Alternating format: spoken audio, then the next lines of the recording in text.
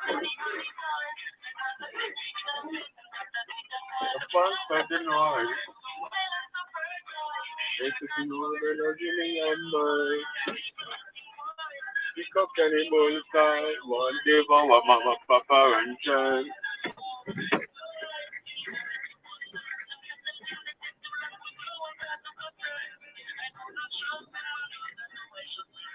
What is life?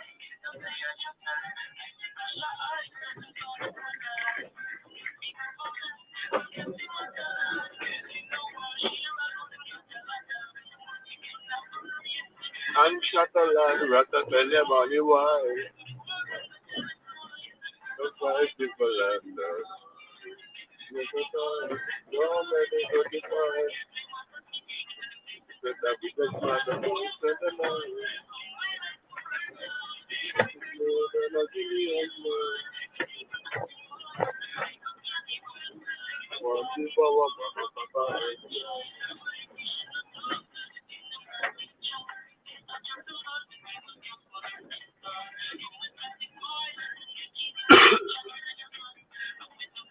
Sweet and chum.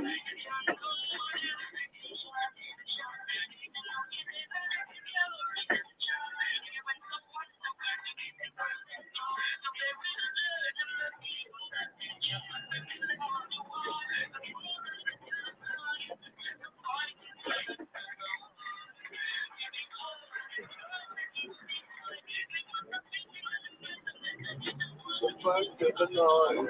All of the first time. Make it more than a million miles. So I can one. Pick up any bullseye. One day for what mama, papa, and child. But people living in love. Living in blood. If they want to be the first of it, the food as it was. Oh, yeah. If they want bad, you can get the pure oil. More mouth and more drugs, food. The price is for London.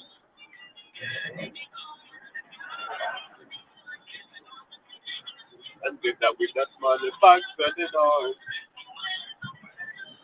Extra 200 million. Jeez. Come on. Well, like Singer Belly in the building. You know what time it is? It's 3 black in this bitch. Jeez. Come on. My name is Wormouth. You get me? You want to see my people living in love. Don't want to see them fighting. I see where they blood. Jeez. Come on. You know what time it is? Yeah, man. Pick up everyone in the chat. Hey, man. Back on the grind now. You hear me? You get me? Shit don't stop till the casket drop. It don't pop. You better believe I have to work on the block. One less on the hammer, my other on the nut. Jeez.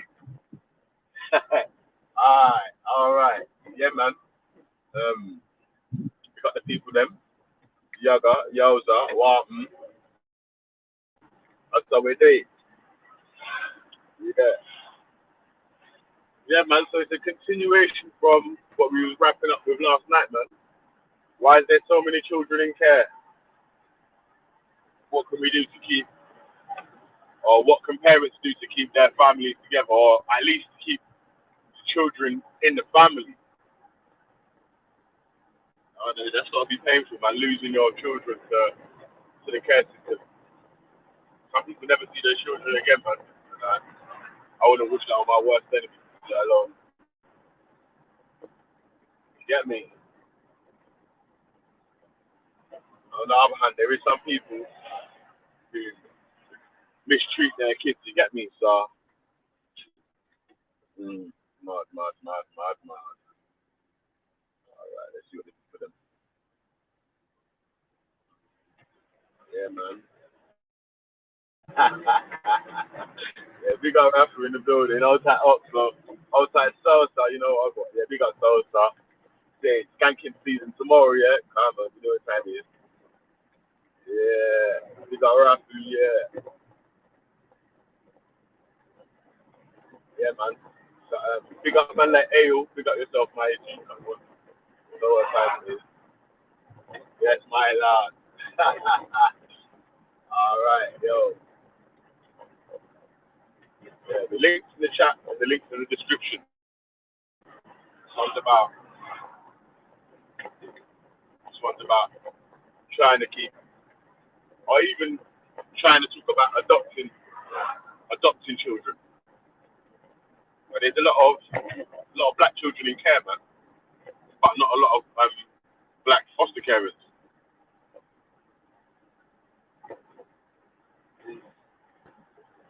Well, bar nemesis prime. You got yourself. Get me. So yeah, it's peak, bro. This thing's real, fam. Like, yeah, I know some people that are social workers, and even some people that work in care homes. Yeah, the stories are quite sad, man. You get me? And there definitely needs a lot more uh, African and Caribbean um, foster carers and even social workers and all that. Man. A lot of African and Caribbean kids are in care right now, man, struggling to find their way. You get me? Yeah, man. So we need some strong families to step up, man, and help these youths out. Like I said, if I was in that position, man, where like the family's strong, the youths have grown up, sort of, you get me, and the bills weren't harsh or nothing, I would love to be able to be in a position to help a couple youths in care or something. Yeah.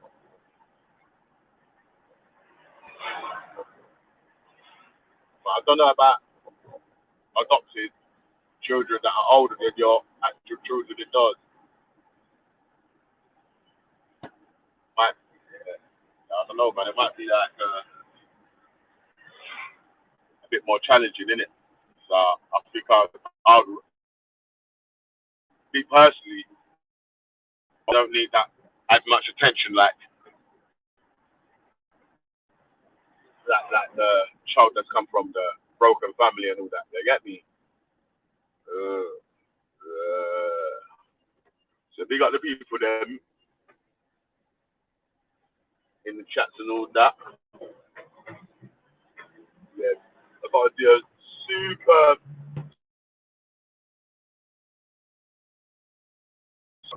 PayPal.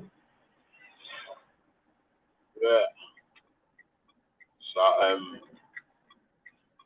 when I get a bit of time, I should be able to use that money to cop something for the show. Yeah, so we can see what the money's spent on. You get me? Yeah, yeah, yeah.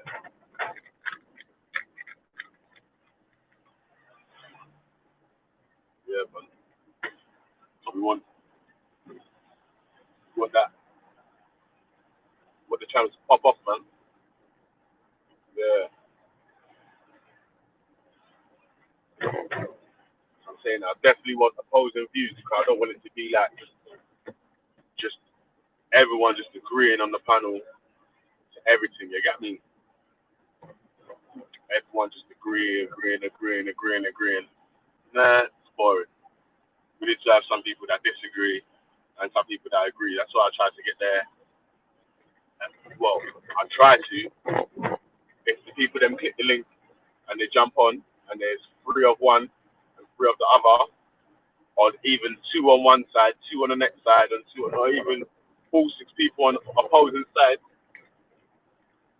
it makes better viewing in it. It's better viewing, and then you got different points to consider what you might not have even considered yourself. Consider yourself. Yeah,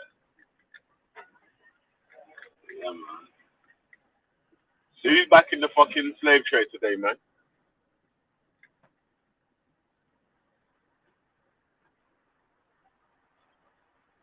This shit, you got me.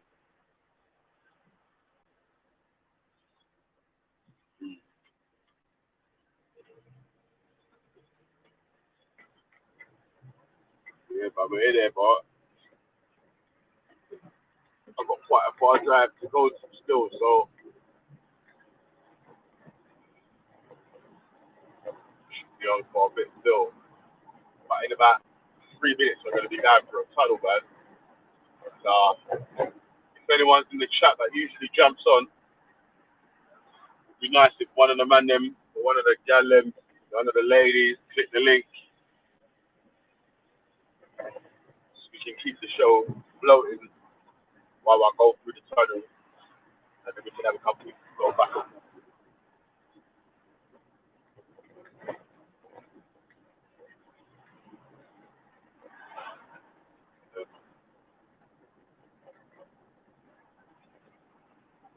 Yeah, you got Kushan Smoke in the building. You got yourself one off. We got everyone that's left the thumbs up in the building. Yeah, love that. Still, big up, big up, big up.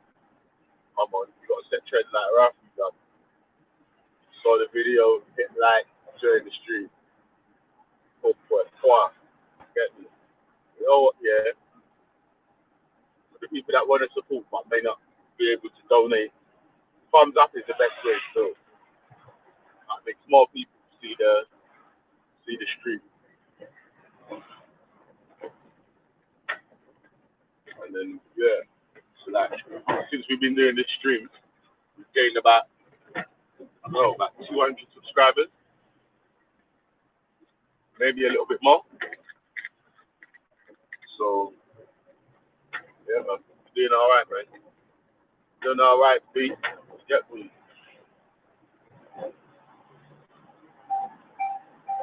Yeah, yeah, yeah. Yo, yo. Someone in the chat needs to hit the link, B. Literally gonna go through the tunnel in less than 2 minutes.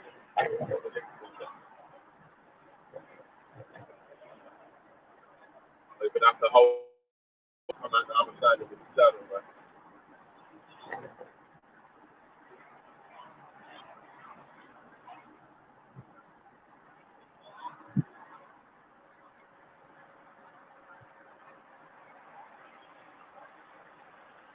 Yeah,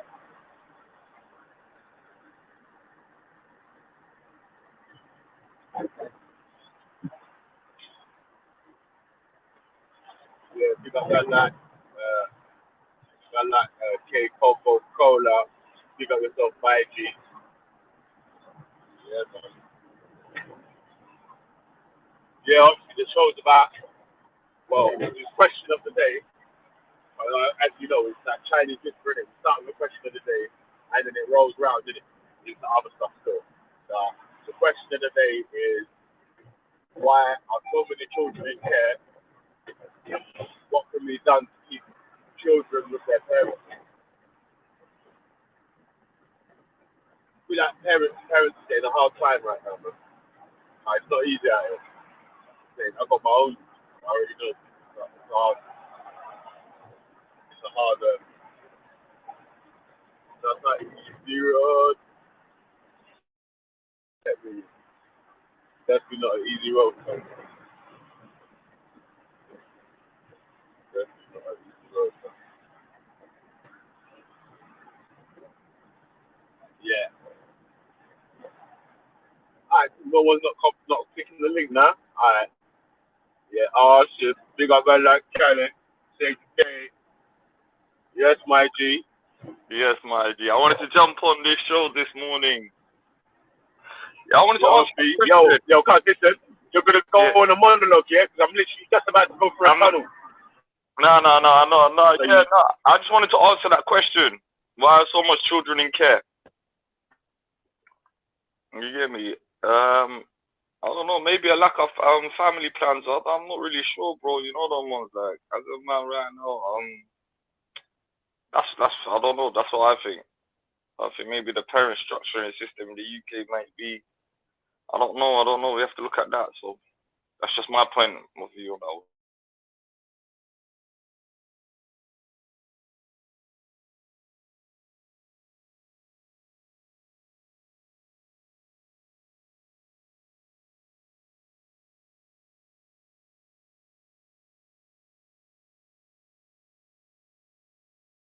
any of the parents on this on your program. I think it's a bit too early, so I think they should. I think that's a question for them. Why are so much children in care in the UK? You get me?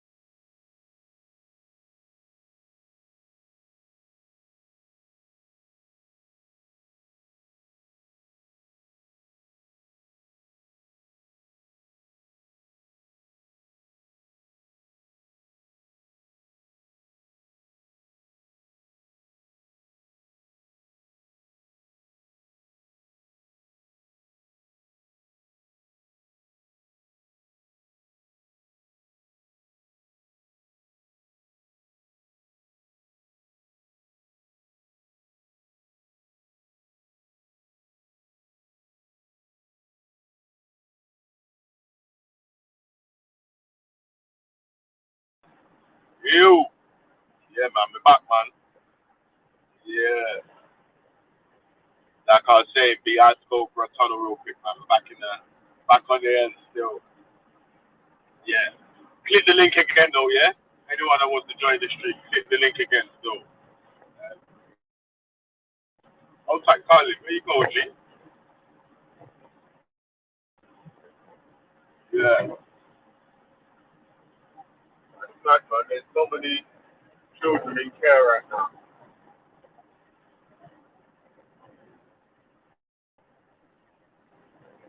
Yeah, my So boy. many people are parents, like. Yes, brother. Yeah, you back? Yeah. You back? Yeah. Yeah. It's an interesting topic. I just wanted to listen to this one. Yeah, man. That's what, like, man's trying to ask that's what it's about, but always the hard questions, you get me? Yeah, I know. I love it, really. But do you know what it is? Because I ain't got. I'm getting married soon. I ain't got kids. It's something that I can't really answer. But I've got nephews and nieces, in it, yeah. And it is something concerning, man. I do see a lot of, especially African and Caribbean descent children in care homes. I'm starting to see a lot of Somali brothers and sisters in care homes now, and their parents are out. If their parents were gone, I understand, but I'm starting to notice that as well in my community as well, my G. Yeah, bro. That's why, man's like, I know people that work in children's services. You know what I'm saying? So, and obviously, they can't tell you the ins and outs, yeah? But what they can tell you, it's sad, you get me? Like I was saying, there's children in the care homes that go missing from Thursday and come back on Monday. Yeah. They go missing on Thursday, come back on Monday. They might be buzzing, drunk, or have a little bit of money in their pocket, and you're like, Ross, where are they getting this money from? Where they getting these drugs? Obviously, drugs cost money. Yeah. Alcohol costs money. Then they're old enough to drink, to buy alcohol. Then they're even old enough to, well, they're old enough to buy drugs for you. Seriously, they ain't really got an age limit in it. You just who you know. Sort of thing. But the alcohol thing, you get me? Like, yeah, you got to go in the shop. Someone's got to live over 21 to be buying that. I hear that, bro. I hear that. 100. But Veli, like you're similar generation to I am. Is like, do you feel like it's the new parenting? Because I'm starting to see a lot of kids like parents that are just a bit older than us and losing control of their kids. Do you think it's a new generation parenting that we're going through? I don't know. It seems like there's something where it's like people are losing touch with their children, or the children's losing touch with the parents, or like that. Now even Belly, like about a couple of weeks ago, I must have been finishing work. Yes, big up, my brother. Belly, a couple of weeks ago, I was finishing work. Yeah, I see one night about 14. I'll say he was about 14 to 12, and he's spitting on his mum. And then I'm starting to realize maybe the parents are scared of the children now. See how children used to be scared of parents. We used to be shook. I used to be like, God, I'll tell you what it is, yeah? I'll tell you what's happened a lot, yeah, is that parents are giving out punishments that they're not sticking to. And then the kids start to grow disrespect because you don't stick to nothing. You say shit all the time and you don't do it. You get it? And then by the time they get to 12, 13, they'll tell you, shut up and all that. Well, I ain't doing that, shut up. And all that, blah, blah, blah. You have to that's what we're saying, like the discipline, like the good and the bad, innit? Like, so, like, you have to treat your kids good for doing well, but you have to give, there has to be a punishment for doing bad as well. No, but what? Now, but Vel, say if the parents now are scared to even lift a finger. You know how I grew up here? I used to get beaten, like, God rest my mom's soul, innit, before she passed away. She used to, and my dad and my mom used to, like, if we do fuck up, man, we get a slap and a beating. And that will teach man not to, nowadays, you can't even do that to your kids.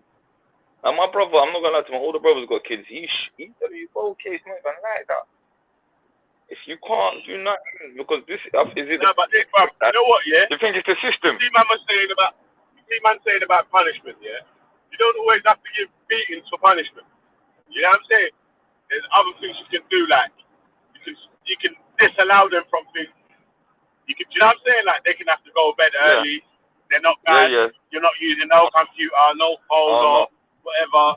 You're just hard on something that they're gonna want to do. They're not doing no more. You get me? So then, instead of doing the good shit, you're able to do the stuff that you want to do. True, sir. But there's a punishment to it. Like, you're going to miss out.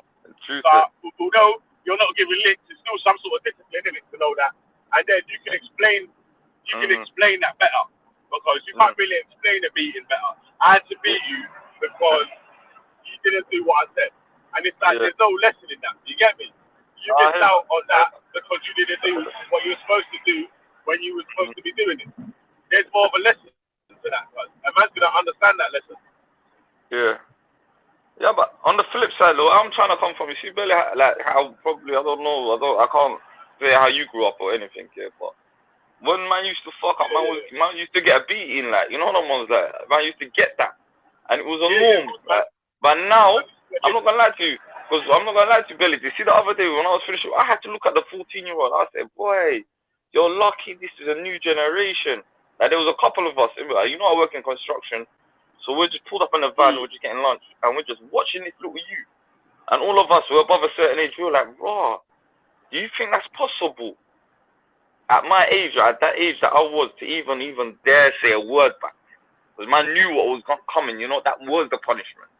Doesn't matter if it's physical, even sometimes there was a look, you know the look. Oh shit, you know, I've got that look. That knows I fucked up. So let me behave. But what I'm seeing is ridiculous now, like mums getting beaten up, and this getting, and I've spoke to a couple of parents, because I did something recently about night time, so I was speaking to a lot of parents. Parents are telling me, we're scared to chat to the kids. Belly, we're scared to chat to the kids. Yeah. You get me, Phil? Because their parents are like, we're scared, even like, you know, with a culture like mine that's very new to the UK, but we've only been here for 30 years, you know a way how we used to punish our kids. Now when that's taken away and the kids are running riot and loose, even getting parents arrested, even for nothing. I've had two stories in the community where kids are phoning parents up and these parents have never laid a finger on their kids. And then they go into social care, get taken away from home, and then leads up to, it's just, that's my point of view. I don't know if I'm wrong, I don't know if I'm right.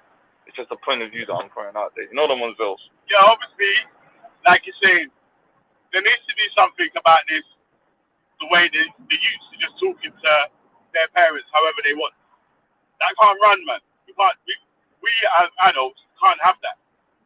Can't have that, fam. Are you going to be letting these youths just be reckless and say whatever they want? Like they should be allowed to voice their opinion. I'm not saying that yet, but they shouldn't be talking to you like a piece of shit, fam. You know what I mean? that. What kind of... Yeah, nah, man. That shouldn't be happening. You need to be speaking with some respect to your parents, cuz, when you're talking. Yes. I'm a big man now. You get me? I still talk to my parents with respect now. You get Come me? on. If I swear in my mum's house, I'm like, oh, sorry, mum. You know what I'm saying? Like, so, bro, I'm a big man with my own youth. Bringing my youth to my mum's house. So, bro, yeah, man. Respect me. I think it's a respect thing, bro, because I'm not gonna lie to you. Like you're saying, Veli, if I go to my dad's house now, yeah, well, I have to show the man that's my dad. He raised man up, fam. Even if I'm wrong, I'll just be like, alright, dad, you know them ones, alright, cool, you know them ones there. But now you've got a generation where my rights, my liberties, my rights, where like when I was doing this knife crime thing for my community, yeah, I engaged with the parents. This first time I did this, you get where I'm coming from, Billy, and they were okay, we're scared. Like big moms, like they're like, okay, auntie, we're scared. I'm like, auntie, what do you mean? They're like, we're scared that they're gonna phone this, they're gonna do this, get social services, break up the family, then they get put into homes, then they're running riot on the roads, because there's no respect, bro. Even Simon can't even chat to old man that are older than you, show them respect. You get me? If someone's older than me, I'll show them respect because of their age. I'm like, you know what, alright, they might be waffling, but they're a big man and they're a big woman, man, to show respect. I think that's flew out the window. So what do you think? What do you think, as a parent, or as parents to children, what can you be doing to...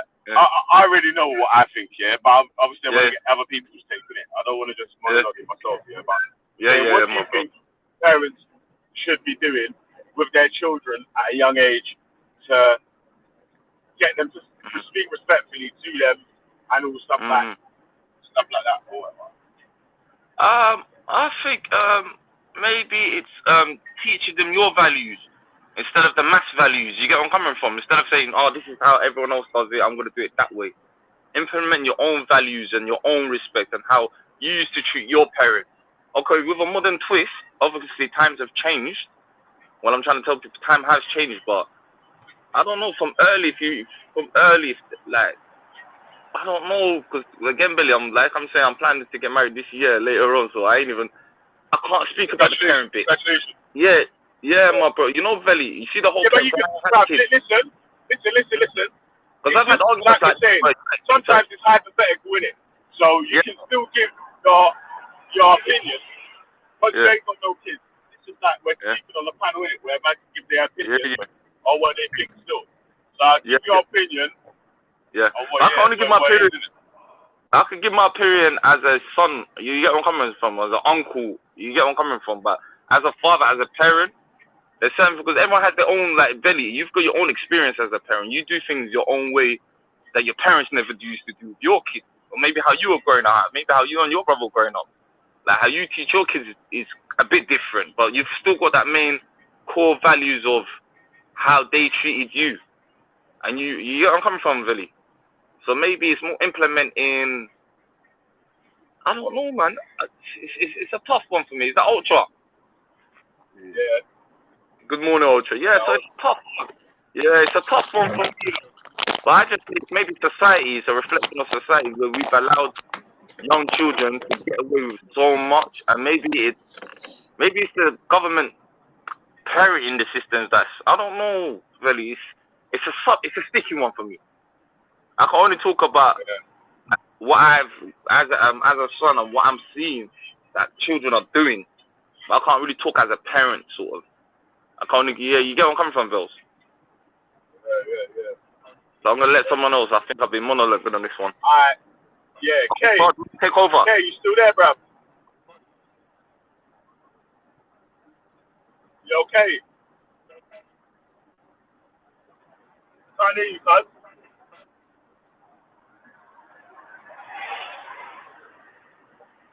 Alright, when you fix your mic, come back in anyway. Yo, Ultra, you there? I'm always here, bro. Come on. Gee, stand up. Put my headphones, sorry, okay. Can you hear me now? Yo. Yeah, Kay, we can hear you, bro. Alright, yeah, I can hear you, man. Yeah, Kate, hold on a sec, yeah? I'm going to come to you after Ultra, yeah? You took too long, so I'm used No, to. no. But, Veli, listen. I need to do some business in my office. So speak to Kay real quick, and then alright. Yo, Kate. Kate, you working yet?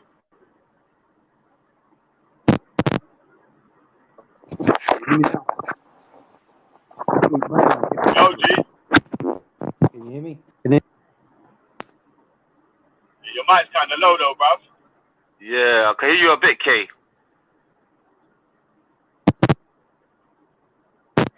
Hang on. What about now?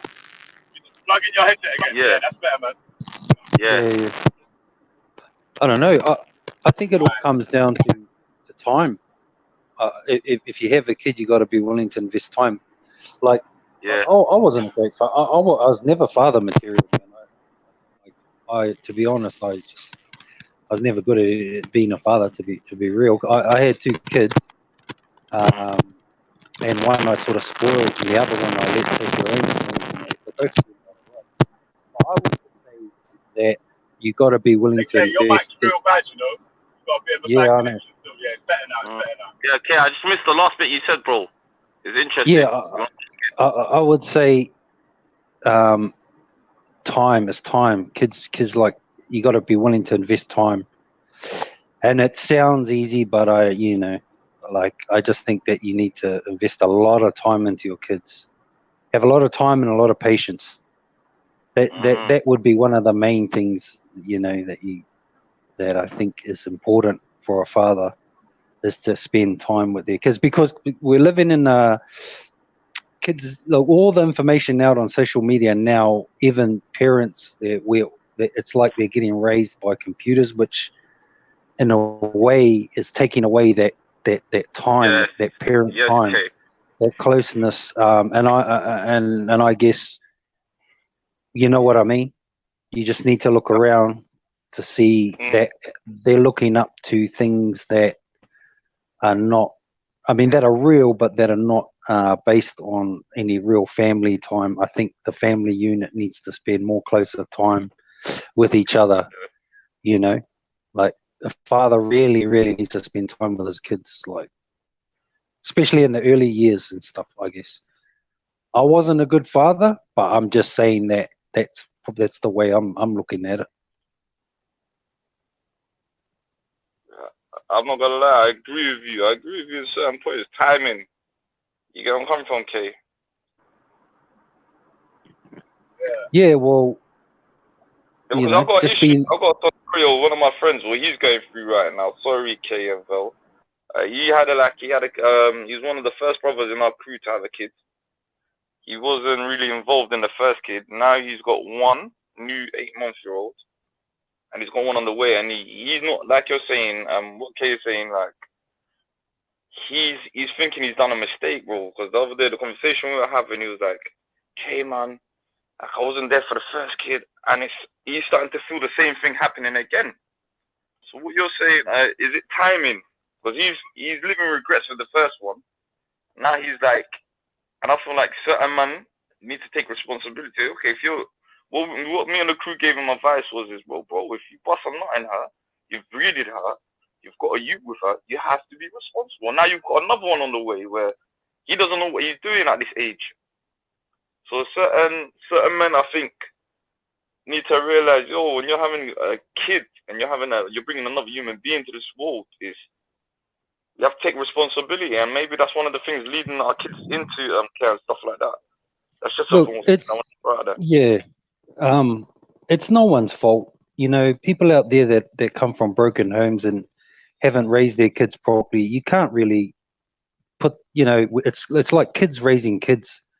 So where I grew up, 15-year-old, it was normal to see 15-year-olds and 12-year-olds have kids, and just, and on and on and on. But it's no one's fault. It's just a lack of education. Parents not being there, not being guided properly. Like when I had a kid, I was scared, because like a lot of us know how to be bad, and a lot of us know what to do. But when we have a kid that's innocence right there, you like, love it slows you down, you know. It's like, Mhm. oh man, like it's not about me. It's not about what I can do out Yeah. there and here and there. I got there's something here that, you know, like That's why I was trying to. Ultra's got kids here. He'd know. I mean, Yeah, what's I've your That's got take, why. Ultra? babies. I've Yeah. got babies. Yeah. Martial. What's the question? I haven't seen the title of the show. What's the title of the Why? show? Do we love our Why kids is there or? so much kids in care, Ultra? Why so much kids with parents? Oh, that's a good Especially question. Wow. because I Hold just on one gave her second. 1 second. sorry, bro. Michelle, why do you think so many kids are in care? With parents. Huh?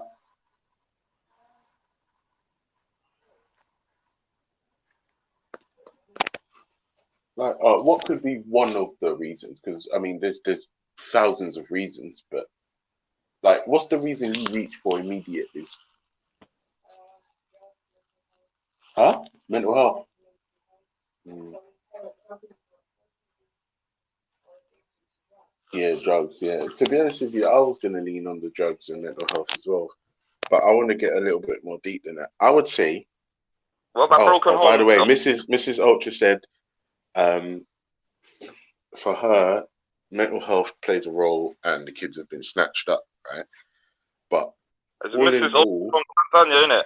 Again. huh? Huh? Is Mrs. Ultra from Tanzania again? Remember one Yeah, time? yeah, yeah. That's a Yes, sir. Yes, sir. Yako. Jumbo That's Jumbo the one. Mzee. Come Habari on. habari. Come on. Habari. Mambo. Come on, Mambo. come on.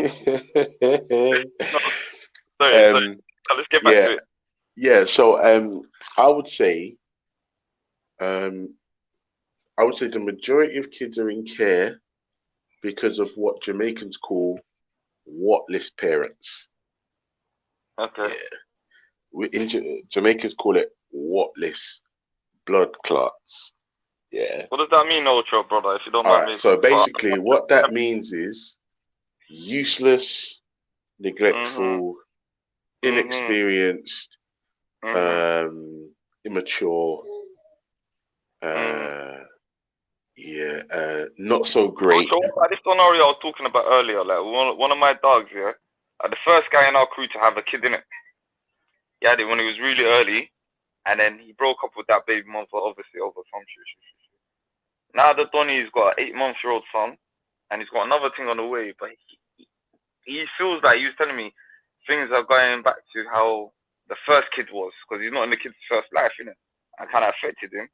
So we try to say, well, if you're gonna have, you've got one 8-month-old and this one. Do you think certain men are not equipped to being fathers? Do you think so, Yeah, bro? do you know? It's not. I don't think that's No, specific to men. try to ask me for I, some I advice now. I've become a vice guy in my crew now. Ever since I yeah, started school, everyone's coming, even parents, I ain't this guy. I'm not trying to be a mentor, but because I'm not a parent, and I thought, you know what, let me Ultra's a guy with a parent. What type of I'll tell you the truth. Yeah, mother? I'll tell you the truth. It's the scenario you just mentioned. I don't think that scenario uh is specific to men. I mean, let's be real. This question is just deep, and we could talk about it for days, right? Mm, But for me, if I'm thinking about the reason why the government would step in and mm, remove a child from your care is mm, because for whatever reason mm, you can't cope. mm, Now, if the government come to your house, you've got a yeah, child bro. and your house is a shithole, right? They're Yeah, gonna bro. snatch the child off you, but it'll be a red flag. It'll be like, all right, look, obviously Okay. your house is a mess. Mhm. Fix that up. You know, Mhm, brother. you got a baby, health reasons, right? Yeah, bro. So if the fucking the government come back and say, Mhm. all right, look, you've only cleaned one room since we were last here, like what, go on. And then Yeah, bro. if the mum or the dad or if the parents say, boy, listen, work and like there's just no time and da da da da, they say, all right, look, give you another week, fix this up. Yeah. If they Hang on, come back, Ultra. Is the house being a mess? Is that just a metaphor that you're using? That's not the actual reason. no, literally the house is a mess. Like the Oh, furniture's okay. everywhere and rubbish and The stuff. stuff on the wall is Yeah, unhygienic. but- I've seen places like that. But remember, they won't ever just come in and take the child. It's a process. Okay. It's a process. So see, they come in, they fixed up one room, but they're like, boy, didn't have time. So if they come back and another room has been tidied, it's still a mess, but another room has been tidied. It's not a red flag anymore because you're making steady progress. Because what that looks like to a government body when they tick their boxes is they need support, but they're making steady progress. Now, let's try scenario 2. The house is a shithole. The government tell you, fix up the house. If they come back the next week and nothing has changed, that's a red flag. Yeah. And then you say to them, oh, look, we gave you a week to clean up the house. You've got a child, like, it's not a safe environment. Like, now they'll use their words carefully. They won't say, do it for us. They won't say, do it for yourself. They'll say, listen, you need to clean up the house because you have a small child, in their best interest, yada, yada, yada. So when they come back the next week and the house is still not cleaned, that's a red flag. Do you understand? And then that's when they might start taking certain extra precautions or certain measures. And Now, I won't lie to you, since the baby P incident where since then, like, social services as are being like overzealous in it to make sure that type of thing, that type of scandal can't fuck them up again. Yeah. So it's all about progress. The government just can't come in and take your child. Sure. However, if it's somewhere like, if it's something like young teenage pregnancies or rape or like some parents even give their children up because they feel like it's for the best for the child.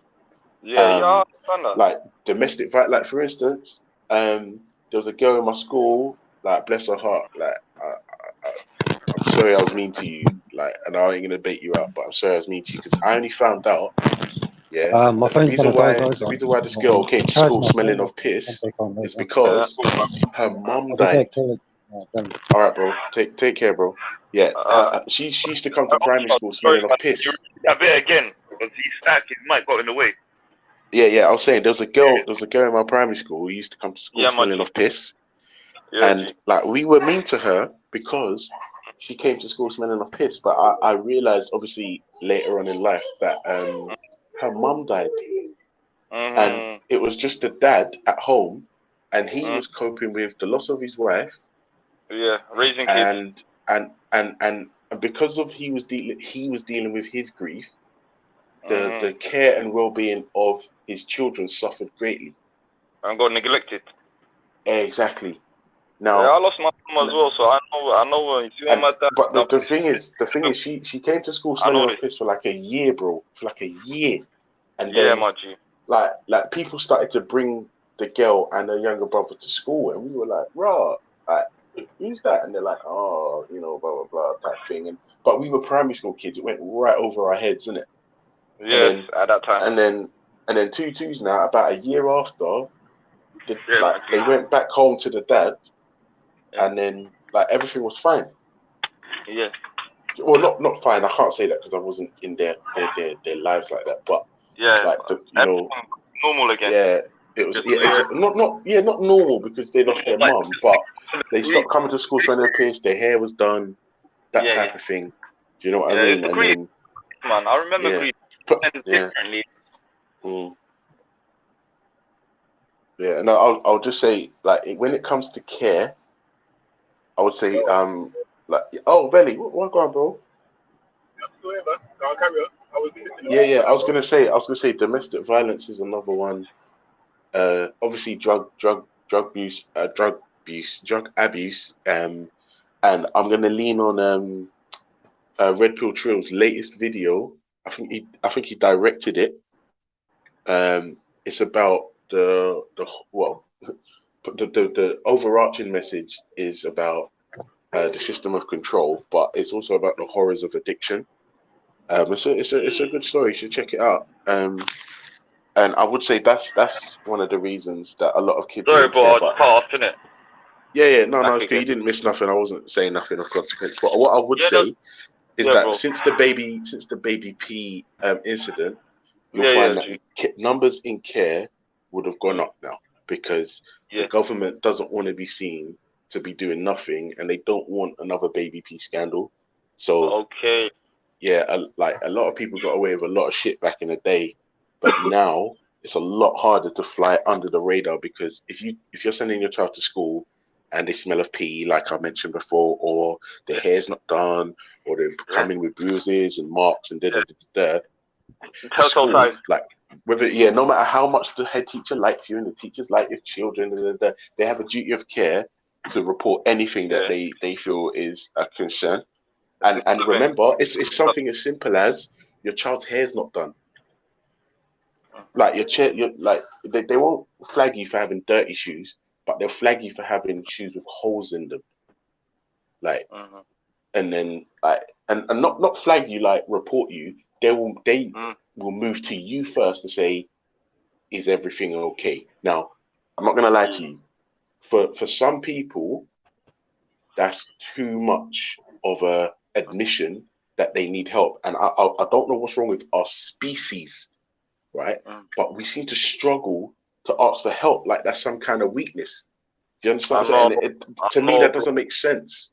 Like, are you gonna fucking die and fucking drown just to save face? It doesn't make sense. It doesn't make sense. That's a whole show. I hope Veli does, you know, because I've got a lot of subjects to talk about saving face in the community. But a lot of people rather save face than deal with the problems. I hate that shit. You know, the health thing, I hate that. But and the flip side as well, you know, you see with the whole baby P thing is, all right, cool. Sometimes let's talk about the parenting. I was talking about that with Veli earlier on. When I was growing up, it was and I was talking about, yeah, your parents used to give my licks and. You know, you can ask your wife from East Africa. You know how East African parents are. They're different. Like, you get where I'm coming from, man. Bro, listen, I'm Jamaican. I know. I know. So, Ultra. Sorry, Ultra. Yeah. So the other day, imagine I'm at work here. Me and my colleagues have pulled up. I work in construction. Me and my colleagues pulled up. I've seen a 14-year-old spitting in his mom's face, disrespectful. And I was thinking to myself, rah. Times have changed. Times have changed. So that's why I told Veli, when it comes to parenting, because I'm planning to do my team next year anyway, yeah, inshallah. What I have to stay out of that one, because I can only talk as a son and as a uncle, because my brother's got kids, and he's been telling me, boy, it's different, okay, it's different. It's like we have to. It's the government, and I didn't. Thank you for educating me about the baby T thing as well. I didn't even, as a non-parent, I didn't even look at that aspect of, okay, ever since that incident, this is why the government's cracking down on certain people. I never see it as that. But then again, don't you feel like the government's parenting your kids as well? I won't lie to you. I won't say parenting, but especially recently, the government are really trying to make certain things compulsory, which is what I don't like. Also as well, they have stopped the beating of children. Like, and I'm not gonna lie to you. One thing I will say is that whilst I don't beat my own children, I was beaten. I was given the licks, right? And I won't lie to you. One thing it did teach me is that there are consequences to my actions. Now, for me, that was the overarching message that I got from discipline. And I've tried to achieve that very same thing, but without the physical, gratuitous violence. Yes, bro. Like, and yeah, I just don't believe being violent to your kids is helpful in any way. And don't get me wrong, like the kids understand that if they fuck with me, there's a chance I'll lose my temper and back up their blood clots. Yeah? But I have instilled that fear strategically and purposely. Yeah. I respect that still. Do you understand what I'm saying? Yeah. But I respect that, bro. I don't want to beat my kids. And I ask my kids all the time, don't make me bust your head. Yeah, my bro. And I give them the responsibility. I said, don't make me. If you don't make me bust your head, then everything will be fine. Yeah, I'll try. I hear that. Great advice, man. Because sooner or later I might be hitting the parenting hood, so I need to hear as much as I can from different To be honest with you, when I'll tell you the best thing you could do when baby's just born, like for the first few months, there is nothing you can do because baby's going to be breastfed and da da da da da. What you need to do is make sure mummy is okay. Yeah, that's I think for me, as somebody who's done it a couple of times, that's priority one. Make sure mum can get in the bath. Yeah. Make sure mum can take an hour, just go and cool off. Make sure mum's looked after. Make sure you're cooking for her. Don't put her under any excess strain. Make her feel loved, wanted, cared for, attractive. That's important. Make sure you make her feel attractive. Yeah. And the first 6 months is important. Yeah. I ain't gonna no problem with that. But yeah, respect, man, because that's why I said I think you're more crucial on this subject. This subject is not really. But I can only talk about. And the question I think you ain't even answered. Why do you think it's the family system in the UK that a lot of children are in care? Because when I'm back home, there's no such thing as care homes and none of that shit. So maybe is it the West as well? I hate to say that. Hello. Yeah, sorry, bro. I was just washing my hands. Sorry. I was washing my hands. Yeah. To be honest with you, I couldn't directly say. Parenting in the West. Babe.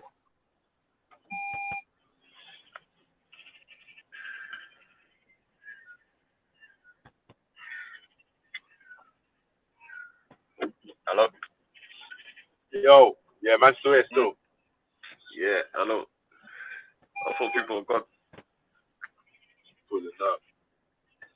Yeah, man. So, like I say, that was another topic that we could sort of roll into in a bit still about the saving face.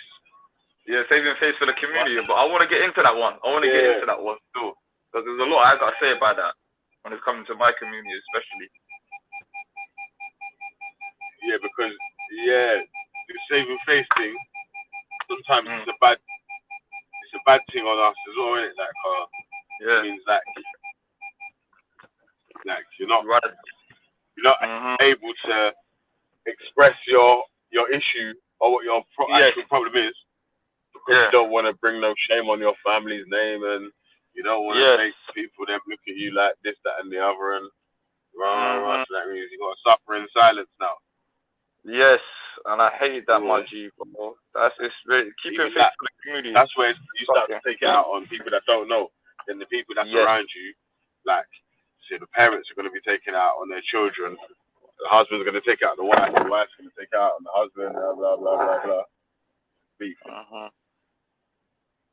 That saving face thing, man. That should be that's an interesting subject, man. Because that's kind of killing my community as well. Very. A lot of people rather save face instead of dealing with their problems. I feel like that's a big issue, you know, them ones. Even when it comes to parenting, social issues, I think that, you know, in minority communities need to be eradicated. Especially if you're living in the West as well, where it gives you the opportunity to be yourself, to express yourself. You get where I'm coming from?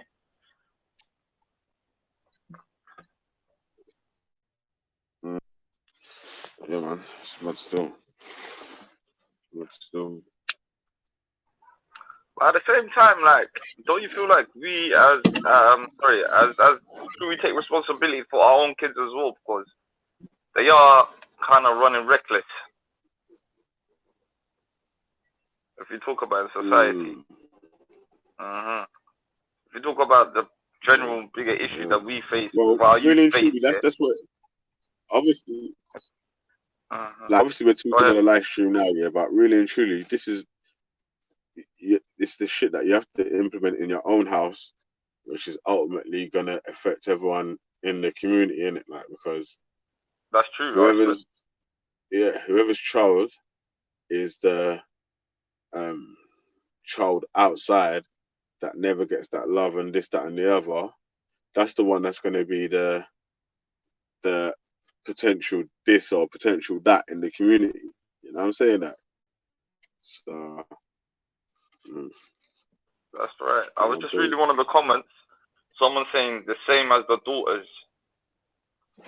What do you think? Like, do we put more pressure on the male children than the female children? Do you think so? Alright. No, I think obviously. If we're talking in general. Yeah, I say they got two different. Depends, innit, man? Because I was watching one interview, Anton Joshua, and and everyone was getting on to him when he said, "Nah, I'll treat my son different from my daughter," and everyone got on to him. Oh, he's a sexist. Very. Like, no, I come from a Nigerian background where the boy we treat the girls more different. We treat them different. Do you think that correlates? Well, to what like I said, because the girls are different from brothers. Like brothers are gonna, like the boys are gonna, like run about, try and break stuff and climb over shit. The girls are gonna try and work brain and see what they can get out of you. Do you know what I'm saying? Like, so your daughter's just gonna try and work brain and see how much money she can get, how much new stuff or whatever. And your son's just gonna bruck up stuff in the yard. You get me? And just bruck his brother up, and his brother's gonna bruck him up, and then you know what I'm saying? Like, so it's just stuff like that sort of thing. So that's why they're different, isn't it, man? Oh, that's why you have to raise them differently, or is that a bad thing to say? I don't know. I'm not a parent. I can't answer that one fully. Like, you know, I don't think so, bro. I don't think it's a bad thing to say. You know what? Sometimes, it's like everyone's trying to make the whole world be one person, sort of thing. Yes, like people are scared to be different. Belly, that's something else that I hate as well. Everyone's trying to make everyone the same. No one's the fucking same in the world, man. You get me? I was saying that. Yeah. Trying to make turn everyone, the whole world into one person, like. Also, as well, if I could just quickly chime in, that's probably my number one gripe with religion. What I find with religion is they want everyone to be the same homogenous drone, and I don't like that. Like, I don't know why, but I'm of the personality where, and I've said this before, I say it all the time, but if everyone's buying Nike and Adidas, I'm gonna go out and buy Skechers or Puma. Like, sometimes I just don't want to fit in. I don't want to. I don't want to be the same. Like, I don't want to be the same. I don't like that. Just jars me a little bit. Yeah. Not individuality. Is that what you're saying? Yeah, bro. Listen, could you imagine if everyone was the same religion and was of the same intellectual level? So that means if everyone was scholar level in the same religion of the same sect, fucking boring. The robots, isn't it? Yeah, bro. What's the fucking point of that? I'm not gonna lie to you. There's parts of my religion that teaches you people are different. People are different. Just the way I could be a Muslim and there could be another Muslim with me. Yeah, we're not the same. Okay, we're the same religion. We have the same faith, but we're not the same. You might see something different. I might see something different, and people are scared of that. I find in my own faith. You get where I'm coming from? I'll say that loud and proud. I don't give a fuck with all the haters. Oh, subhanallah, what's he talking about? But it's true. Certain people are different. You might like. Yeah. And also, I heard yesterday. I think it might have been you, Khalid. You said to your religion, and to my religion, to me, or something like that.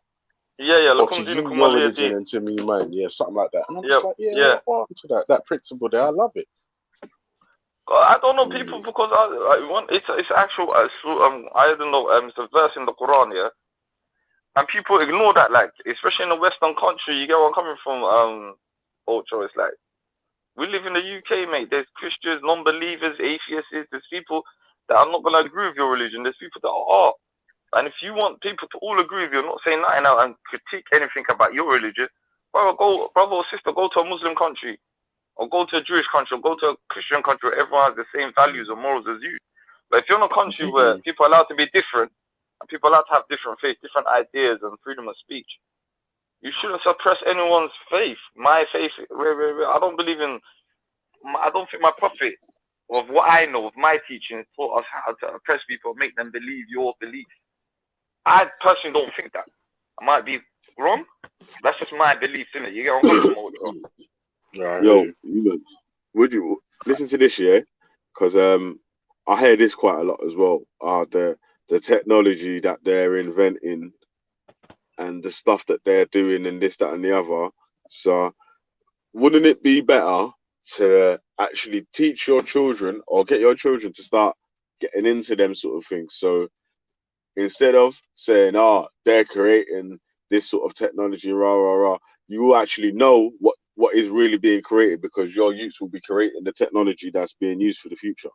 So a lot of the spookism are, it's the devil, it's the 666, it's blah, blah, blah, it's blah, blah, blah, blah, blah. All that will be gone, cuz, because you'll have someone that will actually understand what the technology is and what the, you know what I'm saying? That because basically, like, the way that they're using Google to use to advertise things for you and all them sort of stuffs. If you don't understand that, you just think it's like a coincidence how you say certain things and then adverts pop up on your screen about the shit what you're talking about. You hear me? Like, you play certain music on YouTube and then you get recommended other music of that sort of stuff. Do you know what I mean? Like, but it's like all algorithms to try and sell you stuff, innit? Like, so yeah, that's part of the capitalist society that we're living in, innit? Like, but if we don't understand the technology that's being used to sell us shit and this, that, and the other, all we're gonna keep doing is saying, this technology is evil, it's mark of the beast, it's so and so, it's so and so, but without no understanding. It's just like arguing from ignorance, because man's gonna just someone that actually understands it is gonna come and be able to twang you up, and you won't even be able to refute anything. You'll just be able to say, it's the devil because it says in my religion. Do you know what I'm saying? Like, and it's like, if you come outside of a religious circle with that sort of argument, like if you go on BBC News and say, well, I don't want to use technology because God said it's evil, you're just going to be a meme for years. You know what I'm saying? Like, so, I need to understand what you're talking about so you can actually refute properly. Yeah, but you, man, listen, Ultra, Khalid, hold up the panel for me, call me in the chat if anyone needs to jump on. I need to quickly run in and fix this boiler, and then one thing though, Belly, I got to get ready soon, and I'm currently eating pheasant and rice and peas for breakfast. I'm a funny eater, so I know, I like it. Well, you're my favorite online character, my G, fam. Yeah, man. He's an Ultra. Ultra favorite man of the sea. He's a good guy, man. Trust me. He's a man. I love the way you piss off a lot of people as well. You know, I've got that characteristic in me as well. Yeah, bro. No, listen, I don't piss anyone off. It's just people haven't realised that I'm right. That's all it is. Or maybe you've got a different point of view. Or No, different way right. of thinking. No, I'm right. Hold on.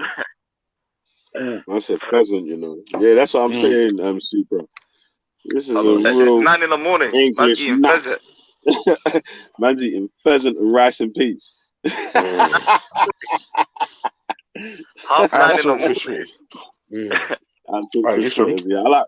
No one ever makes banana fritters, man. I like banana fritters, man. Better than I'm not really a fan, you know, my bro. Banana fritters, man. Bro, yeah, man. Have you lot tried banana rice? Nah. Banana rice? You lot need to, with rice, with a meal. Wait, that's a Somali thing, isn't it? Belly, I can't wait to invite you. I'll bring you down. You will love it. I was watching one podcast that he was talking about the other day. He's like, how come no one ever mentions the Somali rice compared to jollof and all these other guys? No one knows about it, But bro. that's what I'm saying, bruv. You need Yeah, to that's bring what it. I'm You trying need to to bring bring it out. out, B. You need to That's bring it what I'm out, saying, B. You know No, what I got. What do you think I got? What do you think I made my channel Somali speakers, man? I'm gonna do a food thing as well, fam. We're comparing jollof rice to other food. I'm gonna try it. I'm gonna try to bring that out, fam. Yeah, Yeah, man. man. Different. To do that still, man. Because you know what you could do, yeah. You can get a couple of people that cook food or whatever. You can say, like, Yeah. obviously, you can get your Somali rice. You might get a Yeah. Nigerian don to bring their jollof rice, a Ghanaian don to bring their jollof rice, a Jamaican and don to bring their rice and peas, and rice someone and else peas to and bring, you know what I mean, like an Indian don to bring their palau rice or something, yeah, and then man. just have a little taste of something Yeah, like come that. on. Because I think food culturally breaks people down. You know, when you're sharing meals and you're eating food with people from different cultures, Ultrasounds like it's getting busy, fam. Trust me. it breaks it down. It breaks it down, fam. You get me? Someone said cook bananas because What like yellow banana or green banana? yellow banana with the rice, with the meat, everything. Sweet banana, yeah. Sweet banana with the rice, and you lot will love it. You'll be like, Yeah. raw. Try it out. I've never ever even thought of banana with rice. No, try it, fam. A fresh banana with your meat, your rice, everything in there. Just try it next time with the rice, and you'll love it. Bro, it's a Somali thing. I spoke to M-Stacks about this a few months back. He was like, yeah, banana rice. I was like, what? Yeah. Yeah. If you come to listen, listen real quick, yeah? Real quick. Put the banana down. When we was eating pheasant yesterday at her dad's, my sister bit into it and she got the bullet. She bit into the bullet that they used to kill it. Nearly broke her tooth. No, she was careful, innit? She was careful. When you eat pheasant, you have to mind out. Can't just bite down, man. Yeah, pheasant over turkey every time. Yeah, bun turkey, man. I'm saying just roast up the chicken, man. Yeah, simple. Roast up the chicken like me, I roast grabber. Yeah, man. All right, listen. This thing is mad. Trust me. It's like the pheasant, yeah. Also, I'm gonna send some serious shots right now, yeah. Go on, then.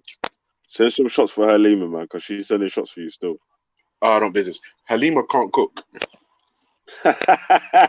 She wanted to jump on the paddle yesterday, man, but it was full. Halima, there's space now, though, still. Halima, you can't so cook. If you really want that sort of smoke, yeah, if you want that ultra smoke, like, you get me? If Halima wants that ultra smoke, do you know why? Do you know why? She was angry with me the other day because I said if her man don't go down on her, then secretly she's unhappy. She's like, no, Ultra, you can't say these things. I was like, yeah, you can. It's the internet. It's the internet.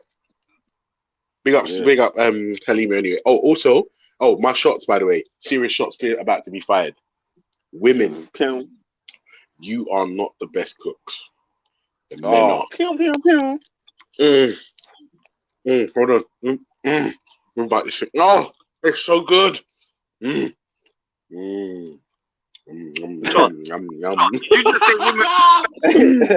like a black homer, innit?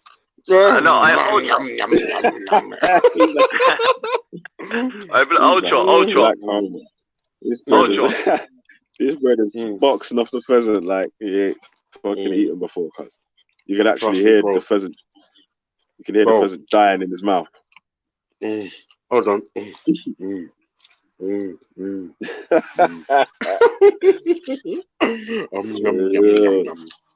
I'll tell you the truth, yeah. It's fucking worth it. It's so good. It's so good, and it's moist, it's tender, and it's succulent.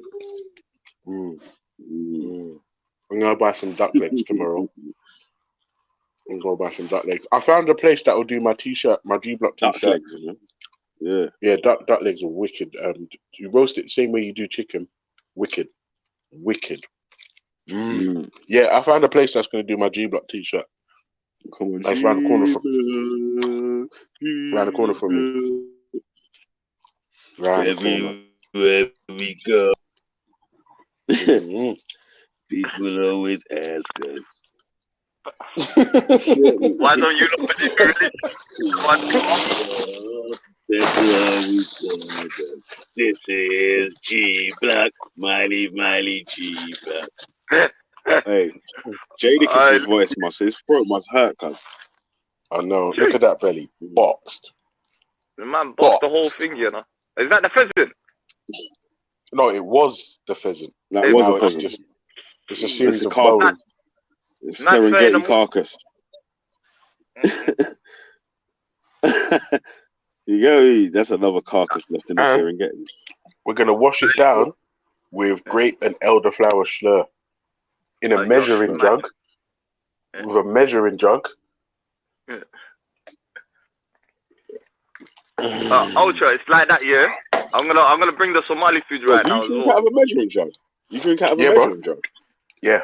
You're a fucking beast. You drink out of a fucking measuring jug. You don't even know. Hey, You're Belly, actually I'm a fucked, fucking beast. bro. Do you know what the funny thing is? I am fucked, bro.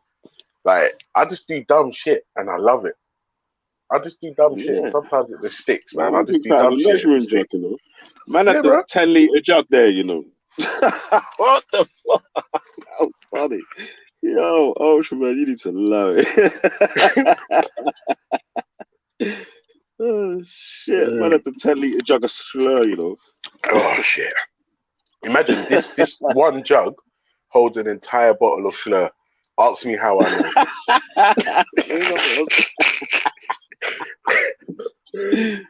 Oh, shit, man. Yeah. Oh fuck's sake, man! That's how you're supposed to start beast. your day, man. I feel so nice right now. Still, man, you get me like a rice and peas and pheasant. I know. With no bullet. Pheasant with no bullet. Pheasant with no bullet. My poor sister, man, she got the bullet yesterday. That was funny, man.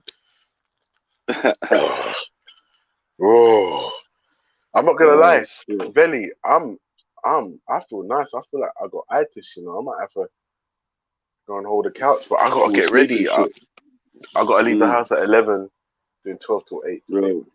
Yeah, man. You man, them in the chat. Come and jump in, man. We need some help to run the stream. Do you know what's funny? I've never spoken to Big Black Van Man myself personally. Yo, jump on B. Jamie One, Convo Cola, Aziel AK Supera, jump on. Ham Spam Pork Chops, jump on.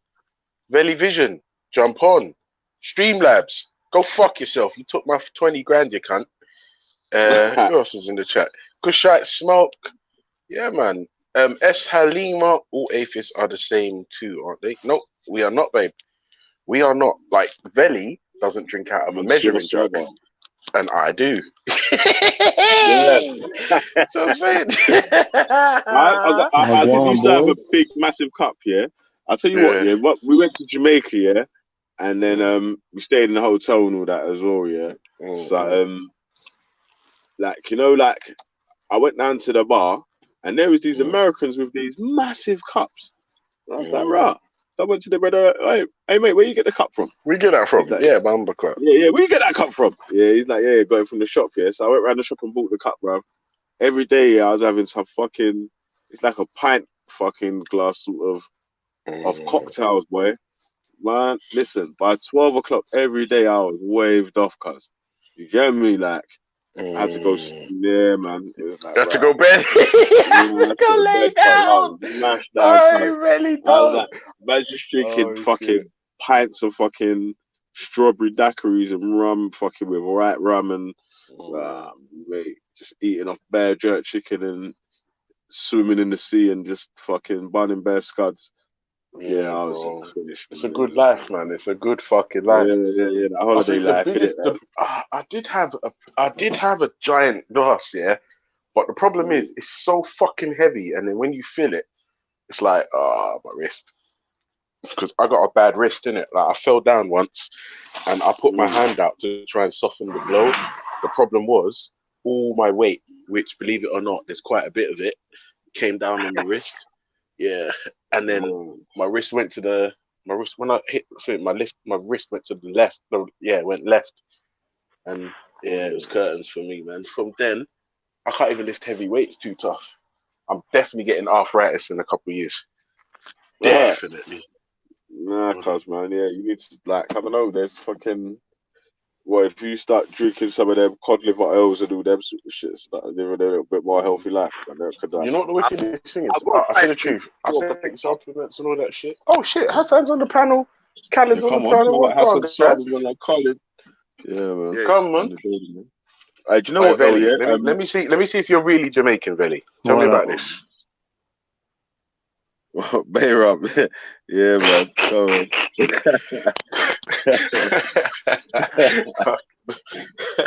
Hey, my what dad, yeah, he's so Caribbean from? fucking stupid, you know. He reckons when you've got a cold, you have to wet your head with it. Like, Dad, really? Come on. Come on, Dad. Hey, no, You know? when we was little, yeah, my dad used to give us a little shot of rum when you got a cold. Oh, yeah. You know, like the little the lid. You know the little Yeah, flask. yeah. You know, like the flask lid couldn't really do nothing, could it? Like, Now, imagine that, Veli. You see, if you did that today, after baby pee, your parents would be arrested for fucking neglect and abuse, bruh. All of that fuckery day. You only got that. You know what I Listen, mean? yeah, my best friend, yeah, his mum passed away, yeah, but this is what we used to do, yeah, on Sundays when we was younger. Yeah, we used to go to each other's houses for dinner, innit? Yeah, so we used to go to my yard, yeah, then we go to his yard, and then have dinner in it, yeah. But his mum, yeah, used to let us have a glass of wine on Sunday, innit, after dinner. So we used to make sure we go to my yard first, have dinner, yeah, then you have like Guinness punch or whatever. Go to his mum's yard, have dinner, have a glass of wine. And box off the wine.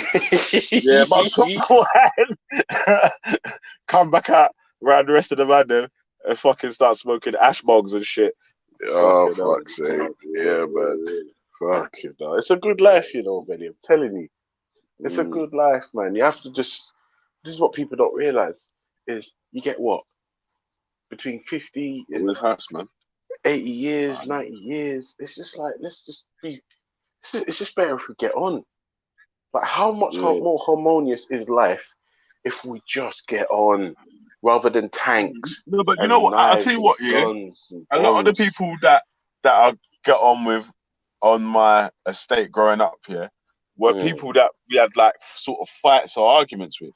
Do you know what I'm saying? Like, so yeah, but that's the thing. You always had a fight with that guy, and then 2 weeks later, oh, you want to come out and play run out till 40-40? Oh, you know what I mean?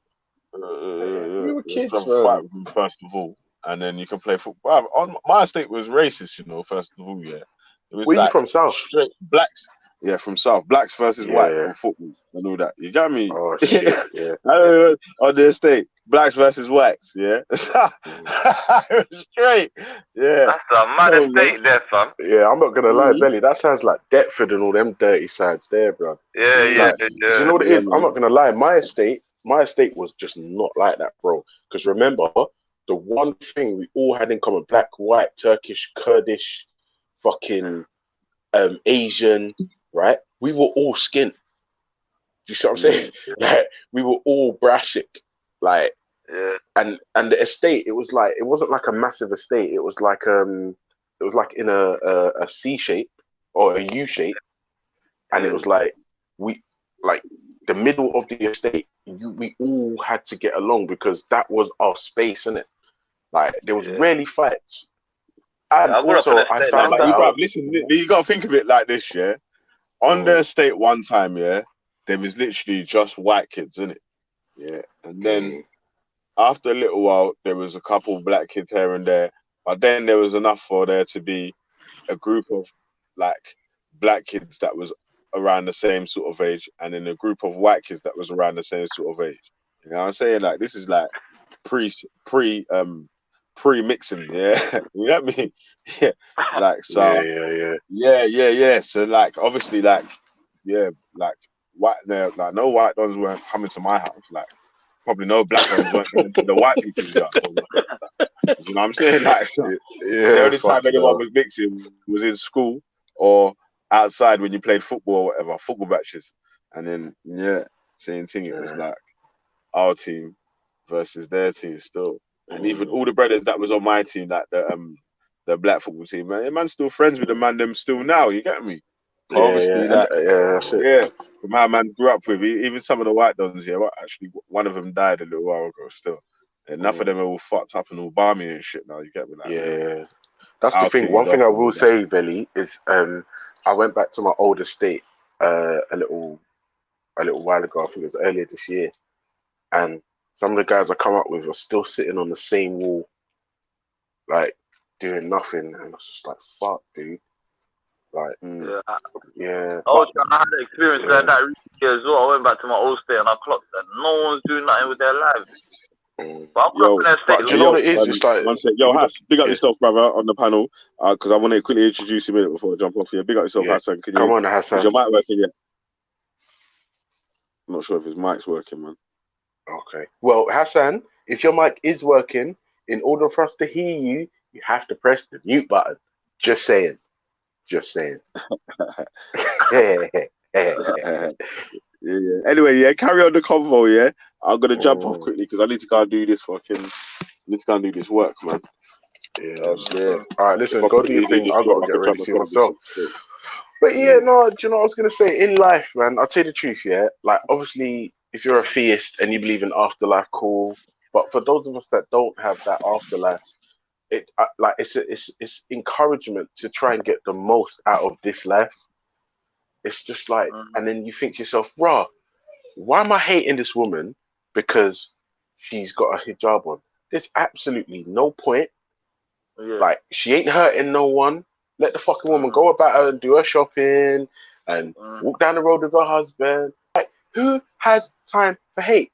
Oh, this woman's white and she could potentially be a racist. You know what? I'm so busy with rent and kids and stuff like that. It's just like, all right, look, obviously this planet is full of fuckers, but like, just live. Live. Alright. Can I throw my 2 cents in there? Yes, please. No, with me, I'm one of the people. I'm for everyone living their life, innit? As long as you're not fucking my life over, and you ain't bringing your problems and your shit on my shoulders, Yeah. do what the fuck you want to do. You want to dress in pink and run around with unicorns? That's up to you. As long as it's not affecting my life. So don't let your shit have to affect me. Whatever. Don't oppress your lifestyle on me. Yes. Yes. From my G. Yes. I don't understand. Some people are gonna be like, "Hey, why are you on the God list? Where these man's tap for a minute, yeah." No, but you have a God belief, bro. You have, bro. Listen, don't even feel guilty. Our regulars to this show have a God belief, bro. Our regulars to this show I like have God, a God bro. belief. You can't hate. I like God.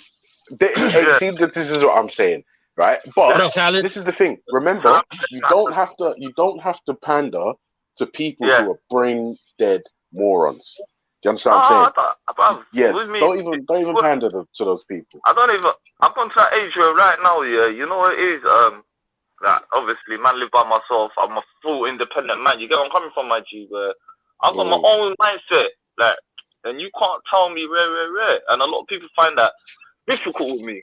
Even when I'm coming to speaker school, I'm like, oh, that ain't my sort of forte, innit? Miss me with them crap there. You know what I'm on?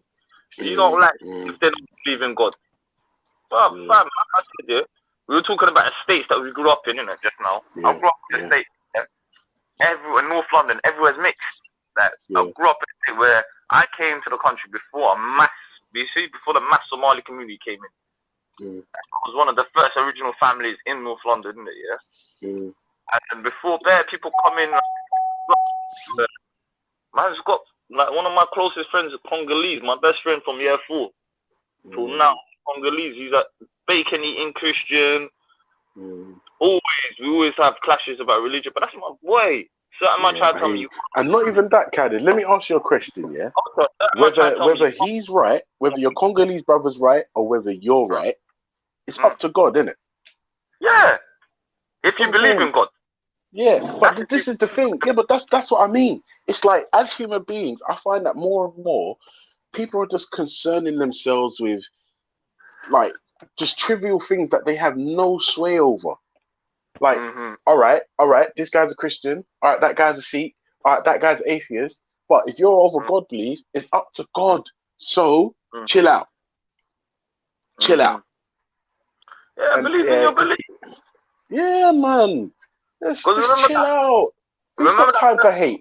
Who's got time for hate? Like, who wakes up and is just angry and wants revenge and hates niggers and hates Muslims and hates white people and hates Teletubbies and all this stupid shit. Listen, chill out. Is my advice. Just chill out, man. Ultra, do you know what that is? Ultra, do you know what that is? I feel like a lot of people don't have lives, so they consume them hating other people's lives. I've had that experience myself. It's like, well, I'm tell one of my, like, remember, I want to talk about cutting off people in 2020. My whole new vibe is, if you ain't benefiting my life, even I told them, the girl that I'm gonna marry, I told her, we're not benefiting each other's life, and we're not elevating each other's life. Let's just leave each other alone. And that's what she kind of loves, because no one's spoken to me like this. Usually people are on my arse here. You're a bit different. I told her, I'm a bit different. Like, you live your life, you know. Your life is your life. However you want to live it. You shouldn't be concerned of what this fuck up. At the end of the day, no one's gonna get, even if you, like with you don't believe in hell and heaven, innit? But if you do, no man, no woman's gonna take you there except for your righteous and your good deeds. And all one's gonna say the truth. So stop being concerned about other people's things. What are you helping your community? Who are you benefiting? Who are you uplifting? That's my motto this year. Yo, you know, I'll tell you guys something. I'm gonna tell you something. I think a lot of this is, so you know, you were just mentioning it's like they don't got anything else to fill their life with and stuff like that. I kind of agree, and I think that some of this is rooted in like people looking for something to blame shit on, something to blame, like, you know, like there's some problem in their life or some harshness or they look for some explanation to kind of justify some maybe things that are going wrong, maybe, you know. So part of this embodies itself in this kind of like hatred of other people. They grasp onto this, they hold on to this, you know. It's really, so what you're saying is like their antics, their hate is just a coping mechanism. 100%. I think it is personally. Yeah, I think oftentimes it is. Yeah, that makes sense. That makes sense because, like I said, who wakes up angry and just wanting revenge and spiteful and just trying to kill people? It's crazy. And if you think about the people that we have to interact with on a daily basis, right? Like, I just think to some of them, I just think, really, why are you so angry? Like, life is out there. It's out there. Like, go on holiday, go to a spa, get some more rest, have a nice meal, have someone tell you they love you. Tell someone you love them. Like, enjoy do your life. hair. That's it. Go in the bath. Have a shower. You're so happy, Ultra. You're such a happy guy, bro. No, because do you know what it is? No. Listen, let me not front. Right? I'm not gonna be out here fronting. Life is fucking challenging, right? But one thing I say all the time, and I know people are getting tired of hearing it, right? But when your back is against the wall, there is only one direction in which you can go, and that is forward. Do you see what I'm saying? Right? But when you're in a position where everything's okay, fucking enjoy it. Enjoy it. Like, enjoy it. You know, and don't get me wrong.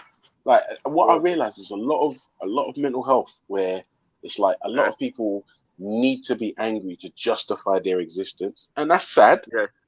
But if I'm honest with you, I can't be a hypocrite now and say I don't want that, because remember, I was complaining about people all being the same homogenous drone type person. So the fact that we do have that variety is good, but it's saddening when people are just angry all the time. I mean, don't get me wrong. Like, if you just lost somebody you love, or do you know what I mean? No one's gonna like tell you blah blah blah blah blah blah. That to me is a no brainer. But just chill out. Like, I don't know what it is. When I say chill, I literally mean just drop your shoulders, deep breath, go in the bath, go and have a nice warm bath. I don't like hot water. I really don't. I have a nice warm bath, scrub off, relax off, brush your teeth. Just go out there. The world is so big, and we make it so small with our little finite egos. It's silly. Like silly. Like, when you've got food and you've got access to friends and you've got access to the internet and you've got shelter, Come on. Yeah, we in a good place, bro. Generally, it's not even that. Health. People take this for granted. You know what it is? Remember I told you about 6-7 years ago, my mum passed away from cancer, innit? So I started volunteering, started getting onto, and I'm telling people, bruv, you should be grateful you're healthy. Live your life. You've got health. You've got, like you're saying, shelter. You've got this. Some people in the world. When I went to Africa, I had to come back from Somalia last year or November. I've seen poverty levels that people that don't have, and they're happy. Ultra, they're happy. You be like, raw, you ain't got nothing, but you got a smile on your face. And I realized, like you said, they told me, Kate, they said, alhamdulillah, that means God praise Allah. But we have shelter, we got food, we are healthy. And I said, you lot are happy. They're like, they've got bare minimum that people in the UK. And when I came back to the UK, I started looking at everyone. I'm like, why is everyone so depressed? But do you know what the funny thing is? That's because we've been indoctrinated with consumerism. Yeah. Right? What I found is, especially like more so America, but I find that people like to stunt on each other with, I have this and I've got this expensive thing and blah, blah, blah. And I think, well, you know, like if you're trying to lord it over everyone, is it making you happy, or you got it because you can lord and pretend that you're super wealthy and super rich? It's just like, you know, it's like a lot of this, what you're talking about right now, Ultra, a lot of it comes from social media and shit nowadays. I don't know if you guys ever heard about that stuff, but Facebook came out with some information that they were running a lot of experiments, and they were testing to see how much they could influence people's personalities, people's attitudes, their mood. And they were actually found that they could literally flip a switch and make people more depressed. They actually, they concluded this from a study they did internally. How crazy is that, man? Yeah, that's mad. Hassan, sorry, brother. I won't lie to you. I agree. Social media for me is a problem. I don't think so. Social media for me is a problem, especially with sorry, kids. No, I do, because, like, for instance, listen, when I was coming up, if I wanted to see porn, right, somebody had to have a magazine, and you couldn't get, like, porn magazines were like gold dust, right? Yeah. Now, if a child who has a phone, all he has to do is press a series of buttons, and he can see the inside of a woman's fucking. Yeah, you can see it. Yeah, that shit's dangerous, man. That shit's dangerous. It's madness. No, but then again, on the flip side, there's a flip side there. But then again, there's a flip side to that. I agree with what you're saying, Ultra, and Hassan, I agree with. Then again, that social media has connected a lot of people. Until Facebook and stuff like that came up here, I couldn't speak to my people, my beloved people back home. I couldn't connect with them, man. I couldn't see videos about them. But now back in the day, remember, if you were trying to speak to someone abroad, you have to buy the phone cards. You have to of course. 100%. Yeah, the connections are crazy. Yeah, I agree with that. But what do you think, though, Khaled? Do you think that? Are you Somalian? No, I'm not, bro. I'm not. But what do you think? I mean, do you think there's more harm now that's come from this kind of stuff, or more benefit? I think there's a bit, like what Ultra's saying, there is a disgusting side to social media. But there is like positive sides. Like right now, like I'm trying to get the Somali message across to the world, didn't it? That's why I saw your name. I thought you're Somali. Sorry about that, brother Hassan. Big up Somalis, bro. Big up. No, that's all good. So, like Ultra's saying, like I remember back in the day, I remember when we first come to this country. You know how we used to speak to our relatives back home? We used to do tape recording. We used to record a cassette. Wow, man. That's how, because no one had phones. Like the country was destroyed to get money to get some things through. Now that's see, when I went back, now I've got my cousins that I'm putting through school. Every time when their school comes up, they're in Africa right now. Every time their school, I go straight to the teacher, send the $20, put all three of them in school once a month. I could do it from the click of my finger. You get where I'm coming from. So when I speak to the teacher, I speak to him on Facebook, the teacher as well, innit? Yeah. Like, what are you teaching them? What curriculum? You know them all, because their dad's not around. So me and my brothers, we're trying to put them through school, so they have an opportunity of learning and they can better themselves. So at the same time, without Facebook, me speaking to the teacher, I wouldn't know the money's going to the teacher. My little cousins, you know how it is. Send some money off, just eat their money and spend it. But now, the social media aspect. So the inside, I understand where my man's coming from. No. In that regard, I'd never disagree with that. Yeah. Yeah. And also as well, I don't know if maybe I chose my wedding poorly, but there are always going to be ups and downs to the internet.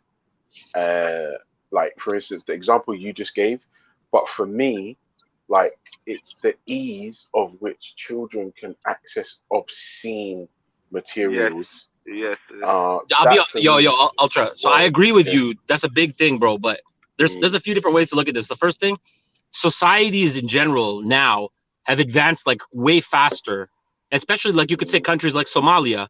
And this is because of the communication. So the access to cell phones, the access to this kind of like data and internet, it's actually crazy. And the examples you gave are perfect examples of this. But at the same time, what I would say is that it was better when it was limited to this type of stuff. I actually think that specifically social media is actually a huge downfall to society. Because if you notice, it's so easy now to spread ignorance when before it necessarily wasn't this easy. Now it's so easy, bro. And if you look at society, bro, I would argue is even more separated now than they were before. Now, if I say before, obviously before, it's tough to say before because if you think back to obviously slavery and things like that. But I'm talking about like if you put this aside, society themselves, I would argue that actually, you know what? I don't know, man. I think maybe the media had more control before and now social media has more control now. But yeah, ignorance spreads just as fast as sharing a picture of your family. You know what I mean? No, I'm not sure. I'm not sure if I agree with that. I'll tell you why. Yeah, I feel like because of the internet, because of social media, bad information is spread way more easily and a lot on a more vast scale. And for me, that's worrying. Pace, like for instance, we had a terror attack on London. Well, it wasn't terror. It was a terror attack on London Bridge the other day. Yeah. And I saw the police execute the guy before. I saw the police execute somebody before it hit the news. Now, now for me, remember, for me, I've just got a smartphone. Yeah. Now, for me, growing up, if there was an execution on London Bridge, we would have heard about it on the news. Yeah. Yep. Now, again, there's a good side and there's a bad side, right? The fact that I saw it, like, you know, all right, cool, and then the fact that I saw it live, the raw footage, as opposed to the doctored stuff where the media and the government could spin a narrative. In that respect, yeah, all right, cool, it's good. But then at the same time, I've just seen someone be executed, and it's crazy for me. Yeah, you know what I mean. True. And for me, I'm able to distinguish between Ultra, the New Zealand shooter, bro. The New Zealand shooter live streamed the shit, bro. Do you know what the funniest thing is, brother? Somebody sent me the video while I was in Rotterdam on holiday. I saw it. I thought it was a prank and just deleted the video. Like I watched about 12 seconds. I'm like, what is this? I saw some guy gunning down Muslims. I was like, fuck this, man. Deleted it. And then my social media started popping off like, oh, New Zealand, the mosque attack, da-da-da-da-da. And I thought, no fucking way. No fucking way is this type of shit happening. It's madness. Ultra and Hassan, I saw the same thing as like I was like Ultra. When the video come up, I was like, this is bug, man. This looks like some Call of Duty thing. And then when I actually saw that, I was shocked. I was horrific. But what Ultra's talking about with the London Bridge thing and what Hassan's coming back with social network being more active. But back in the day, I remember mainstream media used to control what we used to watch. And the news that we used to was what I mentioned. But now the power's in your hand because at the end of the day, we know how the mainstream media twists their narrative. Right now, with social media, someone could just use a camera phone and say, bro, it wasn't like that. It's like this. I've seen that. But don't forget. Don't forget. No, but there's still a narrative, just having a camera phone, you could still spin narrative. Like, for instance, exactly. Somebody from the far right and somebody from the far left will take a picture of the same thing, and with just simple grammar and punctuation, there's two completely different stories. Yep. Do you see what I'm saying? So I would actually argue that that's a problem. Vigilant. Yeah, because it's almost like now an individual can spin the narrative. Some random person. That's that can be really dangerous too. But I mean, what we would generally say is that at least the people in the media have a certain level of care or a duty of care that they take. Obviously, there's going to be companies and agents outlets that don't necessarily take they don't necessarily take the care that they should. But generally, they're better, I would argue, than the random people doing it. Mm-hmm. I don't know, man. Now, but then again, can I say something, Hassan? It's relating to that New Zealand shoot as well, brother. Yeah, and Ultra. Yeah, I remember looking at the Daily Mirror. Remember, I work with all these construction, and I work with a lot of far right supporters. You get what I'm coming from? Yeah. Put it this way, brother. If you work with anyone that reads the Daily Mirror and the Sun, they hate you. Trust me. I know. So these times, Ultra, I'm there. I'm not even into them type of newspaper and tabloids. I rather do my own thing, yeah. So they're reading it. Oi, Khalid, look what and then on the title it says "Angelic Boy." Instead of saying terrorist, see, this is the mainstream media. They refused to call this guy a terrorist. They said this angelic boy. We don't know what happened to him. Instead of calling it what it is. So that's the thing about mainstream media, where when the guy was live streaming it, we saw what he was doing. We saw. Then when his manifesto came out, we're like, okay, this is what he's about. And then the same thing happened. It's the same guy in Norway. I remember my little cousin. Remember that guy, Anders Breivik? Anders Breivik, yeah. He killed 94 people, and the majority of them were all they're all 20. And a couple of my Somali brothers and sisters got killed in that thing, innit? Yeah. So one of the parents must have. Yeah, one of the daughter's parents must have visited one function that we were doing one time, and she was talking about a loss of her child in a horrific way, where they went out to do a camp sort of thing, and then these people, like with social media, how I see it is negative, like Ultra saying and Hassan, but it's got its positives as well. It's like with me trying to spread this message and trying to spread messages to a vast amount of people. You get one comfort. It depends on how you use it. No, I agree, bro. I agree, bro. I think that what I would say confidently is yes, there's both. There's benefits, there's negatives, but I have a hard time. Like I've kind of been struggling with this. Like, is there more harm or more good now that has come from it? Maybe, like maybe 10 years ago, 15 years ago, there was. I would argue that there was probably more good, but now. I mean, are we going to say that there's the rates of depression have skyrocketed? The rates of, like there's so many different things that you can look at that you could say, are these correlated with this? I don't know, man. Yes. Now there is things correlated with social media. How I feel is like when you've got people showing off their lifestyle and they don't even live a lifestyle like that, and then you've got little kids trying to emulate that lifestyle. Hassan, that's my problem. 100%. But like certain people, say for example these drill music artists with their social media, half of them are not even on the road. Half of them are not even about what they talk about. Because they glorify this and it's all over social media and this is what every little young buck and every little girl wants to be like. But they're not realizing there is something behind these people's agendas that are posting this up. Yeah, so, I'm gonna say something. You guys might not like this. I don't know what your background is, Khalid, but I would argue a very similar thing about religion as well. Yeah, you're not religious.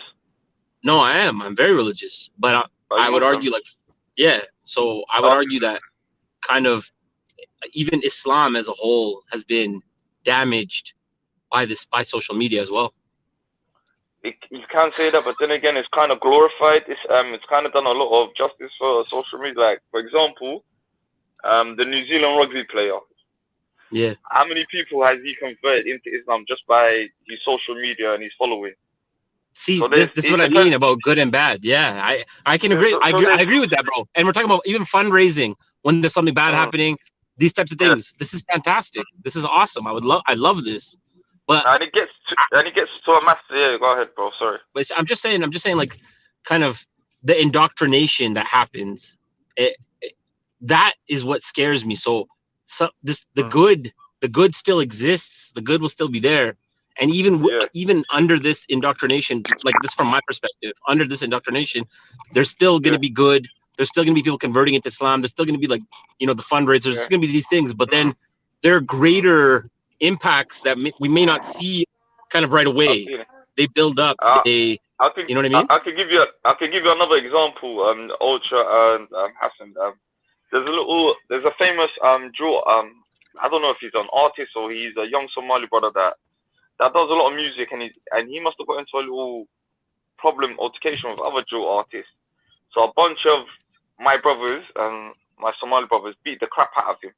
They posted it all over social network. The guy getting rushed, the guy getting battered. Yeah. And I'm like, you guys are beating up your own fellow Somali brother for some bullshit that I don't know. And then you're posting it all over social network. And I was like, this is a show that... Hello, my show... I'm just... Hello. Wait, my time, sorry. Hello. Assalamu alaikum. Who's that? Walaikum salam. How are you? All right. Who is that? Halima, who's that in your profile picture? Oh, no. Halima. Yes, I'm coming to fry you. Oh, man. Wait, Halima, who's that in your profile picture? You can carry on talking. I'm just listening. I'll come in a minute. Halima, who's the guy in your profile picture? That's from a drama I'm watching. It's a Turkish drama. Yeah, it's a Turkish drama. No, I'm not. It's Ottoman Empire. Oh my God. Cool. I started watching that today. Yeah, okay, Hassan. I'm like 5 episodes in. I love the show. I'm literally going to go turn it on right now. Awesome.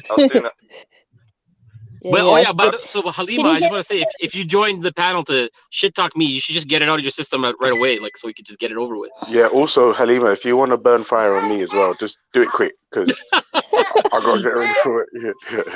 No, I'm not going to burn fire on anyone because everyone's accountable for their own actions. But first of all, what I wanted to say just briefly was, big up yourself. Voice, Ultra. Yeah, big up Ultra and Veli. Yeah, for the respect that they give us, like especially with me and Samaya when we're thank you. talking in chat. Who's that talking? Sorry. So no, I thought I recognized this voice. Wololo. I don't know, Khalid. I can't remember talking to you, but I'm hardly on panels. I don't really like coming on here. You sound exactly like Samaya. Do I? No, that's they sound completely different. They sound completely different. I know, Ultra. Tell me. They sound completely different. Completely different. No, I'm not Somalian. Okay, Halima, sorry. Yeah, so what was I saying? No, big up to Ultra and Veli, for the respect they show. But what I've forgotten what I wanted to say, man. As soon as that's what you wanted to say. No, that's what you wanted to say. It had to do with something. It had to do. Big up Ultra. Everybody. You were saying earlier about religion. Like I don't know how you guys like talking about some random stuff, and it always comes back to religion. Like Hassan just did. Do you know, I won't lie to you. If you think about it, Halima, though, if you really think about it, right, religion shapes like what 50% of the minds on the planet. Yep. Like so, if we're dealing with those types of numbers, and then remember we're all sort of loosely connected to Speaker's Corner, and when interacting with each other, each person's religion or lack thereof will shape their worldview. So, like 9 times out of 10, it will probably stem back to religion because you're having to sort of sometimes even penetrate the person's worldview, which means you have to go through their religion sometimes. So, I mean, a lot of the time you will probably hear religious talk and stuff like that. But on the G Block, we don't disrespect. We only ask difficult questions. Yeah. Big up. No, Hassan, chill out. He's not talking to you, is he? He's talking to me. So I'm just saying big up. Am I not allowed to say big up? I don't get it. No, you got it in. So, no, that's good, Ultra. That's what it is. That's what's lacking in the world, isn't it? It's just basic respect for one another. But it's not. It's not necessarily bad. Halima, you just told me off for saying big up to Ultra, and then you proceed the next sentence to say this is what we're lacking: respect for people. What? Do you know that's what? I don't know if do you know what hypocrisy means? Have you looked at the dictionary? Veli, can you hear me? Can somebody hear me? Anybody can hear me? Yeah, Halima, I can hear you. Yeah, so Is it possible to talk with Hassan on mute for just like 2 seconds? I'll finish what you're saying. Has, let this sister finish up what she's saying. I don't know, man. You guys carry on. Karen, I'll talk after now. The floor's all yours, sister. The floor's all yours. Hello? I'm just waiting for Halima to talk. No, the thing is, yesterday you had like, what's his name? Jahil Isa on here all day, not saying the right narrative for how Muslims, so majority of the Muslims practice Islam. I blamed you for that. By the way, Halima, it's your fault because because you didn't jump on to sort it out. It's your fault. You know what? I was doing my bit in the chat yesterday all day. But no one pays attention to the chats. If you don't jump on the panel, it's vapor. I'm here to say chat, man. What do you mean no one talks in chat? Wait, hang on a second. Wait, what's a jahil? Jahil is like... Oh, shit. So you mean... Man's gone beyond... what's the word? Listen. Man's gone beyond Kafir, innit? Kafir is like a non-believer. Yeah? He's gone beyond that. Because everybody... Yeah, that... Isa... Black intellect, yeah? So you're saying he's a kafir? I'm saying he's worse than that. What he said on... Wait, hang on a second. Wait. Halima, this is why... Sorry, 1 second. Sorry, I was just coughing. This is why 9 times out of 10 it goes back to religion, because your worldview is shaping your opinion on Isa. But I would like to challenge your view just by saying, how can he be a kafir if he believes in the oneness of Allah and the Prophet Muhammad was his messenger? He doesn't believe in anything. Anyway, listen, I don't want to talk about that. Tell you what, that's so silly. Tell you what, yeah. Oh my God. Tell you what, listen, I don't know a lot about Islam, alhamdulillah, but I know what the basics. I know the basics. But so when you say the basics, do you mean the 5 pillars? Yeah. Yeah, when he speaks, you can tell he's just he's making it up as well. He's just there to talk.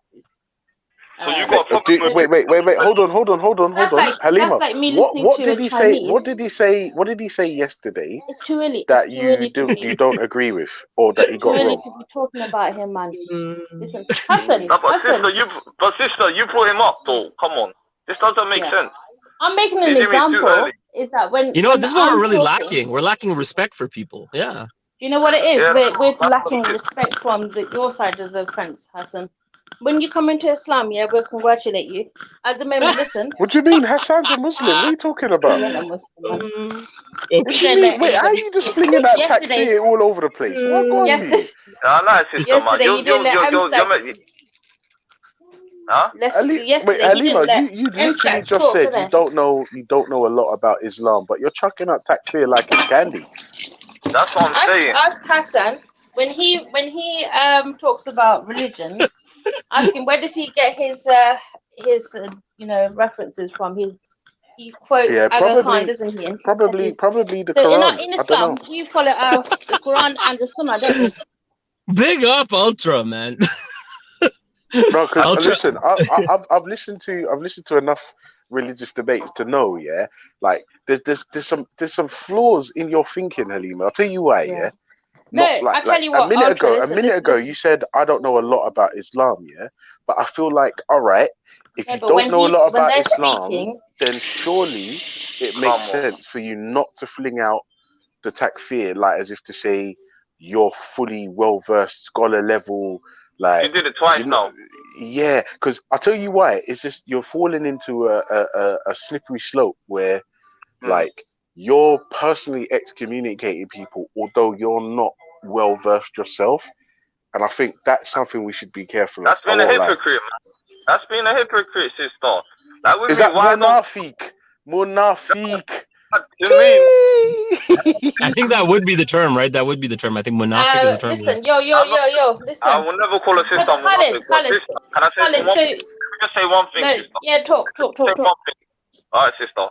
Right now, we had a conversation going on. You jumped in. I'm not, no disrespect, but you went straight, Isa, this guy. But we're not even going around there. And then, sister, you said earlier, respect. And then now, you're throwing takfiri, and you're saying, Yeah, no, sister. You know what it is? Sister, let me just land and I'm going to give you the mic. Finish. With me, like you're saying, I'm not really knowledgeable about. Everyone knows who sees me on speakers on these panels. I tell people I don't do religious debate. I'm not knowledgeable about religious debate. It's not my forte. We weren't really having a religious debate. Sister, you came on. Straight away, shit, he said, is up, Munafiq, this is that. Only Allah knows what's in shit and intentions. I don't know. Personally, the guy's never disrespected me in Speaker's Corner.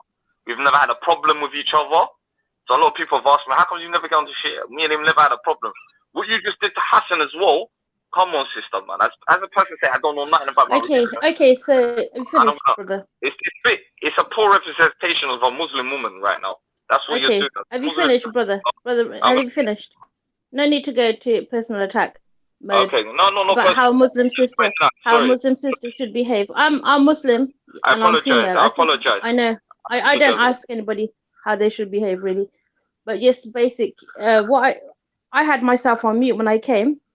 You was in a conversation with Hassan, and Hassan straight away just came up like, oh, it's Halima, yeah. So I was waiting there politely, waiting for my turn. So if you want to carry on talking, I'll jump on later, innit? No, sister, carry on talk. No, sister, don't talk. No, just carry on. You know what? No, listen. You, man. It's a free country, respect, innit? Exactly, yeah. So you carry on talking to Hassan. If you're gonna jump on, jump off. Yeah.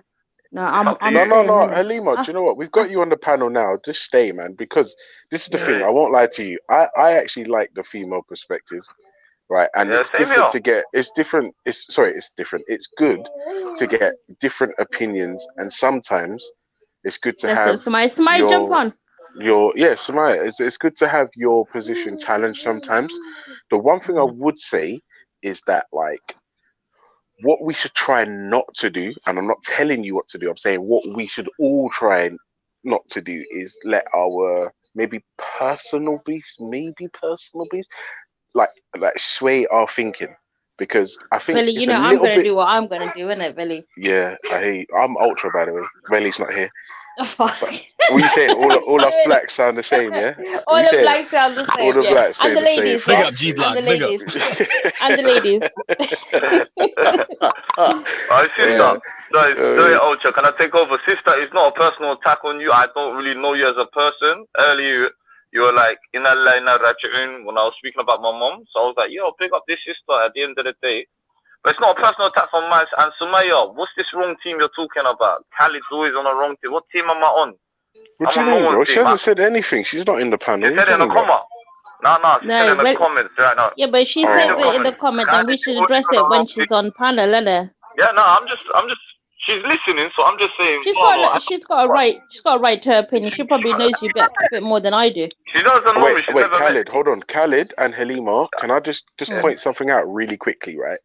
This is the G Block, and the panel is 3/4 Muslim. Yeah. Let that sink in. That sink in. I'm just sitting here waiting for your shahada, man. I'm just sitting here to witness it. So we can do we can be full Muslim. I'm not gonna lie. I'm here for the ones. I get that a lot, man. I'm not gonna lie.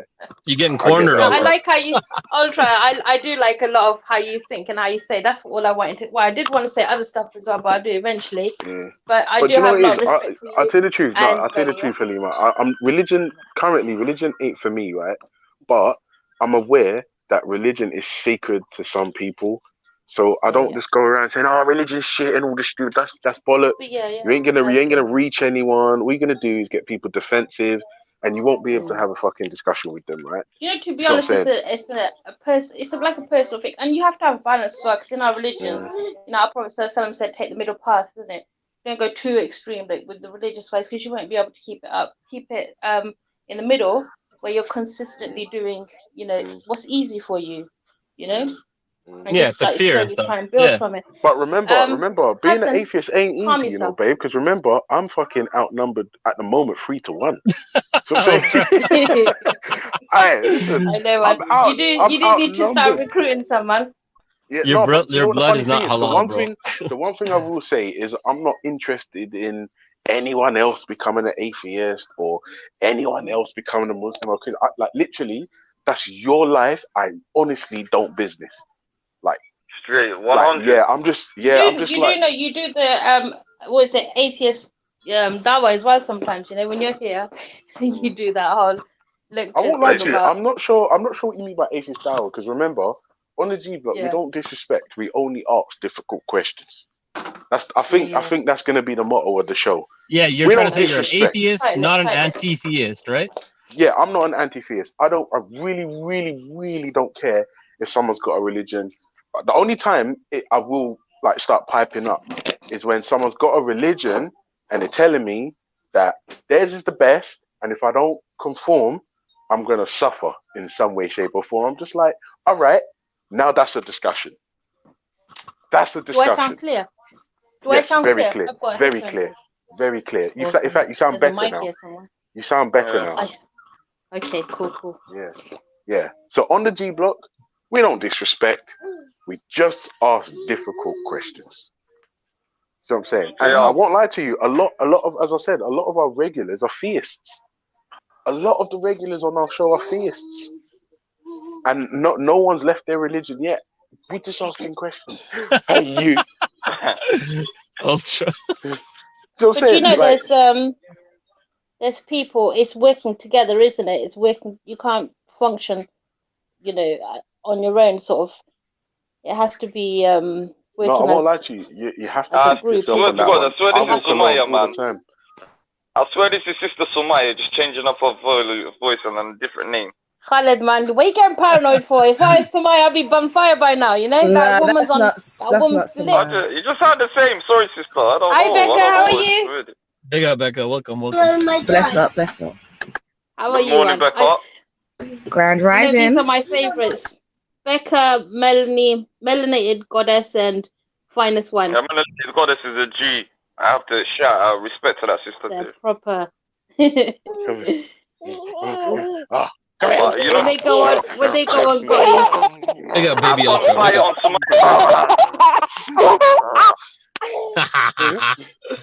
Oh, I love it, man. Ultra, your baby needs a channel sorry, of his. I thought I was meant to be on mute. Sorry, hold on one sec. All right, big up Becca on the panel. Come on. Wait a minute. Do you realize I'm just outnumbered by all the god people? I'm just outnumbering now.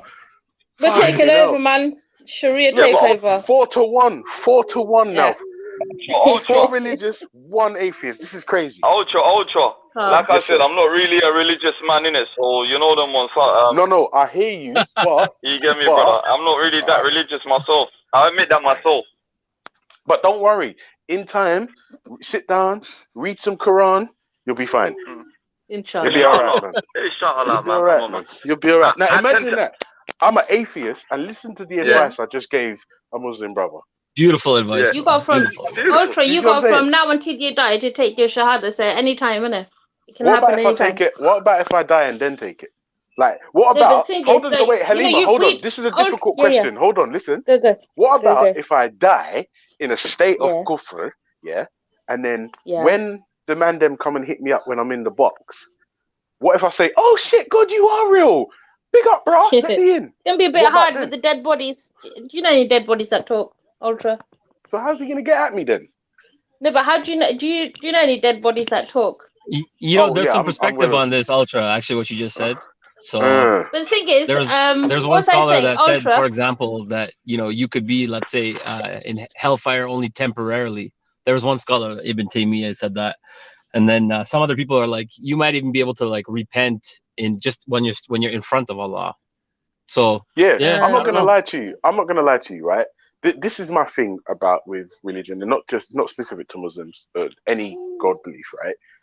If your God is indeed responsible for making me, then he's kind of responsible for, like, he knew that Ultra was going to be Ultra and he was going to be an atheist prick, right? If he made me knowing this. But a respectful atheist prick. Yeah, well, I can be disrespectful sometimes. I'm not perfect, you know what I mean? Like, I'm not perfect, but he knows, he or she knows. No, he or she knows that Ultra was going to be Ultra. He is the one essentially responsible for my wife and my children and my crummy little 2-bedroom apartment in Battersea, which is gonna house 5 better people. than a lot of places, and it Right. ultra. But I'm just saying, like, look, I'm comfortable. Am I wealthy and rich and all this stupid shit? No, of course not. But I'm. You don't think your family is rich? No, I'm comfortable. Yeah. No, Yeah. comfortable. A lot of us, ultra. But I'm saying, if your God's responsible for making me comfortable and content, then it's his fault I don't believe in him. Okay, so what about free will? What about free will then? You have that's the choice biggest to cop-out. live how you want to. The biggest cop-out you of religious people everywhere. You choose to be an atheist. I choose to be Muslim. Yeah. That's your choice, isn't it? So if we were supposed to be, to be atheist? Huh? Yeah. Do I choose to be atheist? So Ultra, I'll tell you something. Ultra, in traditional belief, as from the mainstream Islam, it's what you still are able to make your decisions, but your decisions are all known. So yeah, I hear that. But so listen, hold on. It is weird. Hold on. The question you asked is actually a valid question. It is valid, right? Yeah. But this is for me, and it is gonna hurt some feelings. But free will is a cop-out for religious people with no answers. And all they do is shift the blame from their perfect creator using free will, but it's his or her fault. Straight up. Because there's no way you could tell me that if your God chose to like sanction my existence and then I die in a state of kufr, he can't tell me he didn't damn me to hell before I was even born. And that's strange, the fact. isn't it, Ultra? It's not strange, it's the fact. You need to study religion before you comment. But I've got so much rent to pay. I've got so much rent and the bills and the kids' education. Ultra. Making comments out of the blue just makes you sounding, oh man, just talk. So Ultra, some people also say, like, for example, you'll accept Islam only if Allah wills it. So this kind of is opposed to this concept of you having your free will and your own choice. If that makes sense. Does that make sense, Ultra? Do you get what I mean? So I'm not gonna lie to you. I'm not gonna lie. Yeah. I just had to do something and I was away from the mic. All I heard was, does that make sense, Ultra? No. Sorry. So what I was saying was, some people will say, like, if let's say someone's giving dawah to someone else, and then there's another person there, they'll be like, yeah, this person will only accept Islam if Allah wills it. So the idea that so on one hand, someone's saying, oh, it's your free will to choose to accept Islam, but then other people are saying, no, you're only going to accept Islam if Allah wills you to accept Islam. So do you see the contradiction there? Of course. It's there. So this type of question is actually a difficult question. Like, for example, if it's already written, if it's already known whether or not you're going to accept Islam, why is the whole process even started? Why are you born? Yeah. I know, and not even that. Somebody said something the other day that was so profound, right? They said, rather than God going through all this bullshit testing you, he already knows the answers to the test. So why not just snatch up these fucking chosen people now and just snatch them? Do you know what I mean? Just snatch them up. You already know the answers. It does go back to free will again, Ultra. Because that's at the end of the day, it's your choice of what you do. So you choose. No. But listen. And with religion as well. Halima, that wasn't the question. People can come out of religion and in religion. You know. No, but that wasn't the question. The question was, the God already knows the answers to the test. He already knows who's going to choose what and who's going where. So somebody posed the question, rather than all the bullshit testing, just take the people you know are going to pass the test now. Just snatch them up. Just snatch them now, and just put them because that's the thing, is that's God's will, God's choice, though, isn't it? When He does it, that's not up to you. See, and then you just said something that doesn't make sense to me. You said God's choice. Now I've been led to understand. That's when He says it. Hold on. I've been led to understand that God isn't like anything that we can conceive of, but you just said He makes choices like what regular humans do. You know what I mean? I reject that. No, I reject it. The correct word is when he chooses to, oh, for God's sake, I'm tangled up now with that. Yo, Halima, if you're gonna shit talk me in the chat, why don't you just shit talk me on the stream? I'm talking to you here as well, don't worry. I know, but if you're gonna shit talk me on the stream, on the chat, then also shit talk me here. Shut up. No, because I don't like talking to you too much. What? But when I'm talking, you interfere. You break my flow, don't you? That's what my issue is. Nobody else does that apart from you. No, because you're trying to talk. You're talking about Islam, religion, quote unquote, and you don't even know what your actual beliefs are. Whenever we speak about Islam, you're always there, like trying to be the narrative. Now, our Prophet, we spoke about your religion, didn't we? You said you've got an imam, and he tells you what to do. Just like you have scholars that tell you what to do. No, yours is different. You don't need to laugh because that just sounds like you're mocking at the same time. But I'm mocking because you're ridiculing. Do you understand the difference? No, I'm not ridiculing. So if you were asking me genuinely, respectfully, then I would always have a respectful conversation. But when you start ridiculing, then I will laugh at you, just like you would deserve. Why don't you explain to everybody what your beliefs are then? Like, what makes you different to me then? We're not discussing my beliefs, but if you have questions, we want to, because you want to be the narrative of everything Islamic that comes on. Like you promote Islam. No, because you're talking about something and you don't even understand what your own belief is. You don't know what the mainstream belief is. So I'm trying to explain it to you. You don't talk out of knowledge. Yeah, you're right. I just make it up out of my ass. I might not have much, and I've admitted it. But when you do speak, it sounds way too different to what the mainstream Islam is. No. Understand? Yeah. Because you listen to a bunch of people that tell you that you shouldn't even be on these panels. Oh, you listen to people that tell you shouldn't even talk to men. Why are you getting personal talk? And you think that these people are more correct with Islam? Why you just because for some reason? I don't get it. It's some cognitive dissonance you have. But it's up. You're welcome to have it. You were the same on Dance Channel as well. You were just sitting there trying to portray that your version of Islam is the correct version of Islam. Like I know. I don't have much knowledge. I haven't talked about my own beliefs even once. I'm talking about your beliefs because you don't even know your own beliefs. Now you don't need to worry about that. I'll eventually pick it up, like all the basics that I need to know. But how you narrate it, it doesn't sound right because they can cross-reference it. Yours is made up. Let's talk about Aga Halima. Khan. I'll repeat it again slowly for you. I'm telling them about your beliefs because you don't know your beliefs. So mainstream Sunni belief, I'm aware of some of them, even though you may not be. So when I'm aware of them, I'll speak.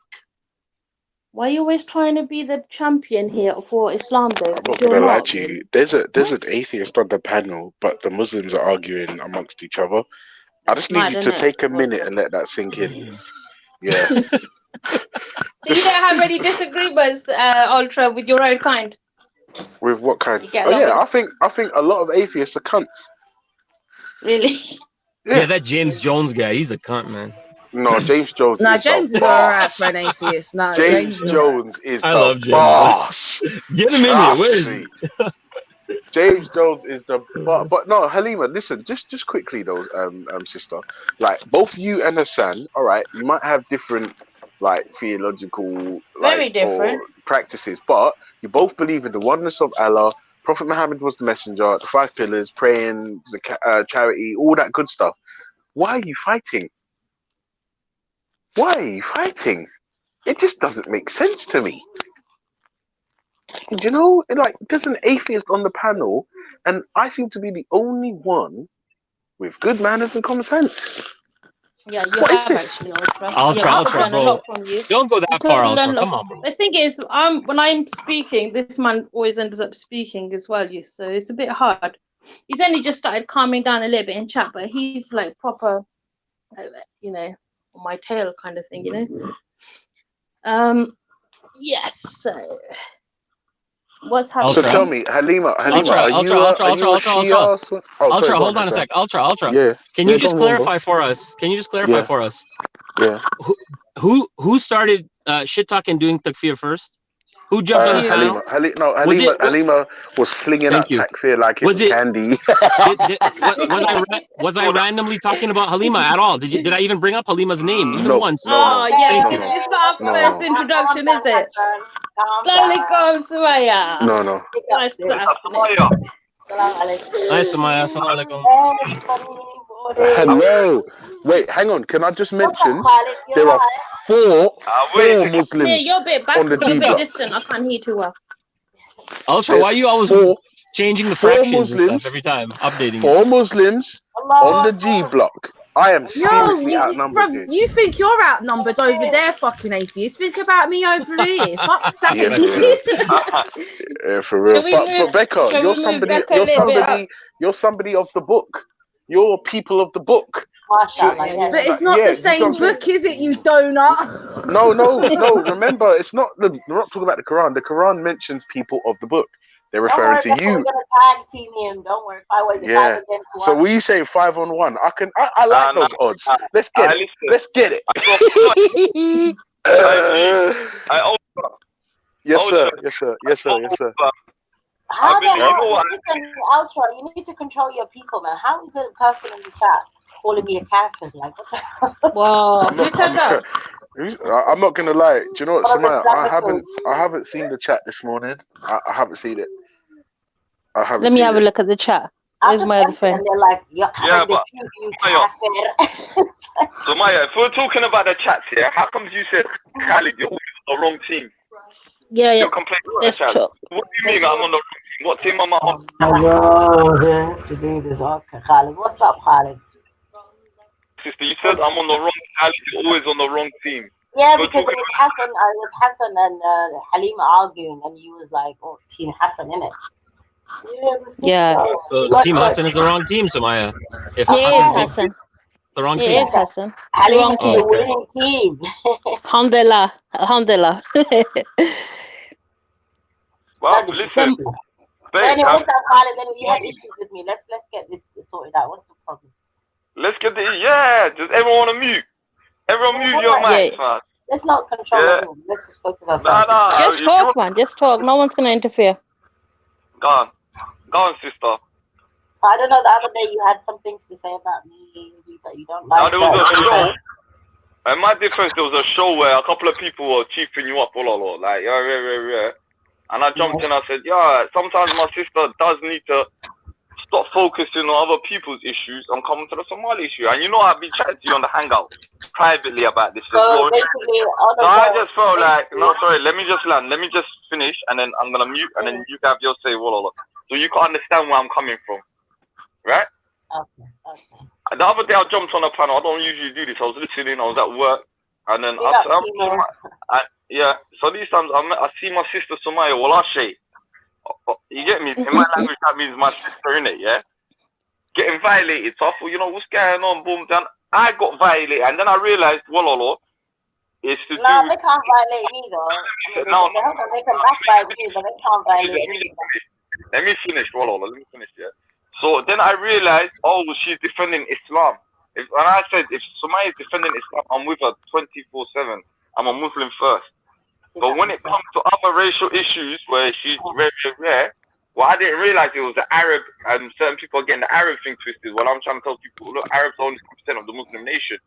If you don't obsess with Arabs, it's not Islam. And if my sister Sumaya is defending Islam, and they're like, no, she's defending some Suleiman character, some guys I don't even speak to in the park, I'm like, I don't really give a fuck about who she defends. If she's defending Islam, I'll back her. And then some guy called Jim Jones was like, hey, I asked her the same question, and you answered the same question. Where if Somalia was burning down, or that Mecca or Medina, which one do you save? I said Mecca, Medina, as a Muslim. That's my, you know what? So sister, and that's all I said. And now you understand where I'm coming from. Yeah. Sure. Okay, so any sort of issue you got me, you can lay it out now. Yeah, I don't really have any issues with you, to be honest with you. Pick up yourself. So now you know what team I'm playing. My team is Team Somalia, Preservation of Team Somali Lives right now, You see the work I do. You're one avid fan of what I do. You're always like, yo, sis, go do what you're doing. You create Somali speakers without you realizing.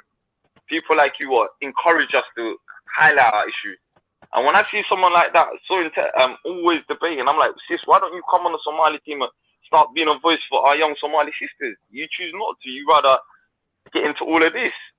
So I'll come here to kind of defend you, but I think sometimes me and you do clash. Let's get that out there. We clash all the time. So and that's it.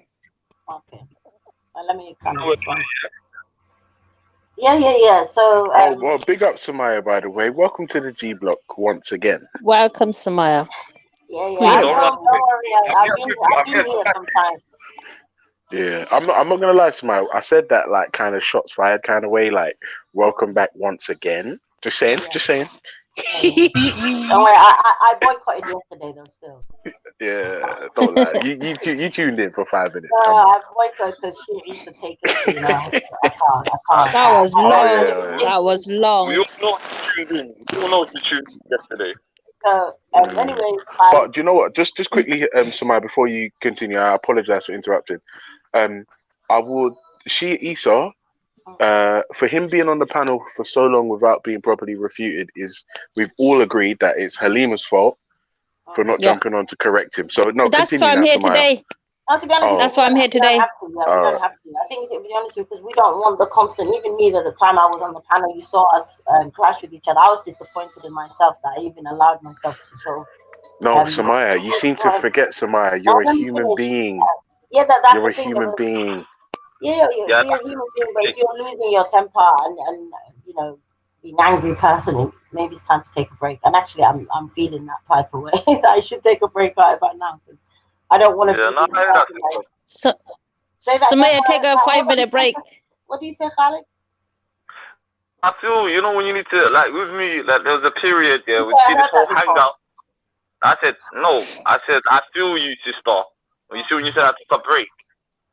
Are you ready to argue with me? You're ready to jump down my sister. You're just waiting for me to say the wrong thing for you to argue. No. Yeah. You see the whole hangout and this online thing, I got myself stuck into certain scenarios where you say certain things, you get heated, trolls are after you, and it's all mad. So I kind of took a break, but you know, sometimes you just jump on it and you know how it is, man. Yeah. So I just wanted to, out of everything you said, I think for me there was only one issue. There was only one thing that annoyed me, and I'll tell you the truth what it was. And I think you just said it, like, why don't you come over and talk to the sisters? To be honest with you, we don't have a specific like Somali grouping or Somali chat that we go to, where there was any Somalis for me to interact with. I mean, there are a few of us scattered about, and we go wherever we want to go. You know, everybody has different. That's why. Okay, so it wasn't me rejecting issues to do with my own community in favor of other communities. No, it's just that we're all in, like, the same topics come up and whatnot. I'm not actually a defender of Arabs or whatever. It just so happens that if, as you said, you're a Muslim, and if this particular group of Muslims are, a lot of times for me, to be honest with you, a lot of things I see, a lot of attacks on Arabs is related to Islam. So it's not a case of, you know, let's bash the Arabs because we don't like the Arabs for whatever reason. People tend to connotate and attach Islam to particular groups of people. So you almost find yourself indirectly maybe defending the people because you're defending your religion. So I'm not like a pro-Arab carrier running about. You know what I mean? Because sometimes you see the attacks against Pakistani people with the far right. They really don't give a shit whether they're Pakistani or not. Essentially, the main reason is because they're Muslim, because they're not picking on Indians the same way. So if I now refute something about the grooming gangs, and it just so happens I'm trying to make an argument for my religion, essentially. You know what I mean? Okay. Now, but sometimes one thing you said was that because I guess it's this black Somali whatever identity. I don't know. People are a bit confused. But you said something like, Nainita told me to fall back about their issues. I don't recall that conversation ever happening where she told me to not get involved in any conversation to do with black people. So I think you might have misunderstood that. Yeah. I think I misunderstood that, but there was a period where, you know, Doc have a certain conversation, and I thought, okay, that's what I thought. But if I misunderstood it, I'd like to apologize, sister. Yeah, that's fine, because I don't think that's even I don't think that's even fair to her, because there are people that may have issues. There even yesterday I was kind of annoyed that, you know, there are people who are like, Somalis ain't even black, you know what I mean? Those type of people. But Nainita actually she doesn't have that approach with me. I've been on her panel. Yeah, we may have disagreements, and I think I know what the topic you're talking about. That was totally something else, and we did get into it, not necessarily with her, but so. Now, I only called the exit, and I didn't realize, sister. No, but where I come from, where I'm trying to come from with you, whole issue, you said, oh, we're all scattered around the place here. Man, kind of create. You know this, sister. I did create a platform for Somali speakers, innit? Yeah. Yeah. And you're even on the Hangouts, but at the same time, it's like I felt like I think I misheard things because I think Rusbeck was playing it back on his channel, and I just heard, oh, stay out of our business, mind your own thing. That's what. Okay. If that was said, I wasn't there. I never heard about that, and I never heard that address me in that way. I know I took that in the wrong way, but at the same time, you understand my point of view where I'm coming from, sister. Where but the thing is, at the same time, though, you have with the Muslim thing, can I explain something with the Muslim thing? Where this is the thing that I have as well with a lot of people is where I keep saying the Arab community, and I had a problem with Walid, and I had a problem with Zubaydah, and we sorted it out. When Zubaydah was like, yeah, Walid was 100% wrong that day, where a lot of people attach Arabs to Muslims, and that's true, and the other way around, where I'm trying to teach a lot of people that only 10% of the Muslim nation, Islamic nation, yes, our language is written in Arabic, yes, but they don't, like, you get me, if you look at most Arab nations, they have Christians, Jews, they'll be shocked, and I feel like a lot of people don't know that, and I found that out, you know, when I was in Hargeisa last year, when I started seeing a lot of Yemeni refugees, and I'm like, what the hell is going on with the Arab people? I used to think they were all cousins. Until I started doing research, until I started looking into it, until I started finding out, well, there's Jewish Yemenis. I never knew there was Yehudi Yemenis, this type of people. There's Christian Arabs. I never knew. So the thing... Even I knew that. Yeah, sister Halima, I didn't know none of that, yeah? I used to just think Arab, Muslim, simple. Before getting into there, you know, until I started seeing Yemeni refugees in Somalia, the housing. So I started thinking, the Arabs are killing each other, but ain't they cousins, or ain't they... I used to think they were all cousins and family. Yeah. And by realizing these people are not even related, the Khalij, the Khalij areas, Abu Dhabi, Emirates, they take the piss out of the North Africans. The North Africans don't consider themselves Arabs.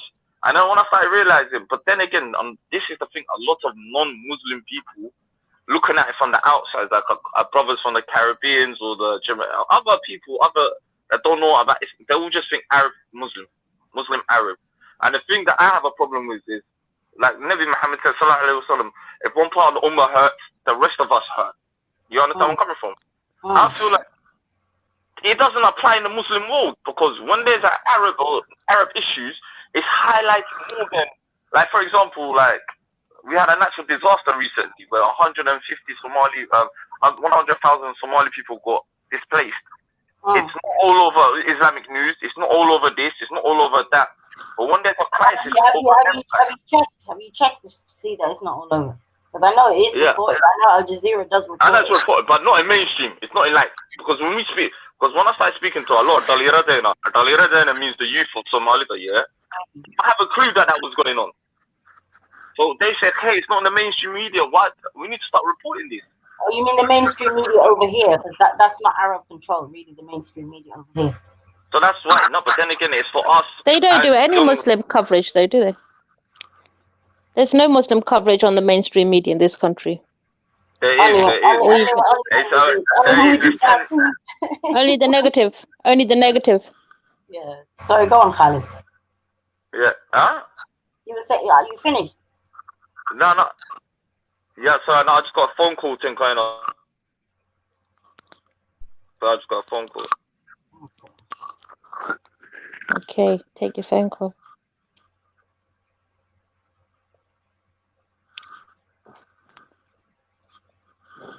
So, Samaya, what's happening? Are you alright? I wanted to speak to you yesterday on Raspex. Okay. But, I think he was on mute. Yeah. Do you want to carry on, Khalid? Yeah, let him finish. Yeah. Hello. Who is that man? Is he gone?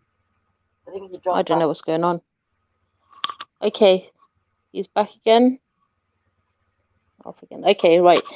So, yeah, I'm sorry about what you had to hear from. What's his name? I'm sorry, go on. Hey, it's. Sorry, go on. Yeah, I thought you was on mute, so I didn't, talk to you. I thought you probably went away or something. But I heard your show, didn't I? About the black what's his name, intellect. I was quite disappointed when he was there. I should have come on. I feel like a idiot for not coming on. I know it's like 3 or 4 things going. We had a little bit of a casting match over here. I think you might yeah, but then I say, you know what? When our brothers hear that, I can hear. No, I don't even want them to. Please, like I'm happy just to leave it. You know, really, I'm happy just to leave it and move on and not interact with him. So it's okay. I don't want any of the brothers to get involved. No, but this happens. Like what I wanted to say was that it's it's unfortunate that he said that, and he'll get in trouble, get his comeuppances. But Allah, that's what. Yeah, exactly. We'll leave him to Allah, and then we'll leave him to me when he comes on, inshallah. Talking about leaving to Ultra, Allah. Samaya, are you there? Yeah, I'll go on. Yeah. You want 1,001 questions? Go on. Yeah, I won't lie to you. Yeah, like I feel like obviously there's a little bit of tension between yourself and Shia Issa, yeah, and I get it. No, there's no tension at all. Yeah, like sorry. All right, maybe a better. That was a poor choice of words. Maybe I'll say there's a clear ideological difference between yourself and Issa, but excuse me. I feel like maybe if we had a debate between yourselves that was maybe facilitated on like a neutral channel, G Block. Maybe if we agreed that maybe we could like stay away from ad hominems, because what I hate in a debate is when people start attacking the person. In the description, maybe. Sorry, go on. Khalid's in the chat. Yeah. Because I believe sometimes even if you have a debate about okay, do you know what, with that said, I won't pressure you anymore and we will move on. Segue, we will move on. Yes.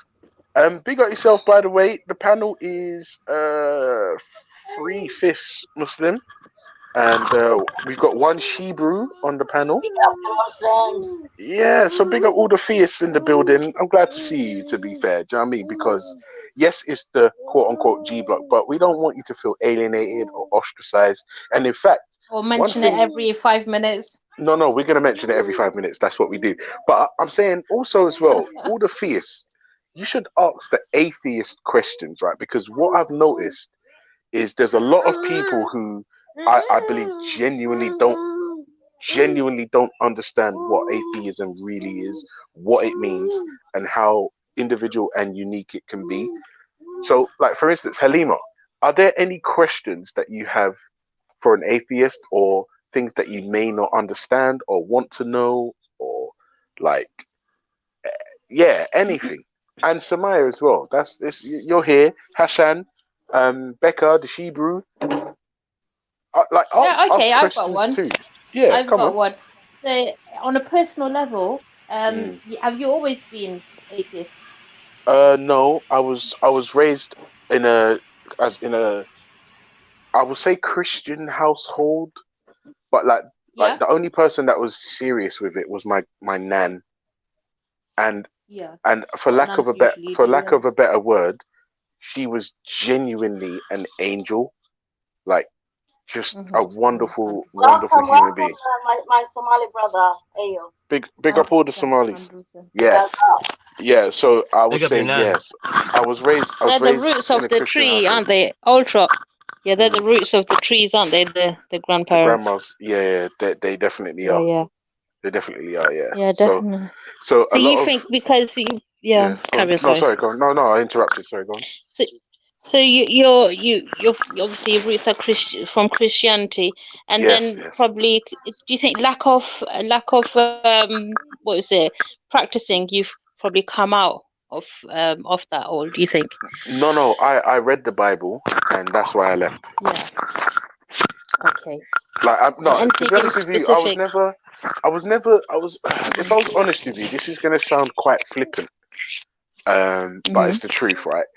When my parents decide, or when I say parents, I mean mum. When my mum decided to take me away from Saturday and Sunday morning cartoons to go to a cold church to sing, religion was always going to have an uphill battle with me. Like, always. And then, like, I just didn't enjoy church. It was cold. I had to sing, and I was tired. I'm not a morning person. I never have been. Yeah. So religion was always gonna have a uphill battle with me. I'm not gonna lie. And then, like, I got married in Cyprus, and then we had this we went. I think it's paragliding or parasailing, where they put a parachute on your back, and they attach you to the boat, and then they release you slowly, and you fly up, right? And I won't lie to you, I had a genuine, like, quote unquote religious experience where, when I was in the sky, just floating there with my wife, I actually had an epiphany, and it's really weird. I realized at that moment, nothing matters. Wow. Yeah, like, the only things that matter are the things that we give importance to, but it's because we give it importance, it's subjective, and therefore it doesn't matter. You should, it was Ultra, really weird. Was it an actual active lifestyle change though, when you went from being quote unquote a theist to an atheist? Yeah, do you know what's funny as well? The truth is, I actually started to appreciate life more. That's when my real zest for life just came out. It's just like, fuck, I've only got a couple of years left. All the hate and the animosity and kill gays and all this shit, I just dropped it. It was nonsense. It was nonsense. Because I used to, like, obviously I'm from a West Indian home who are Jamaican specifically and Christian, and Jamaicans don't have a high tolerance for homosexuals. Yeah. But I'm being honest, I just don't have that hate in my heart for them. I mean, don't get me wrong, their lifestyle ain't for me. But we got all the God-fearing Jamaicans out there. It's just not for me, man. It's just like, I don't know, but homosexual. That's a different conversation. I was gonna say, it's a different convo, but for me, it's like people hate gays to the point where they would go out of their way to, like, harm them and ostracize them or anathematize them and all the rest of it. Guess what? I just don't care. I don't care. Like, with people and their religions, guess what? I don't care. Guess what? People want to go pray, do charity. People want to busk on the train, or I don't care. Like, the only thing I care about is sort of, it's an act, really. No, wait. Let's not get stuck on LGBT. So basically, Christian household. Not really a Christian. I would say I'm an agnostic atheist, because I will never ever say that there is no God. I could never claim that, because I don't have the knowledge, the info, the know-how, or the nerve to say that. However, I would say I'm an agnostic atheist because I'm currently without a God belief. One of my pet peeves is when religious people say to me, their stuff's the best, and if you don't do it, you're gonna burn. That, I'm not gonna lie, it winds me up a little bit, but I'm just like, well, at the end of the day, how do I respond to that question? Do I say, oh, fuck you and your religion? No. We just ask questions. Let's dialogue. Let's talk. You know what I mean? There's one thing, Hassan. I was talking to him. You find your own sort of questions you want to ask him. All right, guys, come on now. Don't fight, guys. Don't fight. I'm not worth it. Don't fight over me. You asked me. Halima, don't fight over me. I'm not worth it. Andre, you asked me to ask you a question. I was asking you a question. Come on. Yeah, he asked all of us to ask questions. I don't know if you caught that. I asked him a question. He's wait, Hassan. Let Halima ask me one more thing, and then you're coming. You're next, bro. Definitely. I won't. I just wanted to make. I want to say something afterwards, but I'm gonna wait. You're after. Don't worry, Ayo. We see you, bro. Just bear with us, because I haven't spoken to Halima before. Yeah, Halima, ask me something else.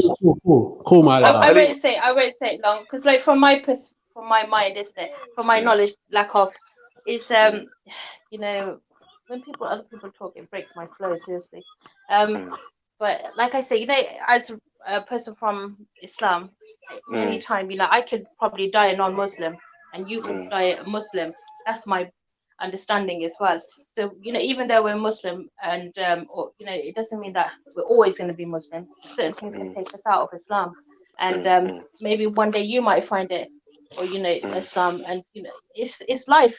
That's something You know what? That's the one thing I will say to you, Halima, is that I'm not close-minded, right? And I'm open to all. No, let me not. No, actually, no. Let me not say all. I'm open to most experiences within reason. Oh, you want some water? All right, come, let's get you some water. Yeah, I'm open to most experiences within reason. So if that means your God wants to send somebody with the dawah and it resonates with me, there's a chance that I'll be taking my shahada, and I'm gonna send some serious shots. It's gonna piss some people off, but it's the truth. If I became a Muslim, apart from the Prophet, I'd be the best Muslim ever. Inshallah. I'm telling you, I would. Now you got a good head on your shoulders, on top of yourself. Yeah. I'll let Hassan talk because he's quite desperate. Yeah, Hassan, you've been waiting a long time and you've been patient. Halima, just go on mute because your headphones is knocking against your zip. Let me interject like Ultra does, and just make a public announcement. Come on. Brad DC is not from Africa. Okay, I think he might actually be from an Asiatic man. He may be from Asia. So since Brad finds himself qualified to decide who's black and who's not, we here in the African committee have decided that Brad is not from Africa. Okay, Brad, so you're gonna have to find a new continent, mate. Oh boy. Shots seriously fired. All right. Hassan, you've been waiting patiently, brother. Come through, answer atheist the question. I just want to ask, since you become an atheist, are you actively like trying to search or learn? Like, do you have any kind of inclination? What do you mean, for religion or God? Yeah, like kind of.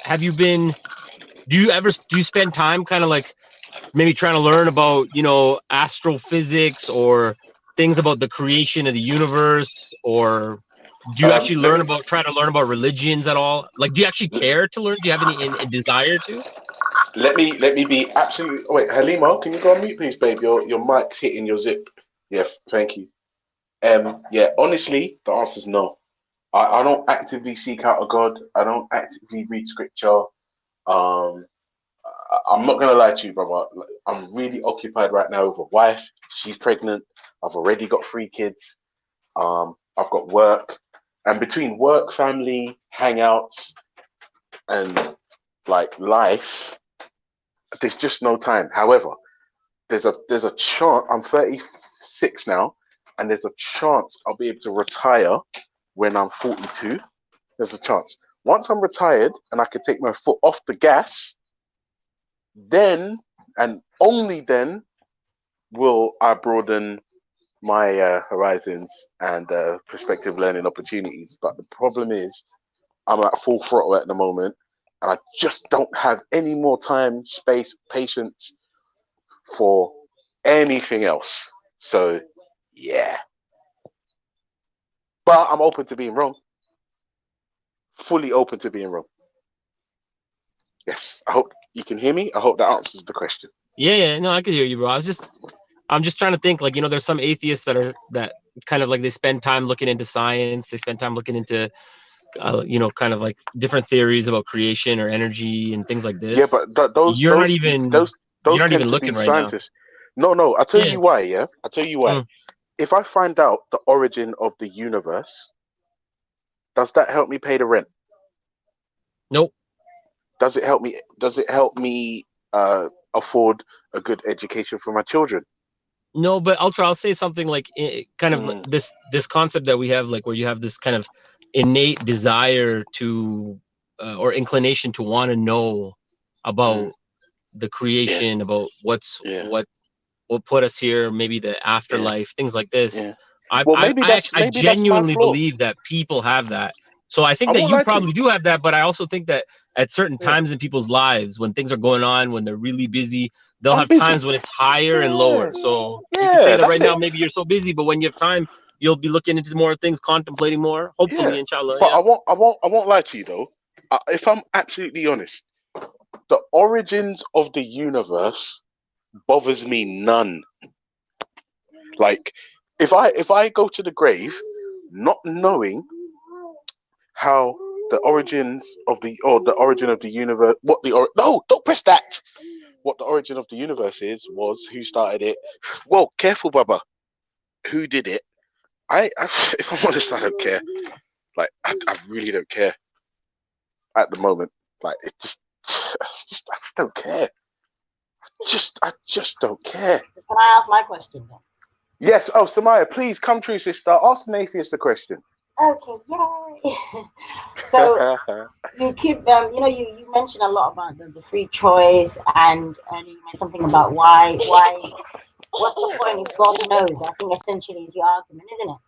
What's the point? Well, no, it's not essentially my argument. It isn't my point. But it is an argument I make. Yeah.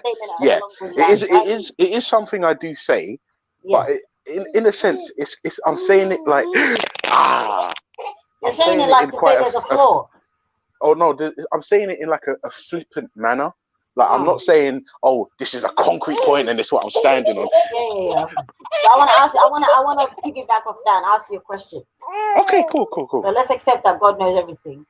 Yes, sir. Wait. So for the sake of the argument, I'm assuming the God of the Islamic God is true and correct for the sake of this argument, yeah? Okay, let's say that. Okay, I'm ready. No, that's fine. At the moment of creation. I'm fine. That is fine. Go ahead. So let's say at the moment of creation, God decides he knows what's going to happen to you. Just ask me, would you prefer this? Would this be more just in your eyes? That since God knows what you're going to do, that then at the moment of creation, he puts you where you belong, whether it was going to be hell or heaven. Would you prefer that system? So you wouldn't waste your time with the test, then, isn't it? No, if I'm honest with you, Samaya, do you know what the truth is? If I'm absolutely honest with you, the kind of person I am, the kind of things I've experienced, the fact that I have a great wife and kids, I'd want to experience life, to be fair, personally.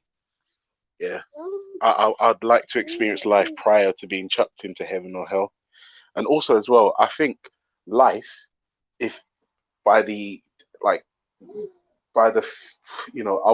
Islamic perspective, life is like this intermediary thing between eternal bliss and eternal bullshit or burning, whatever, right? So I would say to you, without the intermediary, you have nothing to really measure heaven and hell by. If, like, for the sake of this argument, we're assuming both concepts are real. Yeah, I would say,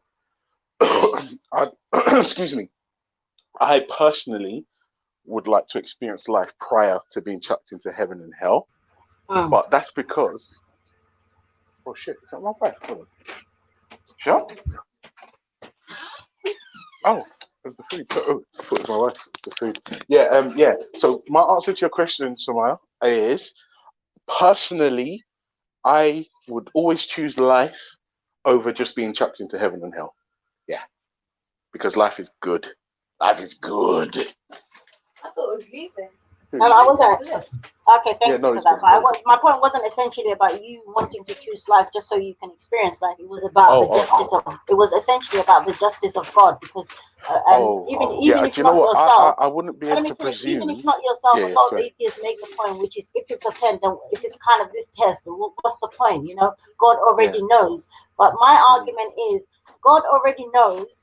But because God has such mercy on us, and also when we die, and let's say someone dies and they're going to hell, people would ask God, how come God, you didn't give me the chance? Even if God knows that essentially the reason that God is letting us live it out, so that we don't actually say God was unjust, or we don't have a case to say God was unjust because he didn't actually let us have the lived experience.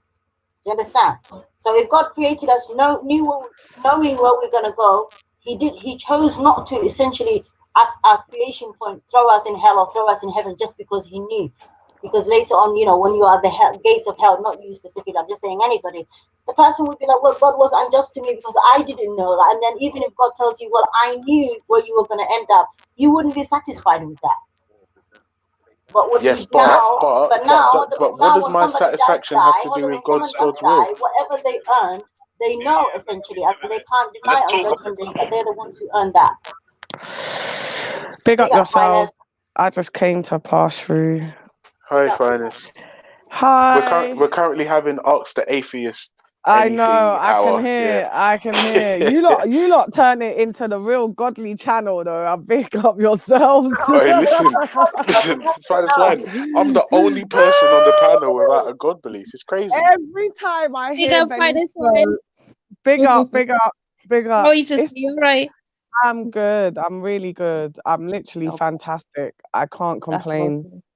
Good you had a good Kwanzaa, didn't you? Wait. You enjoyed Kwanzaa, didn't you? Thanks to God. Real shots fired. Yeah. God, people weren't mind taking credit. Yeah. Oh shit. Oh, no, we're holding it down, man. though. We're holding it down. No, I can see the Most High. Mate, I can see that you guys are holding it down. Big up everyone in the chats and the comments. Yeah, I can see you lot bigging me up, man. I'm just a bit slow today. I'm not being rude to anyone. Big up all of you people bigging me up. Big up yourselves. Bless up yourselves. Keep God in your heart. Yeah. Don't be like Ultra you now. believe in God? Yeah, of you course I believe in do. God? Of course I do. Oh. I ain't trying to go out like that. Listen, it's a healthy conversation, though, isn't it? Yeah? Do you think, especially Halima, Samaya, Finest, and Ayo, do you think it's fair that somebody who is not where you are spiritually, do you think it's fair to say that their atheism is justified? Nah, you know me, yeah. I don't. I find it strange, especially for you being a black brother, to be an atheist. Especially you've got a beautiful family and stuff, yeah. So for me, it's like, whoa. Like, cool if you're not cool. If for me, like, if you're not like, you know me, I'm not no Bible bashing. I'm not going to no church. I'm not doing that. Do you understand what I mean? Because there's a lot of flaws in these books. I can admit that myself. I got some feedback. It's a bit rude. Oh shit! Sorry, it's me. Oh, is it you? I thought it was me. Sorry. Yeah. So for me, I don't judge you on it. Like I said, especially being a black brother, I find it a bit strange because I know you was most probably brought up with something, whatever it could have been. Christian household. Yeah, there must have been something. So for me, where you can't say what book do I follow or blah blah, because there isn't one. I just believe in the Most High, and I know He's there, and I'm more spiritual with it than to say, oh, I study this book. And that's happened over the years because I've found a lot of flaws in loads of different books and X, Y, Z. But to have nothing, it's a bit like, hey.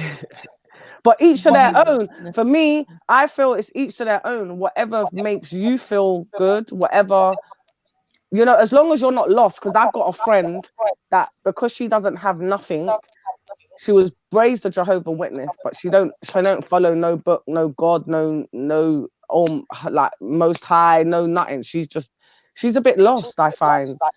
And that's because she don't have nothing to hold on to. Do you know what the wickedest thing is? It's only when I decided to dump the God belief is when I really had a fucking zest for life. Like it was like just an incredible weight was just lifted, and I was just overcome by like life is so fucking like it's better to be alive than dead, isn't it? And then on top of that, you're swearing. Oh no, they're in the next room. Yeah, and it's better to be it's better to be alive than it is dead. And if you're gonna be alive, it is better to experience as much of this life and this planet before you're dead. Jeez, man, echo. Oh, for sure. Horrible echo. Wait, Ultra, can I ask you as well? Yeah, go on, bro. Ultra, can I ask you? The atheist. You're atheist. Atheist on the planet, man. You know, Ultra. You're going to surprise my answer as a Hebrew Israelite. I would actually say you're justified in being an atheist. Honest truth. Tell me why? Yeah, because I was saying, look, where you are spiritually, and where Samaya is. What? Yeah, I can hear Samaya. No, nothing. Go on, continue. Yeah. Where Samaya is spiritually or on her Islamic journey, where Hakima is, and where Becca is, and where you are, I'm not there. Do you see what I'm saying? So I believe that my atheism in that respect is justified fully. They're worried about you. The reason why I'm with you, because what it really is, Ultra, I can't say I'm speaking for you, but I'm going to give a description. Is it a thing where you reject Christianity, Islam, and a lot of the religions that people try to say is true, and you're like, you know what, I just don't believe in it? Yeah, like nobody. Yeah, I'm with you on that. I'm with you on that because I like to pray the process of elimination. I don't believe in Christianity. I don't believe in Islam. So it's like, you know, I'm actually with you, Ultra. What us Israelites do, because yeah, we believe in God, but what we do is, you see, Israelites like yourself, we give you a time period to watch us as Israelites in that example. Because when you see a squirrel or a bird build a nest, you know, you're gonna know the reason why they build a nest, because they want a home. When atheist Israelites see us as Israelites do what we do to serve God, over time they start to understand. As you're atheist now, what we do as in love, we give you guys time, like a 7-year period, maybe a 14-year period, a 21-year period. We do things in sevens, isn't it? So what we do, so after a while, when you see us as Israelites do what we do, you might start to believe in God or you might not. But God showed us as Israelites that 2/3 of Israelites won't believe in God, but 1/3 will. So even if you didn't believe in God after the process, we'd have to accept you as the 2/3 that don't believe. So yeah. Just let him make his own mind up, innit? Yeah. But if Ultra, you became Muslim, he'll be bringing people in the thousands. It was Ultra asking, do we understand his position, why he's an atheist at this point?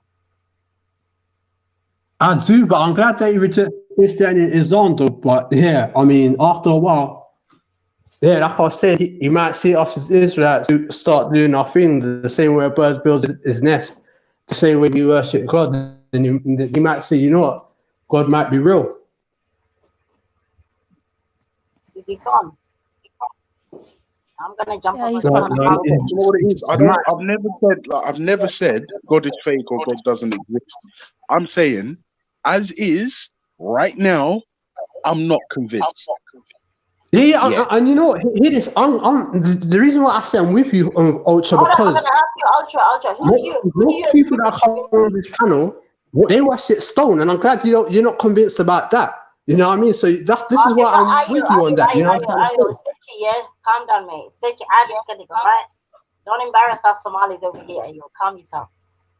No, I'm not so. I beg you seriously. I'm not Somali. I'm from the island of Montserrat, above Venezuela. I'm not Somali. It's all right, brother. I don't worship stone and all that type of stuff. I don't marry my cousins. I'm not Somali, my lad. You worship the white women, though, don't you? Come on, calm yourself. I don't go for white women. Yeah, I see you all over the place, like literally drooling. Calm down, man. Okay, Don't mention Islam. Don't mention Islam. We got Pakistanis like that as well. Come closer to your mic, sister. We got Pakistanis like that as well. Half-baked. Yes. Oh, also, Samara, I'm about to say something that's really going to hurt your feelings, right? So I want you to put your seatbelt on, strap in, hold on.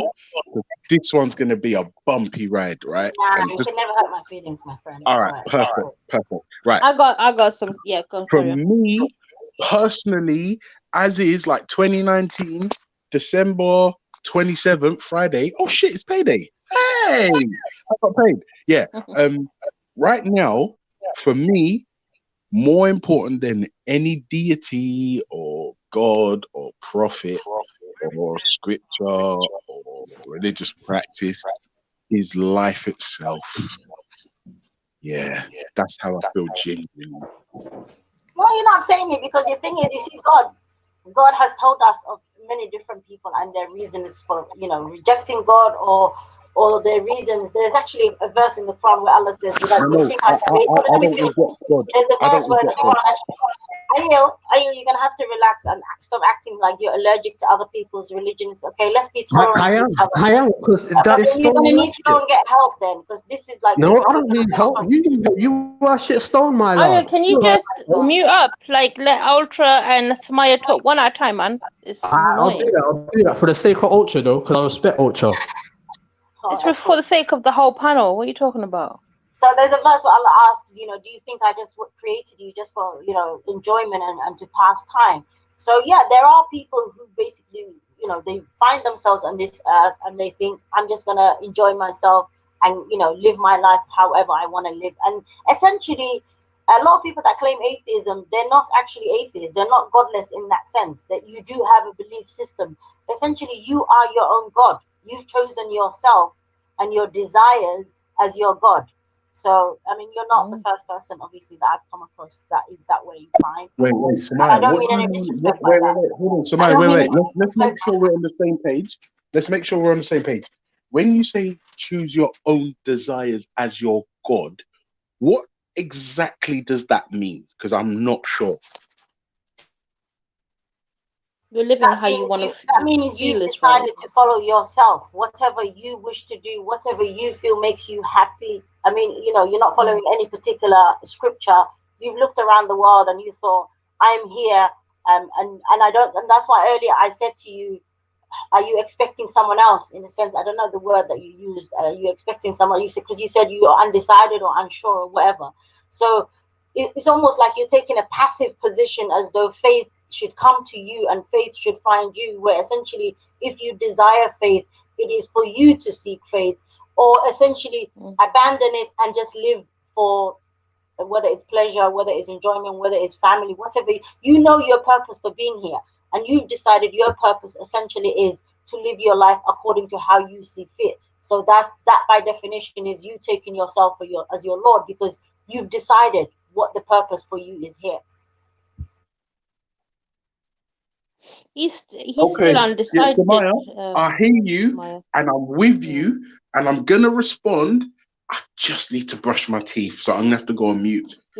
Yeah, just give me 2 minutes. You want to put the camera on like Okra does? Hold on. Yeah, brush your teeth. Cleanliness. Brush your teeth, yeah. And then she puts her teeth.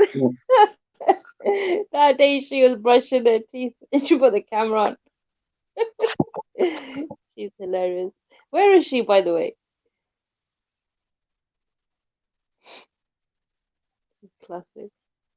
Who's this? Somebody, do you think when we're here, we just have to talk about Islam all the time? Not necessarily.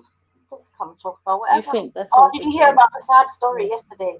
This poor family, man. I think about what happened? It's a Nigerian family. The father and the 2 kids. I think they went away for Christmas to Spain, Costa del Sol, and then the father and the 2 children drowned with the mother there. Yeah, so it's quite sad. How did that happen? Like in a boat? Like other people? No, I don't even know why they were swimming. It just looked strange to me. I think they couldn't. Apparently they went to the swimming pool. I'm thinking they went on a Christmas holiday. He's a pastor from London. I don't know, South or East London. And some information that's coming out is that maybe one of the youngest daughter, who's 9, who died, she got into some difficulties while swimming, and then the brother and the dad tried to save her, and they both died with her. Oh, that's so quite sad. Just thinking of the mum. On this day, imagine going on a holiday Christmas and coming back without your husband and your 2 children. That's heartbreaking. And your children. That's crazy. I can't even imagine that, man. But there's an aeroplane there's an aeroplane crash as well, wasn't there? I was just reading it while everybody was talking. 100 people on board, and it hit a concrete wall and a 2-story house. That's what I'm just trying to find out. I just closed all my windows like a clever person. I was going to type in news again. Yeah, 12 people died. Sorry, go on. Yeah, exactly. I mean, yeah, so 12 people, so almost 100 people were on board Beck Air plane, which came down after takeoff near Almaty. I don't know which country this is. What is it? Does anybody know in chat? Can you read the chat? What is it? Was it Africa, Middle Ask East, anybody if South they America, Asia? air crash. Anyway, I'm thinking of those families. It's not Yeah, I'm thinking of this 12. Yeah, 12 people passed away. That's 12 families suffering, isn't it? Oh, thank God. I mean, not thank God, but out of 100 people, because sometimes with plane crashes, you know, 100. it tends to take all of them. Yeah. You think So, the at least worst, thank don't it? God. You think the worst. Yeah, thank God it wasn't like far higher than that. Are you gonna go live later, Smike? I'm not sure, maybe, because I'm actually stepping out. I'm supposed to be going out, you know? So, Out where? Just out and about. I'm gonna meet a friend of mine. I'm gonna do a little bit of shopping. Oh, that's fine. I maybe. thought you meant out. I thought you meant out altogether, like leaving. Oh, leaving? No, I'm hangouts gonna and be back. I might be back around 4 or 5. So allow that, man. Don't leave. I've heard worse. I've heard much worse than that, Samaya. Say that again, sis. Yes, I said I've heard much worse than what you've heard that day, but I still come back. I said, yeah, bun you all, man. Can't be shutting my voice down. You know what it is? Because I don't want to get into a cussing match with people. You know, it's best to avoid it as much as I can. Yeah. Oh, yeah, God, exactly. Ali, like Yeah, seriously, there's some. you're not I know. The girly boy. Anyway, forget him. He's in Kazakhstan. Ah, okay, Kazakhstan. Yeah, man, the plane's gone right through the two-story house. Check it now. I think it fell. Yeah, it crashed as soon as it was taken off. But 100 people would have been devastating. Let's see. Ah, where's Big Up? Madam President is in the chat. Hashtag hashtag Okra 2020. What are you saying, Ayo? Yeah, I'm here. You there, Ultra? Yeah, Aya, what do you think about Asian women that leave Islam, like ex-Asian women? Great, fantastic. Ex-Muslim. Why did you have to add anything Islam to? You should have just said, "What do you think about Asian women?" Although I think Ayo has a preference for the blondes. Serious. What evidence do you have to go for white women? We don't know. You sound like a weirdo. Each to their own, but I don't go for white women. Yeah, but what about ex-Muslims? So what are you saying? Yeah, great, fantastic. Yeah, it's great when they leave Islam. Yeah. Why is it great if they leave Islam? What does it benefit you in, like? It just makes me happy to stop worshipping stone and lies. Yeah. Ah, really? Stone and what? Lies. Stone and God, you. Lies. What are you? Lies. Deceit. What about you? What religion do you follow? Well, the way I answer that is the word religion means obligation in Latin. That's what it means. My obligation is to serve God, being a Hebrew Israelite. He's a Hebrew Israelite from Iraq. He's a Yahudi. So where was Abraham born then? He's a West African from Iraq. Is he Jewish? No. Hear this. Where was Abraham born? I can't remember. If you don't know, I can say you. If you don't know, I can say if you don't know. I don't know much, but I just. He was born in Iraq. Us as Israelites were Abraham's descendants, so that makes us Iraqi. That don't make you. Is it? Yeah, Abraham. Hold on, guys. They get scattered in the back, yeah. Oh, so how come there's Okra. Okra, you need to come on. How come those Iraqis don't look like you anymore? No, because the Iraqis there now, they're not indigenous to Iraq. So when did you guys leave Iraq? Why don't they look like you? 1780, because Italy invaded us on the coast of Lebanon. Oh, they chased you out? Yeah. And where did you guys go when they chased you out? West Africa. We lived there from 70 AD until 1442. So is everybody in West Africa from Iraq? No. West Africans, they're African. They're not Israelites. Okay, so how comes you look like the people when you went to West Africa? How comes the people already look like you? No, the reason why, because here this, see Abraham. Abraham is a descendant from Shem. Have you heard of Shem before? So hold on, so you were already like blood related to West Africans. I'm gonna answer that. What is? Have you heard of Shem before? Yeah. I'm gonna mute up. You like have yes. Yeah, that Shem, the son of Noah. Abraham is descended from Shem, Noah's son. Africans come from Ham, Noah's son. Shem and Ham were brothers. That's why us as Israelites look African, but are not, because we're from Shem. Africans are from Ham, and Shem and Ham were brothers. That's why we look like them, but we're not them.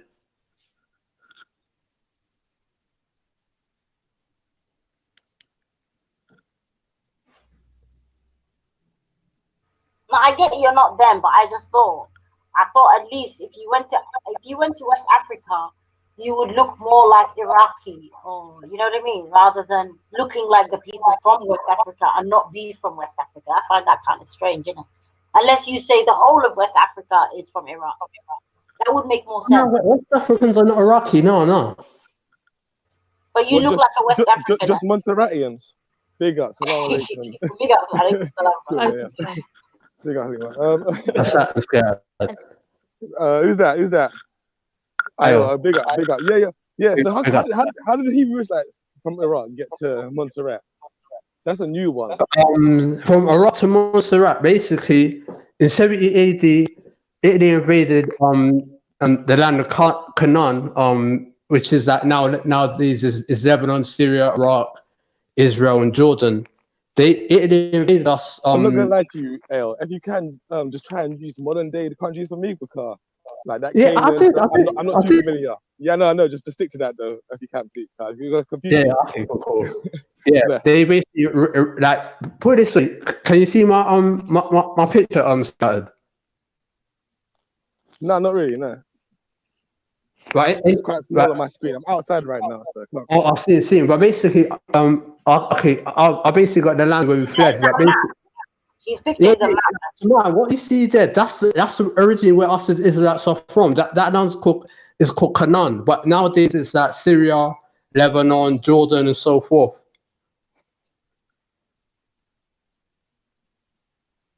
Mm-hmm. But okay, so basically modern day Jerusalem, modern day Israel that you're talking about. I just zoomed in very quickly. Yeah. Okay. To answer your question, Sky, basically Italy invaded us in 70 AD. We fled into Africa. We stayed in Africa from 70 AD till 1432. That's when slavery happened, and that's how my family ended up in Montserrat. Yeah. Wow. So for about 70 AD. Yeah. So that's just under 2,000 years. What's that? 1,930 years. So around 1,930 years, roughly, or more. You guys were just in Africa. Yeah. 1,400 years. Yeah, in Africa's ethnic foreigners, that how white South Africans are in South Africa. Yeah, like that. Oh, you guys were there like the Boers. Yeah. You could trace your family heritage that far back, though. Yeah. I need to go find mine. Where did you find it? In the Bible, and there's a book called Tiburon's. What Bible? In the Bible, you can find your personal, specific Ayos. Yeah, I was going to find mine. Yeah. It goes back to Iraq. I want to know my family. No, but I'm being serious. I'm trying to take this seriously and not laugh too much, right? So you're saying that you use the Bible to find your specific family tree. Yeah.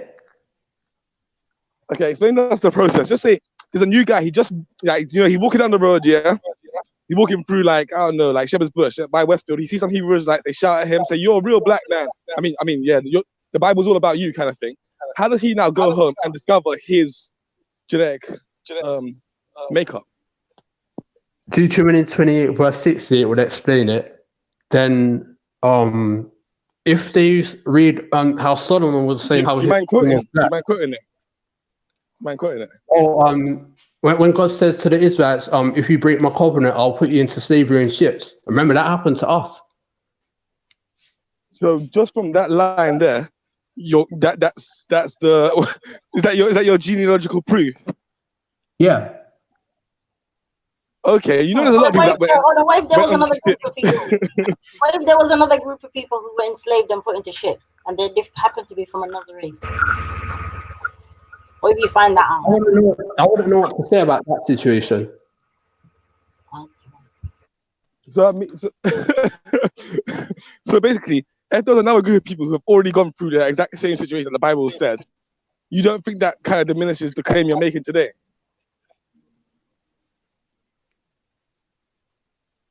I'm not sure because I'm not aware of anyone else fitting that description. It's a good question though, but I mean, how could I say? So I mean, so right now, right, in modern day, right, in Libya, for example, right, you have people who are taking as slaves into Libya, and some of them will be put on ships, right? Similarly, historically, right, there have been different. For example, they said the claims ancient Egypt had slaves, right? The Roman Empire had slaves. Now, if you're going to move a slave from North Africa into Rome, I'd imagine you might use a ship for that, right? So slaves going on ships isn't necessarily a new thing, right? Outside Deuteronomy 26, outside Deuteronomy 28 verse 60, I'm not aware of anyone else going on to slavery through ships. I mean, if you do know, I mean, you can say if you want. It's up to you. I mean, I ain't forcing you. Big up, big up, man. No, I mean, big up. You know, slavery happened across, like, historically across the globe, right? It wasn't just Africans got taken from Africa into the Americas. Okay, let's even break that down, right? So you said you got these Jewish people living within Africa, right?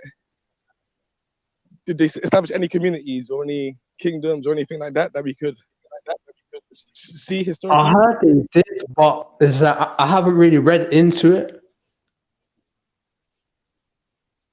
What's the basis for you believing in all this stuff?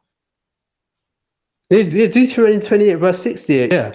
Other than that one part there about the slave ships, because yeah, I mean, there's a part where God says to the Israelites, you shall continue your heritage. After slavery, I mean, we didn't know who we were, and that was proof of God saying, when you go into captivity, you're going to discontinue your past heritage, and that's what happened to us. I mean, I'm not sure, to be fair.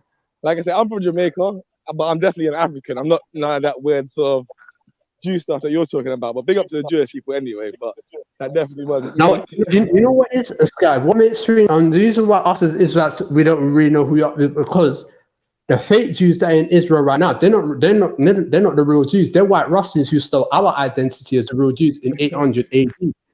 That's the problem that you haven't had, Ayo. And I came on like kind of like just to see how much fun I could have with it. But I feel like you're very new in it, and it doesn't really make any sense for me debating you on it, because I think you need to go and do a bit more research, because most of the stuff you're bringing up are very easily debunkable, and most of it has already been debunked, right? Right. Like, man, and how? Man, ask who it's been debunked by and how, and what evidence has been used to debunk forward. So, what? So are you a person who I could sorry, can you hear me? Yeah, I can hear you. Yeah, we can hear you, Scattered Minds. But before you continue, let me just chime in and say, two Hebrews, 2 Muslims, three Muslims, 2 Hebrews, 1 atheist, and it's looking good for the atheists right now. I can't lie. OTD, I've been excommunicated from the Muslim community. Oh my God, what the hell is this guy? No, OTG, I've been excommunicated. Me, Scattered Minds, Isa, we've all been excommunicated, so you can't count us. Why? Did I get excommunicated? Who excommunicated me? Because you're friends with Isa. Got excommunicated. Yeah. Who done that? Yeah. The whole Salafi community. Fair enough. To be fair, I've been excommunicated about 10,000. This Ayel, this guy. Oh, there's an echo. So wait a minute. You can be kicked out of a religion because you have a friend that people don't like. Yes. I'm not gonna lie. I'm not gonna lie to you. Ultra, he's shit stirring as he always does. Wait. Hold on. Hear what I'm saying.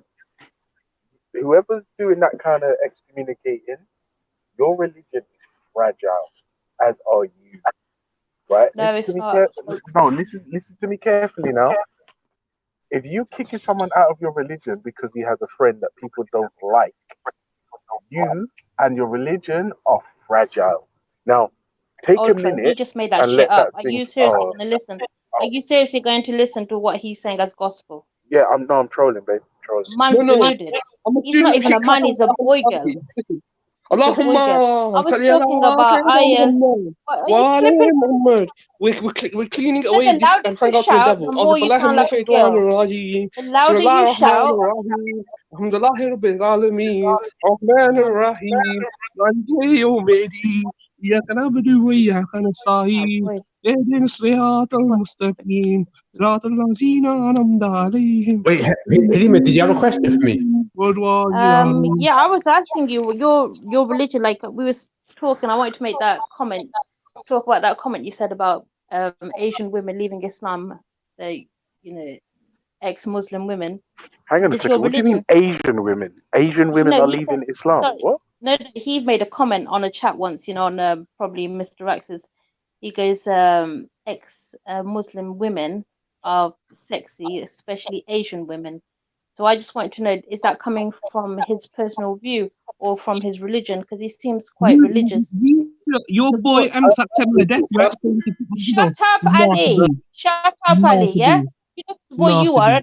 Don't get involved with this. Jumping in. That's the problem. Ultra. This is a problem with me. Halima, These ignore the guy. Ali Let's go. and this Hassan guy, all these people always interfere when I'm speaking or anybody speaking from the Sunni side. Let's flow, Halima. Ignore the man. Let's flow. Yeah, go Ali, listen. No, Ali, listen. Sometimes, yeah, you're gonna be on a panel with people you don't like and or don't agree with. But what we should try to do is just like hold it down for like a minute, like be mature, let them finish, and then we bust up their points with our refutation. Yeah. So Not Halima, that we're even talking to him. come Yeah, through. but Ayel was gonna say, go on, respond, Ayel. I just asked you that. Why did you make that comment? Like, is Me your saying personal that Asian women, me saying that Asian women who have left Islam, I think are sexy. That's my personal view, separate from ex-Muslim. So you prefer women to come out of Islam, and that's what is that your personal viewpoint, or is that part of your religion? personal viewpoint, Sort of you, but you're kind of you sound like you're a religious man as well. You know a lot about your faith, so you're not, you're not really too practicing, are you? I am. I'm preparing for my Sabbath day in a few hours. When the sun goes down, that's my Sabbath. No, I mean, like when you're a religious person, you're supposed to be overall. It should affect, it should, your character.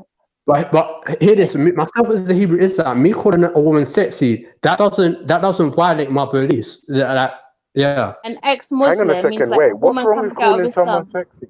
Who's got a problem with that? No, he was saying about Muslim So I women wanted coming to out of Islam. Yeah, I'm not go ahead. worried about the Asian bit. He can talk.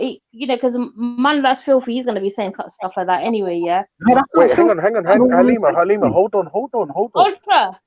That is You're not married. fair You shouldn't to be. say.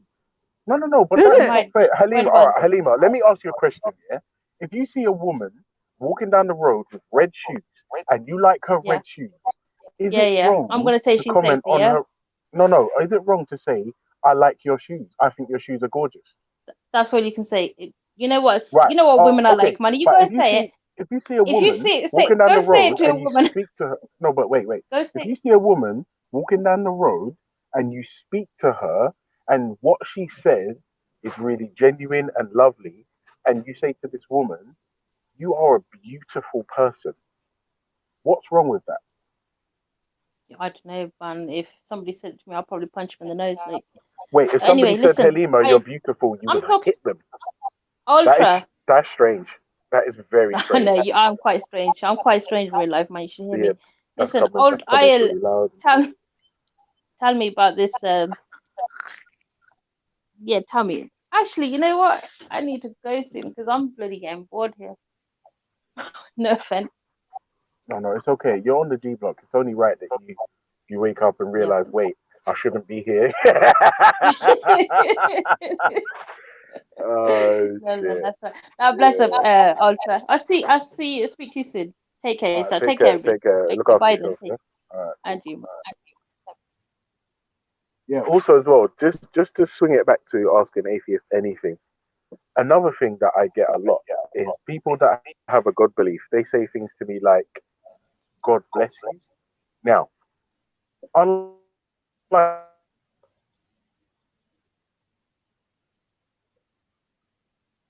genuinely like it. All I hear is the God that I believe is responsible for everything. I want that deity to rain down blessings upon you. Now, that can only be a good thing. So, yeah, that's the type of guy I am. That's it. Also, thanks for the backing. Thanks for the backing. I appreciate the backing because it ain't filthy to call a woman sexy. No, but the thing is, don't forget, yeah, everyone, what I've realized, is different. And again, it's dependent on her culture, her religion, her religious views, whatever sect she's from, however her parents have grown her. Like for her, it may not be, maybe she's using the wrong word, but it could make her feel uncomfortable. We don't know, but everyone's different. But when she said if somebody complimented her physical attraction, she would hurt them, I was like, rah, cool, no problem. You know what I mean? Big up Scattered Minds every single time, though. I see you on the panel, bro. Big up. How was your Kwanzaa? Man, I haven't started it yet, you know. But big up the Kwanzaa celebrations, though, because all them festivals are valuable and stuff that we need in the black community. So if you're not celebrating Kwanzaa, at least study it and learn about it. Yeah. But I was gonna say, come on now, Ocho, stop giving Al so much difference, calling him so much that you know he's filth. Pure filth. Yeah, but the thing is, the thing is, right? I'm not gonna lie. Like when I hear people say, "Don't compliment women," I'm just like, well, fuck you. First of all. That's too far. That's and then I'm sorry. Like if you see a woman walking down the road and her attire is appealing, and you've seen said attire, and her physique is in said attire in a way that makes you think, thank you, universe, for making me a man so I can really appreciate this. And then you just keep it moving. Like this whole thought crime thing is another gripe that I have with religion. Like you could be persecuted for thought crime. Like it's madness. It's madness. It's madness. Yeah, we're just gonna turn right here, yeah, and I'll jump out. Thank you.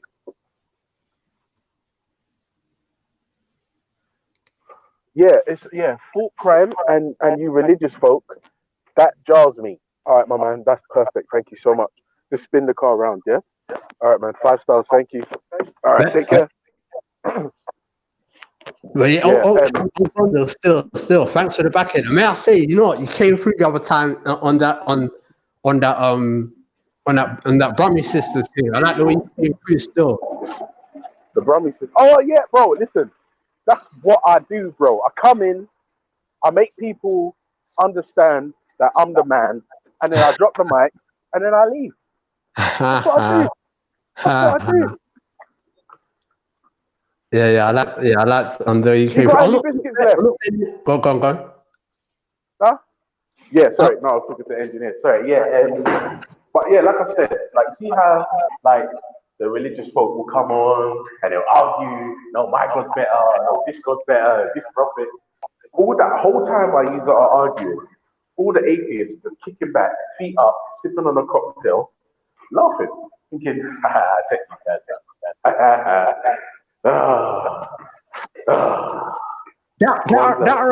that I respect what's it Ultra because like you know, most people that come in here that try to convince you about God's existence are people that worship stone. And your mentality is like, no, logically, the stone exists. You know what I'm trying to say? So that I respect.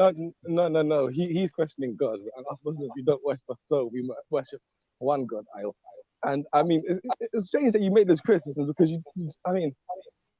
your position is based on this idea that you're Jewish, despite the fact that you're from Montserrat, and you have absolutely zero link genetically other than one Bible story, which you can't prove, right? So, I mean, even if you just present this to Ultra, right?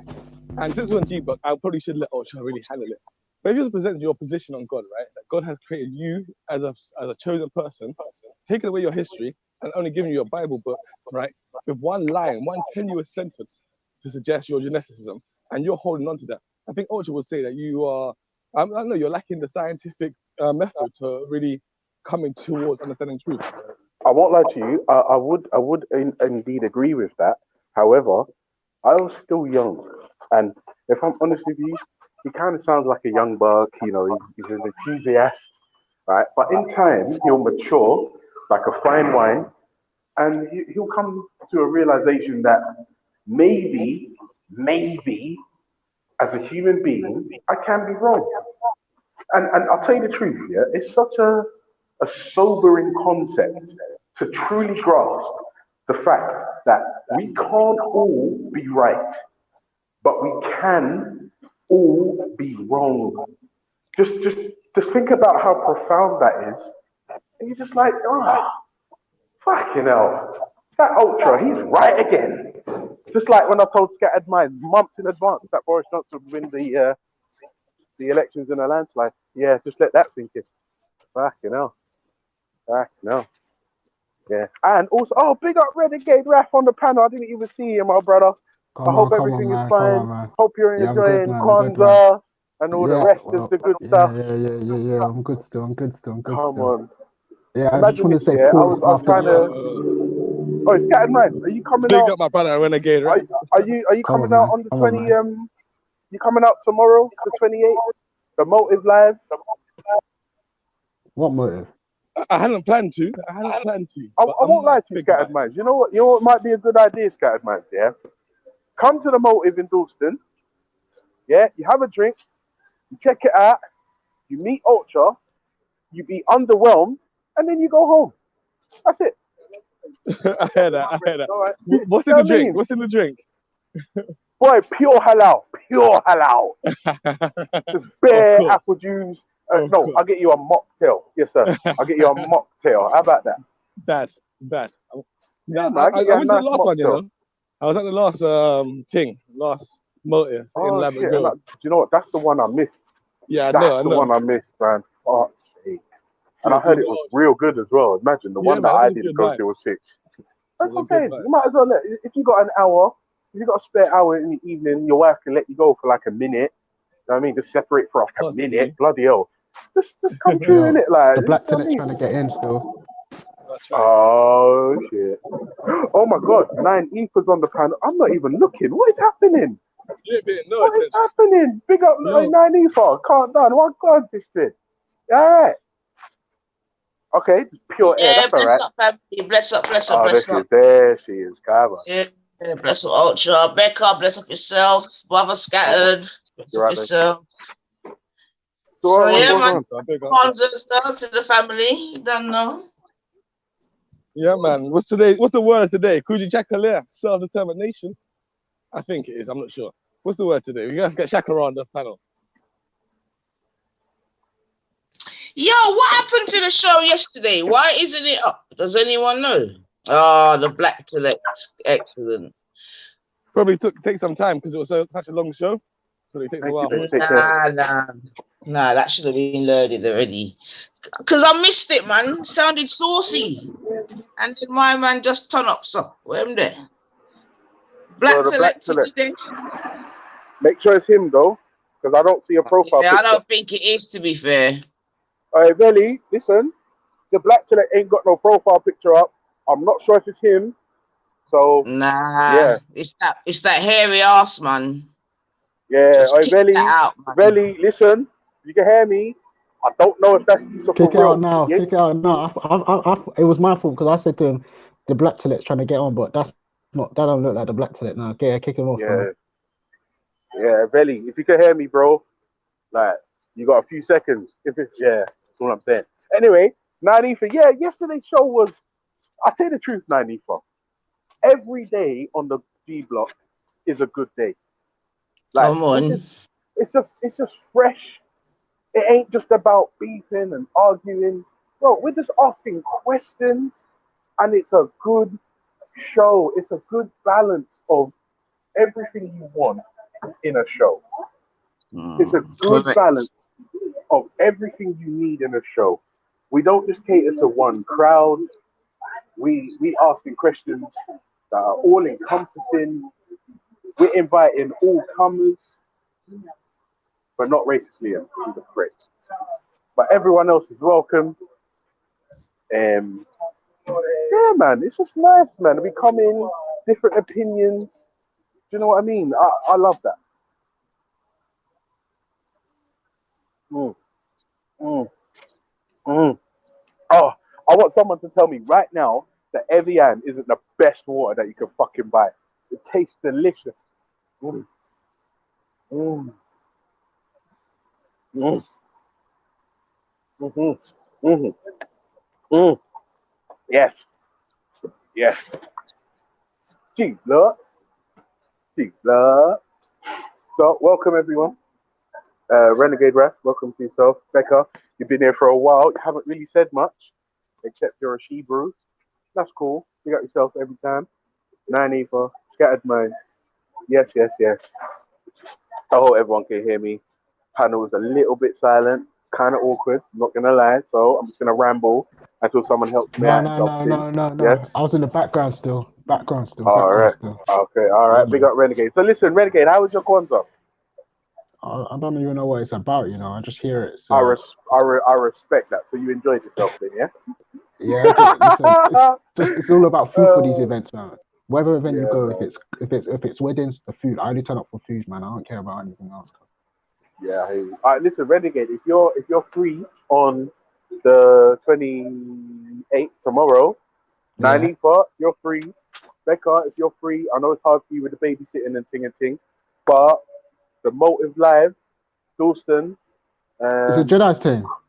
yeah. Yeah, man. Yeah. I've never been to any of his events. I should come one time still. Yeah, bro. Listen, if you're free tomorrow, even if you don't like it, you come through, show your face, duck out. What, like, you understand? Like, all you've done is just come and hold a vibe. Now, I'm saying to everyone, come and meet Ultra Funky, be underwhelmed, and then leave. That's it.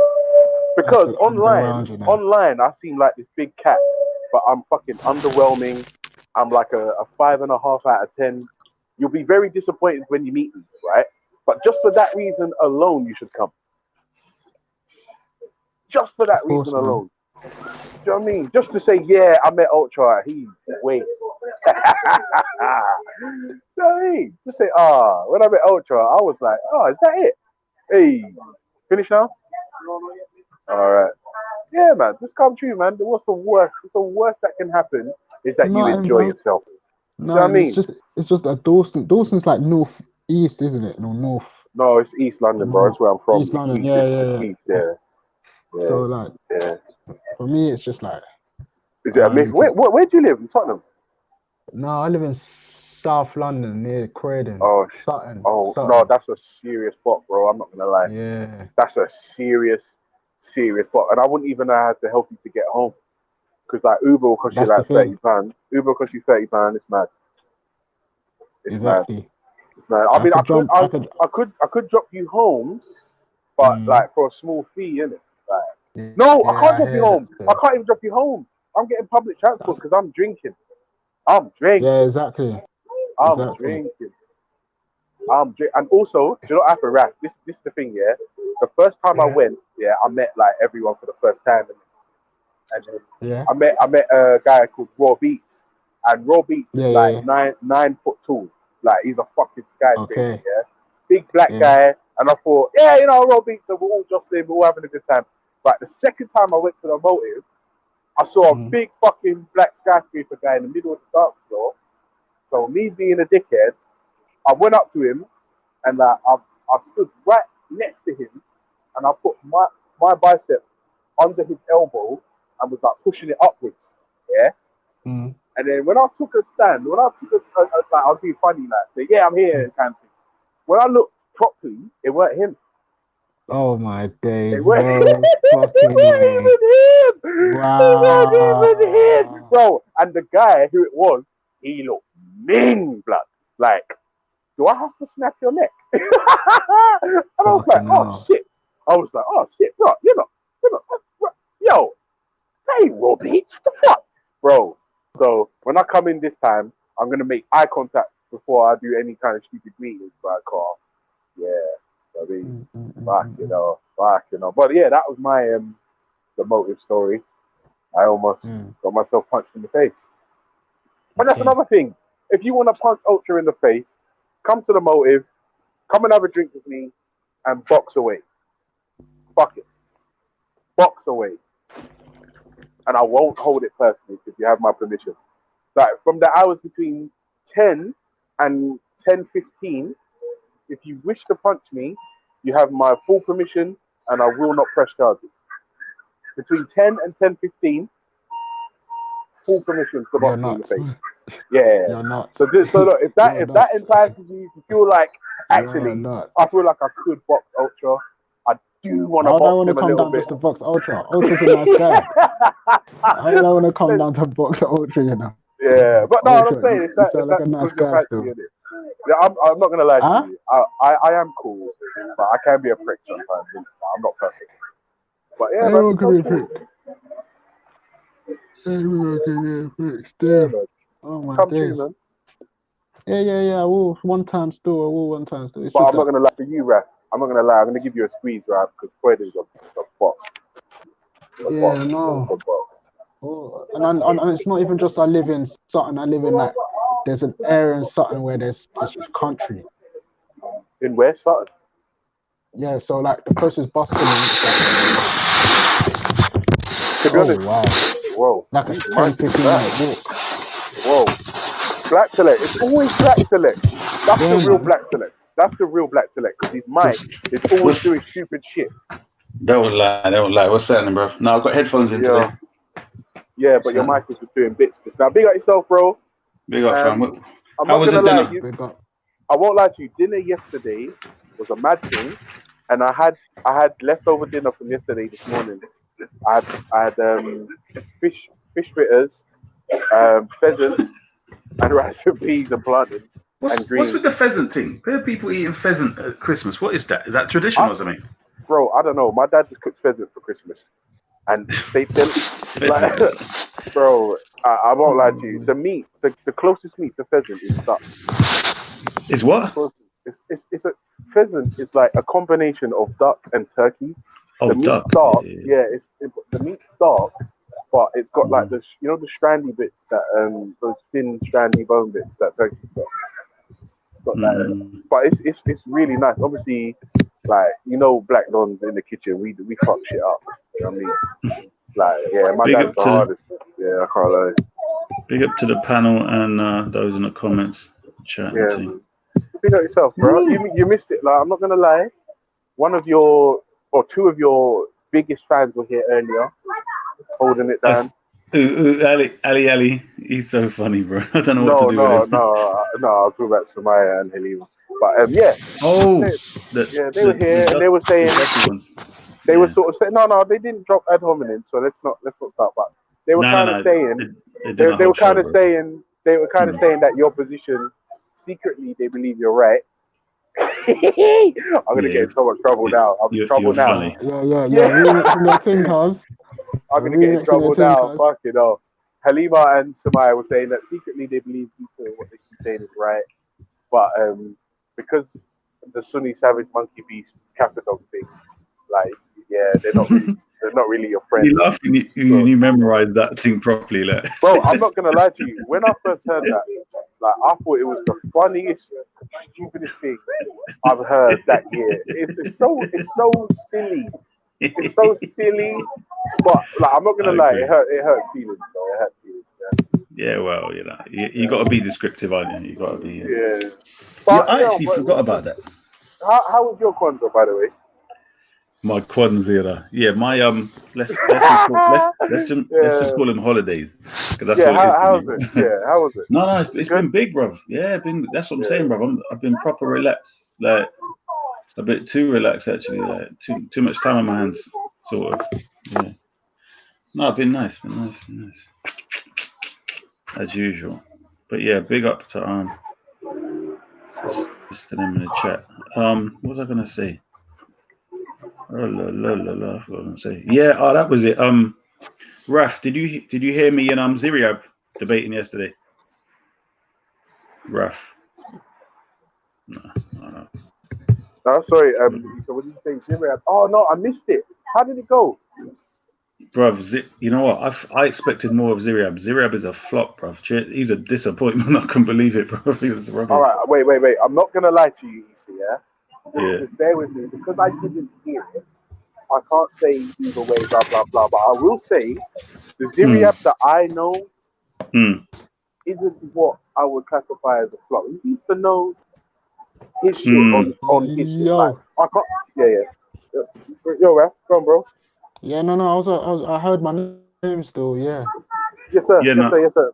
No one said Raf. He said Ziryab. Hold on. What I was saying, Ultra. Yeah. No, I did call him first. What I was saying, Ultra, is this, yeah. The problem with a lot of people, they think if someone can quote Arabic and if they can recite stuff, then they're knowledgeable, right? But the problem is, in relation to the defense of their whole ideology, that becomes a thing, bro. So, yeah, bro, it went peak for him, bro. It was absolutely. I was prepared for nothing, basically. You know what I mean? So that's life. So what? You didn't learn anything? You didn't come to an understanding or an agreement, or you didn't didn't have valid points, or what? Like, I don't know. It isn't finished yet. But what he's already said is it's over. I could teach someone else something in 5 minutes and they could refute him with that. So it's not a problem. But that's neither here nor there. I was asking Raf, did you hear the debate, Raf? I'm not gonna lie, I like it because in the beginning I didn't hear most of it, but I know in the beginning when you guys were talking, to me anyway, it seemed like he was trying to avoid certain topics and didn't want to talk about certain things. But that's just what I picked up on anyway. But yeah, I mean, I did feel like when you made a comment about did you go away to find out information? I don't think you should have said that still. I feel like that was a question you shouldn't have asked. Just like focused on the information and try because I know that Samaya brought up that same answer the other day again when you were talking about the honey thing, innit? Yeah. No, but you have to remember, this is the thing that a lot of people are forgetting. When I'm debating, there's an overall thing it's not just the subject you're looking at. Remember, my claim is that the Sunni religion causes psychological problems in people, but specifically in black people. So I'm saying somebody like him, instead of saying, oh, I have to go away to do something, he should just say, right, I don't know about this subject. Let's stop here. We can discuss it another time. Because what he said... But we don't know that. That's the thing. Like, no. But that's why I asked. Brother, listen to what I'm saying. You're telling me what you don't know from your perspective. I'm saying to you, with all the knowledge that he does have, because of the nature of his response, I can tell that he just basically picked that up because it's literally a textbook response. Now, remember, he's a person that doesn't follow this normal strand of Sunnism. He came back with the normal response of Sunnis, be his way. So that's what I'm saying. That's why I asked the question, because it doesn't make sense. Somebody who normally thinks outside the box all of a sudden is using the literal box explanation, which doesn't fit. Do you get me? For someone like him who speaks Arabic or reads Arabic. So that's, bro, this is what I mean. You have to understand, it's more than just the information debated there. But I mean, that's cool. Hopefully he said he's willing to do it, finish it off. So it's a bit disappointing. Yeah, I'm not gonna lie to you. When you got kicked off the debate, I just got to dad, and I had to duck out. Oh yeah! Oh my God! Yeah. Oh, your dad. I just remembered. We spoke to your dad, innit? Yeah, man. That's Papa Archer, man. Yeah. He's a good cat. Your dad has a thick accent, you know. Did it? That was so funny. I did not expect that. I was thinking. Big up Papa Ultra. In it with Ultra. You're thinking there's gonna be some more English accent because of Ultra. Yeah. Man came through with that yard. I was like, Alright, bro, listen. That accent, he ain't dropped it, and he's lived here for like 40 odd years. That's what I'm saying, cuz that was nuts. And it's not like my mum. My mum speaks how I do, but when she's vexed, that's when the patois comes out. It's mad. You know what I mean? Pure bad words, but my dad. Ultra. That's exactly my parents still. Mum's got the proper English, dad's got the proper accent. But when mum's vexed, accent comes out. Pure bad words, isn't it? I'm telling you, it's mad. It's mad. It is bad, bro. Yeah, but I tell you, my dad, he's a good cat, you know, bro. He's knowledgeable. Like, I tell you the truth, he's the guy that I respect most in this world. You know what I mean? And Wow. I think, yeah, like the most in this world. I mean, I'm not gonna lie, he's a little bit. Like, I don't want to put this out online, but he's a little bit homophobic. Like, yeah. Surprise! Yeah. We're surprised. What's shocking about that, Ultra? It's a little bit. Come on, man. It ain't. Like all black dads ain't. No, it ain't shocking. It's just, I'm not fully like burn the gays, innit? Like, I'm just not on that. Like, you know what I mean? I'm just like, gays ain't for me, innit? Like, but I won't go out my way to harm them. Oh, yeah, is he on that? Is it? No, he's not even necessarily on that. But you know what the funny thing is? Say allegedly. No, he doesn't call gays. He doesn't call gays gays. He calls them sodomites. It's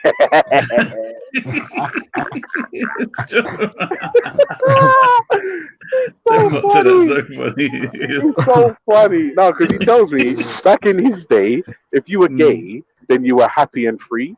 And then he says, the sodomites, them just come and take with the thing. That's so true, man. That's so true. Yeah, man. I was like, what that's funny. He's funny, man. And look, on that note, I've got to go. My bus just rocked up. I have to do my job. I've got to pay the rent. You know what I mean? So I'm not going to lie to you. This panel is full of Muslims. Like, it's mad. So listen, I'm gonna need you lot to hold it down for me. It's not full of Muslims. Full of Muslims. Oh yeah. Sorry, there's two. I couldn't see the screen. Sorry. What the hell? Sorry. But I was outnumbered like 5-1 earlier. Listen, as you should I gotta go though. As you should be, Ultra. Is actually Ultra atheist. Yeah. What I was saying, Scattered Minds, yeah. Yeah, what's up? Yeah, brother. Assalamu alaikum. Walaikum salam, brother.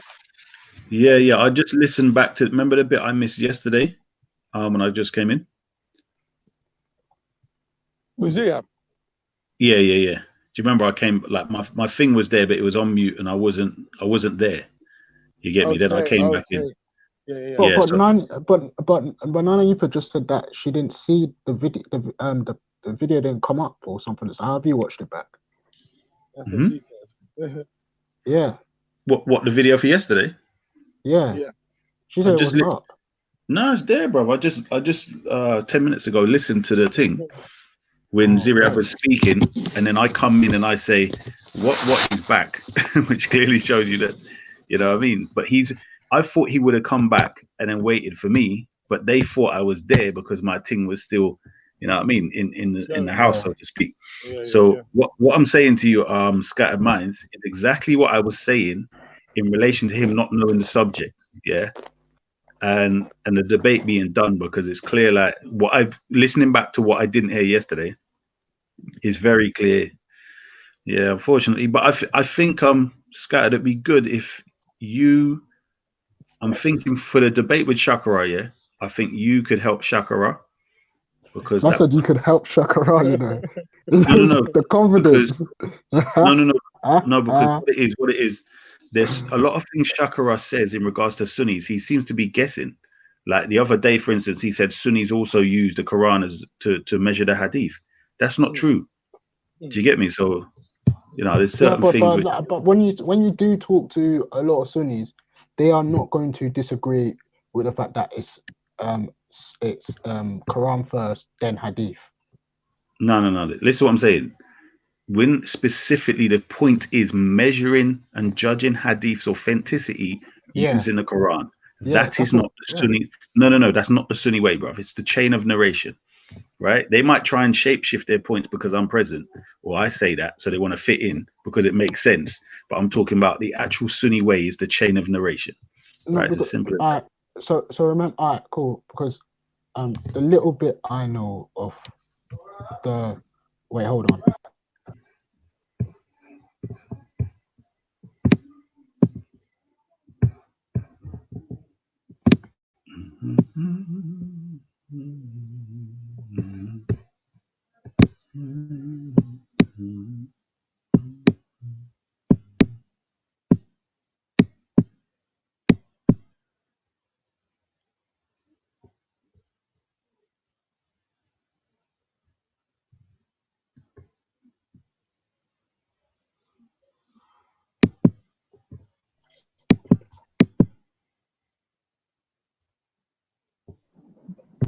what's the debate you're having with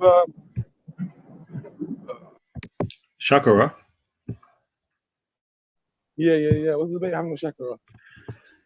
The one I messaged them in the chat in the group chat in relation to the Pan-African thing, but it includes a bit of Sunnism as well. So, Okay, that's a big question.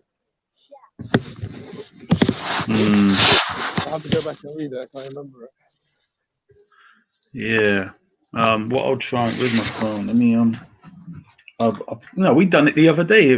How could you forget that? Remember, you asked me the other day, and I brought it up again. I copy and pasted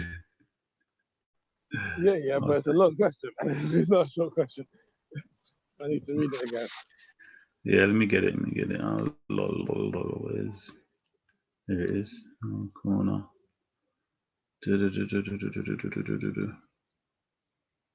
Yeah, man. Like,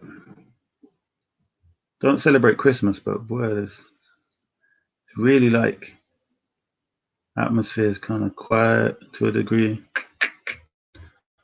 Yeah. You still in London? Well, it depends on part of London, but I just had to go shop quick. And it ain't quiet out of the shop quick. I said, it depends which part of London, but I just had to go shop quick.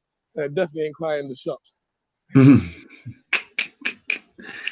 Yeah, nah, I ain't in nowhere near London at all, bro. I was thinking that. That's true. But then again, it's a quiet area as well, but yeah, that's true. No, but I mean, London's quiet here as well. London's quiet here, but it's just like, obviously, when you hit the shopping areas, any high street, anywhere with the shops or sales, there's people about, innit? But Yeah. Yeah, I'm back. Sorry about that. But yeah, basically what I was saying, the little I know, right? So there was one brother I was talking to at Speaker's Corner, and this was, I think, around the time when I can't remember that. I think it's I can't remember his name, but he's that black brother that comes and he's always talking to Adnan and all of them about Christianity. Yeah, I remember we was there and was talking, and I said, and he was like, and one brother was like to me, he's quite a well-known Muslim brother, and he said that we take this what's it called, the Quran first, and then we basically use the hadiths as a following. So we use the hadiths to clarify anything or verify anything with the Quran and whatnot. So I said to him, well, okay, like, let's talk about where you talk about stoning in the Quran, because they say stoning is not really in the Quran, is it? It's more of hadith, innit? And then as soon as I said that, he went, no, that's in the Quran. And I was just like, what are you talking about? I was like, my God. I was like, what could even... Yeah. Bro. Yeah. Oh my gosh. I was like, what are you talking about, bro? It's not in there. He said, no, it's in there. I was like, no, it's not, because obviously you have the actual hadith saying that stoning.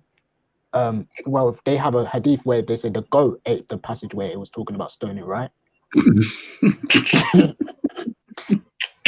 Oh my days. Good.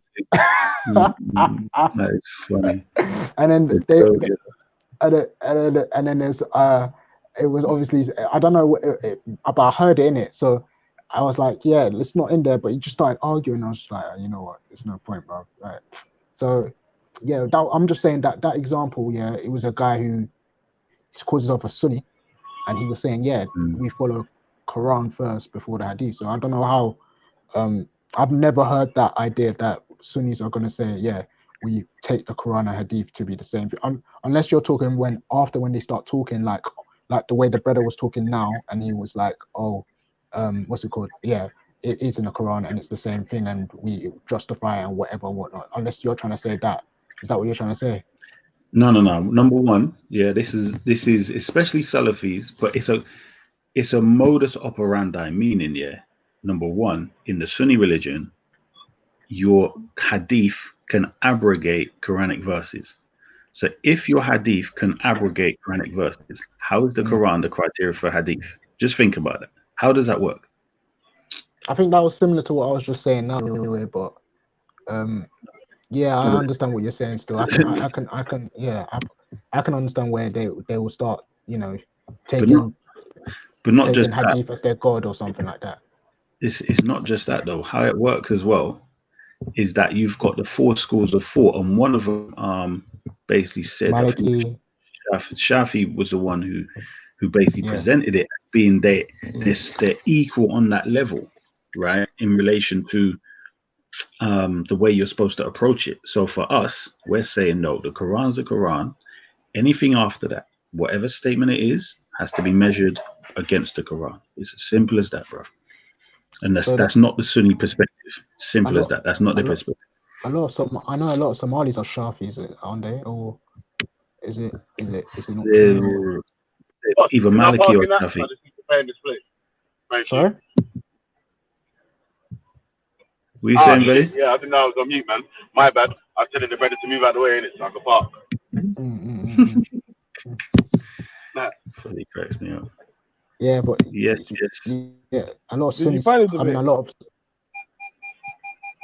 Big up Veli for providing me a Sunni opponent to demonstrate the prowess. Veli, you're gonna have to hold a vote on who won, but or hold on. Bro? So you can have hold a Can you hear me? I said big up Veli for bringing a Sunni opponent to get refuted yesterday, Ziria. Well done. You got that work, bro. Oh, Ziria was out there today. Let's come back. You were? But you know, right. but you know what? There's another thing, yeah. Some people have the knowledge, yeah. But when it comes to debating, their skills ain't that great. Do you understand what I mean? Hey, Isa, I thought that the way that they look at hadiths was if the hadith goes against the Quran, then they throw it out. No, that's ours. This is what I'm saying. You lot hear it, Raspek saying it. Raspek shapeshift and mix, yeah, or Kunspek. When Kunspek is saying that, bruv, he's using Shia criteria. That's not Sunniism. Sunniism is by the chain of narration. That's what they use. Okay. So if the chain of so the chain of narration could be Sahih from beginning to end.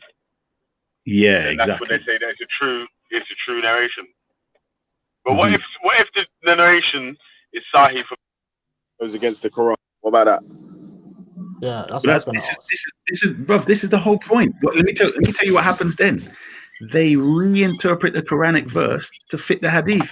That's what I'm saying to you. This is why you have people like Quranis, and the Quranis done say we're not dealing with that. That's what I'm saying. That's why people like they're all over the place with simple things like that, bro. Trust me, bro. They're all over the place. That's crazy. Like, imagine having a Sahih hadith and then saying that it goes against the Quran, but we're gonna still use it. Like, I think that's what you see the example I gave in it with the whole stoning. Stoning. Yeah, that's where. But bro, what does so there's stonings not in the Quran?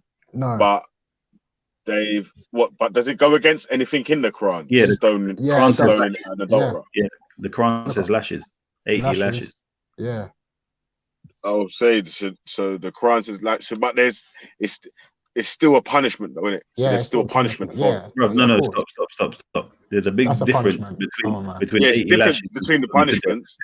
I know. There's a difference between the punishment, but it's still there's still a punishment. You know what I mean? Yeah. Come on, man. There's a difference between the punishment. Yeah, we can admit that.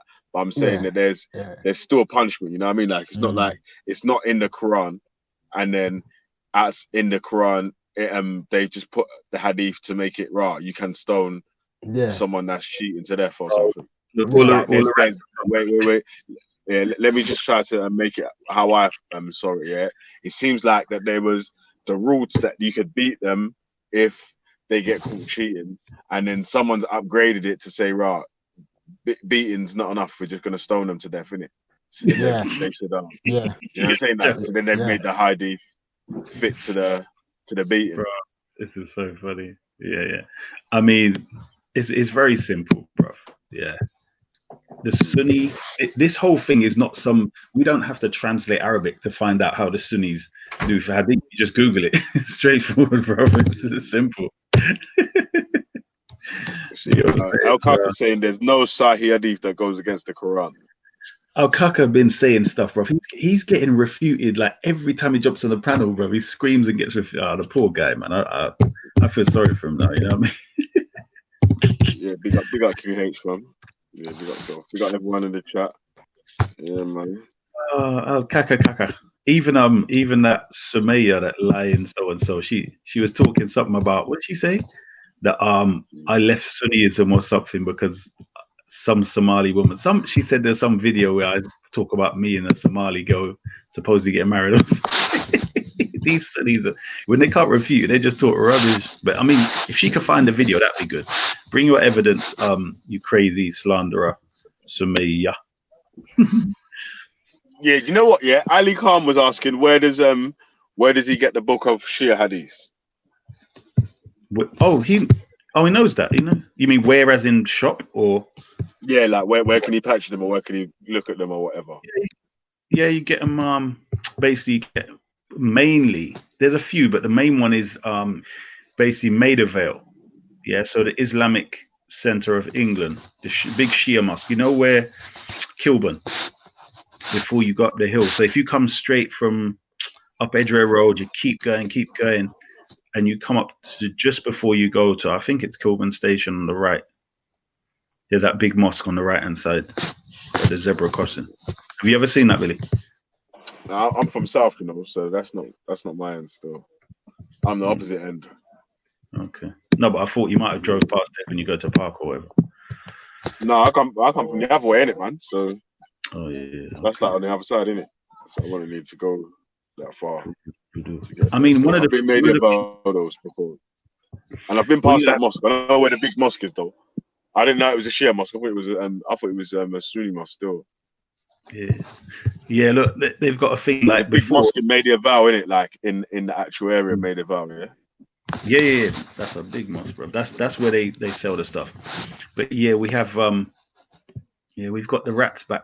So we've got S Halima Kafarat, Al Kaka Kafarat, and we've got Sumaya Dirty Kafarat. So they've got what was it? He said, I left Sunnism because of a girl. Yeah, I mean, if you think about it, with all the evidence I provide you, I mean, it's pretty straightforward. Yeah, I refute Sunnis whenever you lot come. So you can make up all the stories you want, but that's not going to hide the evidence from the Quran and the Hadith. Come up with all your stories about why this, why that. That's fine, Sunni pagans. But once the Hadith smashes your religion to pieces, your own Hadith, then people know what God. You get me? Oh shit! He's drawing out someone now still. Yeah. Lena. Are you really? You're right. Oh, go on. Yeah. Man. Yeah, I'm not here long. I've got things to do. I want to just say a few things. If that's okay. Do you want it with you want it with Isa? I just want to talk to him a little bit. Is that all right? Yeah, that's cool, man. Yeah, yesterday, because I was listening yesterday all day to his talk, and it was all obviously from his side from his religion. Not sure what, if we can call that Islam. But Isa, you said some things to Sumaya. She didn't say anything about any swear words to you. Why did you swear at her that day? Why did you call her a whore? You said yes. You said yesterday. So I think it was the day before. You mean, yeah? Yeah, whichever, man. No, it's not whichever, man. You said yesterday. It's not whichever. No, it doesn't. Obviously. Let's not make this an argument. Let's try and make it a discussion. It's not an argument. It's not an argument. Now you have to understand something. When you come on here and you try to lie and say she didn't say anything, then you make yourself look very stupid because she did say something. Hold on, don't interrupt. Don't interrupt. This is exactly why I said it, because of what she said. So you don't find me, even you said a lot of things, but she came on here, she said what she said, she called me names and she said something about the Shias, etc. It's still recorded and you can just go and listen to what she said and how I responded. Simple as that. I was there when she was saying it. I was there. Why do I need to go back? Well, I'm trying to ask you. What's not going to happen? Hold on. What's not going to happen is you lot are not going to come around expecting that you're going to talk down to black people and then not get something back. That's not got to do with the black people. Don't bring black people into it, you silly man. It's always into it. What? I don't give a damn. It's always part of it. No, it's not. It's not part of it. Well, you're saying black people aren't in Islam. What's that? I'm talking about you. You're not a Muslim, so it doesn't matter. The point is, I'm not Muslim. You're the one that's not Muslim. You're a Hindu, right? So no, that's you. You're a Hindu. No. You're a bit confused. Like them. You're a Hindu, man. You're more Hindu than I am. Is there anything else you want to say? Anyway, like I was saying yesterday, M-Stacks came on, and how many people tried to shut him down? He was trying to explain the Sunni side of it. What was you doing? No, that's not true. If you listen carefully again, personal attacks. No, I didn't need to listen carefully. You listen carefully.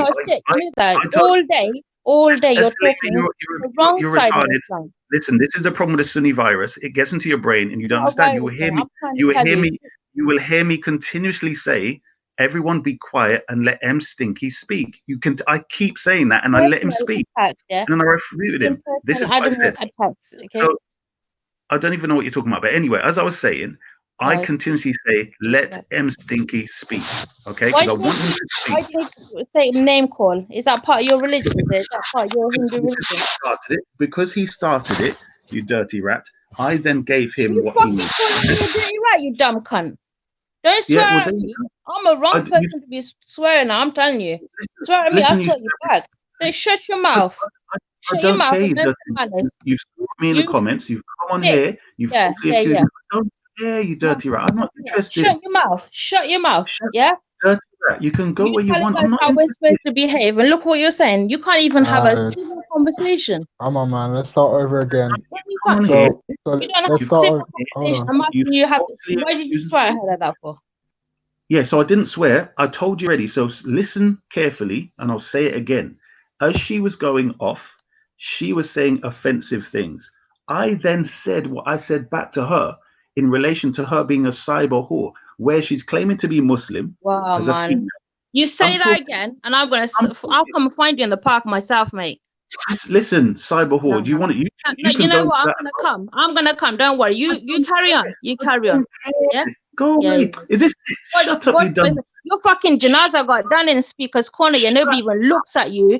Nobody even looks at you. Rasbek nearly smacked you up, yeah, like the bitch that you are. No, you never. You understand? Watch your stupid mouth next time. No. So imagine you've gone. Wait, hold on.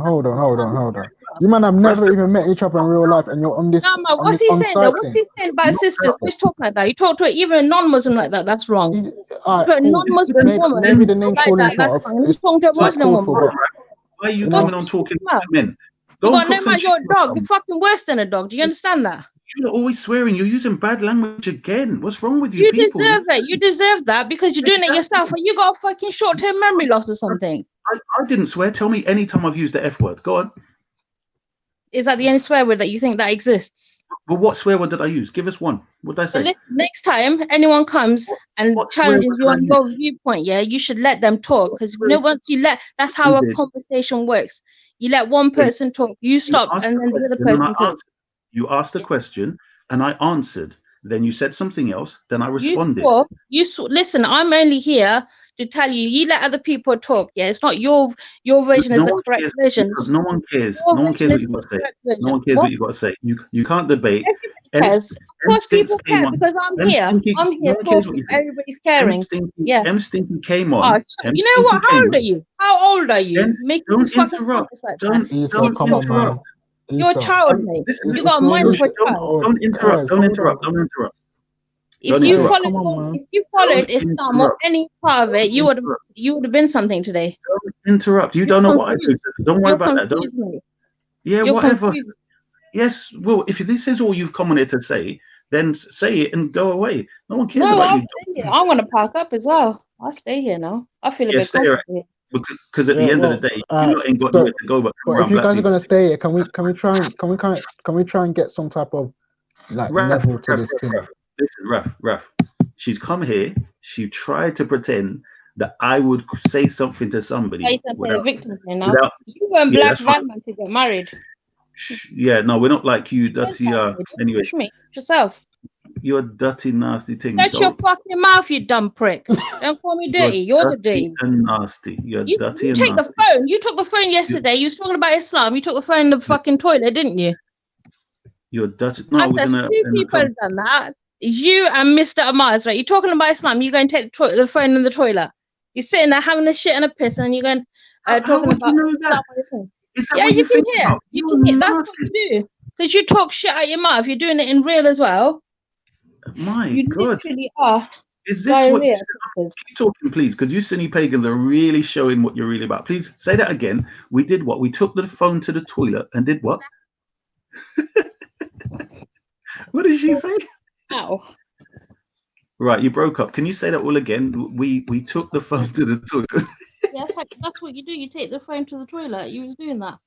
How would you know that? I don't get it. Like you're weird people. Like when somebody takes the phone into the toilet, there's an echo sound. There's an echoey sound. What other room in the house talk? You know, your voice. Where does your voice change when it gets? So it's only the bathroom. Yeah. Well, yeah. Of course. Where else? No, you tell me. I'm asking. Where else? Okay. Where else? So if you have, there's several rooms.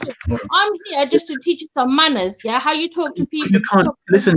That's not happening. You've already mentioned some your comments. Taste your own medicine.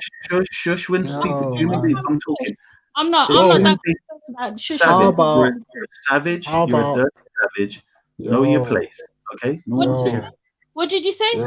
You're a dirty. Listen. What is it? Your mom left you, abandoned you when you were born. Did you not have any female role models when you were growing up? You got no respect. This thing is not everyone's from the brothel, you know. Not everyone's from the brothel, dumb fuck. You're not a female. That's what you are. You got no manners. You want to get down with you? I'll get down with you, you dumb fucking shit. There you go. You're swearing again. Your language is atrocious. You're terrible. And some manners, yeah. I'm telling you, I will seriously come find you. You come talk like that. I don't care. Even if you talk like that to the non-Muslim women, I'll come and look for you. But if you come in like that at my sister, and you say you're a fucking whore, you're a male whore. That's what you are. You're a dumb fucking. No one cares. I'll smack you up myself. No one cares. No one cares. You dumb idiot. Why are you going to garb on anyway? Why are you covering your face like a virgin bride? Like a virgin bride? No, did Sahaba cover their face? Tell me, no, don't compare yourself to a Sahaba. I'm telling you, what are you covering your face for? It's the Sunnah. They covered their face in the desert. No, it ain't. Don't make your shit up. They did. They covered their face in the desert. If it's a Sunnah, then why are you not acting on any other Sunnah then? Why is it just that? It's none of your business. Tell me, no, of course it's my business. You want to be king of the whole universe over there, Islam. Do you wear hijab? None of your fucking business, mate. Exactly. We know you don't wear hijab. Listen to your atrocious language. You're a public figure in the park. You guys have gone on long enough, man. Come on, man. Can we get some type of? All right, Raf. Raf, let's get back to the conversation. Raf. Yeah, I know. I hear that, but Issa, let me just say one thing before we continue. Listen, brother. The non-Muslim men on this panel got a fucking 1,000 times more respect than you have. And you're supposed to be Muslim. Yeah. All right, that's good. 1,000% more respect to women than you ever have. And you're supposed to. You're not a woman. You're not even a human being. You're not a human being. Where's your mum when you were growing up? Where's your mum? You're a savage. There's no need to. Are you married? You treat your daughters like this. You talk to your daughters like that. You're not a human being. Why are you talking to me? I'm not a human being. You're a dumb fuck. Are you stupid? Stop swearing. It doesn't look nice for you. I'm not human. Who goes and says that? You must think you're above me then. Of course I'm above you. You're swearing like mad. Listen to your language. It's atrocious. I'm educating you. It's disgusting. You swearing and effing and black. What kind of Muslim does that? It's coming to you the way you come towards our people. When do I swear? When do I swear? Tell me when you've ever heard me say F word on camera. Come on. Don't worry. But is that like I just said? Is that the only way? Like, tell me why you cover your face for like a woman? Well, that would be none of your business, would it? None of your business. Listen, watch yourself now. Watch yourself now. Shut up, you rat. Go away. Go away. What did you just call? You dirty rat. Go away. What did you call me that for? Is that supposed to be racist? You come on here. Racist? You're a Sunni rat, aren't you? Yes. Where'd you get the funded and paid from? Who trains you? Who trains you? My job pays me. Thank you very much. But which job though? None of your business. Don't worry about that. How do you fucking work? You're on panels like all day long. What kind of job is that? No, I'm not on panels. I have my own business. But anyway, you don't need to know that. What you need to do is you need to go and cook some chicken. Go and cook some chicken. Go and cook some rice, and do some work as a good female that you should be doing. Do you know what a good female is? Do you know what a good female come is? on, No, man. you're not. Oh, Females No just way, blood. When All right, are we gonna listen, rise past the Raf, personal stuff? Raf, let me talk to you instead Yeah, but because come I on, want to have a innocent man. conversation. Bro, we've even had this talk before ourselves, between me and you as well, bro. Sometimes, yeah, you just need Raf, to like. you're not listening, bruv. Listen to what I'm saying. I She hear came she up. working it Oh, rough. Raf, You have to be the bigger person, That's innit? everybody else. Raf, listen to You what I'm have to saying be to the you. bigger person, Raf, innit? listen to what I'm saying. Don't bring your criteria of bigger person to me, right? What I'm saying to you, Raf, That's is all. simply this. Listen to what I'm saying, my brother. These people What think makes like they're fuck going to yourself? come on panels Don't and talk like that. disrespect black people and come with this I'm thing not where disrespecting they're black talking people, black you people. dumb cunt. Well, that's what When I'm have I saying. You ever can swear. disrespected black people? Yeah, Issa the Black Tilek is Just definitely black. you. Yeah, that's What? fine. But no one invited you here. So it's up to you if you I want to talk. invite Innit? myself. I'll invite I know. myself. I'm just I know. telling you. But I don't want to talk to Don't you. But it's up to ever you. lie on me. Don't ever No lie way. on me. No way. All right? You Don't can. ever lie on me, you dumb prick. Shut up, woman. No one lies You on you. shut No one your cares mouth, about you you. dumb. What do you mean no one cares about me? What do you know about people? You don't know nothing about people. Are Don't you ever say retarded or something? on Are black you people. inbred? Are you Don't ever. inbred? You're Are you fucking. You inbred? know what? You're a hand job. You were You're born on a petri dish. This You are woman fucking swears like donated. You were I can't donated. even believe you. Sunnis, you need to get You this are a woman. fuck. Yeah, you were an This woman. accident. You were an accident. You're an inbred. You're a Oh, mistake. listen. All right, yeah, bye. You know what? Yeah. Just Veli, Come on, if this is a what else? riffraff, Tell me. Veli, please. Come on. I have Yeah? no time for these riffraff. Shut Seriously, your mouth then. Go we're on, having a fuck off. conversation. Go on. Leave. Listen to your shit. Yo. Yeah, obviously, I'll let you two go on for a little bit still, but fucking running about and all that still. But, obviously, yeah, but wait, listen, it's got to be, like I keep saying, I know I'm going to probably have to say it every single day on the panel, can we make this about questions and not personalities, about points and not people? So, if you've got a question to ask about any points that he's made, ask the questions about the points. If not, chime in whenever anyone does have a question about any points that's made. I'm trying to talk to him, but he's come up with some dirty comments, isn't he? So I had to hand him his ass, you know. All I did was let people see what Sunni females can It's not be like. about Sunni females. It's about what? Are you the only black Shia as well? I've never seen black Shias ever. Really? No. I'm sure you haven't, because I think as an inbred, you probably can't see properly when you see millions in Nigeria. You're a mistake and a hand job. Yeah. I mean, you can say, listen, if you can do all the insults, you can go back to the comments and do the insults. I don't mind, but what I'm saying is... I'm here. I'm going to stay here. We're going to do it. We're going to do it here. We'll do it here, but I don't mind. Go ahead. Yeah, I'm going to jump out here. I'm going to let James Jones jump in. Because, yeah, bring James Jones. Yeah, one sec. Yeah. Yo, James, is that you, yeah? Type in the comments and let me know it's you. Well, you think there's a fake account of James Jones? No one's going to use that. Just type in the comments.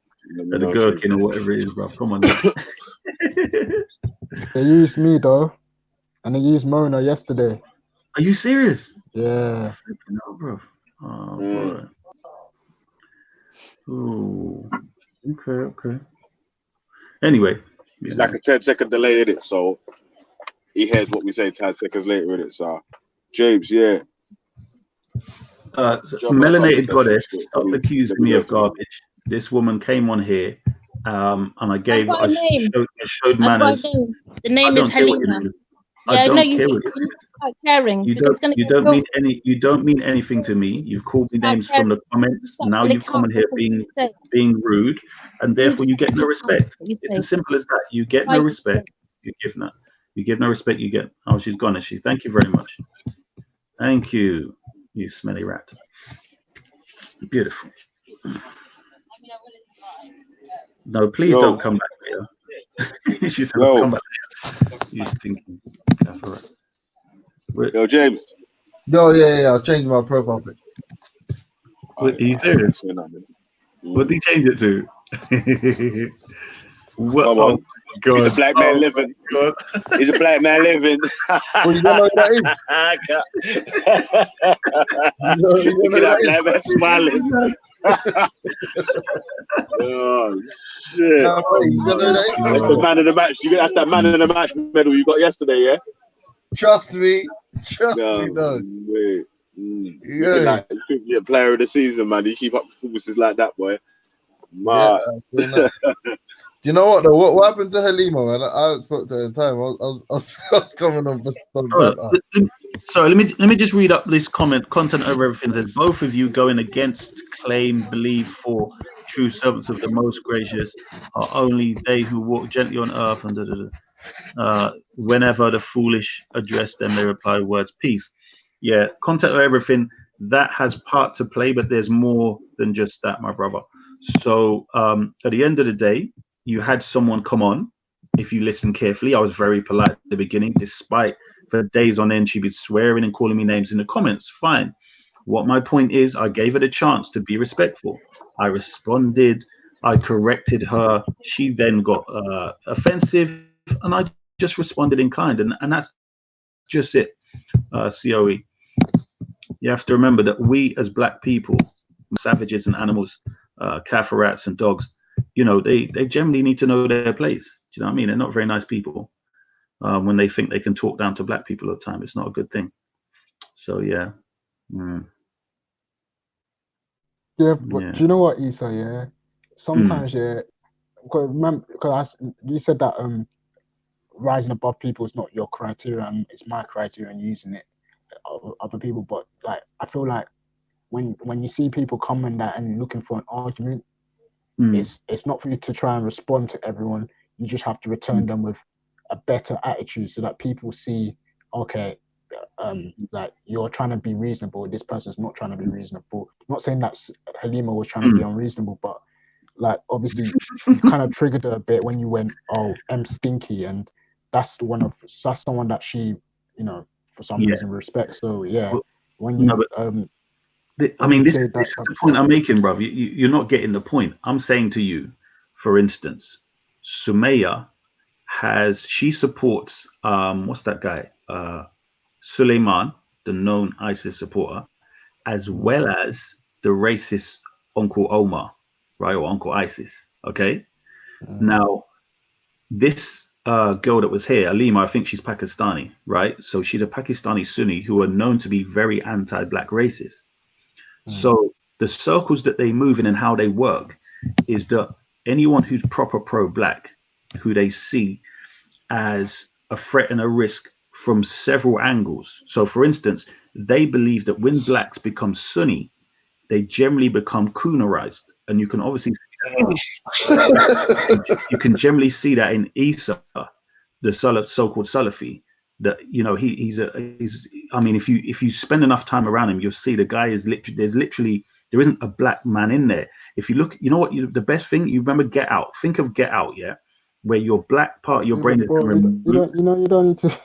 You don't need to say all of that, cause like I get, like, I understand where you're going to go, but like, no, but you say you understand, yeah. Hold on, you say you understand in the sense that you have an issue with my man. No, bro, it's not an issue with, bro.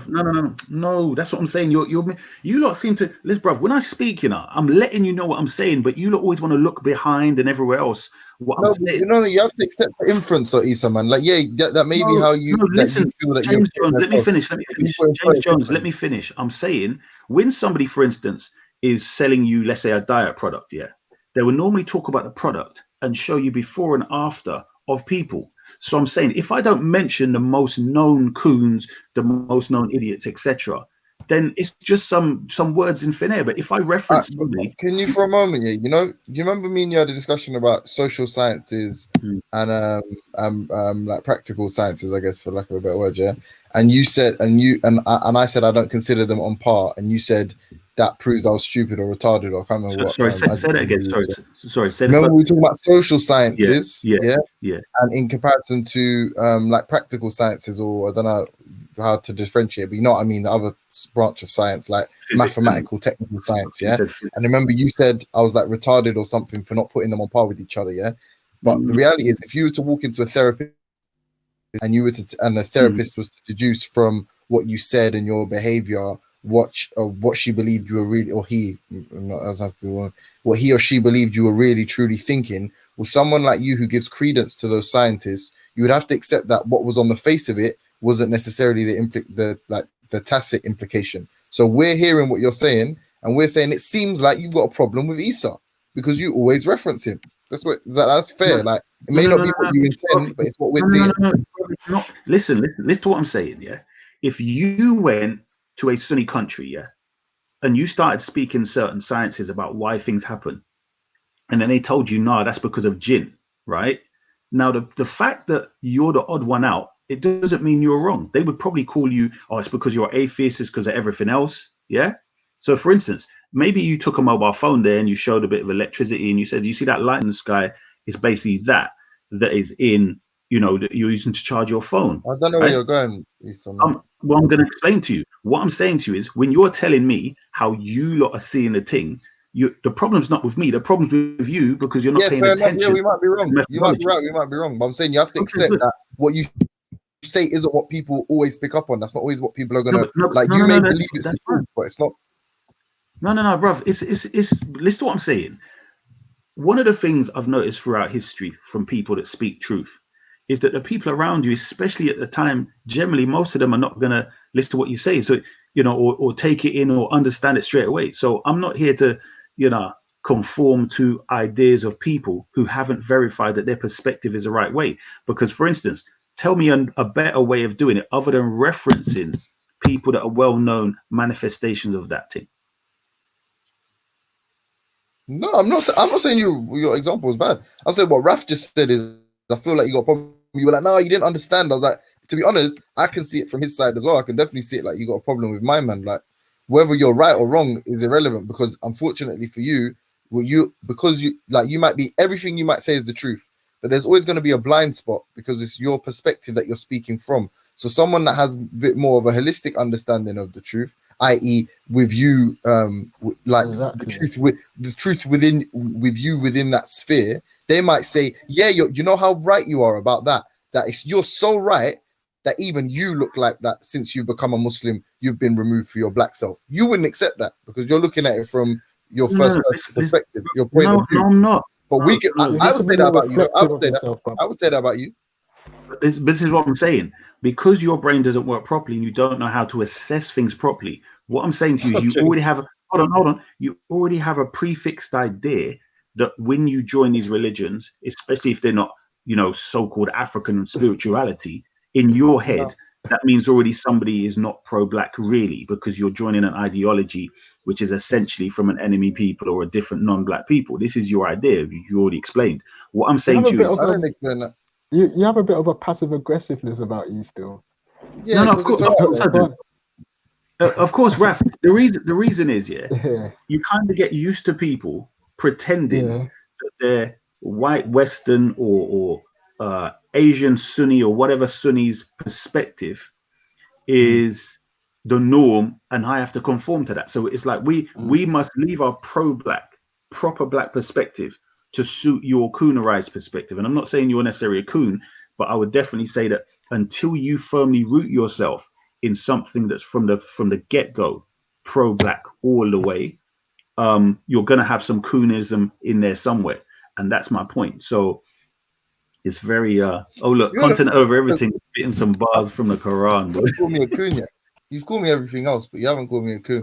Yeah, I did. Oh, bro. All right. If I haven't called James Jones a coon, here you go. James Jones, you're a damn coon. Why? So, can I ask why? Why?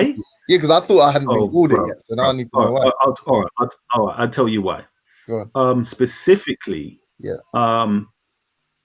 you would see a pro-black conversation going on. Mm-hmm. You would try and make it into a joke thing. Mm-hmm. And then you would say, anyway, I don't really care about the subject, right? Or the thing that's being spoken. But if you do that, do you not? You do that all the time. That's the only. Wait, hold on. That's the only time I feel like I engage. Like I would need a witness because obviously you're biased, but that's the only time I feel like I engage quite seriously. Outside of that, like when we're talking about religion, I always attempt to bring levity into it because essentially we are talking about magic and something that will never be proven. So do you know what I've just realized? It makes more sense. You and Raspek are silently the same people, you know. Who? Isa and Raspek? Yeah, you have same personality still. What? Sorry.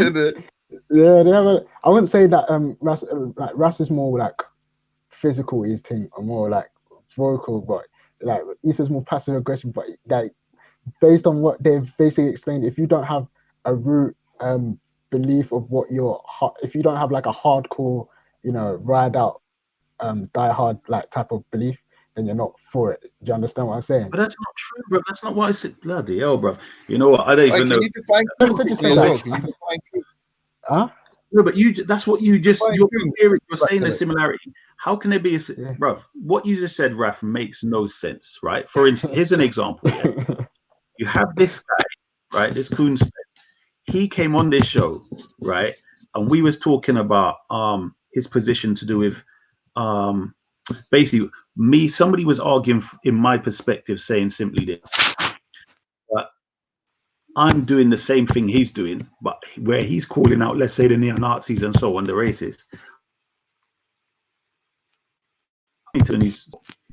So then we went into the example. But this is like respect. Even though some of them are black, even though some of them are black, white people, innit? Let me finish. But some of them are black people. Let me finish. Going to war with black people as well.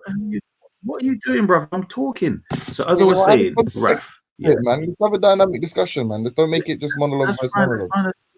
That's fine. The brother's not monologue. He said something after I said something else. He misunderstood that, probably based upon what you said, maybe. And I'm saying I'm helping his brain adjust to so that he can see things clear. So what I'm saying to you, Raf, is simply this.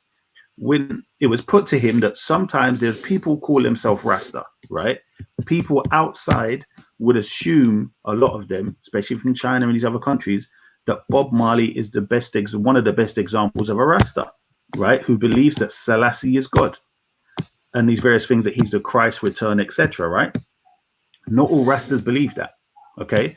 But I'm saying if we use that as the standard, then the ones who don't believe Selassie is God would then be in a sense of seeking to prove themselves a lot. But why are we using that as the standard? Because you say so. No, bruv. I'm saying to you. Why? Because you say so. Bruv, I'll say it again. All right, listen. If the world the non-black world. I don't care what Chinese people think. I'm asking you, why are you using that as a standard? Why? I'm talking. I heard you, bruv. Stop, man. If you're so smart. Are you retarded or something? If you're so talking, bruv. Flipping hell. I'm saying, Raf, very simply this. In relation to the context of other people who are not familiar with Rastas and black people and black culture, and they know Rasta through Bob Marley, right? And I'm saying their opinion is based upon the word. So unknowledgeable, like, fucking hell, bro. Your arguments are so tenuously held together. It's ridiculous, bro. Like, what's the point? I know, because you don't let them finish, and therefore you assume things. So threadbare, like, what's the point? Why are we assuming this nonsense? All right, fine. Ras isn't practicing Rasta. We get it. Like, let's move on. But that's what I'm saying. That wasn't the point. That's my whole point. I know it's a point within a point within a point. It's very complex, and no one's ever going to understand it. So elaborate. No. It is. So if you shut the hell up, I'll continue with. No one ever seems to understand you. Do you not know there's a pattern developing here? No. It's just you, love. Your truth is quite individualistic. James. You know what, James? You talk. Go on. I'm gonna mute. You talk. All right. Issa's my favorite person. And I love listening to him speak. Bro, you're way. Go. Seriously, I'm losing respect for you as a human being, bro. You just seem like a frigging waste, man. Anyway, Raf, you're right. Raf, the point I was basically making is this: is that people can go with what the majority of what they think something is. So they might say, well, Islam is this, and then I have to say, no, that's Sunniism. Likewise, someone could say, well, Rastas are not limited to people that believe that Selassie is God, despite the fact that the original promoted Rasta believed that Selassie is God. So when I said, well, Bob Marley was promoting the idea that Selassie is God, Coon Spec said, oh no, that's God. Define a Coon after this, please. Shush. Hold on. He said, hold on. Bro, let me talk, man. Stop interrupting. Flipping out. So this is where he said, yeah, he believed in him with a small G. I then said, Bob Marley said in his song, we know and we understand Almighty God is a living man. Almighty, not the small G. So after he got refuted, he then started waffling on and saying something else. So I'm saying the point is you can't compare me to him when I have a step-by-step process and I'm firmly rooted. Yeah, define Coon, man. Hold on. And check my ideas already, Raf. Do you understand, Raf? Let him define Coon. Let him define Coon. Because I just want to know why he's calling everyone Coon. I don't call everyone coon, but I'm saying in relation to, I mean, you could basically say anyone who demonstrates a continuous anti-black agenda who allegedly is black. That would be. Hold on. Let me finish. That would be a general loose definition of coon. All right, fine. But, anti-black agenda. I like that. So define. I don't give a shit about me because it's irrelevant. But with him, how is he anti-black in your opinion? Is who? So give me. Let's enjoy speaking about aspect. How is he anti-black? Are you serious? Okay. Very much so. Let's start with Kalam. When Kalam was doing the shows and that, Coon Spec was siding with the Sunnis against him and bad mouthing him and making up all kind of excuse to get Sunnis against. Hey, hold on. You asked? Yeah, no, because I like. Huh? Yeah, I'm sorry, man. I'm cutting you. Sorry, but I just wanted to say that with that you can understand that respect comes from a position where he's Abrahamic, and he firmly holds the Abrahamics to be the highest. So when anyone, even though you understand that what Kalam was doing was just, giving a different version of what Islam is, rather than just the nuanced version of it. Like he wasn't personally attacking the religion. Well, I don't understand listen to what I'm saying. You understand what I'm saying? Coon Spec was coming against and disrespecting. Yeah. But I'm saying Kalam. I'm yeah, but why does it matter if he's disrespecting Kalam? Why is Kalam so special? Does he represent For flips, what is this with you lot? I'm answering James. Raf jumps in. I'm responding to Raf. Give me 1 second, yeah. Let me. How is going on, bro? Ethan, can I be honest with you? Yo, understandable. You have to relax. No, but you have to it's a dynamic. No, done that, bro. Just relax. Forget that.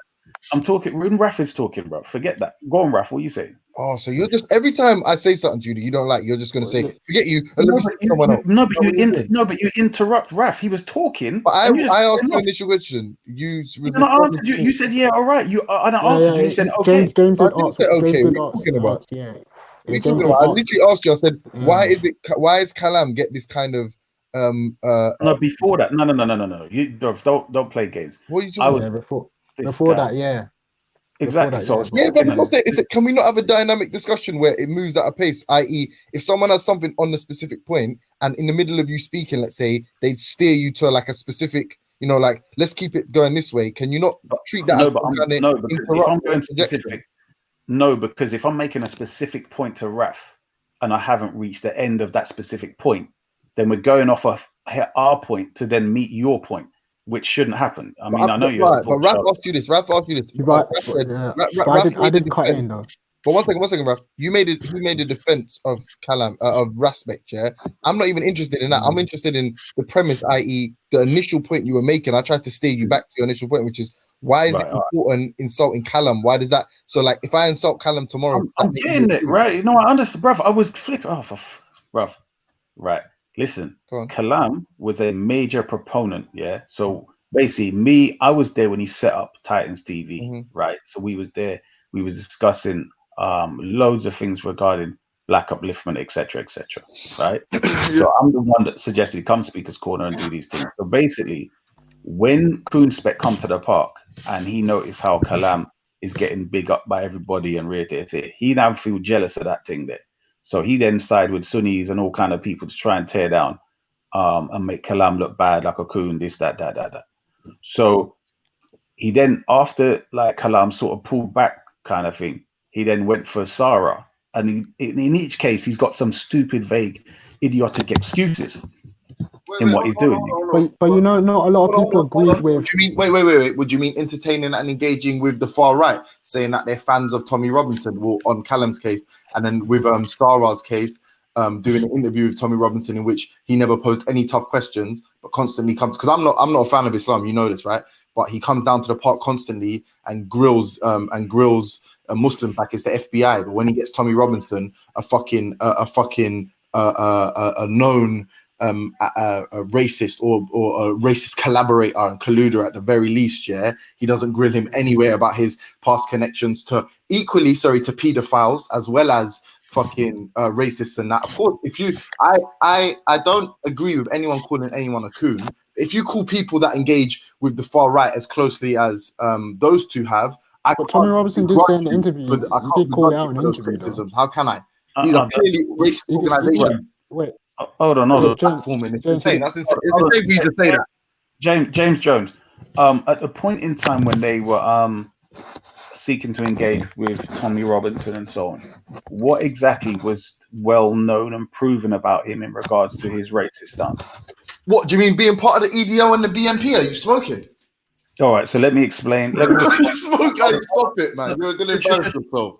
James, shush, calm. This is what I'm saying. Stop with the I don't know if you're always drunk or on drugs or something, but calm down. So listen to what I'm saying. No, I'm not scared to drink from Magic Sky Daddy. I can drink if I want to. Yeah. No, you could. Of course you can. But I'm saying, that's fine. Just calm down. Just calm down. What I'm saying to you very simply is this: it's a very simple thing. You said he was in the BNP and the EDL.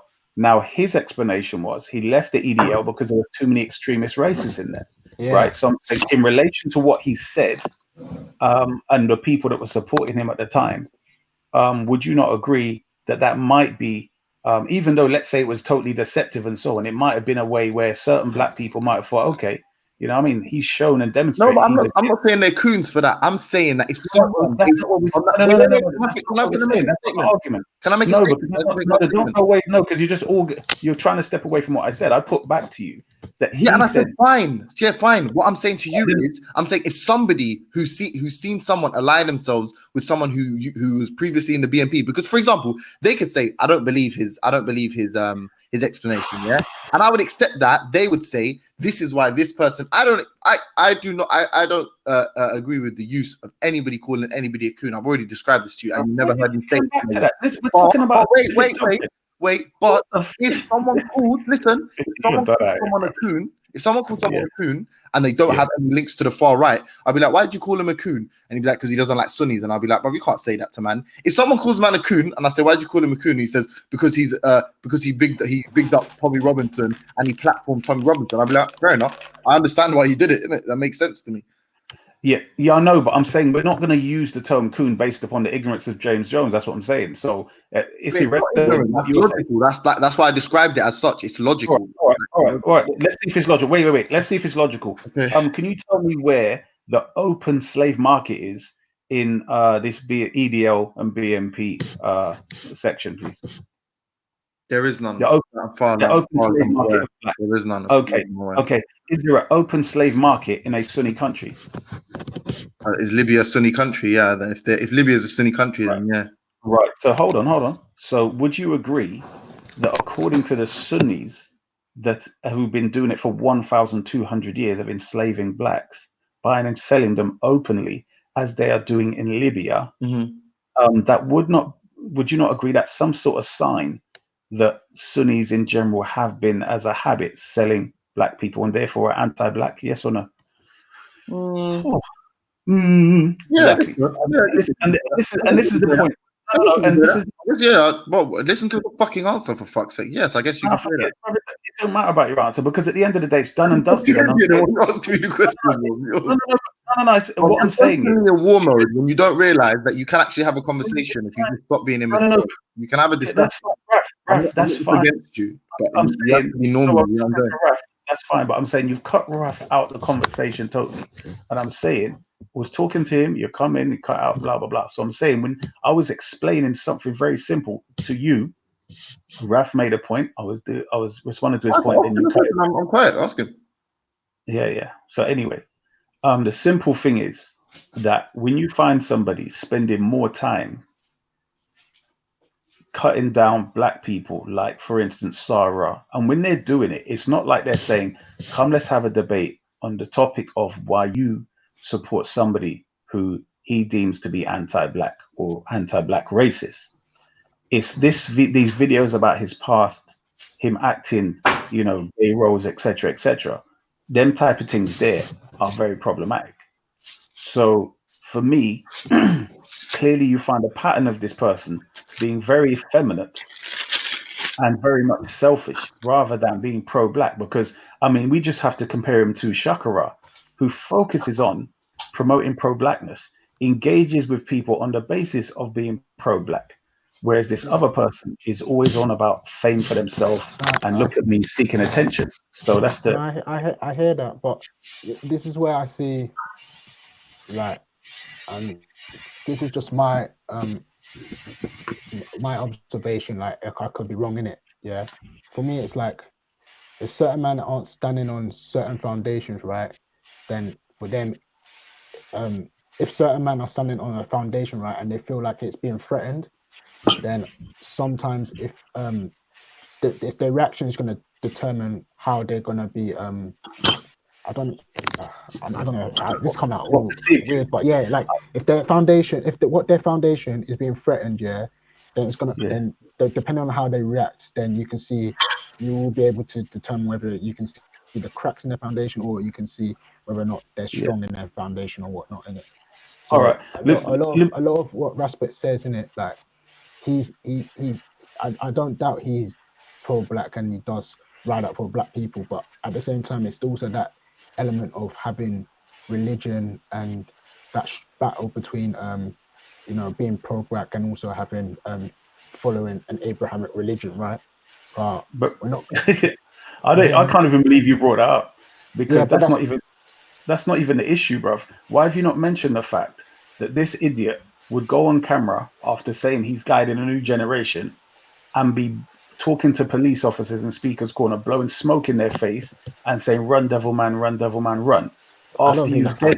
Honestly, when I saw that video, I didn't have an issue with that. Okay, brilliant. So then we know. I thought the song was too catchy. No, not the at the end song. of the day, obviously, it's not the best thing to be doing. Hold on. Raf, now we have to question you now. I'm glad you said that, Raf. So what you're telling me, Raf, is for the young, impressionable 14-year-olds and 15-year-olds there, you're literally saying that you have no problem with them thinking, when I see police officers and I'm smoking, let me blow the smoke in their face and say, run devil man, with the results going to be that the police pin this 14 and 15 and 16-year-old to the floor and bend him up and spray him up and beat him up. And is that what you're suggesting we teach the children? No, of course not. Of course, we teach them defense, innit? But my point. What do you mean defense, bro? Before we get to defense, shouldn't we be teaching them at least the first attempt at how to respond when wicked police come towards you? The art of war. Yeah, I hear that. But well, you can call it art of war. I'm just. Yeah.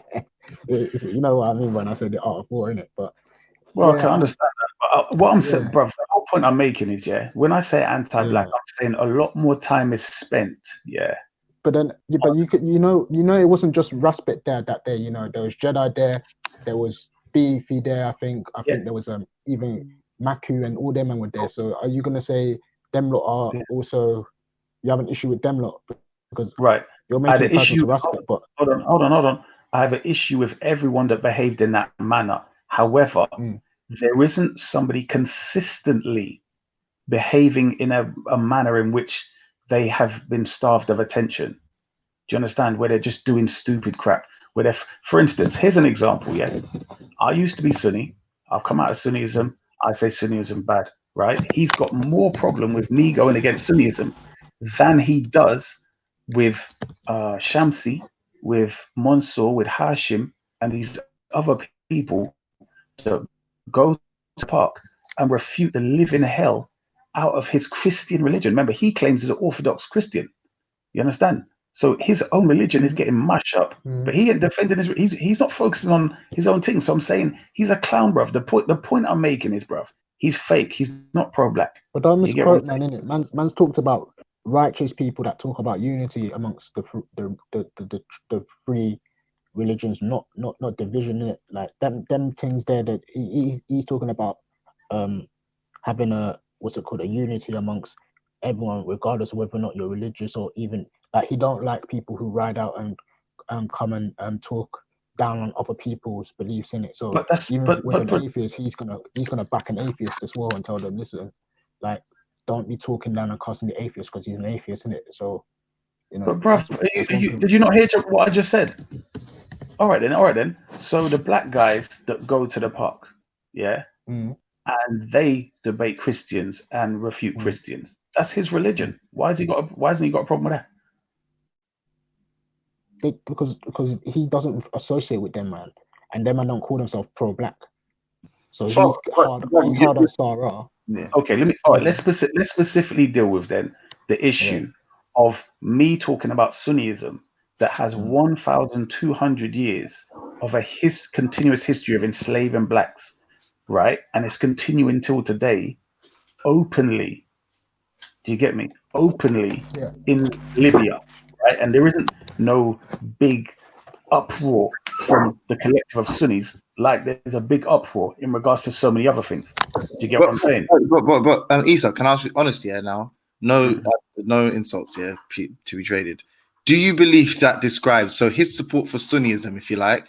Do you believe that is born from some actual anti-black sentiment, i.e., he supports them to harm black people, or do you see what I'm saying? He supports their intent to damage black people? No. Sorry, does Shaka want to come in? Shaka, do you want to come in? Yo, Raf, come on, bruv. The man asked a question. Hold on. Yeah. Listen, you know what? I can't even believe you did that, bro. James Jones, because that's a very important question. Repeat your question. Shakara speaks. Hold on. Let me just reply. Shakara speaks. He said, make sure the continuation of Isa Wazir happens today. You know, Shakara was actually going to wait for you. I listened to the bit that I missed yesterday, and exactly what I told you. Exactly. Who's stirring tea and stuff? Who's that? Right. So exactly. You know what I mean? So. Hold on. So Shakara, you say not to wait for you. Is that what you're saying? Yeah, because he's in still. He's a good moderator still. He's in still. He was good. He was good to a point. Right. He was good. All right. But let's wait for him anyway. Forget it. Let's not rehash it. Answer the question. So, do you actually believe that he's so anti-black? Right. Really anti-black. Right. Hold on. Right. So divide your question up. Basically, I think repeat your question because my earphone fell out. But I think it's a very important question. We'll need Raspet to come still to defend himself. But you man need to. Is he supporting Sunnis because he is also anti-black and they are anti-black? Right. Okay. So no, I'm not saying he's supporting Sunnis because they're anti-black. So listen to my answer. I'm going to give you a two-part answer.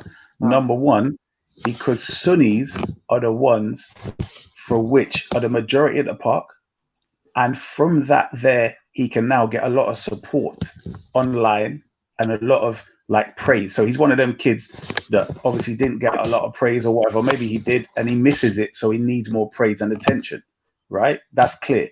So the next thing is that because he would look more of a hero coming against Isa the Black Tilek, rather than using his logic, he now is coming against me. But he also, and the third part, is he has a jealousy for tall black men.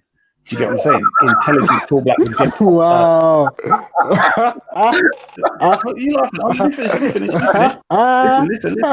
What the hell?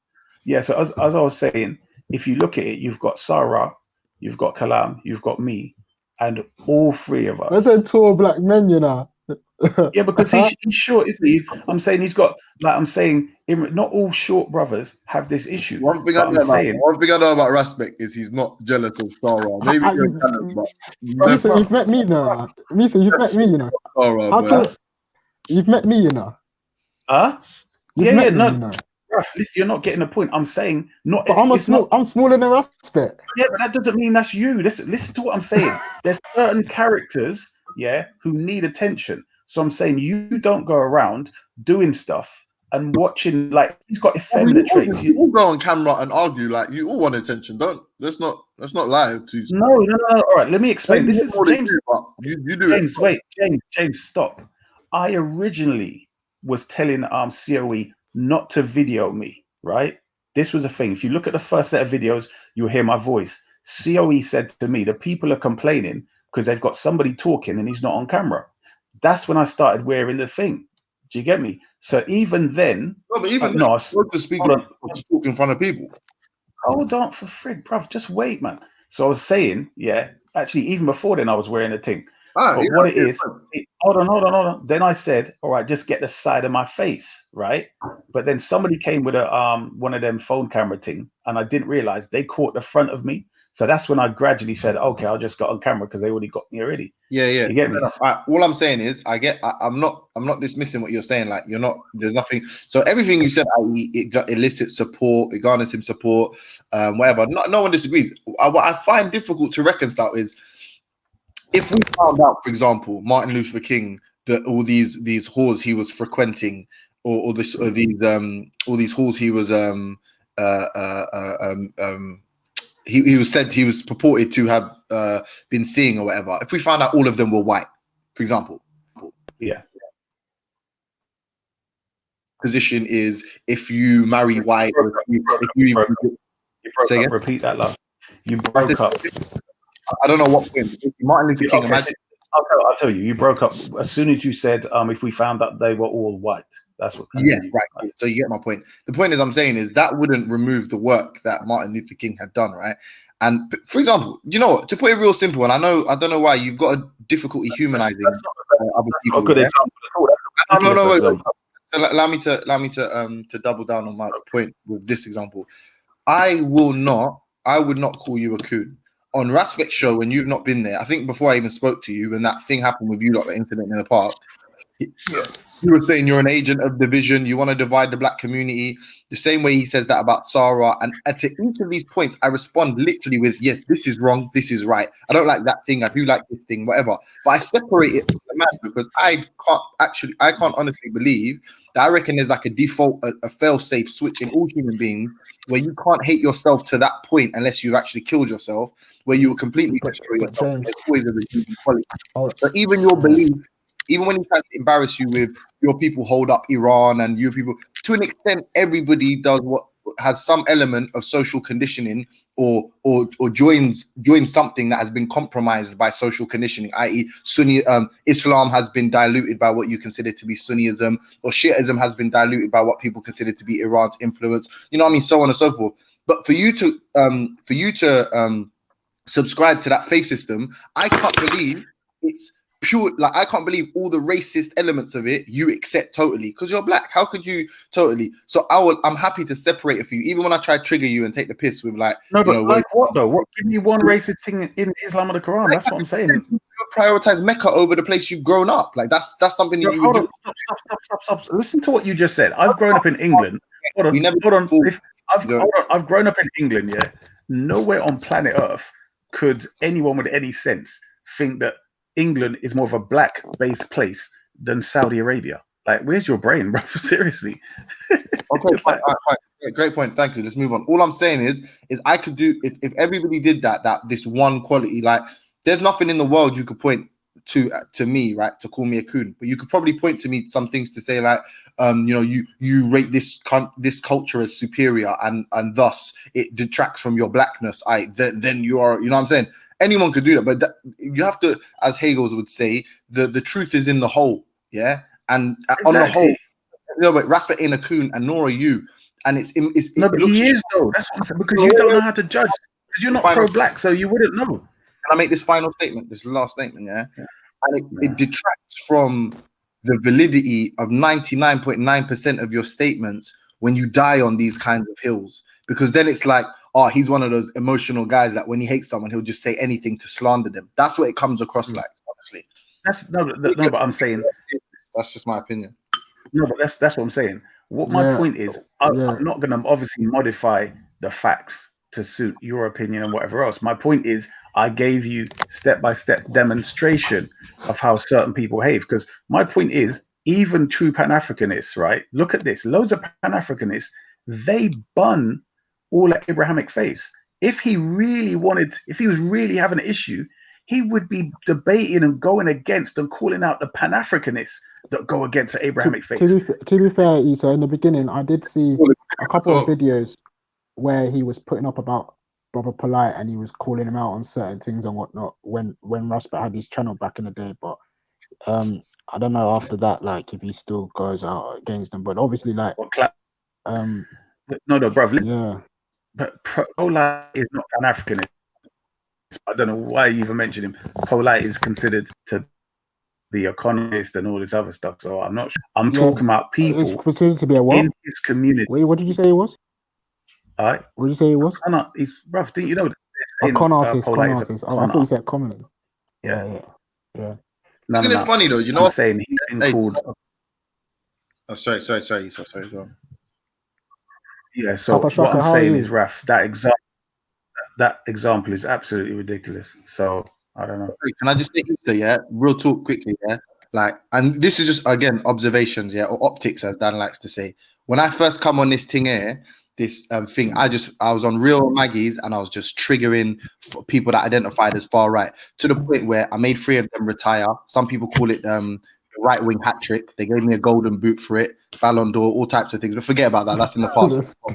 The point I'm making, all the people that are looking for my address, that want to find me, that want to kill me, that hate me, that jump off panels when I jump on, they're all right-wing people that identify as either far right or people will consider them to be racist. Why is it that your biggest ops are 2 black guys?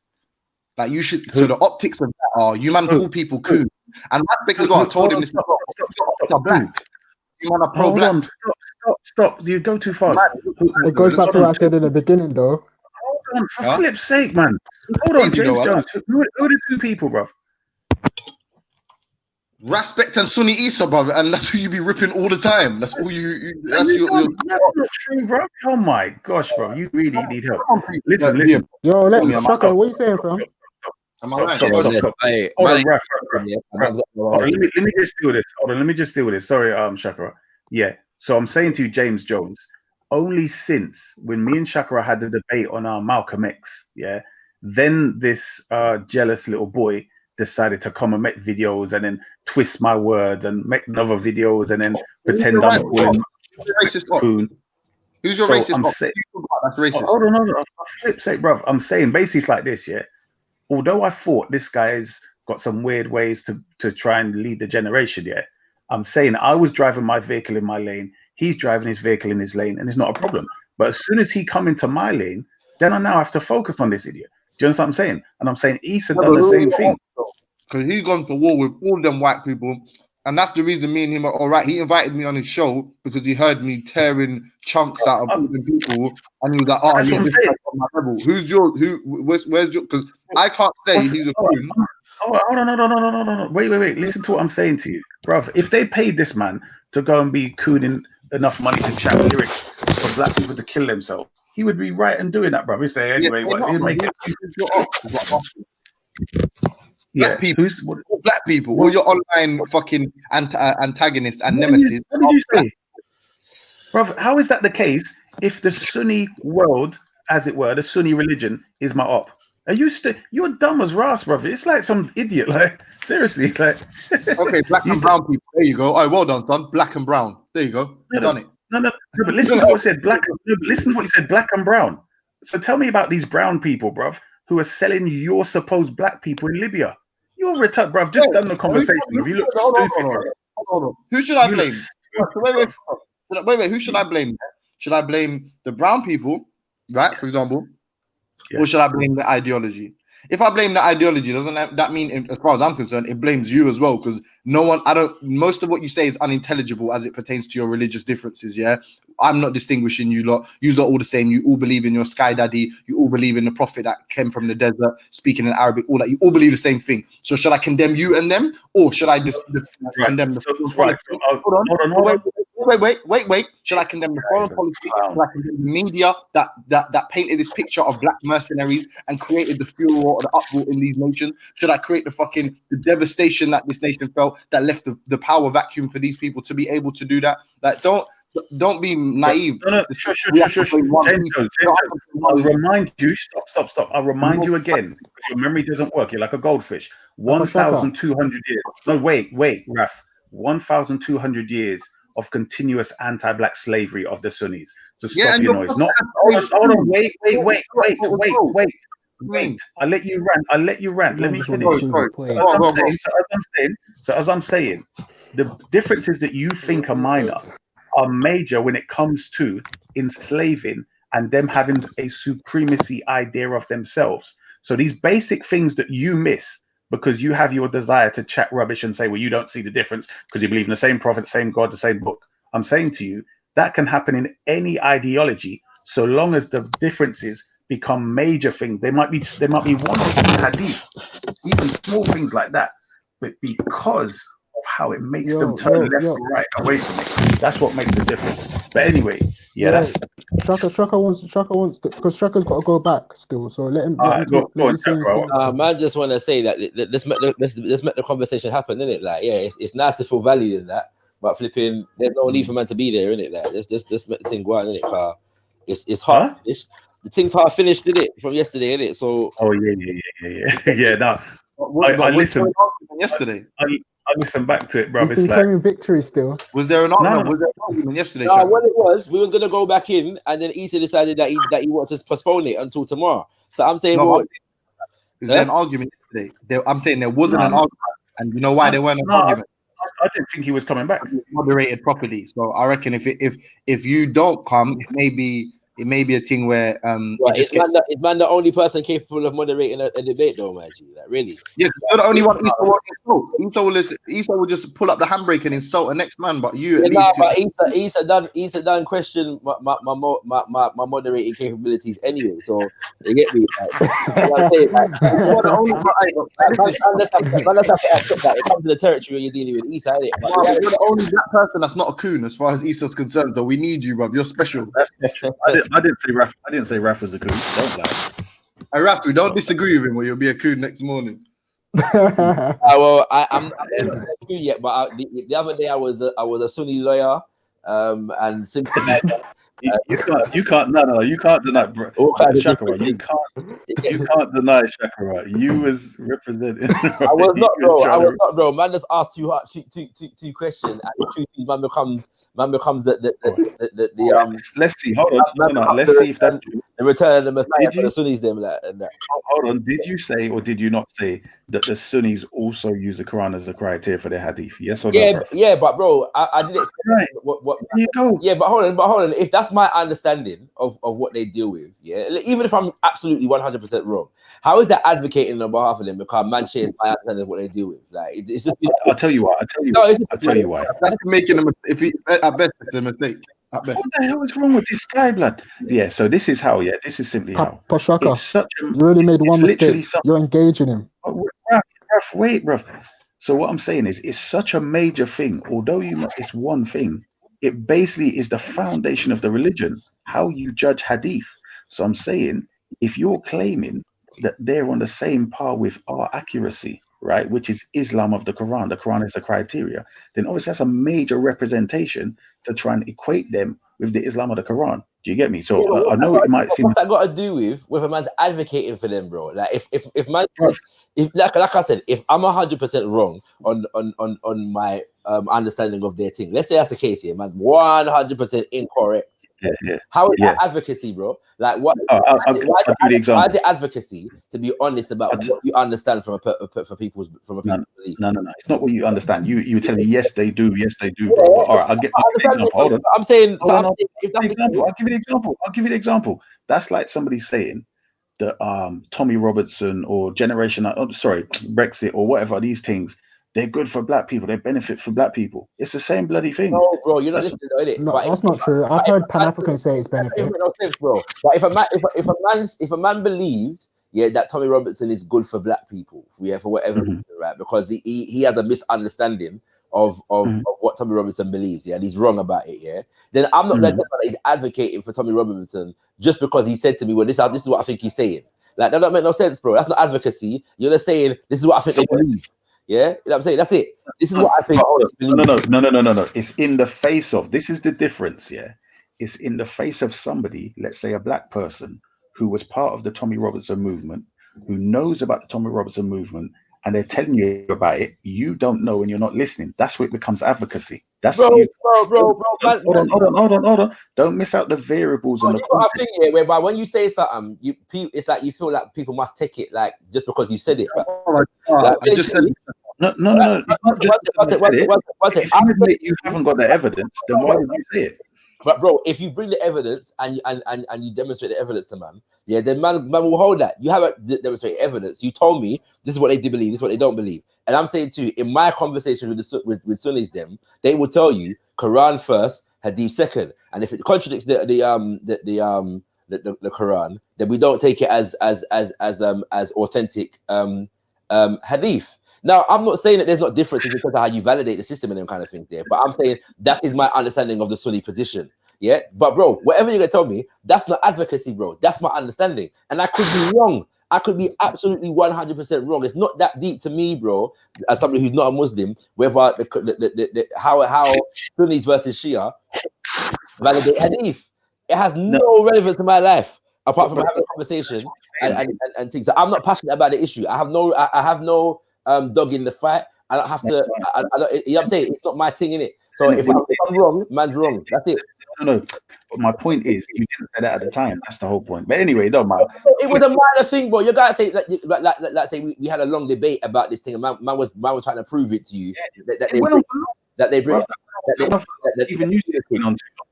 even you said it went on too long. But anyway, next time I'm saying I shared my understanding that man was not passionate about the thing. I didn't claim to. I've never claimed to be an expert on the, and I've made that clear, bro, all the time. I'm not. I know, and all I'm saying is cheating. I have no like. Yeah, that's fine. That's fine. Advocacy, bro. That's the point I'm trying to make, bro. So if a man asks you a question about the thing and say, well, from my understanding of dealing with these people, this is what they believe. Yeah, and you're taking it as advocacy and man caping for them and these things. That don't make no sense, bro. Like it's of course it does. Of course it does.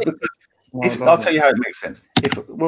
That's what you're gonna say, James. But anyway, the reason is every one of these it's very simple. Why do you load these as some kind of example of successful? I'm talking blood. If Sunnis, it's not. Everyone doesn't come here to talk to you. We all come to talk as well. That's right. I don't know. James, listen. If you want, you know what? If you want to talk, right, just talk. Go on. All right, cool. It's an inch off the ground. Every single one of these little fucking victories that you're taking are an inch off the ground. In a dynamic discussion, there will be points of concession all around. You'll be like, there'll be an exchange of information in which you may know something someone else doesn't know. If every single one you laud this as an example of someone's incompetence or inability to function in a discussion with you, it's immature, brother. At best, it's puerile. Like, of course, it's something he may not know. It's something you studied your whole life. So he's come from a position. It doesn't mean there's anything sinister behind it. It just means that, bro, at that specific moment, and literally the correction was instantaneous, but you chose to make it 4 or 5 paragraphs longer than you needed. No, because he continued to push that point, bro.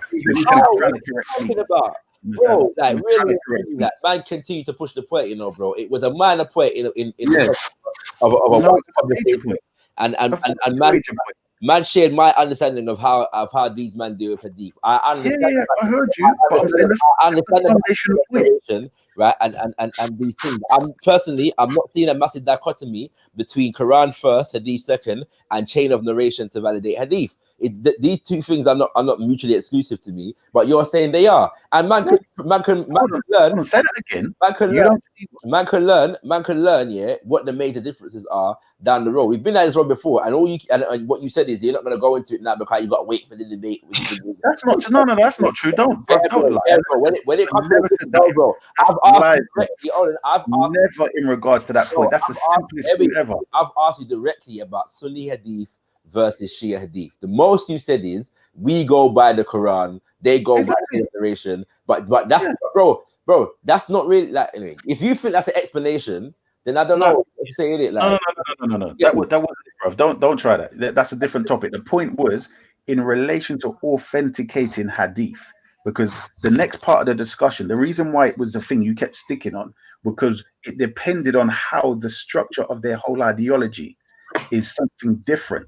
Because as I said before, if the Quran says it's the criterion, but somebody else is saying that hadith can abrogate verses in the Quran, then how the hell can you be using the Quran to measure the hadith? Bro, the problem is that you're really over exaggerating the extent to which man was advocating on this point, innit? Like, it's just low. I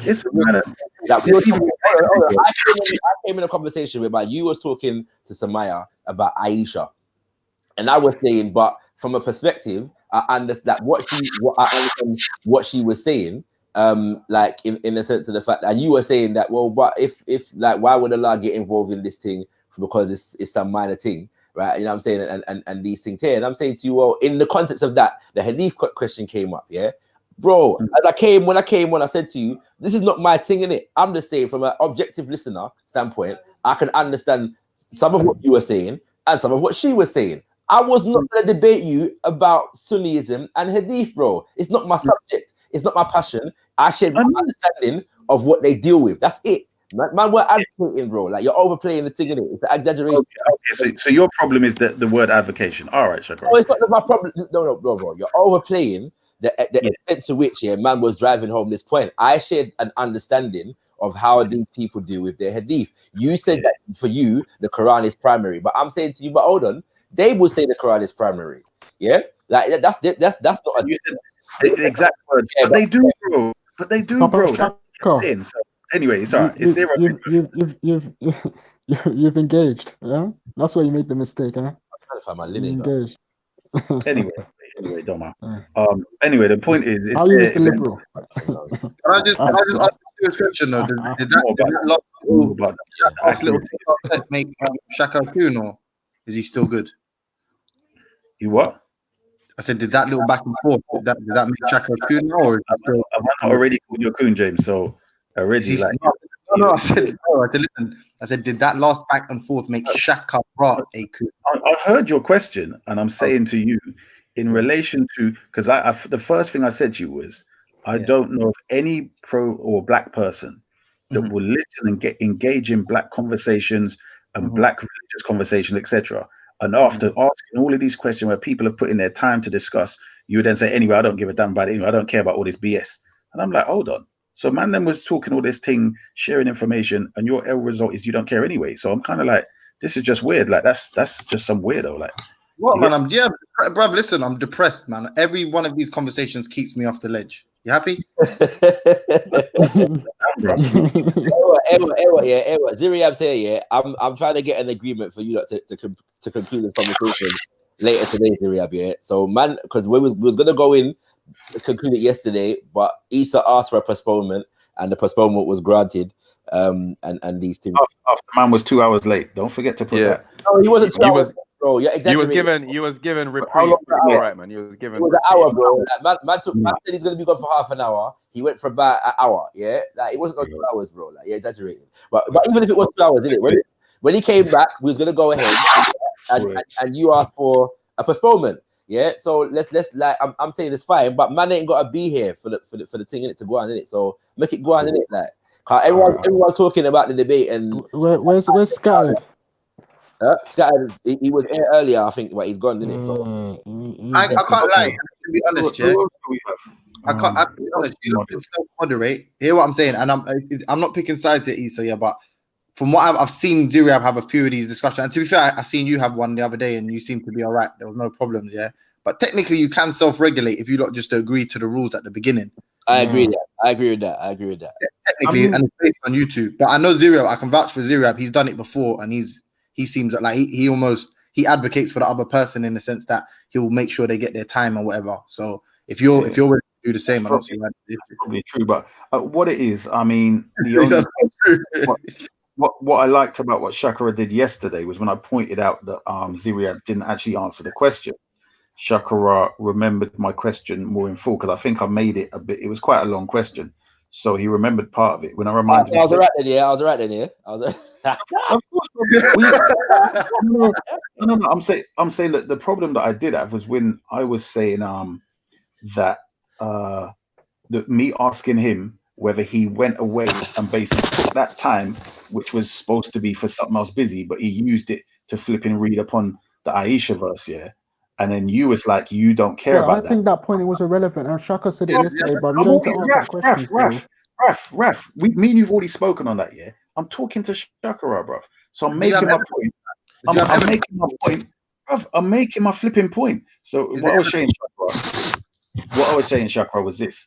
My fundamental foundational point is that Sunniism encourages people to lie, be sneaky, and all of these different things. So it is part and parcel of it. So when Shakara is saying that it don't bother you, I'm saying, well, that's fine, but I'm saying I suggest the moderator take into consideration everything in regards to what he wants, I want, and so on. That's the only real point. Yeah, I like it. The most challenging aspect of moderating the debate was actually getting to the point where we could have the debate. That's what I was gonna say. We're in the same situation now. Let's have that conversation. Let's have the debate, man. Yeah, so I'm surprised. Man can't stay in it, so I've got that cut. But I'm just saying that it should go on. It weren't completed, and it was agreed for today. So let's make it happen today, innit? Yo, Raf, yeah. Every time I'm on a live here. Raf got bare talk in it. So yeah, me and Raf got a guy at some point. You know what I'm saying? You get me? You know what I mean? We got to do a thing, Raf. You know what I'm saying? What's the topic? Fam, liberalism on trial or Shakara on trial. Or something like that. Man keeps calling man a liberal out here. He calls you a liberal. Yeah, liberal, my G. Now because he's an ultra anarchist, isn't it? So man don't believe in sex. So to be fair, like to an anarchist, everyone's a liberal, isn't it? But man wants to just go and address these things in it and the little slander where I go on. You get me? Can you explain for me and the people listening? What is his position as an anarchist and the opposite being liberalist? Like, because I thought that anarchist was a liberalist. I thought when you're anarchist, you're not necessarily. Yeah. I'd say libertarianism is more close to anarchism in that kind of sense. Yeah. You get me? But liberalism as how is he putting it towards you? The anarchists burn government and all these things in it, like they burn everything. You know what I'm saying? But because man's a guy, and so then man they consider Marcus Garvey to be conservative and these things in it. So yeah. Is the true sort of diametric. All we're saying is Henry Hubert Harrison, you know, that's all we're saying now. Yeah, who ironically was a member of the Garvey movement. But and he was the newspaper, the UNIA. Yeah, he edited it. Yeah, he was the that's all we're saying about it. So Hubert Harrison is a bad man, but he was also a member of the Garvey movement. Let's not get it twisted. Yeah, but he's still liberal. Yeah, so yeah. Anyway, that's another subject for another time. We'll go in it. Yeah, definitely. But yeah, anyway, man's got to run, because man have dreams in there. But yeah, make it happen, innit? So yeah, James, if you feel like they can self-regulate, make it go on, innit? But the debate for go on same way, innit? So make Ziriab and Issa do their thing. Don't you want to listen to it? But if I can listen, I'll listen in it. But if I can't, why don't you just let them wait till tomorrow, sometime that you're about, and then you can just do it like that. Bro, listen, it's Kwanzaa, yeah. For the next few days, I am busy. I'm hosting a celebration today. I'm hosting a celebration on Sunday as well. Yeah. All right. So it's gonna be peak. So I'm just saying, bro, let them go on, innit? Like, yeah, you know what I'm saying? All right. All right. Peace out, yeah. Yeah, big up. Happy Kwanzaa. Thanks, man. All right, cool. What? Yeah, boy. Man.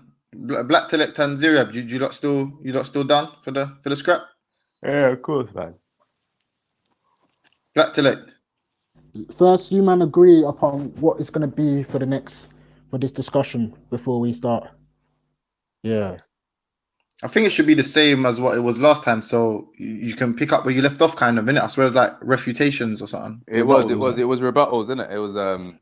It was my turn to rebut, basically. It was like. Do you remember where it was on? Because it was to do with the verse of the Zero. Remember? I'm trying to remember still. So blank.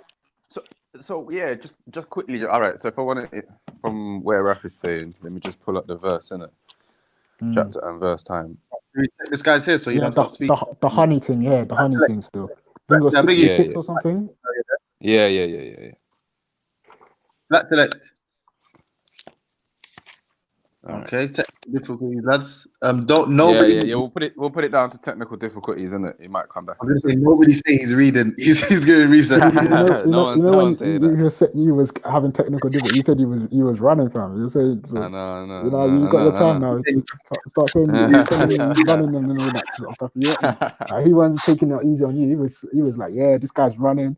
Yeah, this guy he probably went behind to go search this up for Saturday. Yeah, he was doing the most, fam. You get me? That was different.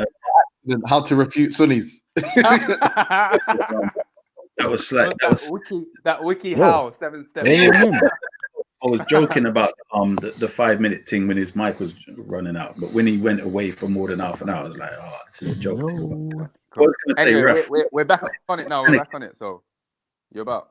Yeah, let's try and get what's his name, Scattered Minds here. So because he's familiar with the subject and everything yesterday. So if we get him to moderate a bit later, then yeah, we can roll. Oh, so you don't want to do it now? He wants to refute now. No, I definitely can't do it now because definitely can't do it now. But yeah, I don't know, maybe in about what's the time? Nearly 2, 3, 4. You think I'm going to be biased? Because I can jump off if you want. You what? If it's like I feel I get the feeling that you feel like it's biased thing that I'm going to be biased, so I can jump off if you want. I don't know what you're talking about. I'm saying I can't do it right now where I am. For instance, there may be people walking. Yeah, I can't do it right now. So what is it this evening or when? Yeah, well, I'm hoping for 5 o'clock. That's what is in my head right now. Yeah.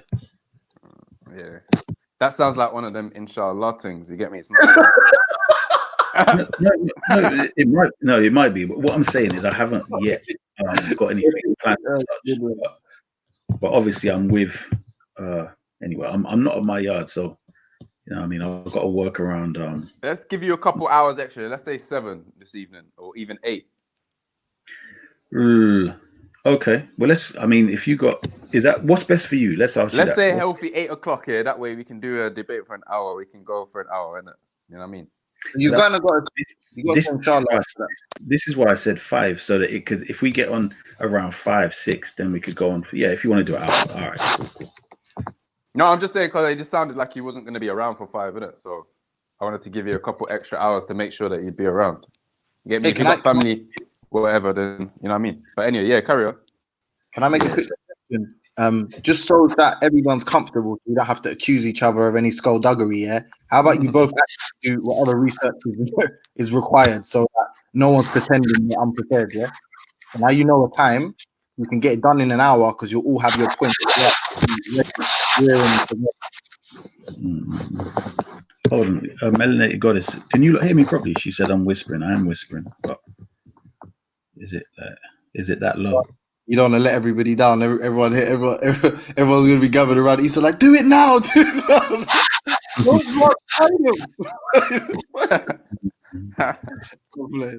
Can you hear me properly? Yeah.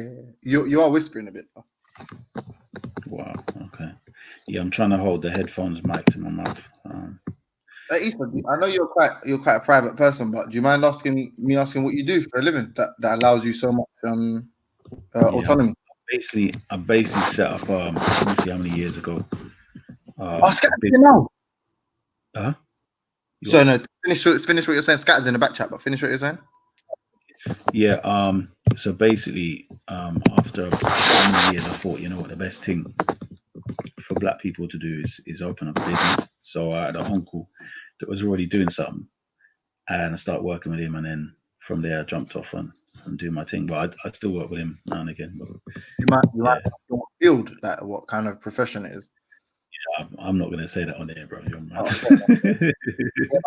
But yeah, congratulations. That's good. That's I think that personally, I think this is the major thing for black people. Yeah, if you think of working for a 9 to 5, yeah, you're putting in work in it. You're doing your time, whatever it is you're doing. Yeah, you're putting in work to get money back.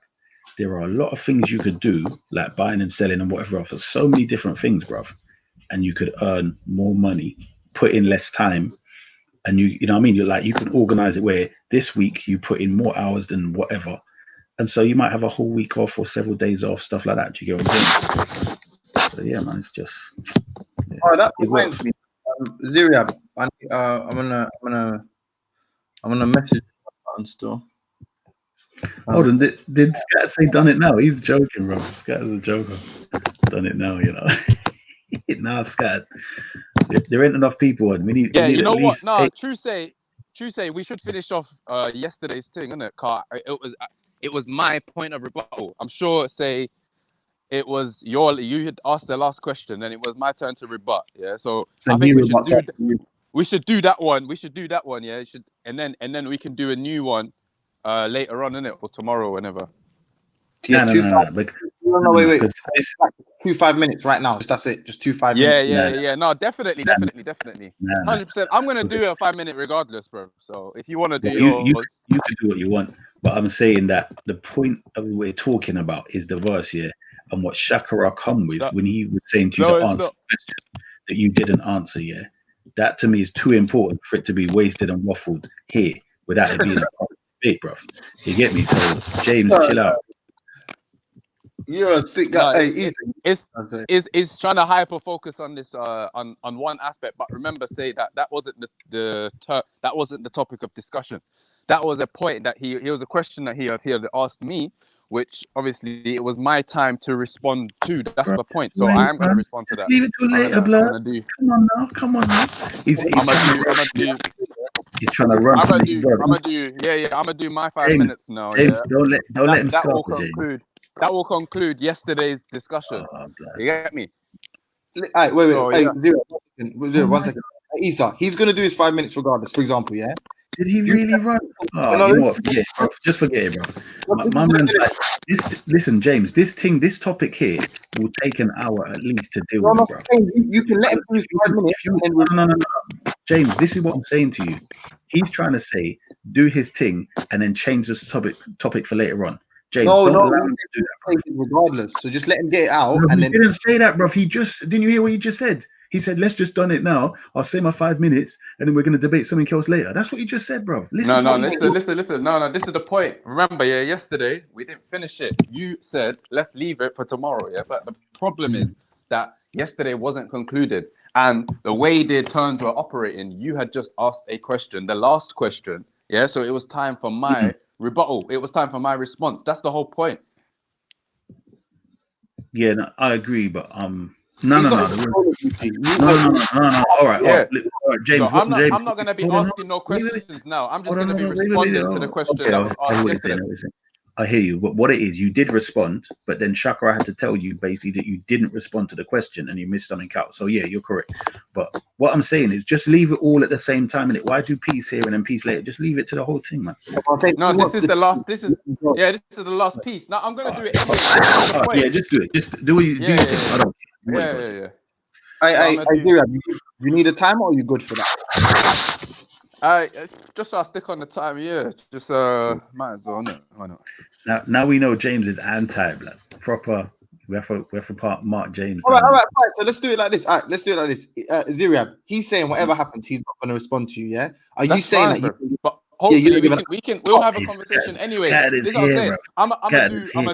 I'm gonna give my last piece in. Yeah, as I said, he asked the last question. I'm gonna give my response, and that's done. You get me? And then we can have a conversation. We can do whatever. We can talk about this next topic, whatever. You get me? When it starts up again, if he says, I'm not happy with how that ended, I want to begin it again, are you happy to carry on down this same line of questioning, like another question that develops? Because that's what's probably going to happen. What do you mean? Like like a freestyle thing and that? Or this is the thing. If he wants to engage after this, let's do one step at a time, innit? Let's do one step at a time. All right. Black Telect, yeah? He just wants to go for 5 minutes. That's it. So we're all allowing him, yeah? Black Telect, you happy with that? I can't stop the man from talking. Look, I'm not happy with it, but it's up to him, innit? I suggest he's running from later on, but go ahead. All right. Hold on. Cool. 1 second. Let me just get the stopwatch for you. Running. Remember, James is the one that co-signed this running, you know. James. What the? I want you to get off as well. You know what, Captain Scarlet is going to be accused as well, then, isn't it? Because he's saying he's done it now. No. But he's been saying that for time, because he's saying that I've been talking about this thing for ages. He's just eager. But what I'm saying is, if we're arranging it for later, bro, then just listen. He's on some sneaky business. You know, he's trying to basically. Why don't you just say it with your chest that you want to discuss Aisha as a topic? Remember, because we said we're going to discuss what is Islam generally. We did that yesterday. We're going to finish that right now. Then why don't you just say it with your chest? Look, I want to discuss Sunnism or particularities about Sunnism, Aisha, whatever you want to discuss here, and then that can be the next topic, whether it's tonight or tomorrow or whenever, yeah.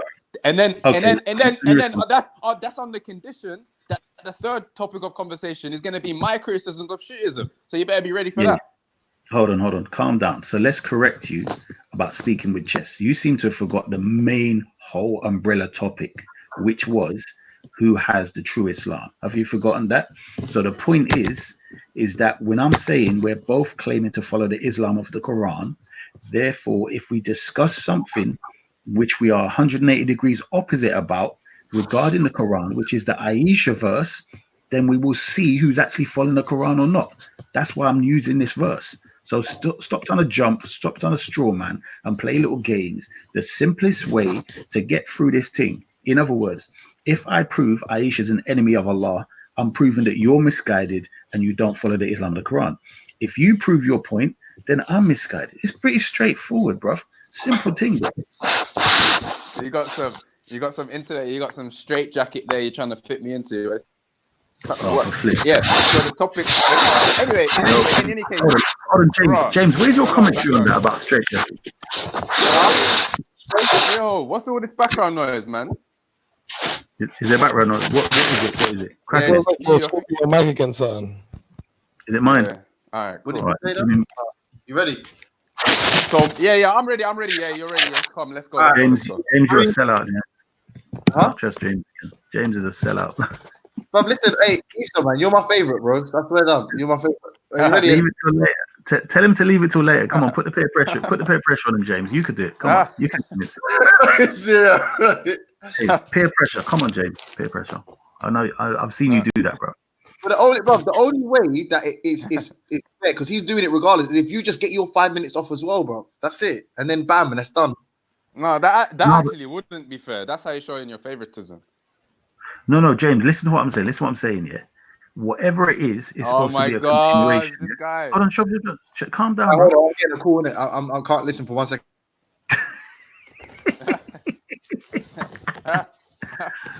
God, this S. Halima's obsessed, blood. S. Halima, go and do something, blood. Poor thing. He's a young Ottoman. Yeah, so what I was saying, bruv, is that basically, right, let me give you the example. If we deal with that now, yeah, and leave that topic here, or whatever it is, then there's something else. I'm saying once we do it back to back, then the people are going to be aware of what he said. So if, let's say, we're still going to do the Aisha topic later on, then you might as well say a little 5-minute piece there and just roll straight into that debate then, innit? Do you get me? Well, it's up to you. It's up to you. Like, I don't even care anymore. Do what the hell you want to do. Yeah.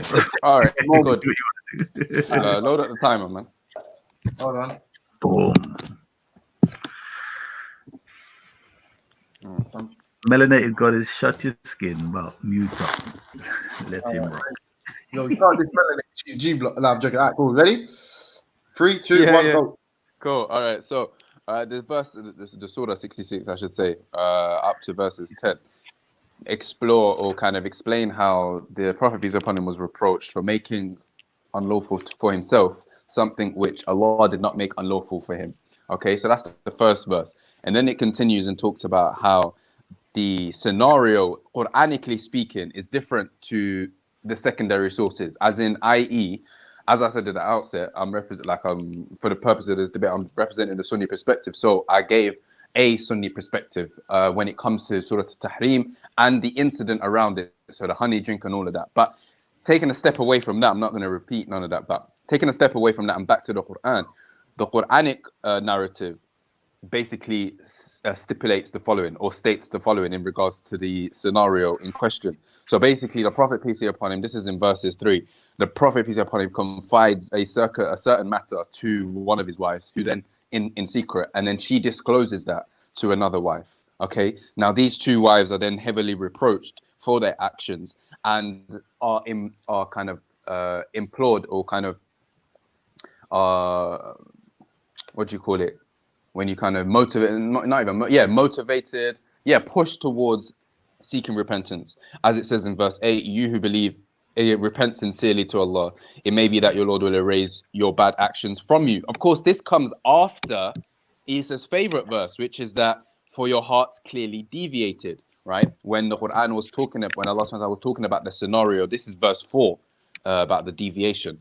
So we'll discuss this in this next topic, in the next topic where he brings this up as his contention about Sunniism, and we can go into it. So I'm not going to do too much on that right now. But what I am going to say is, as it suggests in verse 8, that the believers are implored or instructed to repent, and that Allah subhanahu wa ta'ala will kind of transfer their bad deeds or mistakes into good deeds, as the verse suggests. you who believe, repent sincerely to Allah. It may be that your Lord will erase your bad actions from you and admit you into gardens. So the point being that there's always that room for repentance, and it's a manifestation of that divine mercy. As the first verse in the Quran suggests, Bismillahir Rahmanir Rahim, in the name of Allah, the most gracious, the most merciful. So this is a reflection of that.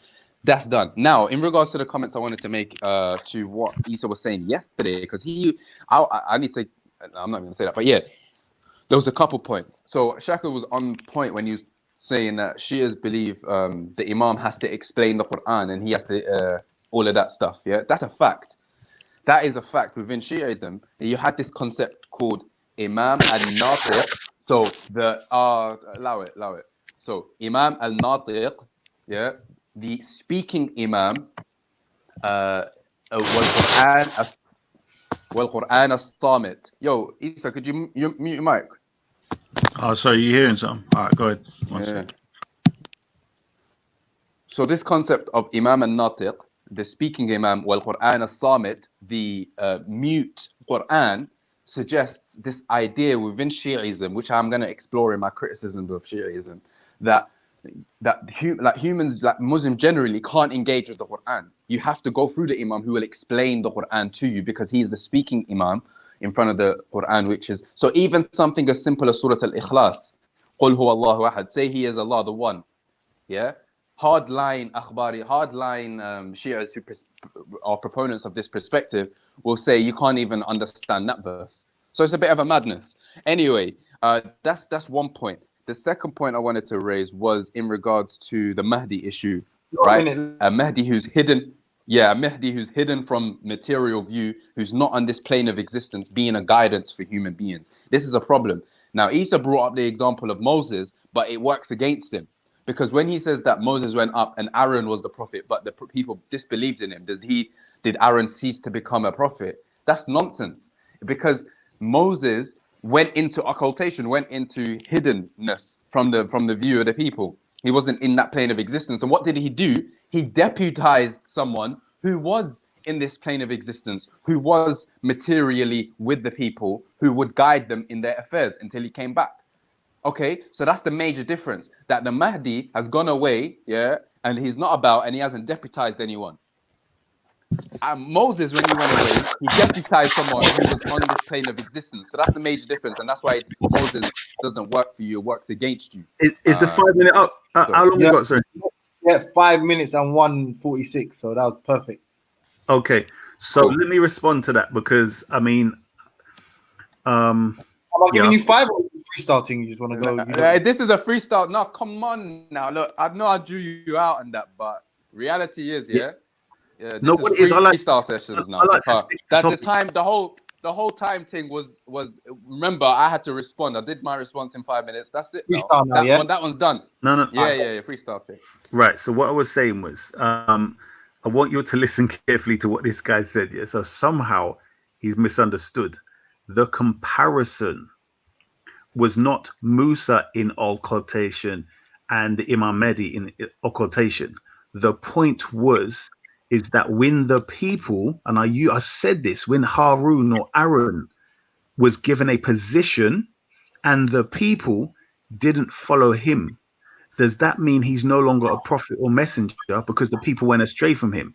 So he couldn't guide the people because they weren't listening to him. So likewise, when we're saying Imam al-Mahdi is not available to the whole people, yes, we're saying the comparison is him and Harun, not him and Musa. So try and pay attention to the examples given. But yeah, I mean, brilliant. I like what you said in regards to Aisha. You've introduced it brilliantly as a Sunni. One thing I want to know, Ziriab, at some point, if we can do it later as an introduction, can you please explain why you're saying you're different to other Sunnis? Because so far, I generally don't see any difference. But, you know, you might have some other information. Yeah. So, if I remember correctly, what you was getting at is you skirted away from the whole issue of presence. The point is, whether it's Musa or Harun, yeah, let's say it's Harun. It's Harun. Okay, it's Harun. Aaron, he is present amongst the people. Mahdi is not present amongst the people. That is a distinguishing factor between the two. We can't compare someone who is present amongst his people with someone who is not present amongst his people. They're incomparable. Well, let me just give you the comparison because you're getting it wrong again. Yeah, so I'll explain it in more detail, right? What I am saying is that even when somebody is present, because if you've forgotten as well, I gave examples of prophets who were killed. So therefore, when Allah sends a prophet to a people, people will ask, well, what's the killed? He's dead. I gave that example as well. So I gave the example of Harun. The people were there. He was actually present, but they didn't listen to him. They went and worshipped the golden calf. Another example how even your presence does not become a guiding factor of you said these 1 billion and so Muslims. So I'm saying to you, when the Prophet was here, he was teaching the Quran. Not all the Sahaba knew the Quran. He was teaching the Hadiths. Not all the Sahaba knew or had access to the Hadiths. We have access to the whole Quran and millions or thousands of Hadith on our computer. We have more access to the information than the Sahaba did. Right? That's all I'm saying. So when you're talking about the Imam's role, I'm telling you the Imam's role is dictated by Allah, not by Ziryab. So simple as that. Whew. Damn. This is actually brilliant because we're getting somewhere now. On the role of the Imam, yeah? On the role of this so-called Mahdi. Yeah, you were trying to palm it off on Sunnis and say like, oh, Sunnis believe in the Mahdi the same way the Shias believe in the Mahdi in terms of his role. In terms of his role in that. And it's like, that's not strictly true because Sunnis only believe that when the Mahdi appears, when he's actually here. Do you get me? And obviously Sunnis is a broad church, so to speak. So there's some people who don't even subscribe to it in that sense of a kind of... Say that again. Wait, one sec. In that sense of an apocalyptic figure who's going to arise and the point being here that the Sunnis only view the role of the Mahdi as being relevant when he arrives on earth, okay? Mm-hmm. And it's part of the eschatology of that tradition. Now, the point is here that this is distinctly different from the Shia perspective because the Shia perspective insists that the Mahdi is here and he's in occultation and he is a guidance to the Muslims, whether they agree to it or not. That's the difference. The Sunnis are waiting and they're saying when he comes, he's going to be a guide and there's going to be signs and blah, blah, blah, right? The Shias are saying he's already here. He's been here for 1,000 odd years and he's just in hiding somewhere. And when he comes out, you know what I mean? It will be a glorious age and the kingdom of heaven and all of that other good stuff. So that's a major difference here. In terms of his quote-unquote role, yeah? Even if I was to agree that the role in terms of Sunni is the same for the Mahdi. The difference, the operative difference is that the Sunnis only believe it applicable when he's appeared on earth in this plane of existence. The Shias insist that he's already here, just in a different dimension, right? Beyond sensory perception, and he is guiding from that place where he's at. You get me? And I'm going to bring all of this up from your tradition, like all of these points, like, you know what I'm saying? It's mad. Talk about dreams and seeing man and communicating with him. You know what I'm saying? Them ones there where certain people are like, yeah, I'm in communication with him, Mahdi. Just give me the money and I'll go and give him the money. You get me? All this crazy stuff. But yeah. Mm-hmm. But this is the problem here, is where if you're going to bring me hadith, you have to make sure, one, that I accept them and they fit in with the Islam of the Quran. Number two, once you've agreed with the basic principle that Imam Mahdi's role in relation to your question, because you seem to forget things very quickly. Your point was in relation to what use is the Imam in guiding the 1 billion Muslims or mankind if he's in occultation. That was your point, and I was responding to your point. So I don't know. It's very.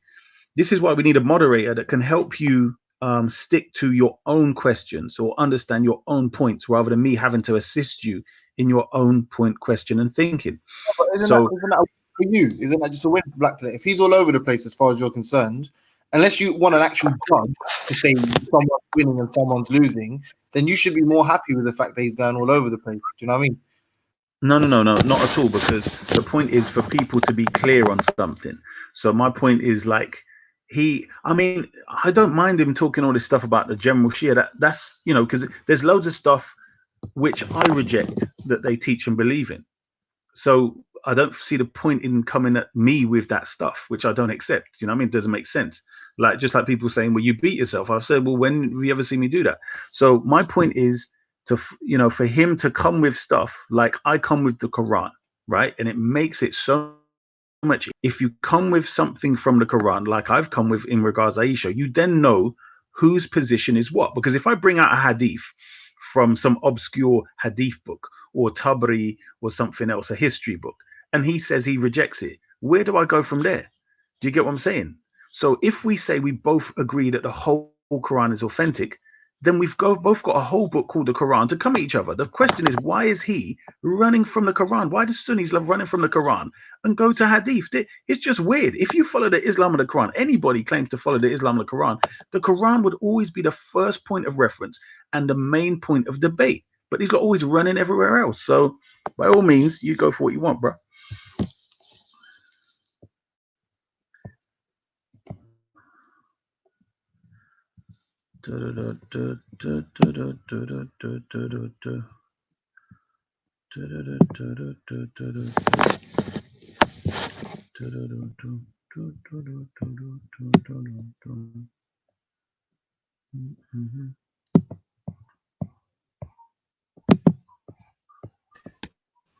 Yeah, so is that you lot done for your freestyle round, yeah? Yeah, I think just leave it till later now, innit? Just get on with it later on. But I mean, it's all right. I mean, I wanted to ask him. So I think, to be honest, there needs to be, as Shakara said, like a discussion on where we stand. You know what I mean? So that if we're really going to get on a debate, we go for it. Because but even to me, the thing that saves that is that we both claim to follow the Islam of the Quran. So that's why I bring up the Aisha situation, because that clearly gives a powerful position for both of us.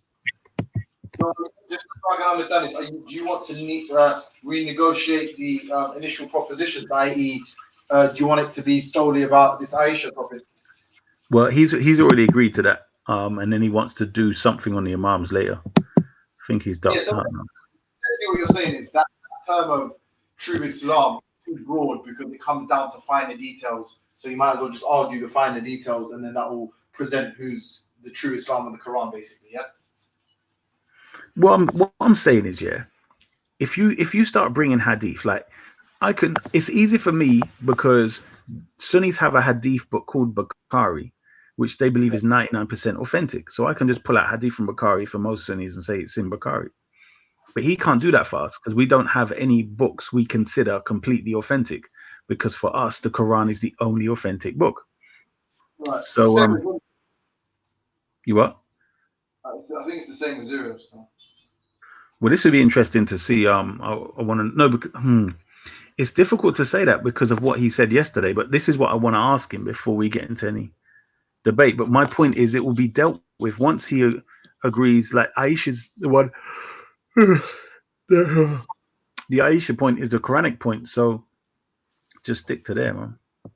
I mean, that's but to be fair, if that's like, if you're pointing out his inconsistencies, i.e., with him having some hadith, then really, if you ever wanted to make it super serious, you might as well identify all the books that you do agree with, or let's say maybe not 100% of a book, but as in to say on this topic, these are all the hadith that pertain to this topic that I consider to be sahih. Yeah. I mean, that's the best thing. And this is why what I'm saying is it saves time. But bruv, listen to what I'm saying to you. Yeah. It's like you're saying, yes, let's use a load of small tennis ball size bowling balls to knock away the 10 pillars, right? Or whatever they're called, right? The pins, right? And I'm saying, let's come with the Quranic Aisha story, which is the one big bowling ball, and all of them are gone. So either he knocks down my 10 or I knock down his 10. Like, that finer detail will represent the absolute whole point. If you don't agree on this, then technically you're not on the Islam of the Quran kind of thing. I get it. Yeah, simple as that, boy. Simple as that. You know what it is? I feel like a good conversation can be had between you two. I.e., I don't think you're as at odds as it may appear. You may clearly, obviously, be at odds on certain finer details, but generally speaking, you both implore others to do their own research and you don't accept hadith because it's you're not cultural Muslims kind of thing. So technically, there's what you agree on and you disagree on. I mean, we'll see. I don't exactly know exactly. He's black. You are? He's black. Is he? Yeah. I don't know about that. No, I don't know. I don't know if he's black or not. He's black. Okay. Yeah, so let me respond to Awa Yasharallah. Awa Yasharallah, Hebrew Israelite, I think, or just Israelite. He said, doesn't the Quran say to study the books that came before it? It says to study and research many things, but in specific, or shall I say, it guides us in regards to knowledge, in regards to many things. So in regards specific, I think you're talking about the verse which says, ask the people of the book. So yeah, if you're in doubt of that which we sent down to you or revealed to you, ask those. Yes, indeed. But most definitely, it also says that the Quran is a criterion overseer of the books that came before it as well. Keep an eye. Yeah. Yeah. Who's the last person that gave you advice? The last person. I know you took it. Sorry. I took it, boy. I can't remember, bro. The problem is there's so many different bloody conversations I'm having with so many different people. You know what I mean? Yeah, I don't know. No idea. Unfortunately, on here, a lot of the people are really behind on things. So it's kind of like, because I guess I've done so much trial and error and learned so much in this regard. People are just giving me their whims and desires or what they think and all of that. I want something that's concrete.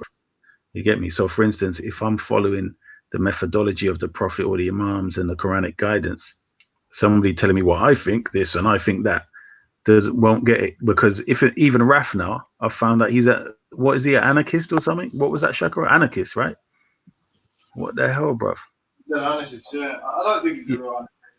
So, no, but it's starting to make sense, because when he's on this channel, he speaks something. When he's on another channel, he speaks something, and I'm kind of like, what is this guy?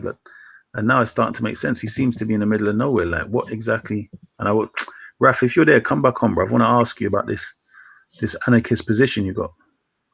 Why do you know one thing I've noticed about you though, yeah? Why do you defer? It's like as soon as you meet some kind of obstinate,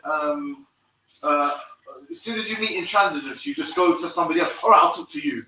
I don't know. Maybe I'm incorrect. Maybe it's my vantage point. Say that again. What was that? If what? I said every time you seem to meet some form of intransigence, you just move to another person and say, "Okay, shift my focus. I'm not going to talk to this one anymore." And maybe it's from my vantage point. I may be mistaken, but it does appear to be quite a weak quality. I don't get you. Give me an example. As soon as you make a point to me, and I'm like, no, I'm not feeling that. You go, all right, fine, I'll ask someone else. Like I don't even remember that ever happening. So give me a realistic example. On my mother's life, you've done it about 100 times to me. Every single time, and it becomes impossible to engage in a back and forth with you. Right, so just give me an example, bro. Just give me an example, innit? So that I can explain. Oh, literally a minute ago, bro. When we were talking about Raspik, you're like, I'm talking to Raf. And Raf literally said to you, he's like, no, but to be honest, I did interrupt James. And then when someone interrupts me, you'd rather talk to them. But when I interrupt someone, you say, I'm talking to that person. But you never do it for me. You never. It's because, I'm going to be honest with you. No, but I feel like oh no, sorry. I thought I was kicked out. It was my YouTube channel that kicked out. Sorry, go on. It feels like you like the soft when you're discussing things. Maybe I'm wrong, but that's what it feels like. No, repeat. Sorry, can you repeat that, because it was my YouTube channel that reset, so I thought I'd come out. Me and you discussing and Brad's there, you want to listen to Brad and not me. When it's me and you discussing and Raf's there, you want to listen to Raf and not me. That's not true, bro. You're talking waffle. Listen. The pattern goes. No. You're talking. You say something. I don't agree with what say you don't want to speak to me anymore. But that's not, bruv, you talk some real dumb garbage, because one of the things is I've had bare conversations with you and it's gone back and forth for ages. What I'm saying to you is, if there's something that you're not getting, and I'm not going to, like, for instance, I kept saying to you the difference between script and language, and you were reading stuff about script, and I was just like, you know what?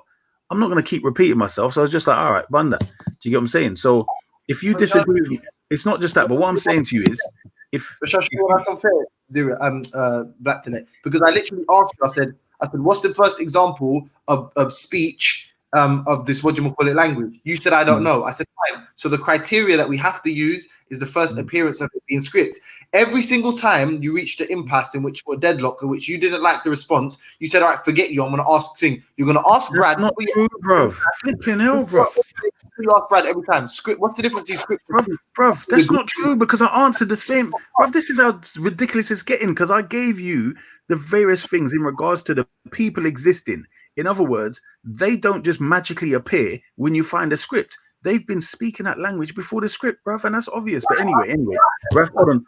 Raf is here. Hold on. Raf, before Raf run away. Raf, look, see, when it's my turn to respond, all right, cool. Go on, speak to Raf. Sorry. No, yeah, Raf. No, because I'm saying I wanted him to jump. Raf, can you please explain this anarchist position, bro?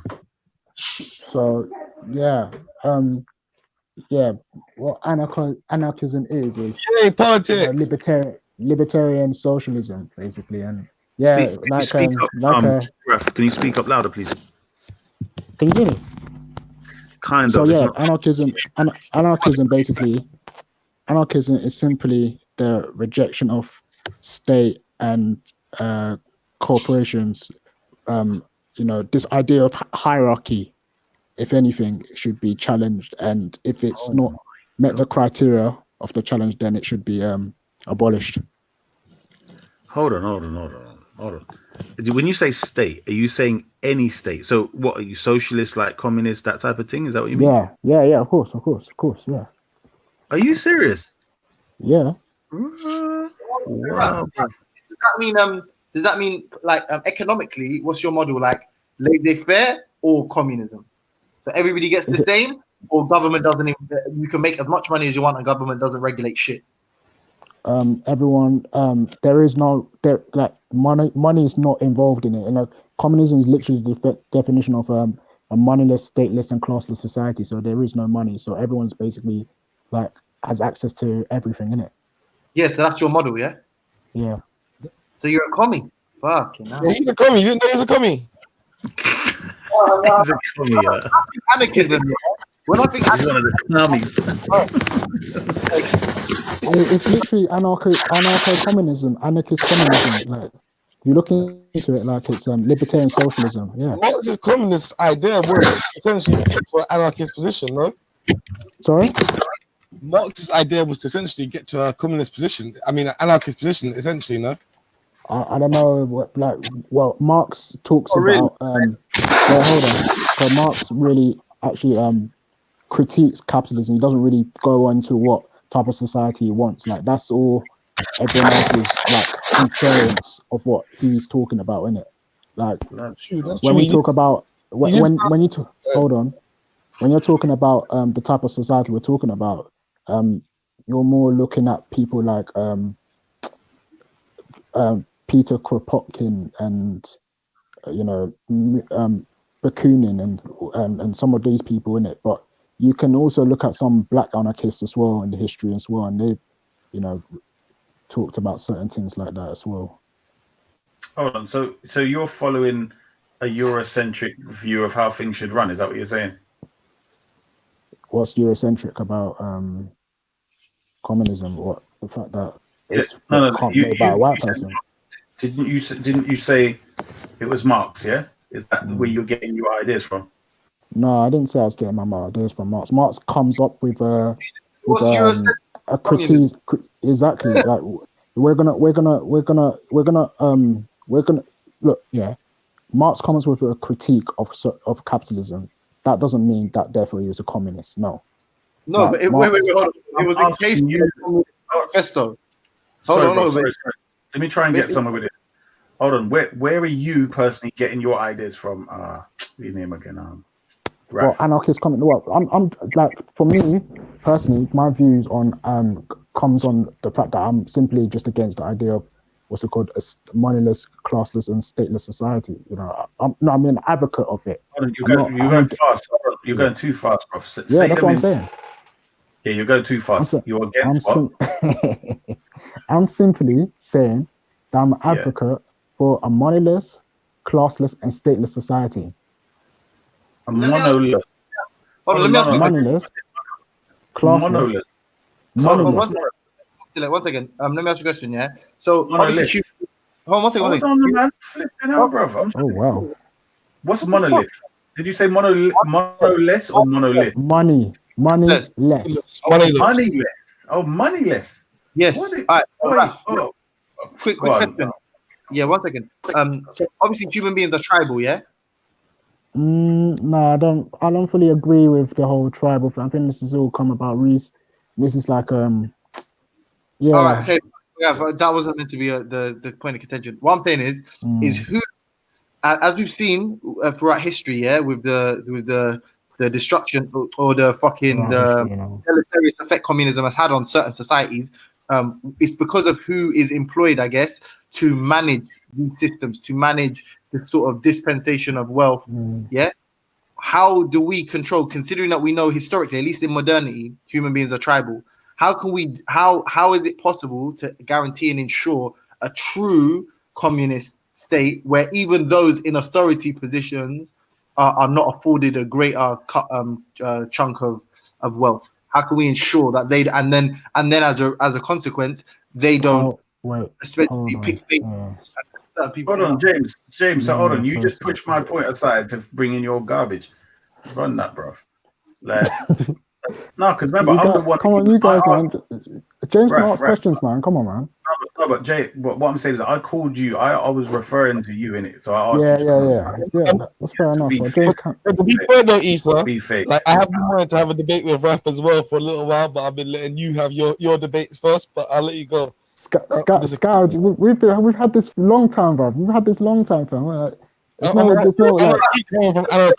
where we stand. I'm gonna keep coming from. Can you answer that question? But anyway, hold on. All right, let me just get my question out the way simply. Yeah. Oh, but I asked the question, man. Be mature. No, I knew, bro. I was talking, bro. I was asking the question before your dumbass comments. Behave yourself.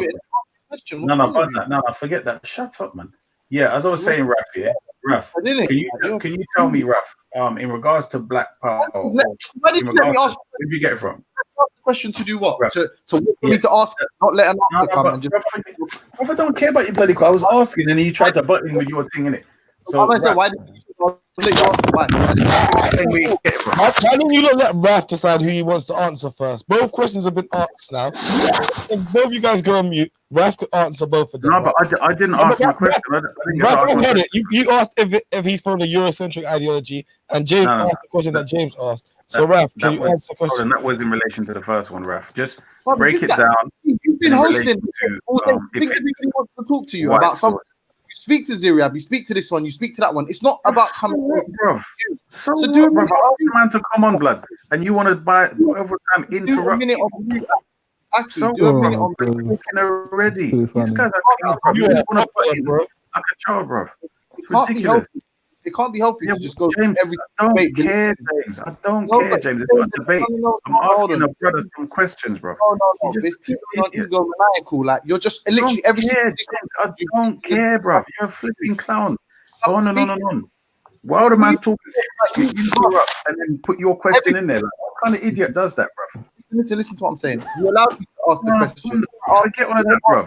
You tried to push my question to the side to put your question. Because you're a genuine apolitical.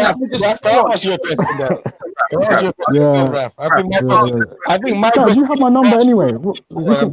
These guys' questions. Raf, just answer my question quick and I'll be off because mine's simple, bro. It don't take ages, innit? All of it is if your thing is on Eurocentric, that's it, Raf.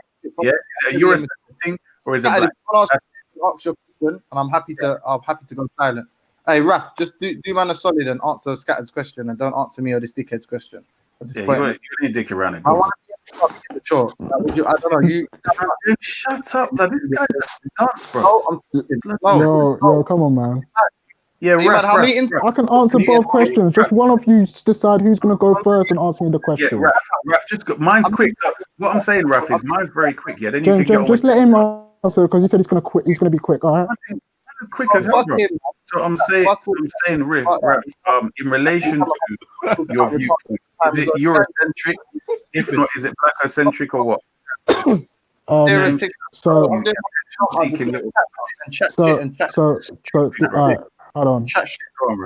Hold on. James, about Eurocentric, and all you do is argue with black people. Shut up, bruv. Like anyone cares about your nonsensical point.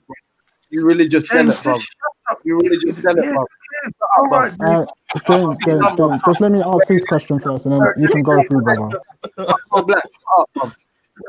Bro, we can't even hear you, bro. Just shut up. You're just waffling, you little waste man. You little jerky, little punk. Shut up, bro. You have nothing. You have nothing, bro. You're a sellout crew. You have nothing, bro. Man says, there's no one worthy of black. There's no one worthy of worship other than Allah and Khomeini. Oh, snap. James, man, come on, man. James, come on, man. Let's bring this right down now, guys. Yeah, let's bring it back, man. A microphone. And I can put my animal on. Come on, man. Favorite animal is a camel and an eagle. Right now. Can you hear me? Can you hear me twice? Hear me thrice. This guy's just a refugee. You hear the echo? Can you hear it? Yeah. My echo. Is it echo? Is it good? Is DJ Captain Scarlet in the building? Jeez. Come on. Cool. Had to put an echo. Hey, button this Zoroastrian, man. We ain't trying to listen to no more Zoroastrian.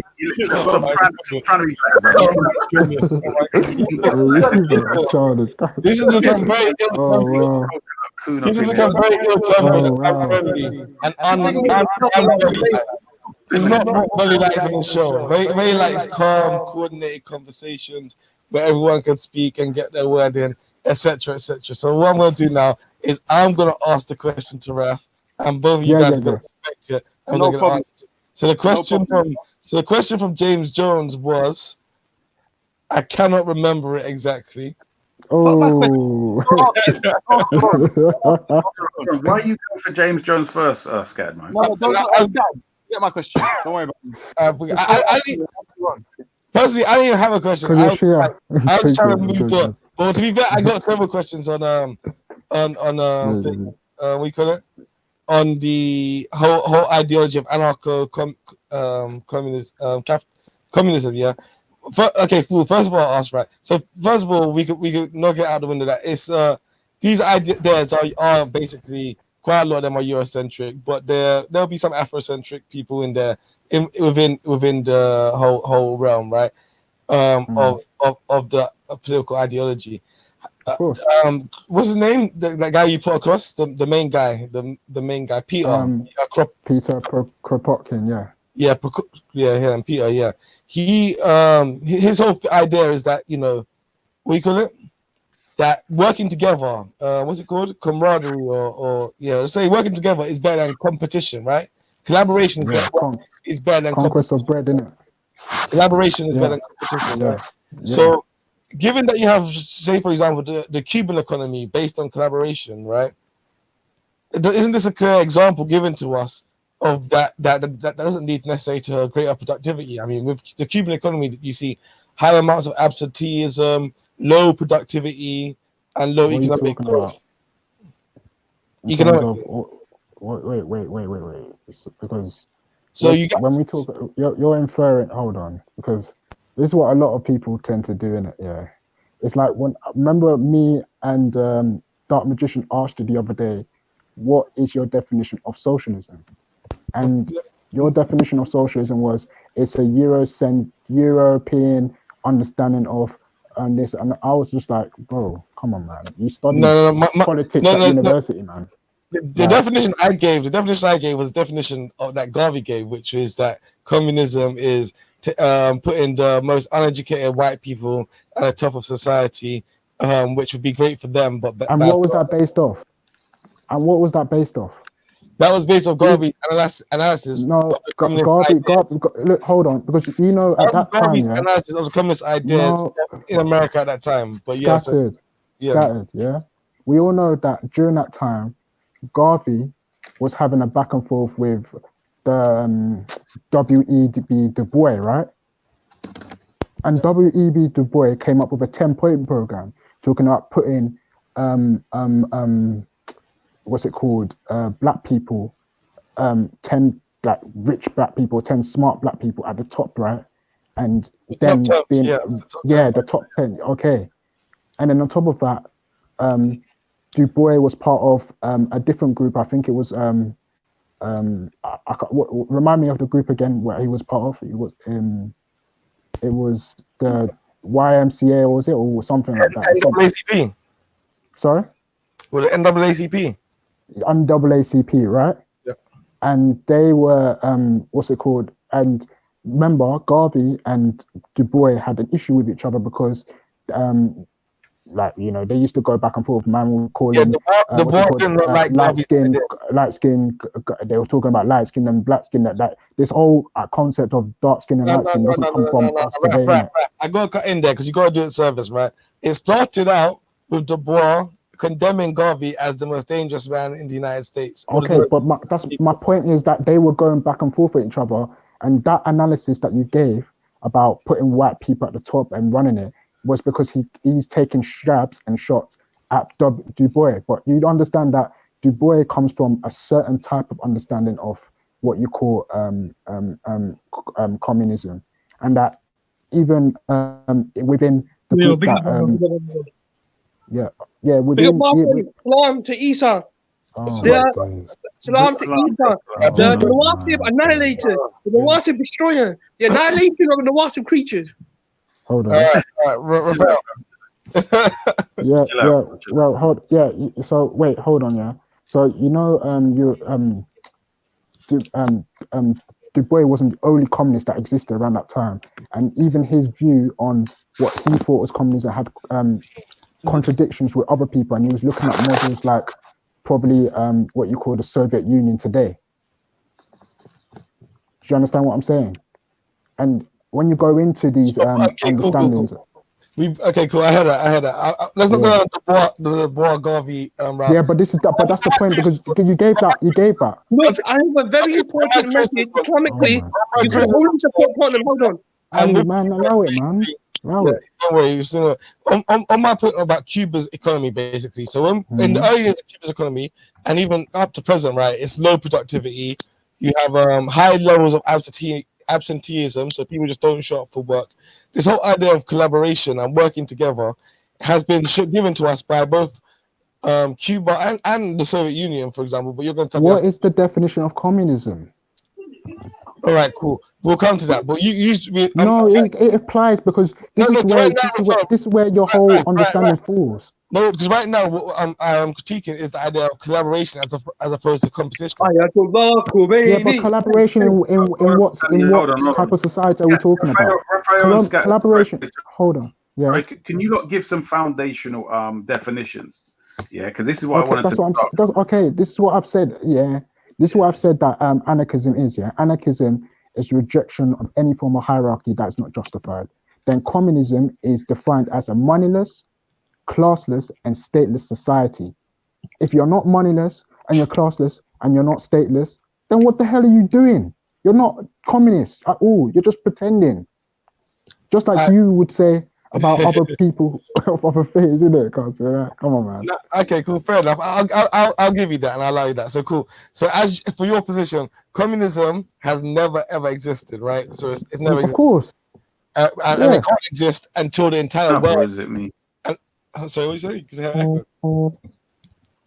No, it shouldn't be an echo anymore. Was he breaking up, Raphael? Yeah, sorry. Can you hear me? No, yeah, I can hear you. Can you hear me? No, yeah, I can hear you. Was Scat breaking up? No, it's you. Sound like he's breaking up. It's you. Is it me? Sorry. Yeah. Sorry. Yes. But yeah, okay, cool. So from your perspective, a communist society has never existed. I would say that there have been. Hold on. I would say there have been small. Let me finish the question. And cannot exist until the entire world embraces communism. Yeah. Bro, let me say this, innit? Like, there have been small pockets of examples of societies where they had some type of example of what models of what would be called anarchist communist societies, innit? So, for example, the Catalonia in Spain. I think I've mentioned this to you before, where they had a system where for 3 years of I think it was in World War II or something like that, they were adopting a nature where there was no money, the people were collaborating, working together and whatnot. I urge people to go and study this, innit? Yeah, this is what the stuff they were doing, and they were functioning fine. Was Catalonia under Franco at that time or no? At that time, no. They were making themselves their own sovereign nation. They were trying to so it was like, you know, like you have Kurdistan today. Yeah. You know, like you have Kurdistan today, and the UN and all these people don't recognize them. Yeah, that's what it was like for them. What did, because obviously Spain was the autarky during World War II, innit? So I'm just wondering what. Okay, I'm Googling about that. But it might have been a bit after World War II. I googled it. Francoism in Catalonia was established in 1939. Following the Spanish Civil War, post-Francoist repression, Franco's regime placed the revolution in Catalonia. After the Catalonia offensive at the end of the war, the dictatorship in Catalonia complemented the suppression of democratic freedoms. Yeah, so what do you mean? I'm talking about the free territory of Catalonia. That's what I'm talking about. Maybe you search for something else, innit? What did you say? What did you say? Sorry. The free territory of Catalonia. No, but Catalonia from 1939 and 1937 was a totalitarian state under Francisco Franco. Yeah, well, that's not what I'm talking about. Then you're talking something different, isn't it? No, but you said it's an example of an anarchist state. I'm not talking about. You've typed up something else. Wait, hold on. Let me check. Let me search up myself in the car so I can get it right. What did you say? So before World War II started, you had revolutionary Catalonia. Is that what you're Yeah. I mute up, Ali, man. There was a socialist rule in Catalonia, in the Catalonian region, that began with the Spanish Revolution of 1936, resulting in workers' control of business, factories, collective farming in the countryside, and attacks against Spanish nationalists and Catholic clergy. Yeah, that's what you're talking about, yeah? The free territory, yeah. But after the Spanish Civil War, during World War II, we would accept that it was under Francoist. Yeah, definitely. During World War II.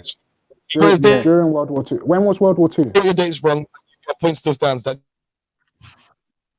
during this period of time when this day, basically. Sorry, what are you trying to say? Prior to, basically. I misheard you. You meant prior to. You misheard it. But prior to that point that you're talking about, I had this brief period of anarcho-communism, basically. And I'm gonna do some research into it and check it out. But you think this is the way to go? You think stateless, moneyless, and without hierarchy or without justified hierarchy? And to be fair, what about punishment? Hold on, wait. You've gone. Yeah, say that again. You can't hear you. You said to be fair. Yo. Scott, I can't hear you. Sorry, brother. You want me to stop? Yeah, I can hear you. I can hear you. Wait, guys, let me pull him back. Yeah, we can hear you, Ali. But let me pull you back. You said to be fair, and then that's where you cut off, innit? Me? Yeah, you. I was talking to Scott. Cool. Okay, I'm saying to be fair, this is definitely an example. I would definitely have to do some research in it myself, but it's definitely an example of anarcho-communism in actual reality. At least that's how it's being described from the sources I'm reading here. But I'm gonna have to go and. There's also punishment.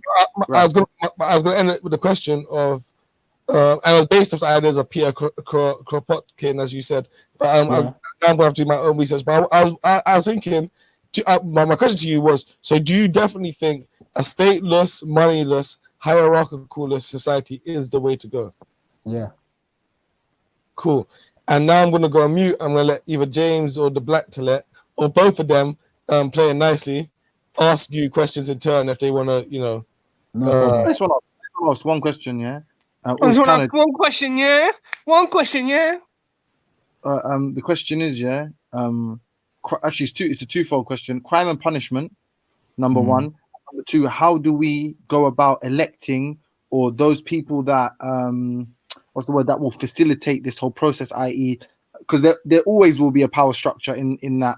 How do we stop people? So it kind of ties into the crime and punishment. How do we stop people that deviate ideologically? Okay, so who disagree ideologically? No. So I'm saying within this system, for example, there's no, you want to essentially remove all forms of authority, yeah. But how do we make sure that some people don't exceed with regards to wealth, with regards to property, land, so on and so forth? But where would people exceed? What do you mean by wealth? So, for example, if everybody's meant to get the same amount of money, the same amount of food, or whatever, How are we talking about money, stateless and classless society? And then you're saying, right? So if everyone's meant same to amount get the of same. money. Okay, so for everyone's meant to get the same portions, yeah. If society's meant to regulate everything, production of everything, what if someone goes against the rules and either produces more, takes from other people, doesn't give to other people in their role? If you're a baker and you're also meant to allot this amount of bread every single day, but you hold some bread back for yourself, give some bread to other people, then people start trading that bread for more for something else more valuable, and then as a result of that, they end up hoarding a lot more wealth than other people. Same with land, yeah. How do we punish them? Number one, how do we punish people? Number two, who's the authority that regulates that? Who do we employ? Okay, so this is how we deal with this, yeah.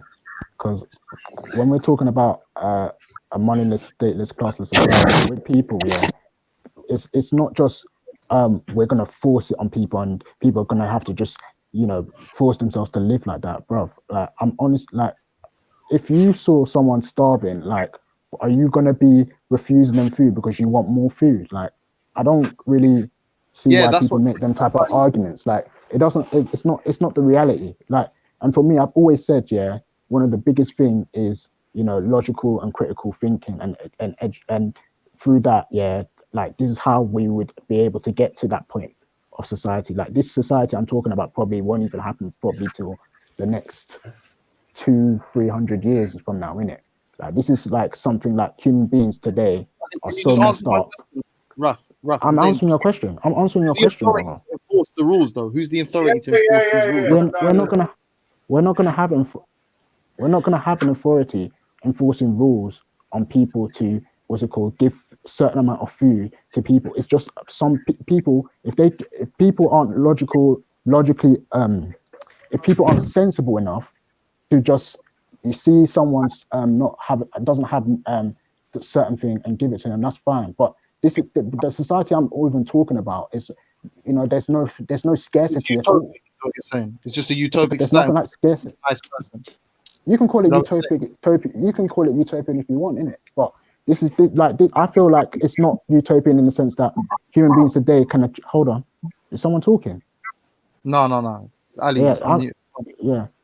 I'm saying it's not utopian in the sense that what's it called? It's literally like, my thing is that's why I mentioned Peter Kropotkin, and I also have I take hold on, Peter Kropotkin, P-E-T-R, Peter. Yeah, Peter. And then Kropotkin, K-R-O-P-O-T. Yeah, got it. Yeah. So my reason for I also advocate the Zeitgeist movement and the Venus Project, and so my thing is also using technology and being able to use this to help us get rid of food scarcity. Even though today we actually do produce enough food to feed, enough people. It's just the fact that we have. Do you know about the Kardashev? Yeah, I've heard about that. Yeah, I know about that. Yeah. So basically, what you're advocating for is like a type 1 civilization, something like that. Well, yeah, you can call it that, yeah. But then even in that, not believe, like, if we employ some kind of technocracy, yeah, do you not believe that they will be? No, but the difference between these Kardashev, hold on, because the Kardashev scale, people have talked about it with using things like crypto, and talked about it with using things like some type of space currency or whatever. But no, I think I'm they're not talking trying about renewable energy. They're talking about Kardashev scale is more about renewable energy, i.e., if we all find out something. I know that, but like when you're talking about the society within itself, yeah, that we're talking about, yeah, like people have still talked about things like using crypto, and even, like you were saying earlier about the whole money thing. Right? This is where I'm trying to make people understand that we have to have a mindset more like you know, when you're talking about Star Trek now and you're talking about Spock, I think it is, where okay, well, there was a video that I don't really watch Star Trek, but there was a video where he put out where he basically they were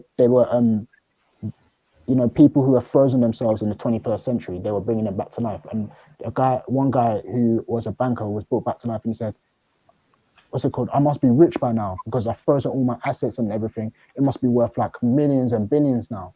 And he was like, can you get a banker and all these people so that we can, you know, so I can get my money out and pay for stuff and whatever and whatnot. And he was like, they turned around to him and said, money?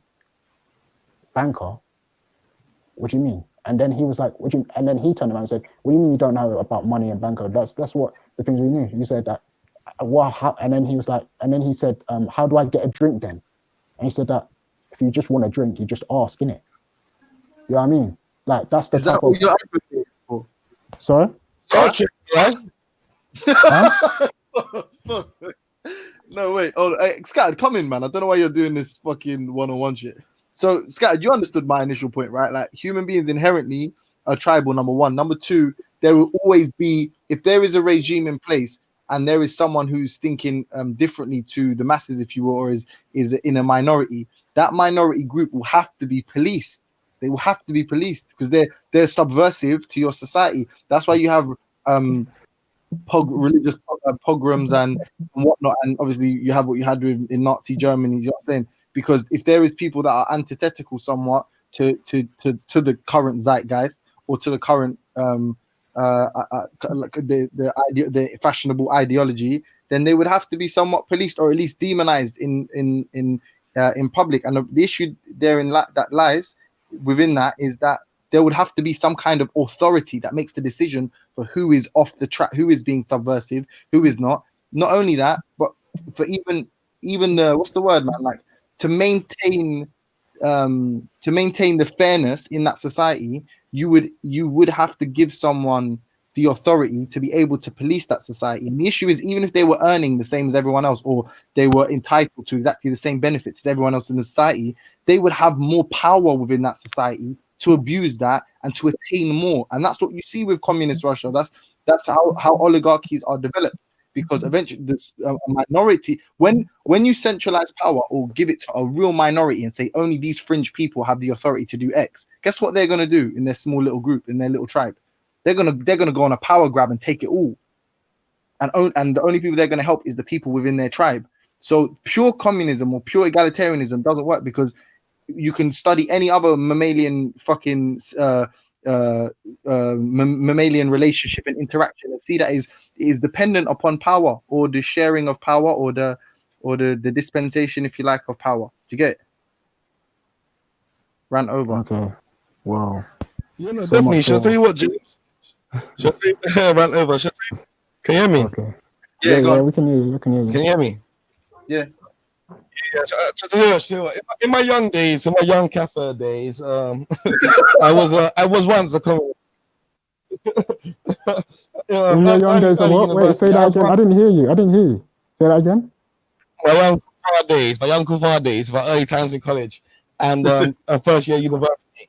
I was a communist, and I really thought communism was a great idea, and I really bought into it. Come on, man. You were known as communist at all times. How you gonna let James have a whole rant, and you can't even let me tell a little story? I know you, brother. I know you. I've met you, cuz. I've met you, cuz. Yeah, I know. Look, Listen. So yeah, I was a communist once, and no. Okay, cool. Let me speed it up. Right. Exactly what James basically said there. You get to a point where you clock, right? All of these situations that we're talking about, they reach the implausible situation where they realize that what they want is actually, it goes against nature, it goes against science and the laws of nature. Against nature. It really does. Like, I mean, in regards to like most communist societies, basically. I mean, even like I say, Communist Manifesto, Karl Marx's idea was, the workers themselves have to empower not just Marx, Engels, and a few other people who built on Marx's ideas, Stalin, etc. But you need to get our working class who come and create, get collective consciousness, and with that consciousness, they overthrow the overclass that's oppressing them, right? The bourgeoisie, and they overthrow the bourgeoisie and they take power for themselves. But because they have to manage things, they have to create a managing class just for the time being, and that management class is supposed to manage the process of sharing out equally the divisions of labor, right? The divisions of labor and the divisions of profit. However, in doing that, they always get stuck at this phase where, like you say, creates the oligarchs. This phase where you have these the Bolsheviks, these leaders right at the top class who are telling everybody else at the bottom class what to do. So you have two linear classes, which aren't really linear. Even in that one top class, you have leaders and so on and so forth. But we'll come back to that, right? Yeah. Okay. I was just doing a quick reading into the. Oh, come on, man. One second. I'm just doing a quick reading into revolutionary Catalonia and their anarchist system, and how they had a revolution in Catalonia, and they overthrew and they come to take power basically. But even there, the anarchist parties, which had always resisted taking part in party politics and always criticized the socialists for taking part in party politics, saying, how are you real communists when you're taking part in the state?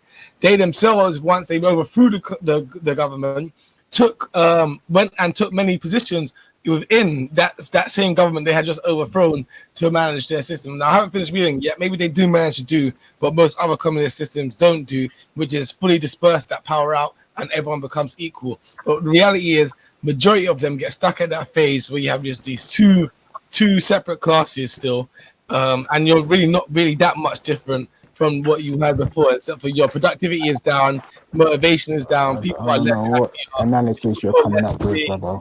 I don't even know. All right, Raf, go, Raf, go. Just to quickly piggyback, yeah. Can I just say one thing, Raf? And you have to remember that manifesto aside, yeah. If you look at the Trotskys, the Lenin, fuck Karl Marx, man. Fuck that nigga, man. No, 1 second, Raf. Yeah. If you look at the people that have attempted to manifest these ideas, yeah, these pure communistic ideas, all of them have been funded by capitalism. So what you need to realize is maybe outside of their nations, yeah, outside of their borders, there is still a power structure that is benefiting it. So the point I'm making is it would be impossible for this kind of ideology to engulf the world, considering this ideology only has ever come into existence as the Soviet Union, forced and supported by the system that is supposedly opposed to. I don't know what these men are talking. These men just want to FTK this quick. All right, cool, no problem. But my advocation is for a moneyless, classless, and stateless society with the use of technology or science to advance it. You understand? So I don't know. So if I rob you, I don't know if you're talking about what happens to me in your society. These sorry. How do you do with law and order in your society? If I rob law you, and order. Yeah, if I rob you, what happens? How can you get robbed in a society where there's abundance? Come on, anyway.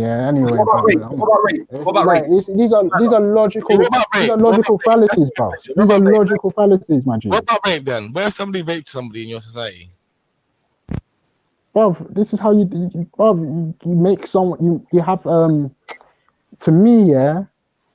In a society where this is happening, yeah. Like people. Let's say for the example, someone was raped, yeah. Like we want to make sure this person understands what they did, you know. That's the first thing we do. We make sure this person understands. Sorry? Who makes you do that? Who is the person you call when you get raped? What happens? Where do you go? The community. What are you talking about, bro? I'm saying who? What'd you say? The community. The community. All right. So within the community, so the baker's going to be investigating the rape charge, the rape case. What, you want someone personally to deal with the rape? What? Are So the police knows how a rapist feels. Come on, man. I'm saying, is there going to be the police? Is your community, bro? Is there going to be someone you can call when a crime happens? Police is there is going to your be community, bro? Your community, brother. Your community. Yeah, that's too vague. So I'm saying, who do you go to directly? Or anyone? No, you don't. Everyone in your community, you raise alarm. You tell it, everyone comes out, they talk about it, they see what going on, and they sort of deal with it as a community, bro. What's so difficult about that, bro? Like, what you're talking about is your case by case scenario, basically. So, like, pretty much. I hear you. So you don't have any. We have any expert. I like this idea. We can punish extremism by ourselves. We can get a mob route and we can start beating up MSAC for extremism on YouTube comments. I like no, this, that's Raphael. not how it works in my society, brother. That's not how it works in my society. We're free thinkers. We don't use we bang with our brains, man. We don't bang with our fists. You get me? We're not someone that people go there fight at people, bro. That's not how it works, man. So listen, so someone gets raped. Someone gets raped. Listen, so someone gets raped. She runs out into the street and says, "Someone's just raped me." Everyone from the community comes out. They all now looking for the rapist. They find the rapist. Then what happens? They all just talk amongst themselves and decide what happens to the rapist. Well, we have an understanding of what went down in it. Huh? So what if? What's the difference between that and court? What's the difference between that and court? All right, listen. No, listen. So they do that. So they do that for this one guy. The next guy they do it to is one of these technocrats. Is someone who does the electricity for the area. He doesn't get punished the same way the first guy does. What are you talking about? That's not how it works, brother. You think that we're gonna take pity on the guy who does our electricity? Man, fuck out here, man. That's not how it works, brother. It's logical fallacies, bro. Man. So 1 second. So basically, you're saying that you're gonna have a kind of statute law to some extent. So after the first rape, whatever you guys decide to do to that person, you decide you're going to stick with that punishment. It's a case by case situation, isn't it? Okay, so for example, just say like there's a guy who's a street sweeper and he raped somebody and you don't catch him. And everyone's like, "Yo, this guy's a street," and he gives a story. I was talking like catching him. That's what it's decided he's going to spend like. What do you want me to do? Necklace? Tell me. What do you want me to do? Necklace? Yeah. You want me to make necklace legal? Listen, and then you can answer, right? So I want to hear necklace, you know. I mean, no, I'm not saying necklace, right? So this guy gets given 30 years in prison, right? Whatever it is. So he gets 30 years in prison. Now the next guy that does the raping, right? And the next guy that does the raping happens to be, as the guy said, a technocrat. Like he's what? I'm talking like rapists prolific in my society, you know. One second. No, this is like 5 years later. Logical fallacy. 5 years down the line, 10 years down the line, whatever, yeah. But this rapist now happens to be a genius and very important in regards to how your electric runs in your country, right? And basically, your judges decide that his rape, not your judges, the community decides that he only deserves 5 years. Don't you feel like now that creates a situation where people, where regardless of whether it was a case by case scenario and the community decided, the guy who went for 30 years is going to be sitting there thinking, this is unfair? Bro, why were you making assumptions about what I'm going to say about something that we haven't? It's a case-by-case situation. Man is not going to look down on man because he's sweeping the streets, comparing it to another man who raped him. I gave you two cases. Okay, how are we going to deal with an extremist from Somalia who's going around threatening people in YouTube comments? Raphael, how are we going to deal with this person in your society as we as a community? Are we going to carry out a mob rule, or are we going to inform our elders? We ignore him. We ignore him. Hear this, yeah? I swear on my life to you now. We ignore him. Because I'm going to take ample example. I'm going to tell Veli to stop letting you on if you keep doing this insane shit. Big man, stop it. Be normal. I know you can be normal, so be normal. Go on, sorry, man. Yeah. Okay, so Scattered used the example of, I believe he used the example of a street sweeper and a guy who's doing electricity, but you can remind me again of what example you used in it. Yeah, I was basically saying the street sweeper got given 30 years and the guy who done electricity got given 5 years. 5 years, okay. So this is I've told you it's a case by case situation, brother. Yeah. So this assumption thing about man is going to get 30 years for rape and man is going to get a 5 year for rape. That's you putting it on me, brother. I've told you it's a case by case. Yeah, hold on, Paul. Yeah, and I'm just giving you two random cases. That's all. It's just two random cases. It's assumptions, whatever you want to call it. But there's assumptions, brother. That's assumptions, and that's not me saying that man's gonna do. Remember, my thing is to like come to an understanding, like what made you do it, like what caused you to, like. My thing is like to reason it out, to make that person understand it. My thing takes all that into before account. we start talking about punishment, innit? But Raf, my thing is, it took all that into account, and I'll just skip into the process. So I don't think it took all that into account, though. Raf, your community has done that, right? Your community has come, listened to the case, heard everything, and they decided that this person deserves. You want to hear necklace? That's what you want to hear. No. I said this. They said this person deserves 30 years, right? So clearly, what they must have heard in that case must have been sufficiently harrowing. What type of society am I talking about? Where? Hold on. What type? Talking. That's what you got. Yeah, because you're straw manning, brother. You're straw manning, my G. Come on, man. You're better than that, my G. If you listen to what I'm saying, Raf, you'll see it's not a straw man, and it's actually. It is a straw. Right, cool. Go on. Go through. It's a scenario that you can actually respond to. So what I'm saying to you is, yeah. Your community has sat there and listened to the case of the street sweeper, and for whatever reason, they decided he deserves 30 years. So clearly within your community, which tries to be compassionate, tries to understand why people do things, and all of these reasons, they have clearly felt whatever they heard was not convincing enough for them not to send this guy to jail for 30 years. They must have felt that this person must have been either at risk of repeating the offense, a sort of like an unstoppable continuing rapist, basically a serial rapist, sex offender that was a danger and a threat to the whole community. So they decided that he did. Yes, one second. Whereas with the other guy who got 5 years, they had listened to his case and they personally felt, okay, so listen to this guy's case, we're only going to give him 5 years because they didn't think that he was as much of a threat or as dangerous to the community. And maybe they come to understand why he did it and all those types of things that you said you'd want to do within your community and your society. So my scenario took that both of those things into account. I just wanted to give you that. Even with taking those both things into account, you also have to take into account that the street sweeper, regardless, is still going to be sitting there thinking, bruh, I got 30 years and he got 5. Do you understand what I'm saying to you, Raf? You're putting a level of this is what you're doing. I was going to say it as well. You're trying to put a level of hierarchy on my team. And man ain't doing none of that. My thing is deaf to hierarchy, bro. How am I going to look at the street sweeper and tell him that, listen, we've done your case and whatnot and everything, and we think that based on the fact that but you put significance. You put significance. See, this is the problem. These are not antidotes that you're giving. Yeah. They're not good antidotes, my brother. That's like you can use it in today's society today and say that what's it called? The street sweeper was given and whatnot, but it's not in my society, fam. I don't know what you're talking about. Do you understand why we went straight to crime and punishment? The reason is because if there is no but crime and punishment, hold on. Wait. Crime and punishment. No. How do you know what I'm saying? How do you know what I'm because the crime and punishment you're giving, yeah, is not good example. If you wanted to talk about, hold on. Listen to what I'm saying. Listen to what I'm saying. It was to establish a deficiency in the idea of a technocracy without a governmental system. Reason being, if you're the only person that can do a specific job, you will have a level. You will assume some level of authority. It's just a fact of life. If the only person who can help us eat tonight, yeah, is this guy that knows how to is a doctor who can admit it. So everyone's sick. And there's one guy that knows how to administer some medicine to save everyone's life. And another guy is a street sweeper. The guy who's got medicine, will, maybe it's the first time, second time, third time, will understand that he has more authority within that society than the street sweeper. And if it manifests... Got a different... Hold on, James, man. How you gonna ask me the question and then assume my position? You gotta let him finish the question, though, Raf. That's the problem. You have to actually listen to the whole question and let man finish. I'm actually patient, you know.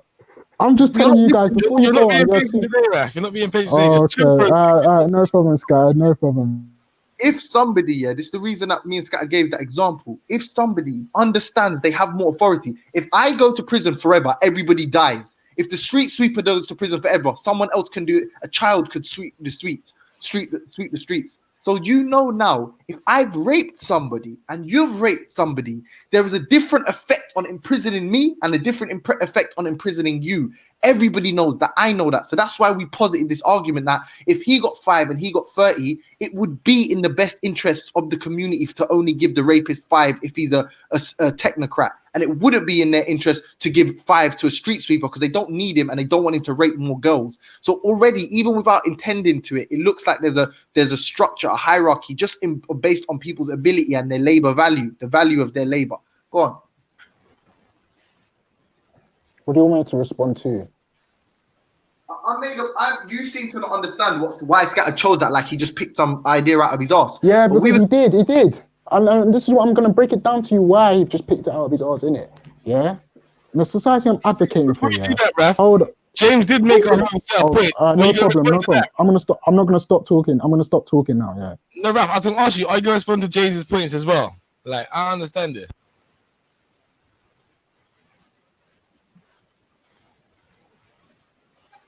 Like, we're not the first people to. Sorry. I was before James said you were picking out his arse. What's the fact that what am I responding to?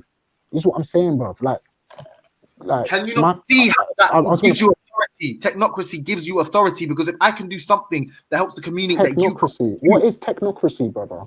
A technocrat is somebody, who only achieves their position because of a special technological ability they had or innovative ability they have, i.e., a programmer in modern day society. Is that what you were talking about when you said that I'm a technocrat?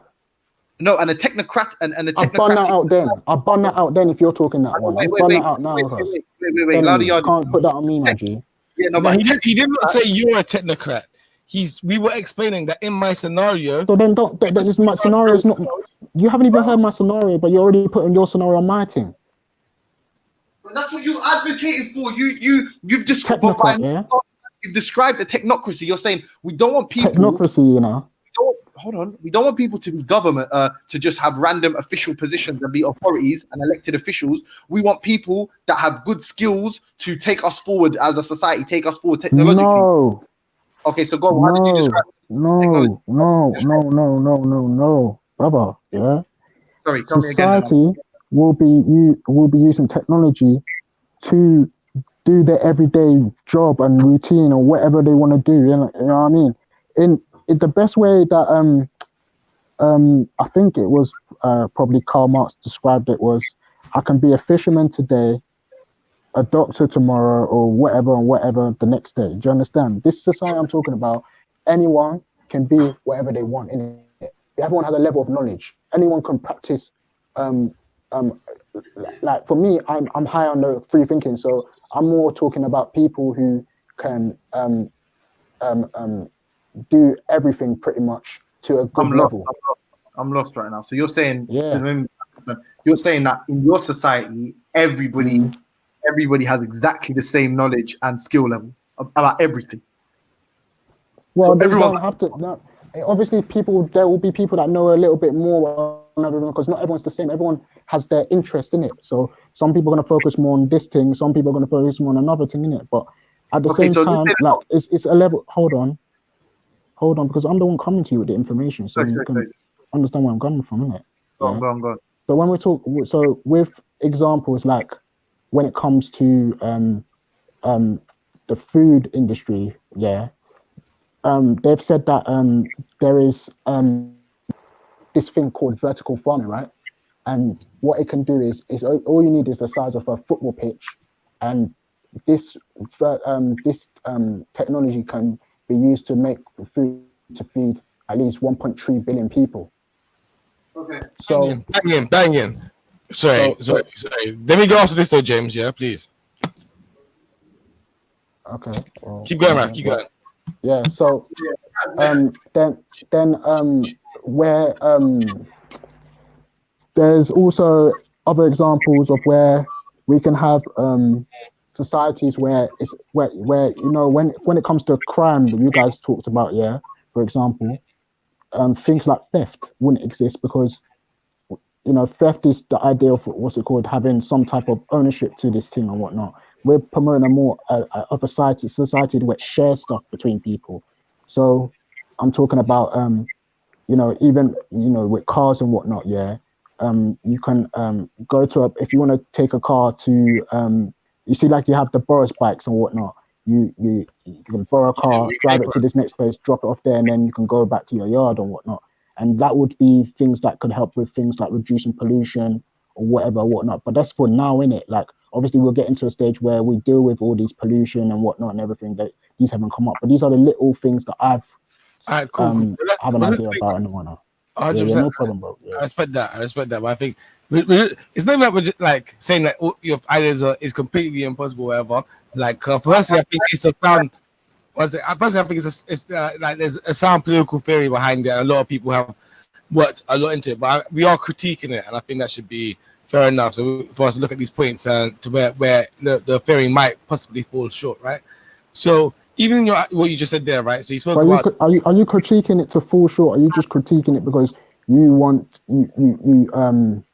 you actually feel like you want to make it better so that we can get to this society? Do you understand what I'm saying? Because it's like me looking into Islam.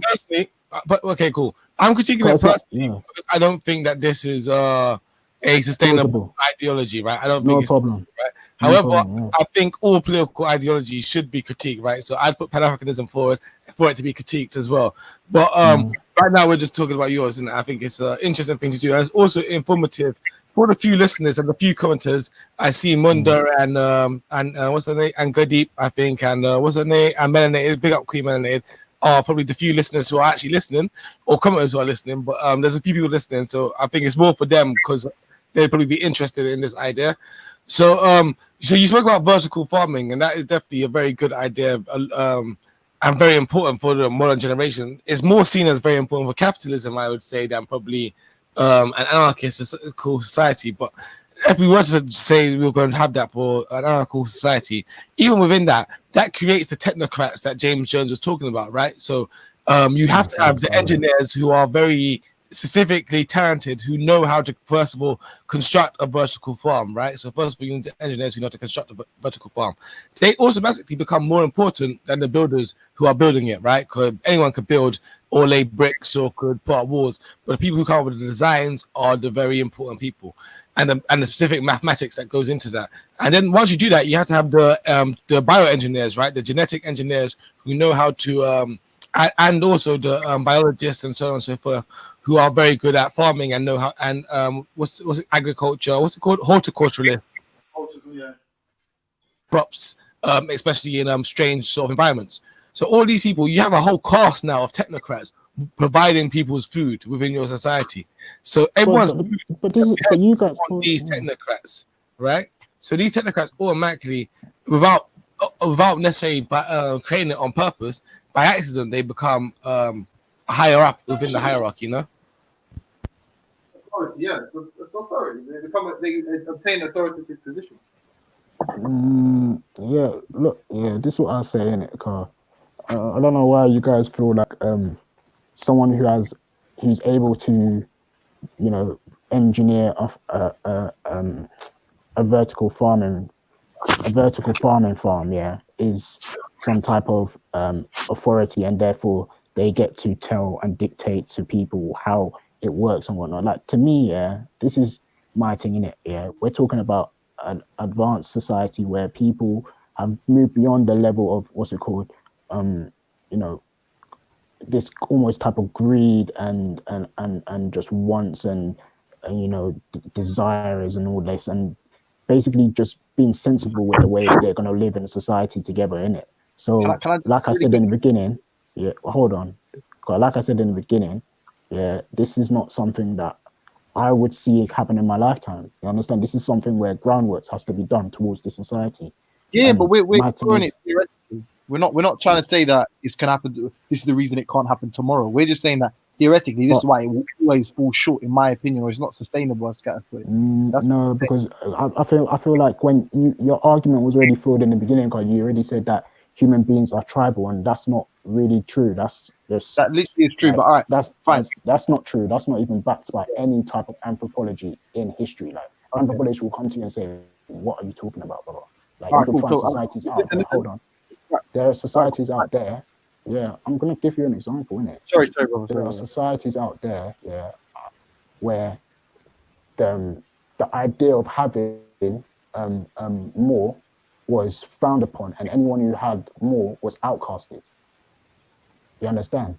So this idea of where you're telling me that that human beings are tribalistic, they're greedy, and they just want to go around just killing people and all the rest. Like this is not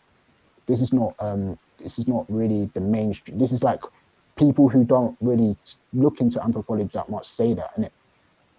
So yeah. So I literally the first article I looked at, article by Steve Knight, is article, you know. Are humans naturally tribal? Yeah, I mean, obviously, the one example of a data set would be a book called The Big Sort: Why the Clustering of Like-Minded America is Tearing Us Apart. Provides a data-rich analysis of how the drastic increase in high homophily communities and social networks since the 1970s are making it less and less likely to encounter, much less consider the different views that are different from our own. And so, i.e., society becoming very homogenous or being very tribal in political spectrum. Yeah, that was just a quick random Google search. I imagine if you did Google search, you'd find that human beings are inherently tribal, but that's by the way, it's a side point. The original point I was going to ask you is, even if we were to just go through the motions, right, and I'd say, for example, all right, we're all sharing, it's all carpooling, yeah, no one owns a car. Well, who manufactures the car? If the person that manufactured the car, for example, yeah, chose to deviate and use some of his spare time to build his own car, a luxury car. Let's say we're all now this is the future, so it's all electric cars. Let's say he has a penchant for petrol-powered cars, and he builds himself some fucking a Chevy Impala. Let's say he likes retro throwback cars, so he builds himself a Chevy Impala. Let's say now he's the only person in this community with a Chevy Impala, and everyone else can, and it's his own personal car, and he's hidden it away from other people. Then someone says, we should all be able to use your car, and he's like, no, so he hides it. Then guess what? Someone finds out where he hides his car, and they've stolen his car. Hold on. This is the flaw of your logic. Hold on. Of course, that's logic. But what are you talking about? There's a flaw in your logic, fam. Because hold on, because you're assuming what my position is, and my position isn't that his car. So therefore, like my society is talking about a society where we're sharing, and hold on. And even when we're talking about this whole sharing thing, cars are accessible to anyone. Where if he wants to build that car, yeah, everyone else has the access to that machine that can build cars, in it, so they can build whatever car they want. Okay. So you can't just say a few people have access to this. Like when we're talking about a more egalitarian society, we're talking about everyone having access to it. Is vulnerable to mob rule. What does that mean? He's vulnerable to mob rule. What is that? If that's not serious, you better fuck off, bro. Because I'm gonna. No, I'm actually being serious. I'm saying the whole society cannot be trusted. If we're talking about someone steals an egg and a shopkeeper gets angry and he gets five or six a couple of his lads, they're just going to beat him up. No community is going to. All we're going to have is two communities fighting each other and warfare on the street. I need a shopkeeper, mate. We're talking about a society where Ali, I appreciate that. I understand your point. He's saying no society is impervious to essentially to corruption, yeah. But what I'm saying to you, less of corruption, I'm saying to you specifically, yeah, is if you're saying there's a machine that builds cars, then now, so the reason what I posed to you was threefold. Like, number one, there has to be an authority to regulate who can and cannot make their own cars. Number two, someone could hold on. Someone could steal the car, yeah. And then number three, that person would have an authority because he could say, "Hey, do me this favor, and I'll build you a special car like my one." Now you've said none of them are valid because there is a machine that builds cars that everyone has access to, so everyone can build their own car if they saw fit, and that's the reason that everyone might as well share. It's pointless. Who builds the machine? The person that has the ability to build that machine now becomes the person, the gatekeeper for who wants their own personal car. No, he doesn't, fam. His desire isn't to monopolize it. You're talking about desire to monopolize that type of market. You're talking about in terms of how I can control and empower. Yeah. No, the person who's doing that. You're not understanding, James. You gotta understand that this society exists in a world in which it's like Star Trek. Like we've eradicated human want and need and desire and all that's left for us to do is to explore the galaxy, kind of thing. Oh shit! Oh shit! That is pretty much. That would be amazing. That would be amazing. But even without exploring the galaxy, yeah, this is the point I'm trying to make in it, yeah. Cause like just the fact that a man wants to have access to a car, right? Yeah, man is saying that the person who's making the machine in order to them is going to be like, yo, listen, I want, some type of cut from this because I'm the one that, or it's my thing that I have to have some type of patent on this because this is my invention. But we're talking about a person who's looking at the bigger picture. Like your mom and dad don't go out buying food for you just so that they can tell you, look, yeah, I provide, so therefore you got to. No, it's like they're doing it.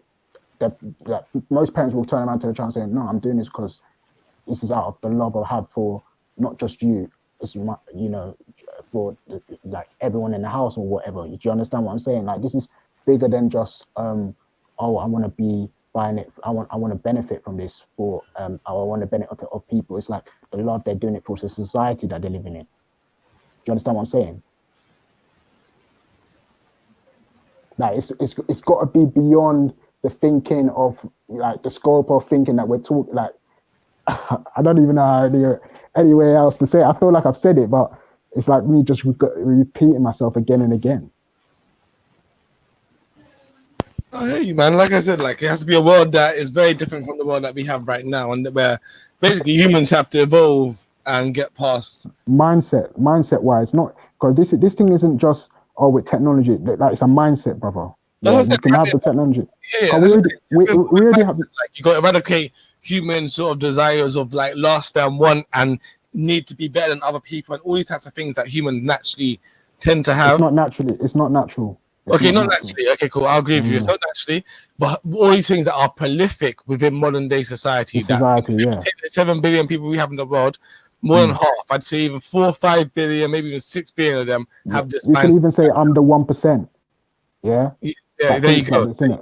So therefore, the difficulty with political theology or philosophy like this is, well, political philosophy anyway, for it to be useful, it needs to take work with where the world is rather than where the world ought to be.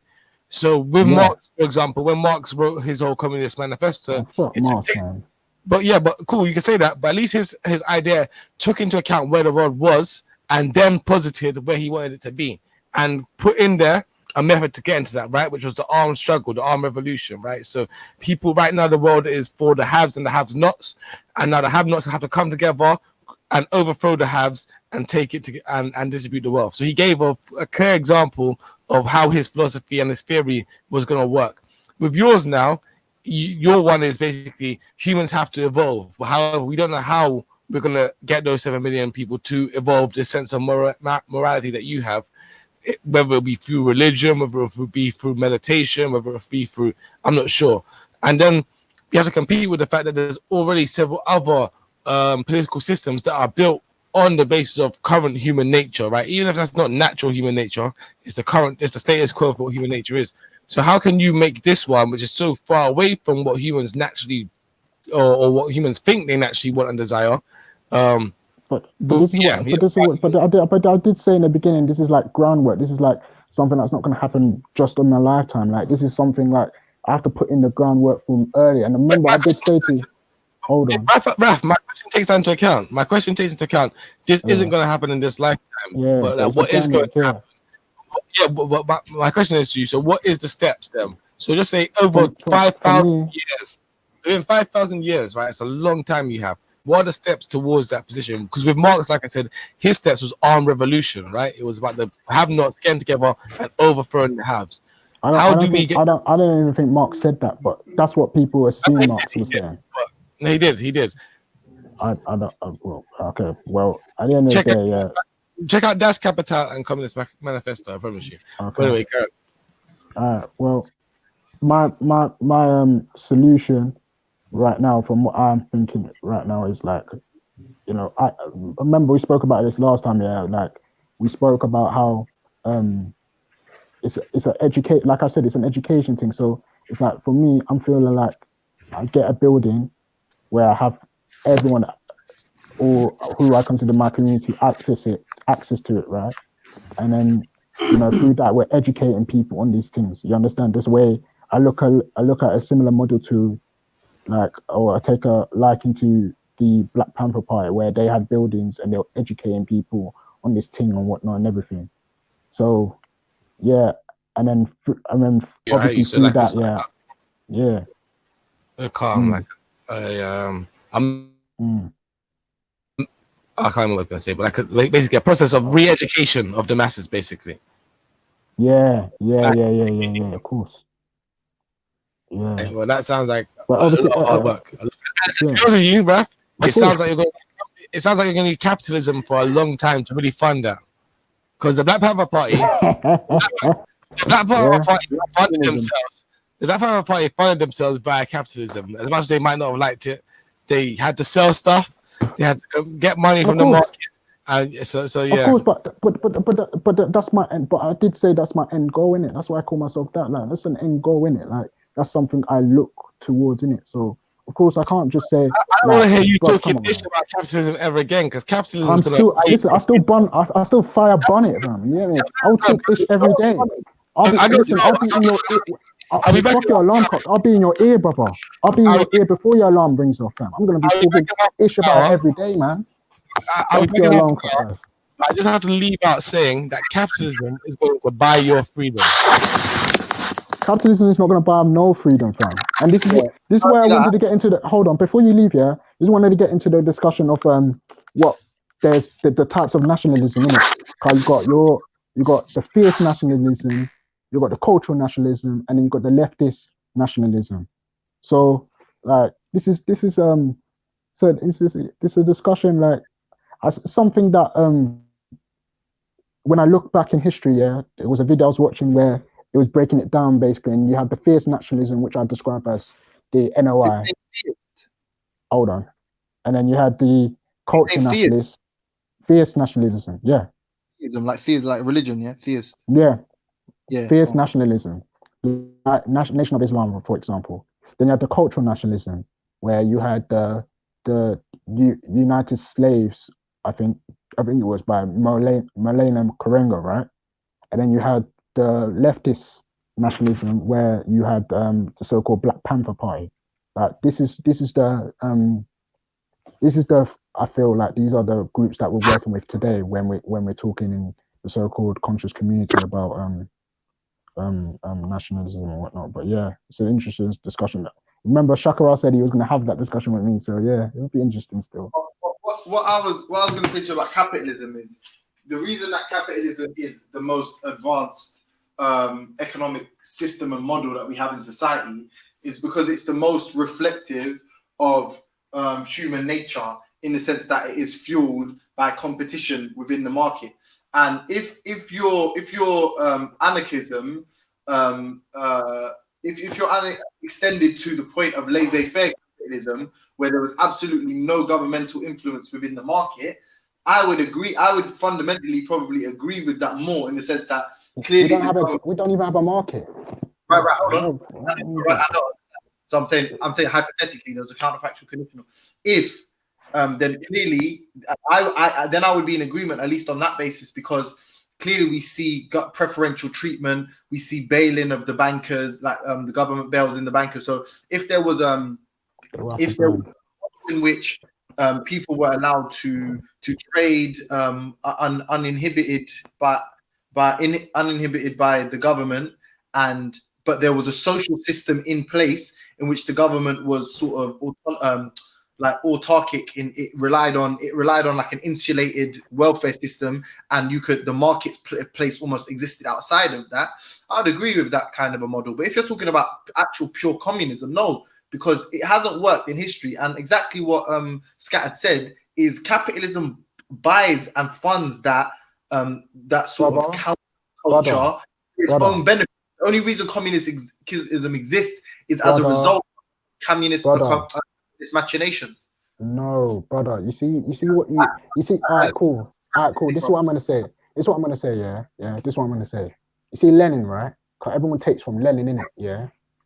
If you study Lenin, right, Lenin says, I can't remember which book it was, yeah, but he basically says that the way he defines communism is a society where, you have an authority, yeah, and they have to lead the masses because the masses are not smart enough to be able to dictate how they should be run in it. So, and therefore, that's hold on, huh?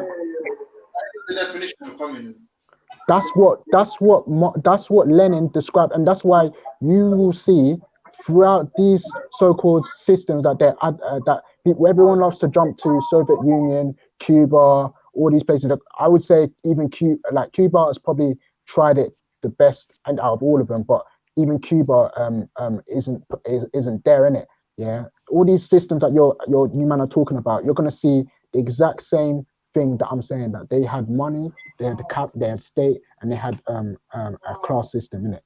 Yeah. So at the end of the day, yeah, like I don't see why you oh my days, it just hurts my head, fam, when I hear people keep saying the same points over and over again. Yeah, huh? I don't understand what the point. What you just said. I don't understand. What was your point? Look, yeah, when you're talking about these societies like Soviet Union, you're describing as a communist society. They're not communist at all. They're not even close, brother. Yeah, this is like. So what is a communist society? Catalonia. We have pocket examples in it, yeah, and even then, like, they obviously have their imperfections in it. Everyone has their own idea of what they're trying to get to, and these ones, they didn't have the point I'm trying to make is, like, we have a society where we're organized without any hierarchy in it. I don't think that just because you have a brain the same way I have a brain, so why should anyone tell you that because of your your position, which this technocracy that you man are advocating is really a capitalist thing, right? You're all advocating because people are going to tell you politicians are smarter than a lot of people in it. Yeah. Merely someone that assumes some kind of standing in society based upon his ability, which is distinguishable. I never said that. Within technology. Never said that, and I don't agree with it. We can't conversate like this. So just let's be normal, yeah. I'm saying you may not describe something specifically, but we are inferring from what you said that, or we are drawing a comparison and a similarity to a previously established concept, i.e., technocracy. So we're saying that yes, some people advocate for technocracy instead of what they consider to be professional or career politicians. They're saying fuck these people having authority and learning how to just be in charge of shit. How about you get you're in charge based on your merit, yeah? So what are you actually good at? Are you an economist? All right, you be our finance minister. Okay, are you That's not different from this society. Huh? That's not different from this society. It is, of course it's different from this society. What do you mean, bro? What's the prime minister good at? What's the prime minister good at? But when you talk about economists and all that, do you not think that they're also playing that game here right now? They're talking about you're the best person to deal with economists, so you're going to be in this part. You're talking about that society, brother. It's not my society, cuz. Listen, we're talking to you. You're saying there's no authority. You're saying listen, you're saying there's no authority at all. So we said, all right, cool. But then the people that have the most useful positions in that society will ultimately be elevated to a position of authority because they have more to give. That's what we're saying. And we're saying and another thing I would put is human beings, yeah, or human relationships are naturally hierarchical. They are naturally like that. So the more people you add into the mix, the more of a strong. Wait, but the more of a, like, listen, you and your girl, obviously, like there'll be some things where which girl? Yeah. All you and all your 10 bitches, sorry, not bitches, all your 10 women, yeah, your 10 lady friends. Sorry, no, I take that back. Take that back. What I'm obviously you have an authority over your chick. You have the ultimate authority over your chick. But let's say she has little authority in little 1-2 businesses, but more overall, you have the most authority in that relationship. That's just a you and her. Then you have 2 kids. Now you're the head of the household. You know what I'm saying? Or let's say you amongst your brethren now. Let's say one of your brethren is the toughest of you all, and another one of them is the smartest of you all. So he may not boss you around, but let's say in certain instances, man will have the most authority to make a decision, and people will look to that person. You get me? Then let's say in your work, you've got a boss. So in every single one of these things, let's say in this vertical farming, of all the people that are farming in the vertical, there's going to be a guy that's got the most experience vertical farming. So this guy's going to have the most authority in that job. Human beings are like that inherently, So in all of these, when we point out technocracy, we're pointing out similarities that you'll be forced to accept, because if you want a society that's technologically advanced, there's going to be someone that comes up with innovation. That person's going to have to teach every other person about innovation.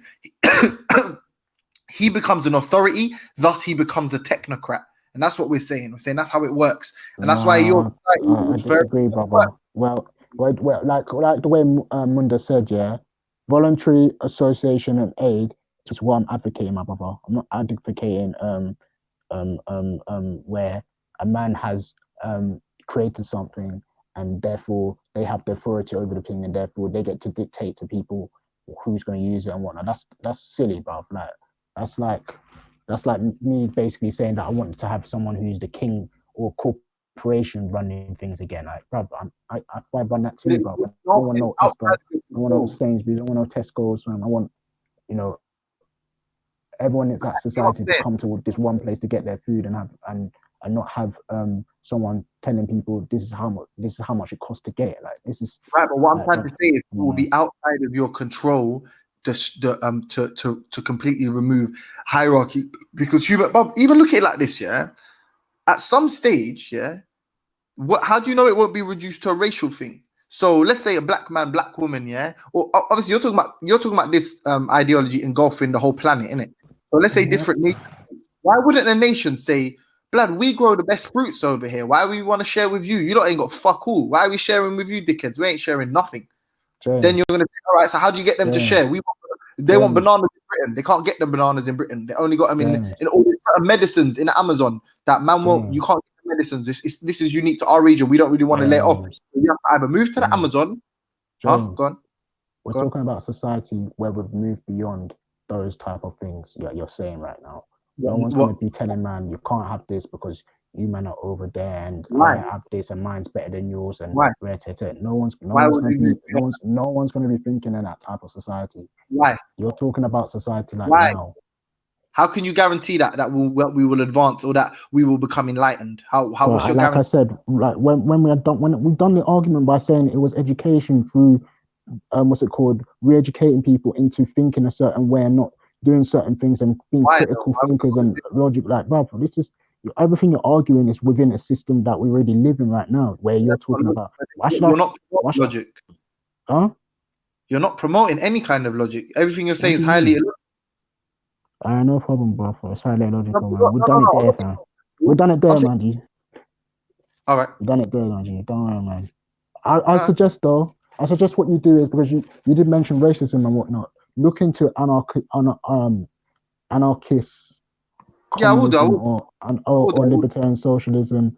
Right now, specifically, like I do, when a lot of like Scatterman, Scatterman's what Scatterman wasn't telling you, when he mentioned Garvey, right, is that also that Garvey's teacher, Garvey's influencer, Garvey's, who put Garvey on, was an anarchist, a black atheist anarchist, So on top of that, he was even the media for him, He was helping him distribute the thing, even after when Garvey was talking rubbish about them and kicked them out of the UNIA. You understand? So when men are talking about what's it called, Garvey, they got to put some respect on Hubert Henry Harrison. You understand? Just search up these men. You know what these men were on. Yeah. Okay. That's it, man. Look into it, man. I would do, man. Like I said, Peter Kropotkin, and the Zeitgeist.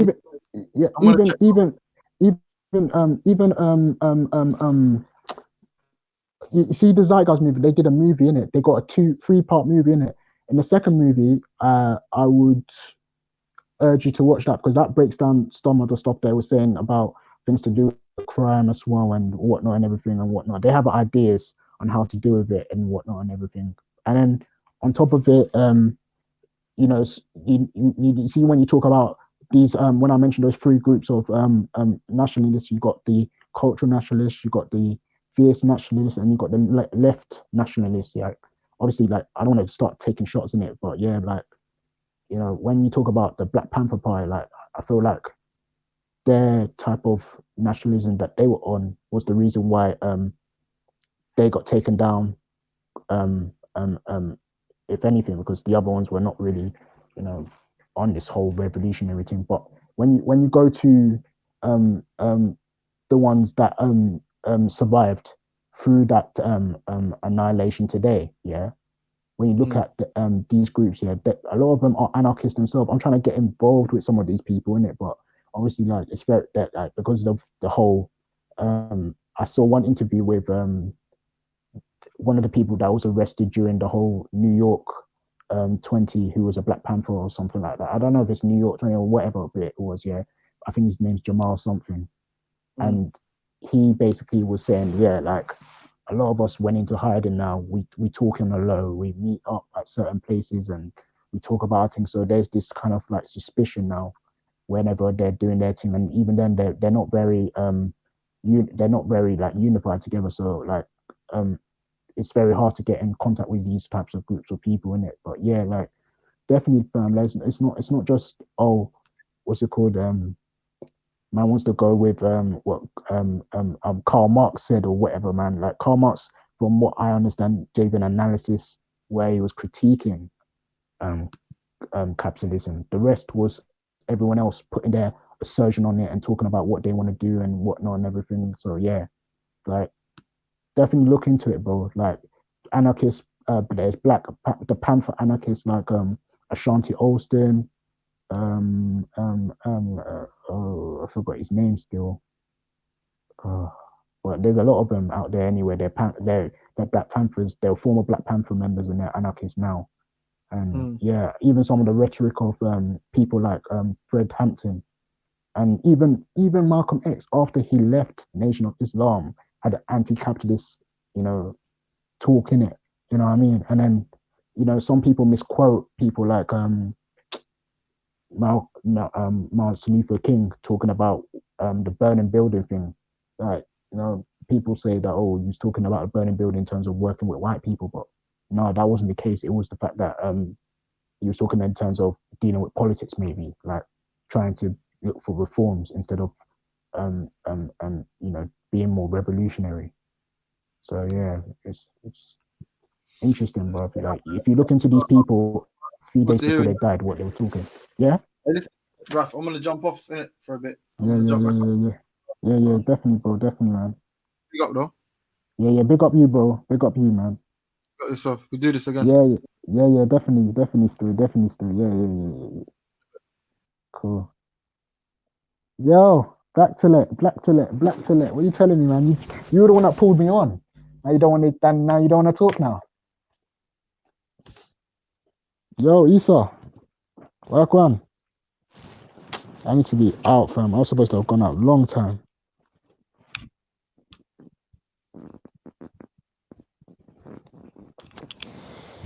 Yes. What's the chat saying then, innit? Right, bruv. I can see Walter here. Walter just out here talking. You get me? Yeah, it is what it is, isn't it? Yeah. Yo, Veli, add DC Brad in. Add Brad in, yeah. Add Brad.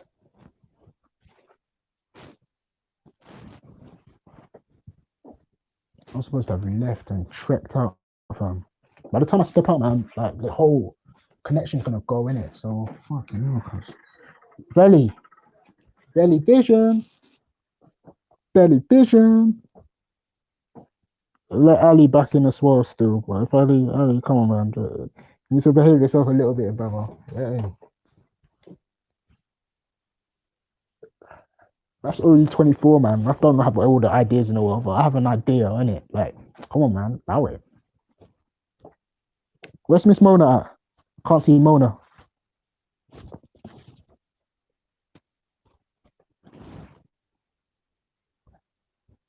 Why is there no one really in the chat for them? Yeah, big up Munda still. Big up Munda. You get me? That was a good. Yeah. He was understanding some of my points still. Yeah, understanding my points still. I don't know why people are misconstruing me now for telling me that I'm some type of. Come on, man. Love. It is death to all forms of oppression. You understand? When Rastafari said they're death to all forms of oppression, that's what I'm talking about. I'm talking about Naya Bingi, fam. I'm a real Naya Bingi out here.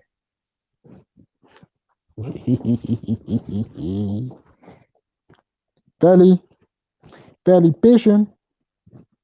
Belly vision. Esau, walk on, fam. Why's no one chatting, bruv? Come on, man. Look, bruv. Are you gonna ask me questions and not wanna engage, man? Interlocutor. And to spell. I don't want to just leave Belly's thing on the line like this, guys. Don't we? Bad thing. Nothing. Certain.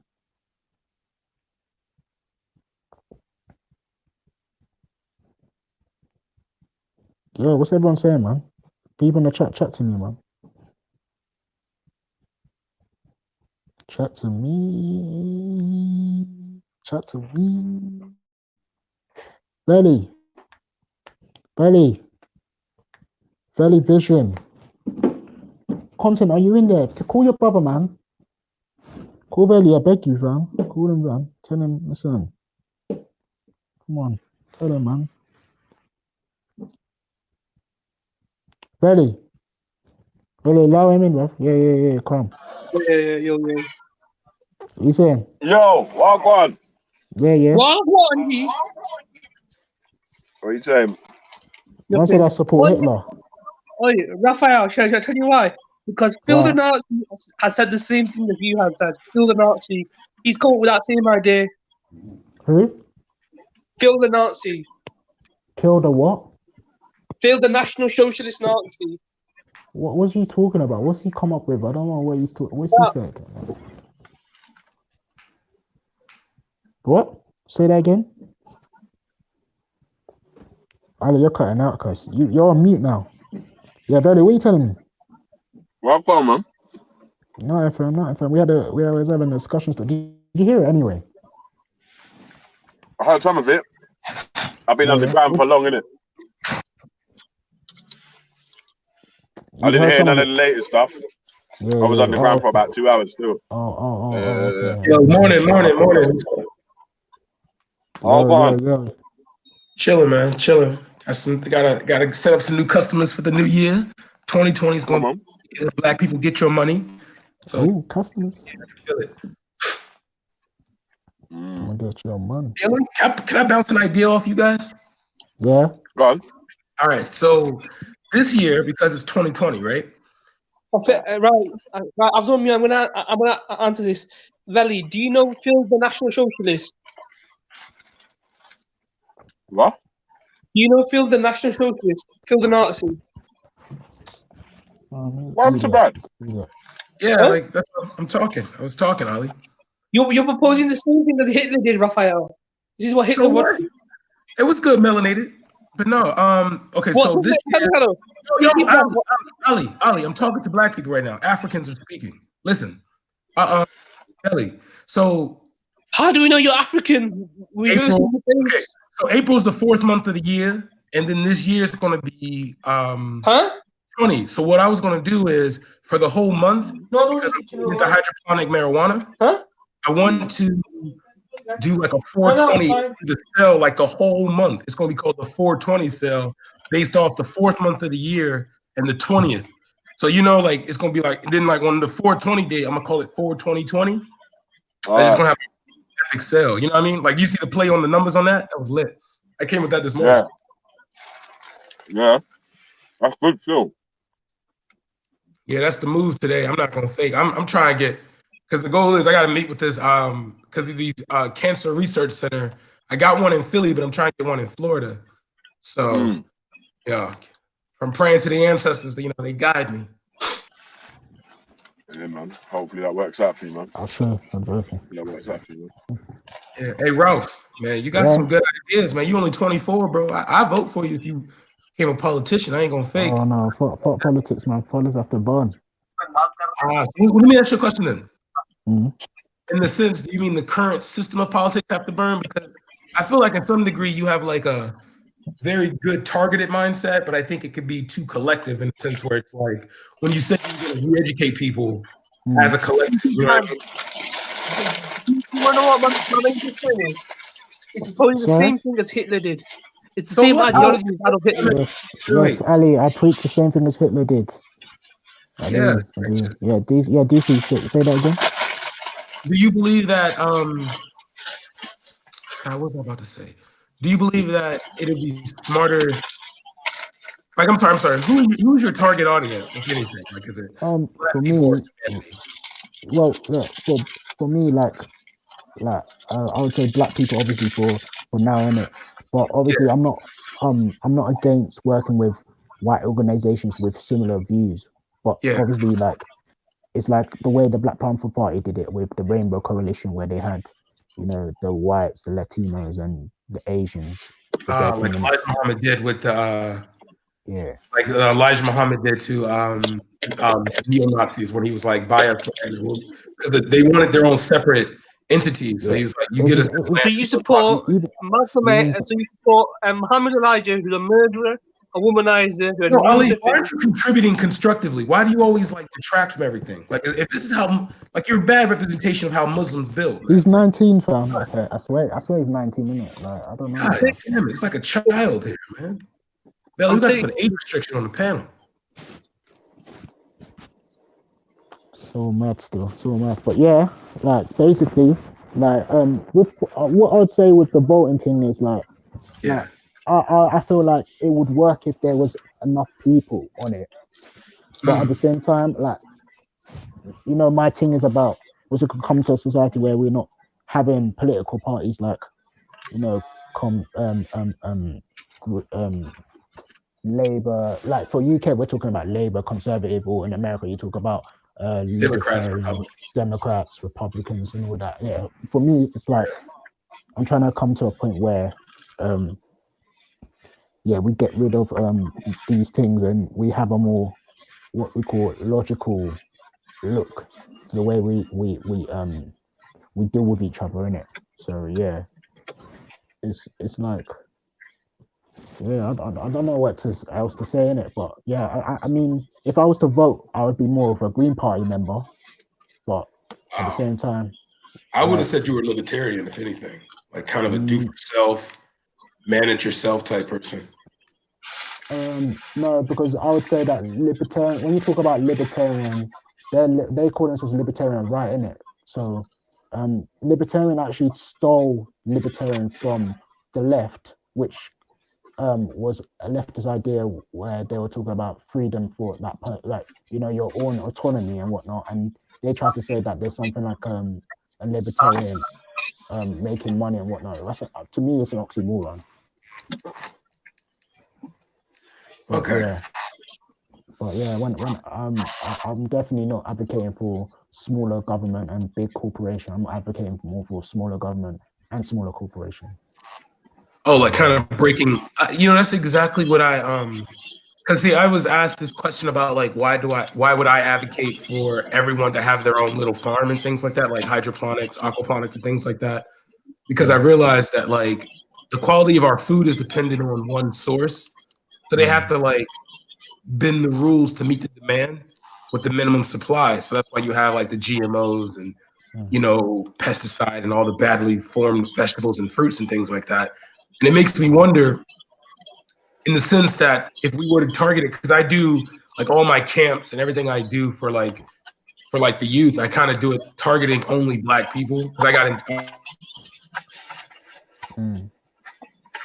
No, yeah, that's I think that's a reasonable standpoint to go through. But it's to do with re-education people. So my point is like a lot of re-education has to be, and we have to have more critical thinkers where we're having people when we're talking about issues, they're not emotional about it. They're not, you know, yeah, it's a lot still. It's a lot still. I say it's a lot. But yeah,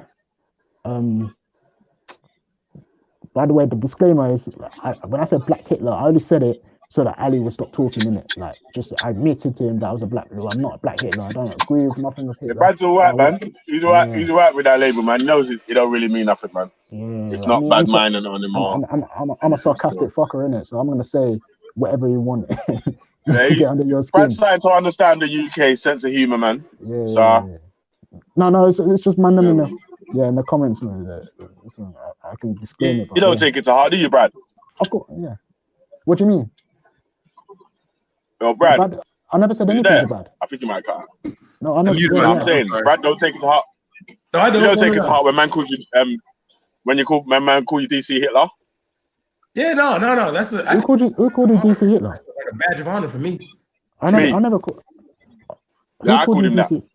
Oh, use it. Okay. Yeah. No, I feel no shame. I know why, yeah, because sometimes when Brad makes comparisons, yeah, he makes some comparisons to Hitler. He makes some comparisons to Hitler and shit. Bro, when I was in college, I took Mein Kampf.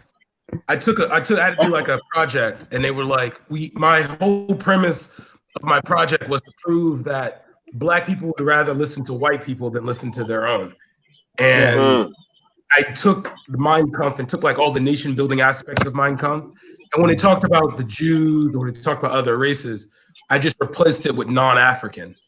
And merely, I just broke it down and I call it the truth. And the title of it was True Thoughts of Pan-Africanism.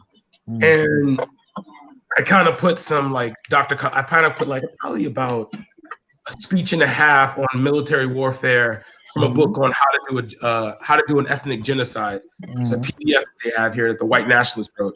And I simply put it together and simply stated that survival of the African will depend on us for abandoning our humanity or the extent where the only people we seem to care about are people who descend from the continent shaped like a dragon's head. And everybody was like, shaped like a dragon's head. And I tell people, if you turn the African continent counterclockwise one time, where you have Somalia in the north, you have Senegal in the south, you have Libya in the west, and you have South Africa in the east, you will see that it's shaped like a dragon's head. And when Black people reading it, I gave it to my close friends when they was reading it, they're like, why can't we start this tomorrow? You know, so it was just something I put together. So when I look at Hitler, I feel like if Hitler never did the Holocaust, I think, because that's the only time they turned on him, was when he did the Holocaust. Like after that, before that, they were working with him. You know, he was that guy that even like after when he fell, the U.S. government took tons of Nazi scientists, generals, and like the ghetto. Some of the science we got from today, they said it comes from, I don't know if that's true or not, but I've heard it comes from some of the science that was done during the time of the Nazis.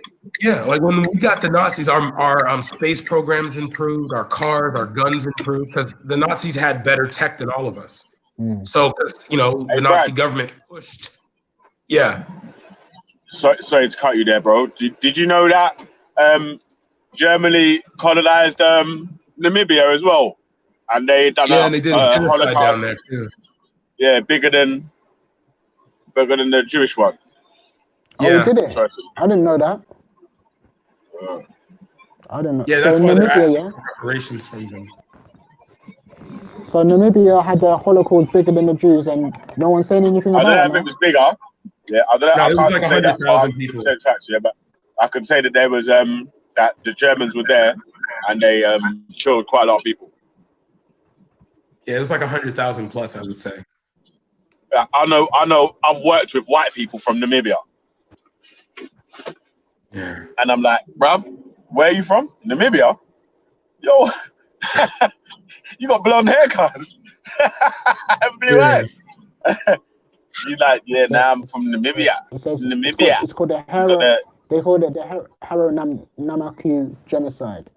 Was the genocide of 20% waged by the German Empire against the overhero Nama. Wow. Yeah, but this wasn't Hitler's times, you know. No. I said German, innit? Yeah. Because obviously they always tried to put it all on Hitler, like it was Hitler's idea, like it wasn't a national thing, innit? He was just a spearhead of the idea. You know what's that's what's slick about the European way that they put out their stories, innit? They'll remove blame from the society and put it onto the one person that's dead, like Jimmy Savile, Adolf Hitler. You know what I'm saying? It was just them by themselves. It wasn't anyone else helping them. Charlie Epstein. Yeah. Yeah, man. They don't want it. It's mad. It's all mad, man. Trying to rewrite that history. But you know there was a bag of them. Yeah. Of course, I know that. You know, it happened in Congo, happened in Nigeria too with the blockade from Nigeria, innit? So I know it happened there definitely, man. These men are the real terrorists, the real terrorists when you talk about terrorism. And they still do a blackface celebration in Amsterdam. In Belgium. They do one in Belgium and one in Amsterdam as well. Yeah. Of course, man. These men are like there's only I say it all the time, like how can a person that raped, pillaged, enslaved you turn around to the next man and say that you're evil, you have violence, you're immoral or anything? Yeah, it's crazy, isn't it? Come on, this thing cause like actually though, Belly, a few days ago, I met a black far right guy, and you every time you were saying. Yeah, every time you think about the far right, you think it's a white guy's game, like, you know, white guys doing white guys. I had never in my life heard like a black point of view from the far right, where it's like black people, because he's like, he just wants black people to get away from the Democratic Party.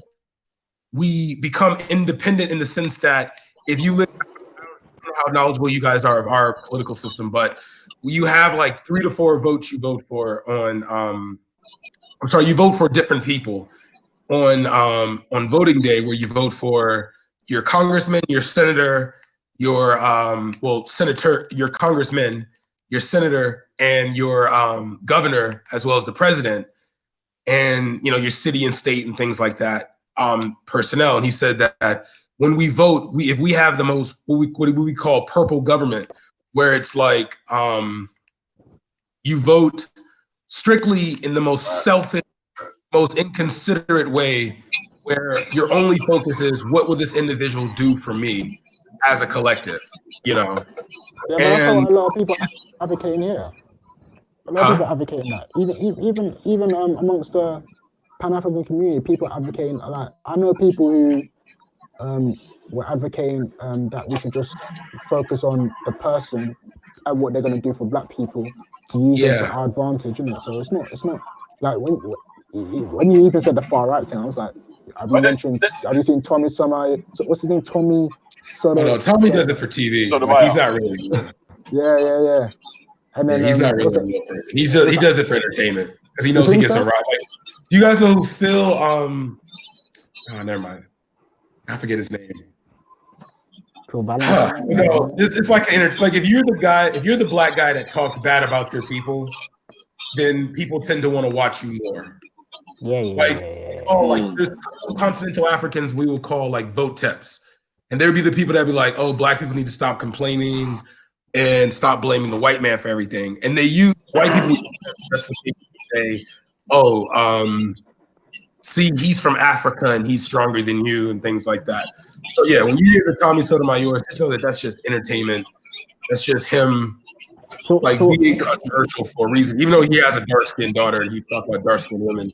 You know, it's hilarious to me. So yeah, I don't ever take. But then what about Candace Owens, Carl? Candace Owens I can't really.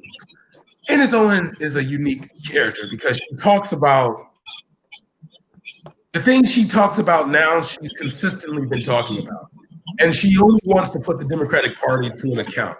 Like, you know, make them accountable for the fact that we've been giving them votes for 50 years and literally nothing has changed in our community. Nah, I've heard that some of the justifications made, fam. She's a bit silly, cuz when some of the like black people need to stop being upset about slavery and all that and thing there, fam. Oh no, that's another thing I think that's just because in America, you know how like Kanye West would say slavery's a choice. But I agree with that though. No. So the thing about it is slavery in the sense that if he's talking today, that's what he clarified it down the line. What do you mean by today? The slave mindset. No. Do you know why I say that I don't like if he said it during then I'd agree because you can talk about Nat Turner, you can talk about what's the one that Harriet Tubman, you know what I mean? Like but you're talking about when he made the statement, he made it in a collective sense. You can't make a collective statement about people. Do you like? I can show you pictures of my personal family in South when we were enslaved in South Carolina. Where every time I had an ancestor that would leave, they would cut off their nose, they would cut off their ears. Of course. In the collective sense, in the individual sense, I can understand. Like it's like the way I was talking earlier about this whole thing, innit? Like people could choose today to not have this society that we live in and have a much more fair and equal society. But really, people ain't gonna, do that, innit? So obviously, in an individual sense, I can understand. Like, listen, I'm not gonna go and martyr myself for people in the end to just, read about me in history books. You understand? Yeah. I want a much more efficient thing to happen in it. So, like, I understand, but at the same time as well, you look at how slavery ended. Haiti, people in Haiti just stood up and said, "Listen, we're not doing this anymore." And this is literally the domino effect that made everyone around go, "Okay, we can't let this happen. So let's grant them their freedom now." Do you understand what I'm saying? No, I get you. In a sense, I don't disagree with Kanye's. I think the reason why people got sensitive over that is because it's like a thing where you're putting it personally to you, and you're saying that my ancestors were slaves, and therefore you're talking bad about my ancestors, trying to say that they didn't want to fight and whatnot. But like, and it's not a negative thing in the sense that I don't know how to put it, but yeah, man. So it's a hard one to say, innit? No, I get what you're trying to say, but it's just when someone who you know who Dr. Boyce Watkins is? Yeah. Boyce Watkins is someone that black people. Claude Anderson. Yeah. Okay, Nelly Fuller. Nelly Fuller, yeah. Nelly Fuller Jr. Okay. Yeah. These are individuals who had the qualification that if they were to say, "Hey, we need to stop thinking," or here's a fun fact. I'll give you a fun fact. There were more people who freed themselves than there were ever enslaved in America. That is a fun fact. That is like, I don't want to say fun fact, but that is a fact. Say again? There was more what? That there were more black people who freed themselves than who were enslaved. Okay, that it got to the point that not just before the Underground Railroad, you had black people who was themselves so much that the government, the individuals came together and created a mental illness. Huh? Yo, you hear me now? Yeah. Yeah. Okay, you said there was more black people freed than enslaved. That freed themselves. Freed themselves. Yeah. But they had to be enslaved to be freed, first of all. Yeah, but see the reason why the aspect that is the point that was being made was that we weren't complacent. Because the history that is always told. Oh yeah. We're just sitting there. Yeah. Yeah, the history that's always told us that we were complacent. Ongoing. White man was much stronger than us. We don't talk about the fact that black men would join the military, like the Buffalo Soldiers, and build full-on towns and would fight people. Like, for example, if you look at the Bloods in California were inspired by the Black Panthers, the Vice Lords, the Crips, all these organizations. But the Blood used to murk Klansmen, like flat out kill Klansmen on like a consistent basis. you know. But the history that we talk about when we think of Bloods and Crips, we think only about the gang life aspect.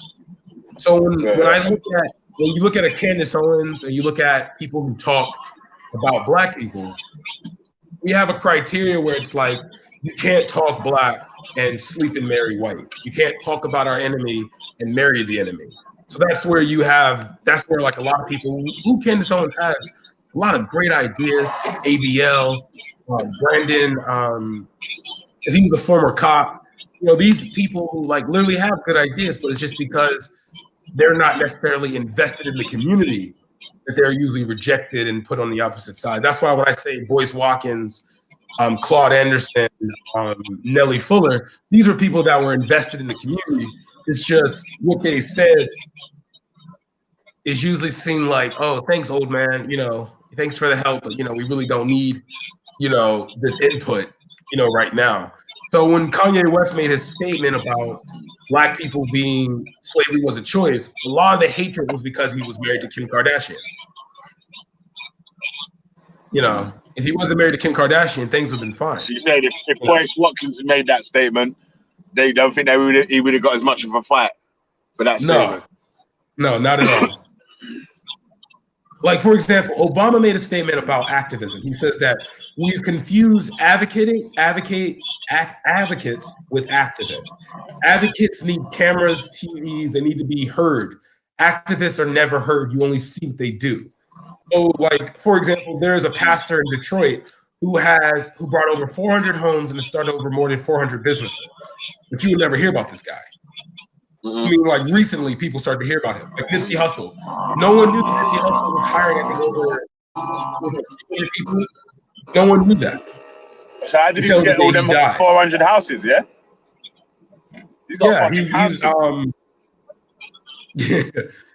And he's investing in small businesses and things like that. These are the things that the Black church was doing in the past. You know, these are the things that had like a profound effect on the community because it didn't really require us going to the government and things like that. And one of the things that like Kanye West did is when Kanye West made a statement, it's like, all right, so what have you done for the Black community? And he says that, oh, I'm waking the community up. And then that's when those statements like, no, you're just an advocate rather than an activist. You know what I mean? Yeah. So that's why Kanye West really isn't in the position to go his statement. His statement may have been true or may have been good. He just wasn't qualified to say it. Like I can tell people, you know, eat healthy or you're going to die. But in the day, my credentials do not necessarily warrant that statement to be made in a whole different, you know what I mean? Though it could be true, you know, if you don't eat healthy, you could die. But I don't have the qualifications to say it, nor do I have the experience or the backing in saying it. Yeah. And that's what I mean. So that's why, like I was saying, when I was talking to this Black far right guy, his whole premise was that Black people, we need to stop fighting for illegal immigration. We need to start thinking selfishly, where it's like when we protest, if that community is never protested with us, we never protest with them again. Yeah, but you know, you see, you've heard about Brexit here in the UK, right? Yeah. Yeah. So I know one guy who describes himself as a Pan-Africanist here, and he actually said that he voted to leave the European Union. So his reasons for and he said his reasons for that is because when you look at the history of so-called European Union, it was only developed to continue its stronghold in Africa or the colonies. So he said that the European Union for voting against the reason why he voted out was a strategy where it will weaken Britain's stronghold in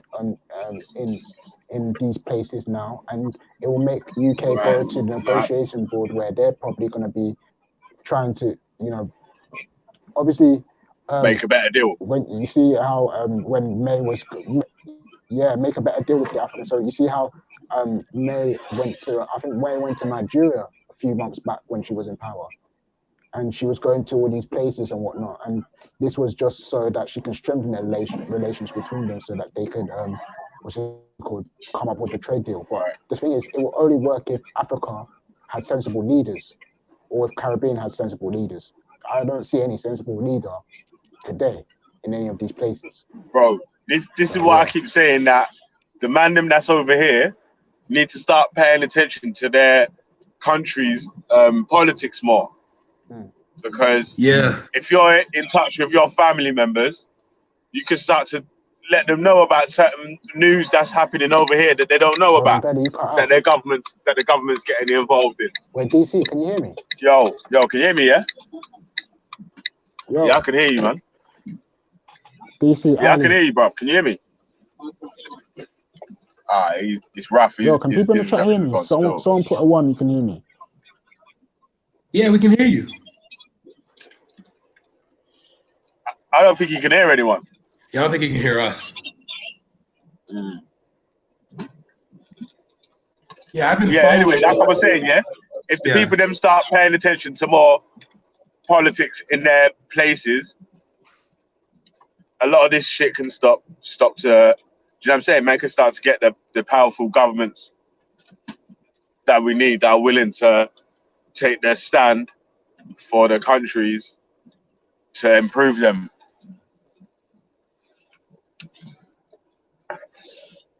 Yeah. You know what I mean?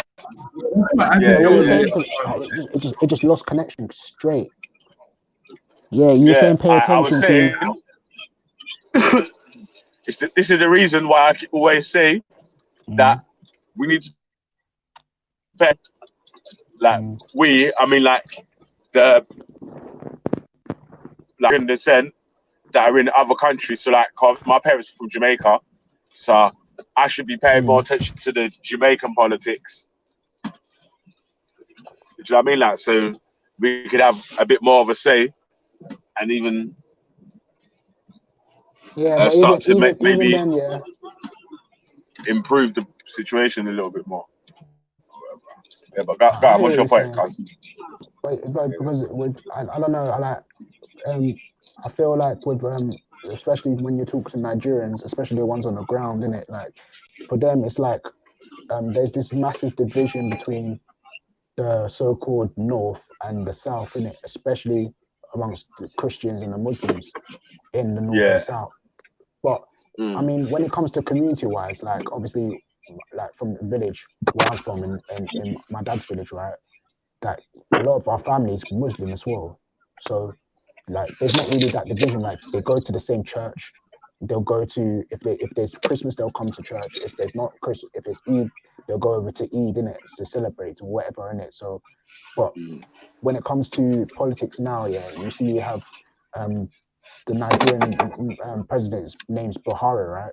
You're gonna hear a lot of people say that he's uneducated, he's a Muslim, he's this, he's that, and he's advocating for Boko Haram and this and that. Like, so there's a lot of divisiveness amongst Nigerian politics, in the sense that black people there for some reason don't see themselves as one, even though like obviously I get the arguments, but like I still advocate for a unified Nigeria rather than just a divided one, because I see that all black people are the same thing in it. So but if I may, because I've like ever since I learned that I was Yoruba, I've been like studying, and I feel like a caliphate and a kingship cannot work together. They never have. They only traded together. You have, what's his name, Ntiku, who went against Buhari. He actually said that the North could survive without the South. And if you take the South, if the South were to capitalize on its own wealth without the interference of the North, I mean, yeah, but do you know what? Because I mean, Nigeria is a federation. It's the federal. It's like, but you know why they say this? Because a lot of Nigeria's resources are found in the South. Yeah. And the people that control it, are people from the North. Yeah, that's what I'm saying. Yeah, that's my whole point. That like divided Nigeria will put some perception things. Like maybe we keep the Naira, right? We keep the Naira. The Naira is like the basic currency that we with the eco for like a local sense. Like within the Nigeria being Nigeria, we maintain the NARA alongside with the ECO, but you have the Republic of Northern the Federation of, I would say the collective federations of Nigerian kingships or something like that. And you change the name and things like that, and you simply have Yoruba land. The Yoruba run their government. Edo runs its government. Nupe runs its government. The Caliphate runs his. Biafra runs theirs. And the people that are chosen come from the individual area. DC, we don't want a caliphate. What the hell are you on, bro? Son, you're not. Are you even Nigerian? Sheikh Zaki is a Nigerian. Bro, you're not. Like, we're talking seriously. You're just playing around. Bro, we don't want your system. So fuck your system. But if you were to do that and then have them organize, because like when I look at when a Yoruba ran the country, the Naira became competitive to the dollar, and then it was always the same thing: coup d'état, assassination. Anytime you have that president that goes against the West, the same thing occurs, which makes me think that, like, okay, if let's someone the assassinations, the so-called assassinations of Nigerian presidents in the past haven't been because of the West. This has been like this is got. I would say, when it came to the only time the West was involved in anything Nigerian was always to do with the Biafra War. Yeah. So Civil War or War of Independence? I like, from just studying it, it seemed like it was a War of Independence to me. And in that sense, yeah, because a lot of it's hard with Nigeria, because even when we talk about Biafra, if you go to the Igbos on the ground, they're not unified at all. The unity amongst the Igbos is like it's a joke, because even my mum's supposed to be Igbo, innit? She grew up in the area and whatnot, but she's always talking about her ancestors coming from central Nigeria and that they're not Igbos, and and this is like centuries ago. Like, you know what I mean? Like, why are you still referring to something that happened over 200 years ago? Like, if you're living in that region and you speak the language, and you basically, like, when they talk about Igbos, they talk about fair skin. She's very fair skinned herself, and she's quite fair skinned herself, yeah. Then why are you calling yourself a central Nigerian? Or the tribe she's talking about is Igala, but like, she's always lived in that region, so I don't know. But even then, they say they still divide up that region that she's living in into Delta Igbo, and then there's a specific name for the real Igbos, like they call Undi Igbo. So she says that she's a Delta Igbo, and that her Igbo is not even the same as the so-called Undi Igbo. Like, when they speak their Igbo, it's different, isn't it? It's like a dialect thing.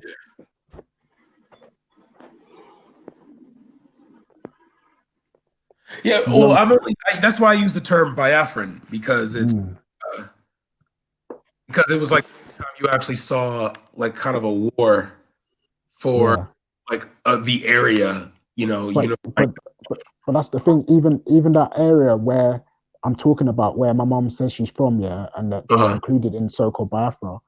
Like, my mom will tell you today that she, not even my mom, my auntie will tell you that she hates, I think it's Murtala Muhammad, because he came. Really? He came to that. Yeah, Murtala Muhammad he came to. These guys were ruthless, They came to the villages, yeah. They massacred all the men there, and 20 of those men were my uncles, my auntie's uncles, innit?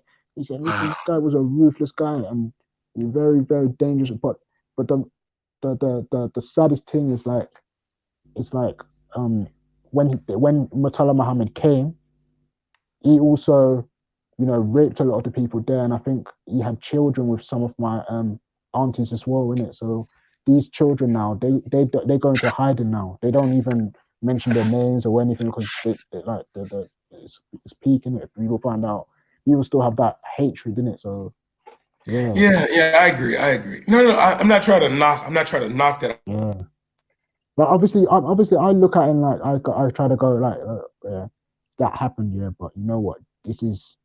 We're trying to move beyond that right now. Like, we have to move to a point where we can get over these grievances, innit?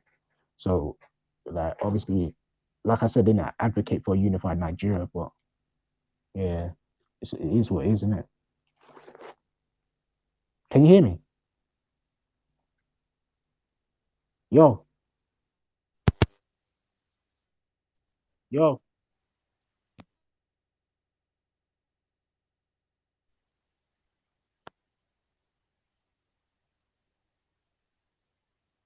My thing's just crashing.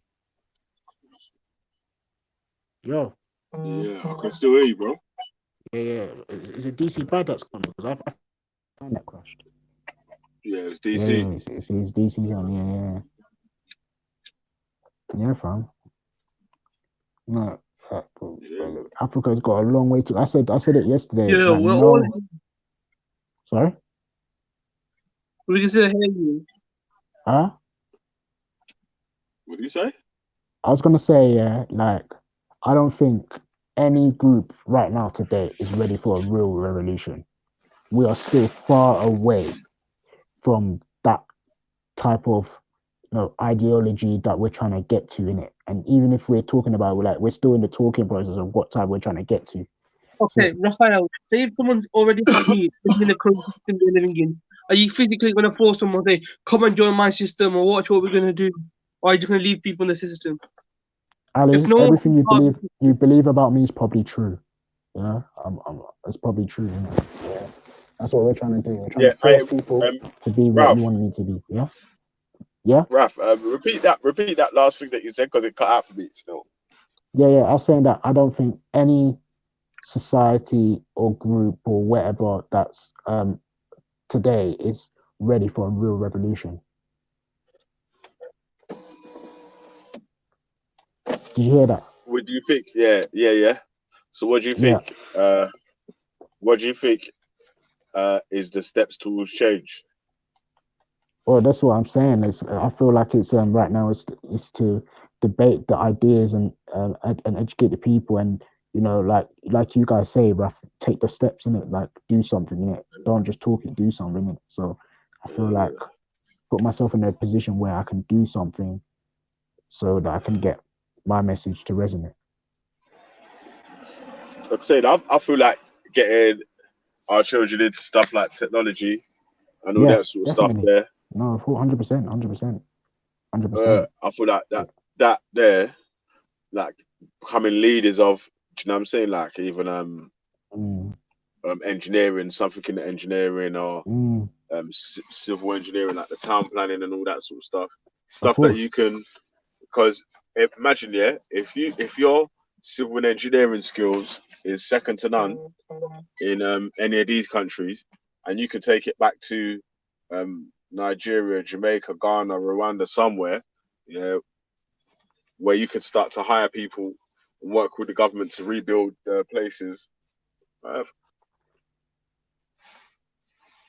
You'll have people wanting to move from their spot to your place. You get me? Of course, man. Of course. But that's the thing. Like I said, that the re-education has to even start with them people, because even though UK isn't perfect or whatnot, in terms of and even though I'm not trying to say like Africans or whatever, that like the mindset of certain Africans today, they need to step it up, man. That, like, at least if they'll get into the mindset of certain people in the West, at least like we could see some type of movement. I'm not saying that the West has everything, so because the West is not perfect at all, and even the West is backwards on some things. But I'm talking in terms of dealing with certain issues, like when a man is talking about thieves and whatnot and everything, man, I'm talking about necklace. Do you understand what I'm saying? Yeah, because in Africa they don't play around for me. Still, I even had an auntie that got killed. My mom was telling me that one of our aunties got in an argument with someone. The person was so petty, shouted at in the middle of the road, in the middle of the street, thief. Everyone there just came from my auntie, fam, killed on the spot, fam. Do not play, cuz. That man, do not play. But obviously, you would have sort of removed that mindset where man that's what I'm saying. Gonna fucking kill someone just because someone shouts thief. Yeah, me. Yeah, that's what I'm saying. someone Like, shouts. that's what I'm saying. Education is You the need to have the the key evidence of to this it. first, didn't it? Yeah, of course. And even if they did steal, like, what society, like, for me, yeah, I heard Kalam say this and it put it so well in it. Like, if I have a society where people are stealing, I'm not thinking about punishment. I'm thinking about why the person did it, and maybe I need to reorganize my society in where we're getting an equal amount, so we don't have to steal. Do you understand what I'm saying? Yeah. Like, But why? it's like, What, like, you know, like it's a double-edged sword, though, yeah. Because when you think of places like, what's that place, Qatar, yeah, where I think the people get something like 50 grand a year for nothing, innit? Because they're so oil rich or something like that. yeah. And then a lot of people there become lazy, innit? I don't think that's true. You know, I feel like that's arguments that people make to say that, oh, this is why we need money, because we need to have a mindset, because people will just be like this type of system that we have now, where people are benefit frauders or whatever they call them, innit?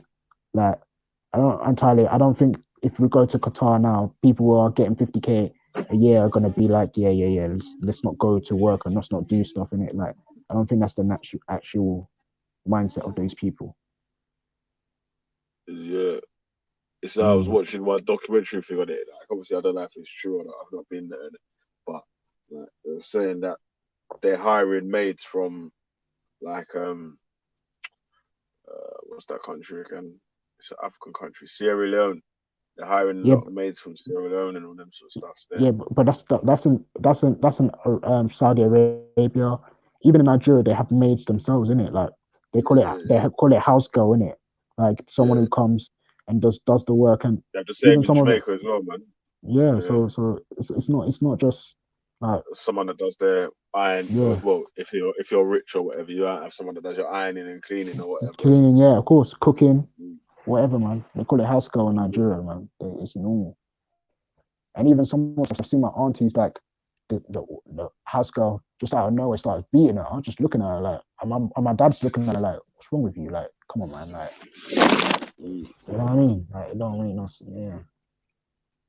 Yeah, that's the type of mentality you're trying to chase out of these Africans. Like, you see when they're talking all that holy water and talking in tongues to get that demon out. Yeah? That's the thing I'm trying to chase out of them.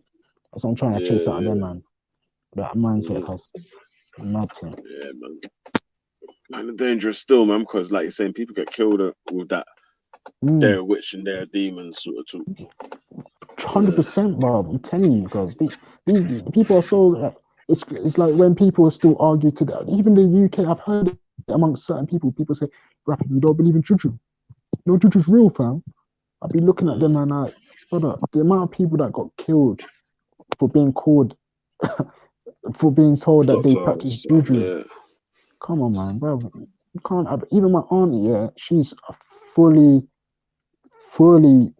like deep Christian. Yeah, she will Christian to the core. And she said that the way she understood that juju don't exist was when people tried to accuse her. That's when she knew that everyone's just out here just accusing random people of it. Come on, man. It's not sensible at all. I asked a question about this juju and all that before you, and I was like, do you think, does it work on someone that doesn't believe in it? Do you know what I mean? That so could someone cast a spell on someone that doesn't believe it? It's like voodoo, OBR, something like that. Yeah, I believe in that sort of stuff. So that's like Christianity and Islam with their curses. What's the difference, man? These man. Yeah, that's what I'm saying. Like, if you don't believe in that actual curse, and someone says, "I'll curse you for 1,000,000 years," and fucking stabs a doll with your face on it, is it really gonna work? Right, Valley, what you're going about the cursing, I know what you're referring to. What you're referring to is Lana, but that's a different concept. That's the concept of praying to God. Hold on. That's the concept of asking God to withdraw mercy from a person. So if someone's saying you hate this person, you say, may God curse this, may God withdraw mercy and put this person in the hellfire. That's not like flipping voodoo or anything. That's No, you asking God It's the to do a same favor. thing, Baba. people say, may Allah figure their face, may Allah curse you, and blah blah blah Yeah. blah blah. So Yeah. that's what I'm trying to say. It's the Exactly. same sort of thing in it when you're No, trying no, to but it's different fling from a that curse. logic. Yeah, Right. but it's not. Let me finish, bro. Like I was saying, yeah, it's the same sort of thing that we're talking about. If the person doesn't actually believe this curse is actually going to do anything to them, does this curse actually work? When you say, when someone that's high enough in their religion or in their priesthood, in their whatever, can put a curse on whoever, can it really work? Only if God accepts it. Only if God says, "Okay, I accept this because I'll punish this person." But then it So believe. that means anytime the Juju curse works, yeah, does that mean that Allah has made it work? What are you talking about? Is juju? I don't believe in no juju. It's called. I don't even know what juju It's the is. same thing, That's what I'm trying Baba. to say, You bro. want to say Yeah, and the Juju cursing is people. Wait, different. listen. We need to take this the slow way, Raf. Yeah? Okay. But the Juju people don't believe in Allah, and they've seen some of their curses work. So that's the point. The point that I'm making is that it's if the person doesn't believe in the person in the God that's making the curse on them, how does that even work? Then it all depends on your belief. If you believe in God, because then if someone who like curses an atheist, if he doesn't believe in God, then I don't. It's up to God. It's up to God if he accepts the curse or not. All right, let me put it in another way. Yeah, if a person that believes in Juju puts a curse on you and the curse works, how does that work? And they don't believe in Allah. Like he might cause like, I don't know. If you don't believe in Allah, the curse is not going to work, is it then? Because if you don't believe God, why are you asking God to do a favor if you don't believe in God? Why are you praying to a God that you don't believe in? Yeah, but they're not talking to Allah. As far as they're concerned, they're talking to whatever entity is going to put the curse on the person. The curse has to, you have to ask you have to ask God. You can't have no juju voodoo or some voodoo voodoo. Well, some of them people that believe in like Obia and Juju and all them sort of things there will tell you different, innit? Because they don't pray to no don't pray to no Yahweh or no Allah. They just they do their thing, and as far as they're concerned, are you talking about black things works. What do you say? Then I'm going about a different concept. You're mentioning those like devil possession. I don't even believe in like devil possession and stuff. Oh wow, devil possession. You call it devil possession? Wow. Yeah. I don't believe in That's that what. sort of Remember this what you got to remember about Abrahamic faith. Sure, they don't want to be criticized, but they'll criticize other people's things with nothing. Yeah. Wow. Yeah. He called it devil worship though. No, what you're talking about is a devil. What I'm saying is that curse only works. So when wait, Ali. So when someone says, "May Allah curse you," yeah, is Allah being the devil at that time if he puts the curse on you? Let me hold on. I'm on my phone. Let me find this tab. Yeah. If you have committed an injustice to an individual, if you've caused grief and pain, then God may punish you. Myself. So when Saidiel called Raspet's mama nigga, yeah, and Alice and Raspet said, "Put your hand in the Quran and swear on the Quran that you wasn't racist," and his foot swelled up, yeah. What was that? Was that Allah putting a curse on Saidiel for being racist at that time? Yeah, you could say that. Yeah. So at that time, was Allah being a devil? No. He's a judge. He has to punish, and he has to. He at the same time, he's merciful, but he has to punish people if he sees an injustice. Like, he's not going to get that. He's not going to get it. I get what you're saying. He doesn't get that. Yeah, because obviously, man's saying that anytime anyone else wishes for a curse on someone else in a different spiritual system, it's a devil. It's the devil that's working it, even if it works. But anytime anyone in Islam wishes to curse someone, it's Allah that's making them get cursed. No, so that's I'm not doing that.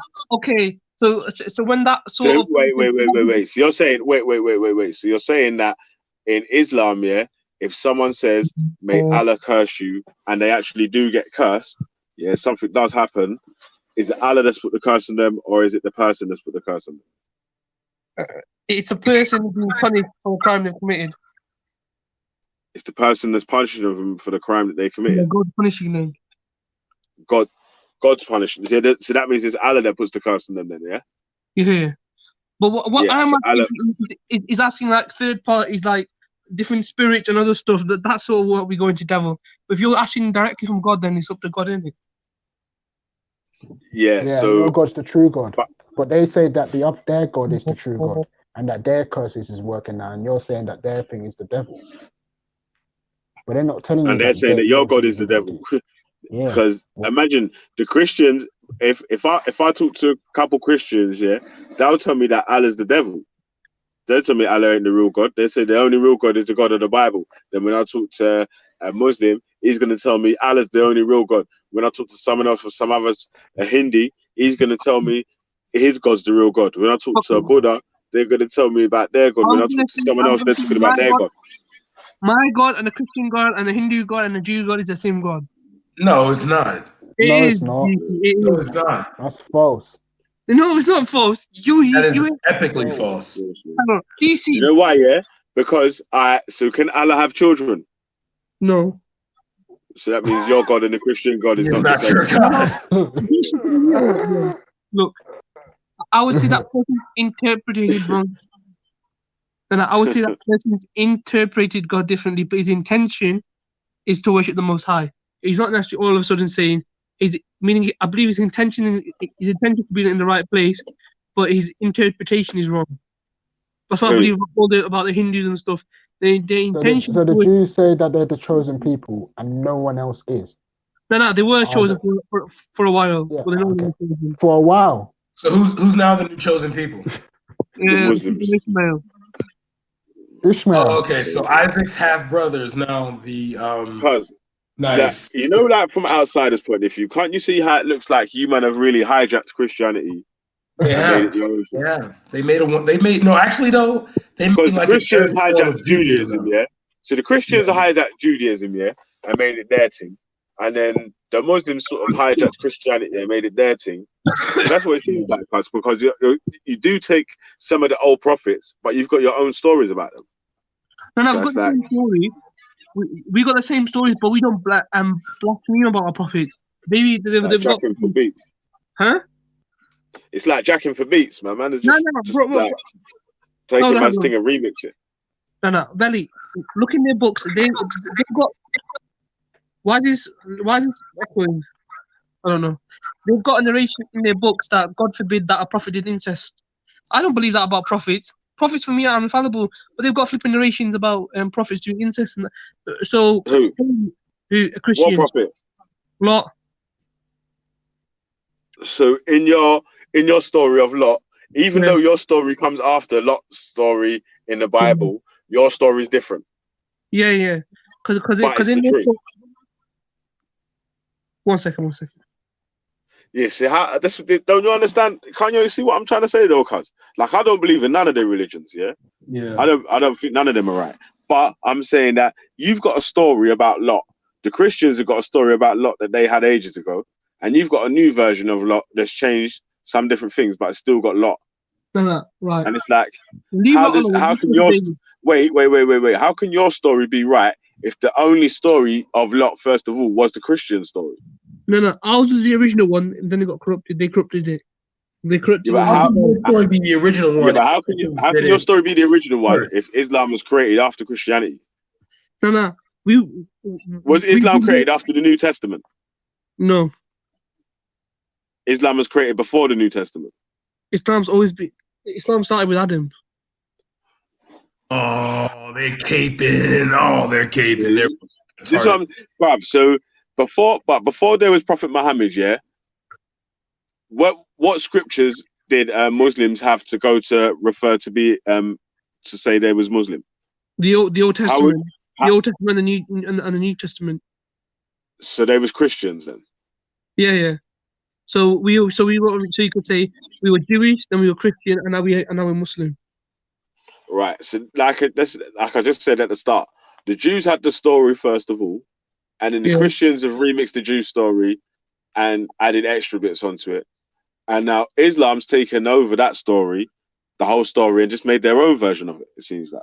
Because how can you have a story about a prophet that's only in the Bible, that's original, but different from the first version that's out? How does that even make sense, guys?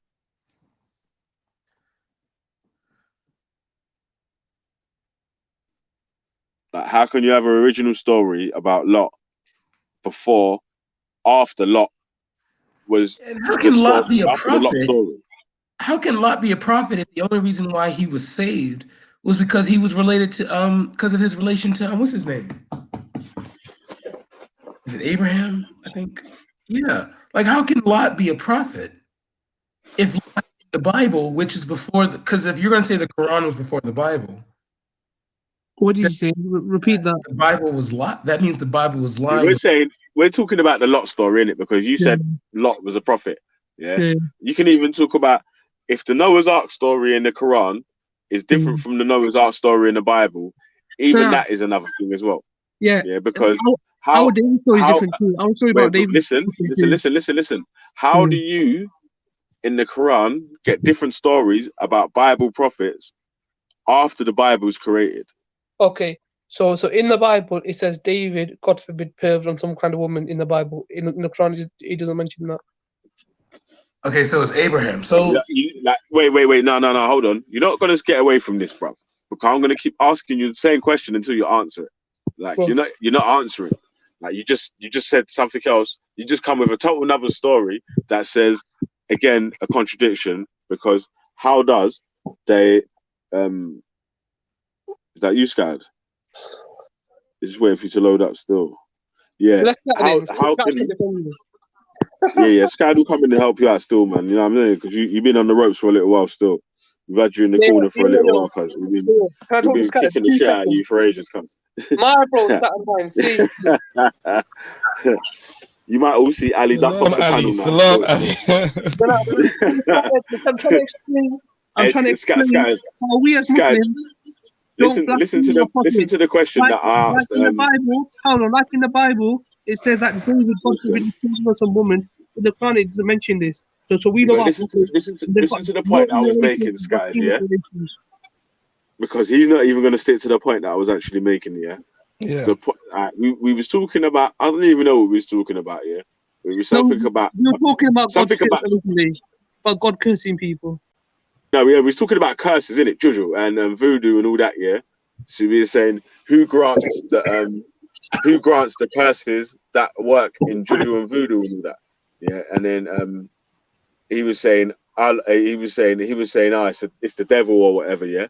But then I said, who grants the curses if someone says, "May Allah disfigure your face," and then the person gets in a accident and their face is fucked up, and then he said Allah. Yeah, so I said, all right.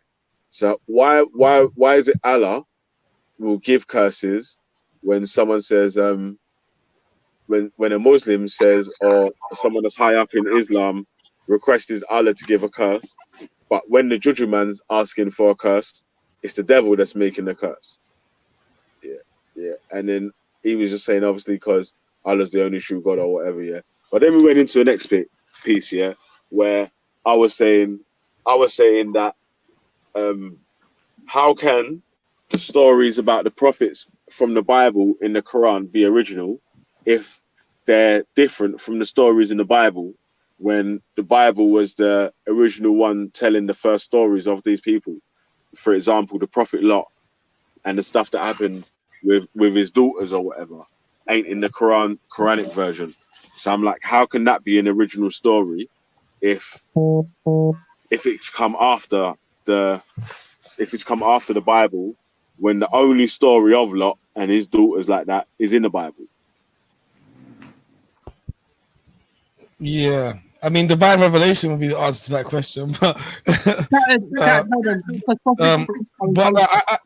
on that initial point of how you got to the conversation, I hear that. I do think a lot of people, I don't think it's necessarily fair just to say the Abrahamic faith. I think a lot of people do that with cultures and things they aren't familiar with. I think if we're being fair, that would be the case. Do you know what I mean? Like, I think you could go to certain Jamaican people or certain African people and ask them about Hinduism or certain things there, and they'll say something about a madness and a cow, etc., etc. Do you know what I mean? Like, I don't think ignorant responses are the preserve of Abrahamic religions. I think you'll get that from anyone who's unfamiliar with cultures and just quick to knee jerk. But I do think that it definitely does happen more often than I like within Abrahamic faiths.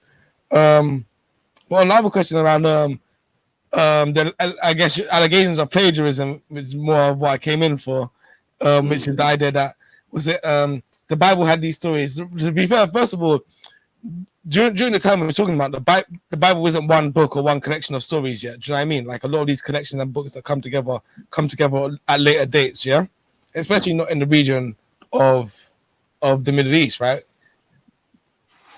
Right, yeah. So that was one of the questions that I did ask at the time. Hello, you still there? Yeah. Yeah, one of the questions I did ask was, but when Prophet Muhammad was creating Islam, was the New Testament created? It was corrupted. Obviously, Ali didn't know. Harold. It depends, right? So, Valley, you've just proven to yourself that God exists. You've proven God. How? Because you said when that person. So when you said that a person lied on the Quran, then his foot got swollen, that must mean God existed because he said, you swollen on the Quran, and now your foot's gonna get swollen. This wasn't a coincidence. Valley has destroyed D-Block himself. Well done, Valley. Okay, all right. Anyway, but like we were saying, let's get into that. Yeah, cool. All right, we let you hold that. Still, we ain't even mad at that. But you let you hold that. We ain't mad. We ain't even mad at that. You can hold that. Yeah. We were saying, like we're trying to say, how can, if the New Testament was already created, I don't know if the King James version like that or whatever, but there would have been a New Testament that was going about at that time, yeah? So what are you saying? Was there? Yeah, was there a New Testament that was compiled at that time? So what we know today as the New Testament and what would have been going around at that time as the Gospels? Probably would have been the Catholic version, innit? The Apocrypha or whatever. So the one with all the books and all that. So I'm not sure exactly when the New Testament is fully compiled, but I know the Gospels would have been written and would have been going around during this time, yeah? Yeah? Yeah. So that's what we was trying to find out. Like, where was the New Testament created at that time, or was there a New Testament created at the time before Islam was created? In it, because yeah. So the New Testament in itself is about 30 books. Yeah, 30 books. Most of them relating around the life of Jesus, relating to his apostles, etc., etc. That's what we know currently as the New Testament. Of course, as Muslims, we believe that this one is a changed testament, right? And we know there's been general different conferences. So the main conference we know was the Council of Nicaea, which takes place before the Prophet of Islam. So we know there's a Christian identity there, right? And there must be a Bible or at some point. If it's the full 20, whatever, 30 books of the New Testament that we have today, that we can't be sure of that. Is there a compilation of stories that we can refer to as the gospel? Yes, that those would have existed as early as 115 AD. Was Prophet Muhammad born before the Council of Nicaea's meeting? No. Was he about? No. So that's really and truly so it was the Catholic Apocrypha version, innit? Because by that time Rome was running things, innit? Yeah, I imagine Christian Rome would have been around by 600 AD. Yeah. Yeah. See, so obviously it would have been the Latin version of the Apocrypha, in it, whatever the Catholic Church reads. That would have been the commonly used version of the Bible, in it, around the Roman Empire and surrounding places, in it. Because obviously, if they've had the Council of Nicaea's meeting, they've agreed to this, that, and the other. The people that's disagreed are probably going to keep their version. But the majority of people that has agreed, which are going to start to overtake the minorities and start to call them heretics and cast them out and this, that, and the other, they're sort of going to get run out in it. Yeah. I mean, one second. Let me check this out first, so we could. Yeah, because so the Council of Nicaea. Why are you looking at? So the Council of Nicaea is 325, and the Prophet is What's the Council of Nicaea? Scared mind. What's the Council of Nicaea? Huh? Council of Nicaea. Nicaea was the Council of Nicaea is where they had the discussion about like how they viewed what's going in and what's going out.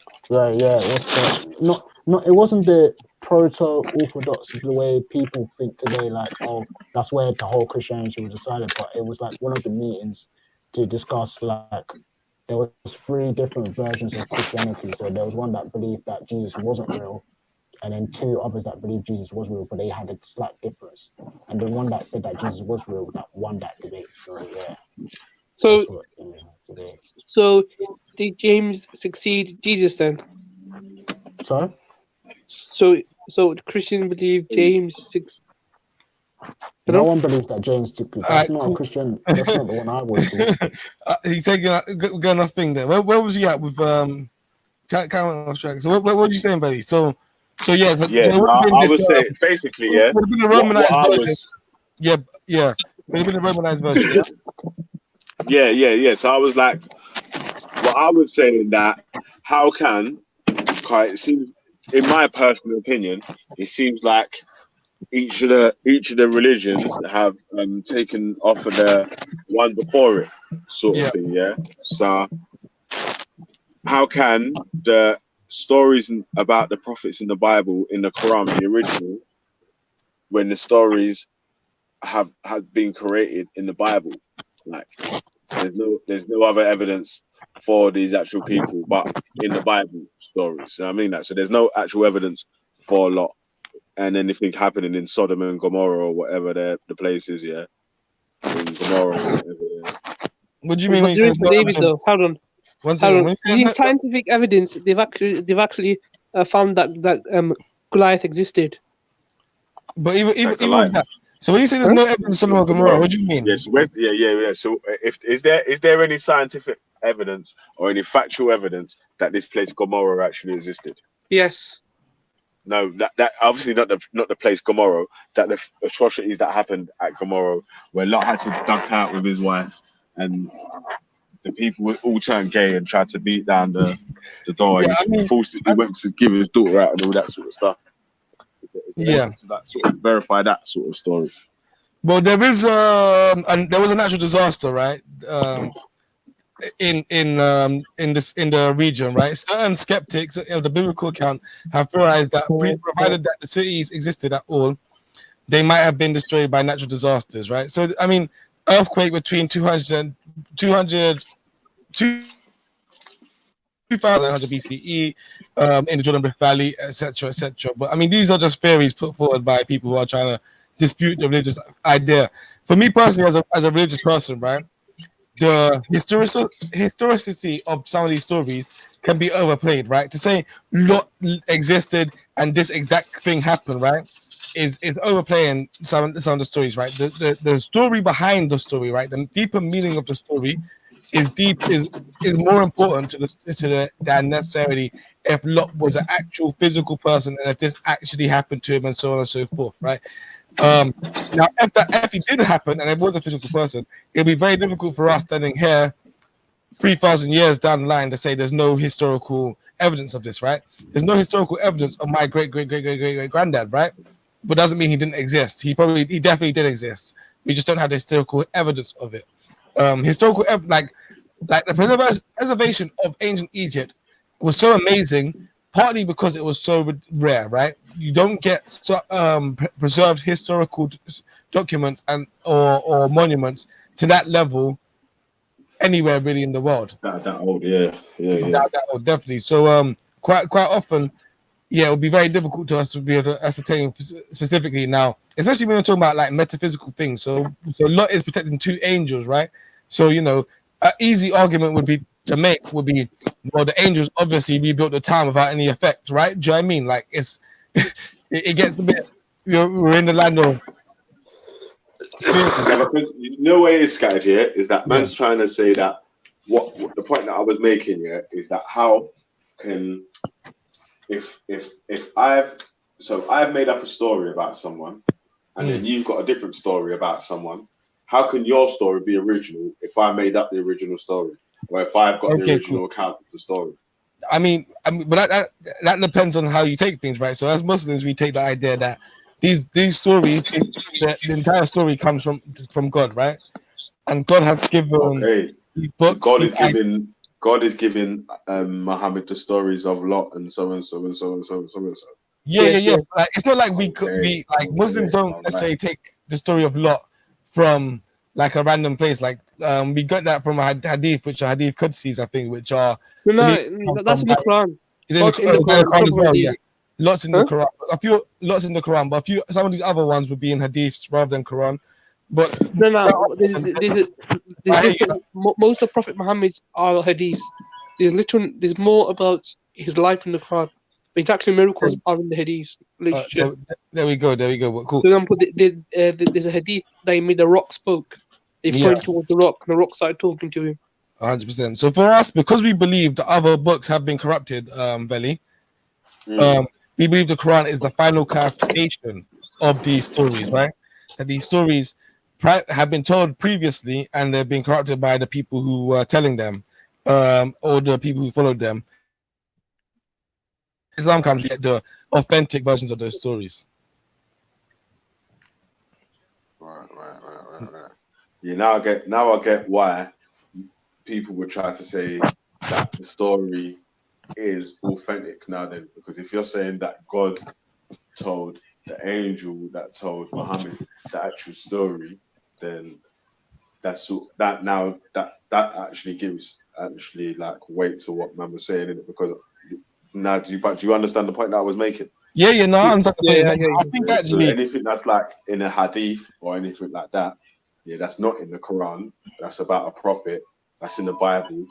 This is where, like I'm saying, that how can that be now original story if it wasn't told to them by the man who made the story in the first place? Obviously, God knows more than the people that wrote the Bible, innit? So if God was telling Muhammad a story, then you can't really dispute that. But if it's in a hadith or whatever, that's if it's in a hadith, it can be disputed. Yeah, if it's in the Quran, it can't be disputed. It's told by someone close, in it. So like I was saying, that goes back to the original point that I was making, where the stories in the Bible came before the stories in the Quran. So or even in the hadiths or whatever. So how can the stories about the Bible prophets in the hadith be? Hey, wait, is it possible that Muslims are merely, because I'm looking at this conversation between Walter and Munda, and would it be possible that Muslims are merely just Gnostics? What do you mean agnostics? Gnostics, not agnostics. Gnostics. What's a Gnostic? Meaning that you take these stories, you take the stories that are already in the Bible, because you see this thing. If you look up something known as the Jesus Wars, and the Coptic Christianity, the aspects, because there's so many different versions where Mary isn't. There's a version, I think it's by Marcion, where Mary and Jesus were not mother and son; they were like husband and wife, and they had a daughter named. Yeah, so you see like different versions of Christian. You see the different versions being played out in early Christian history. So it makes me wonder if you have something known as the Quran that comes from a particular area that has like what's his name? The prophet's uncle. What's his name? Waraka? Is that his name? Abu Jahl. Waraka ibn Nafur. Yeah. Okay. So when you see that, like, all right, Waraka is his I think it's his wife's cousin. But sorry, wife's cousin. Okay. All right. Well, you see that, like, he comes to him and says, "Hey, I've been attacked," and the first thing that Waraka could come up with is the that it's Gabriel, and it's like, wait a minute, why would it? When has Gabriel ever attacked people? You know what I mean? He's a messenger angel. Why would he attack him? So it makes me wonder if it's just like Islam is kind of like Christianity put to a particular people and being spread around. Because Gabriel same stories, and then everyone claimed that they had it, everyone claims that their version was the correct one. Because even if we look at Christianity from Western's point of view, we're looking at what? Paulinian, Calvinistic. You have the separation. You know, like, I mean, it's obvious that this has a Christian, that Islam has a Christian origin. You know, because before Egypt was Christian, before Egypt was Muslim, it was Christian. You know, so it makes sense that like Islam, DC, like I explained it, that we believe Islam was always there, but Islam was Judaism, Islam was Christianity, and now Islam is as we know as it is today. Sorry about that. So Yeah, what but do you think? You see, like what you said there, yeah. Because, like, I'll get the point that you're trying to make here. So you're saying that before the people that was following Christianity lost their way, sort of thing, that was Islam. That's what Islam was supposed to be. Yeah. Yeah, so the original Christians that followed Christianity, yeah, that's what you'd say, what Islam was supposed to be then. So how did it get to the bit where the Christians have gone wrong and the Muslims have done right? Where did that come from? Yes. Yeah, but how did that get there? Because I don't get that part. Because they've not accepted the final prophet. So we have a chain of but what makes your prophet, if there's prophets that came before, and this is what I'm saying. Because obviously imagine that if you're if you're a Christian, yeah, and you believe Jesus died for all your sins or whatever, there's not going to be another prophet after that. Yeah. So why does it in their own book say, from the mountains of Kedar rejoice that another prophet will come? From the mountains of Medina rejoice. He mentions it in their own book. What book? I'll bring that reference up now. From the mountains of Kedar.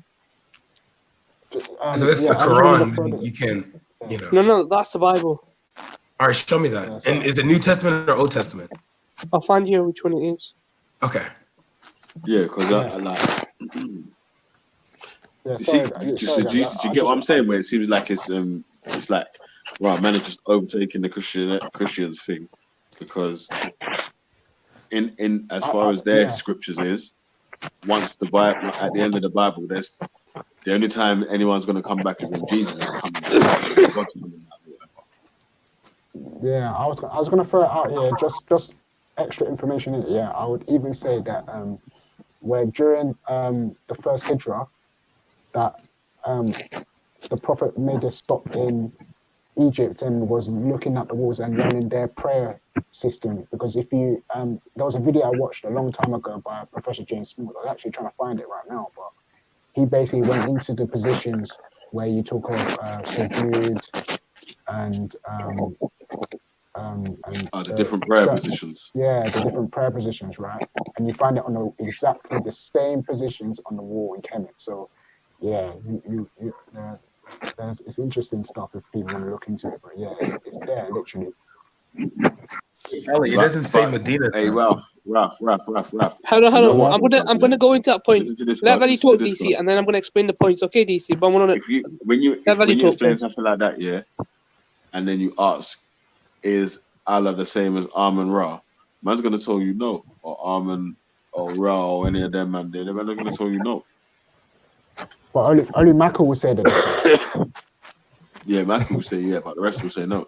Yeah, of course. Yeah, I don't. You know what I mean? Like, it's what it is, man. You know what I mean?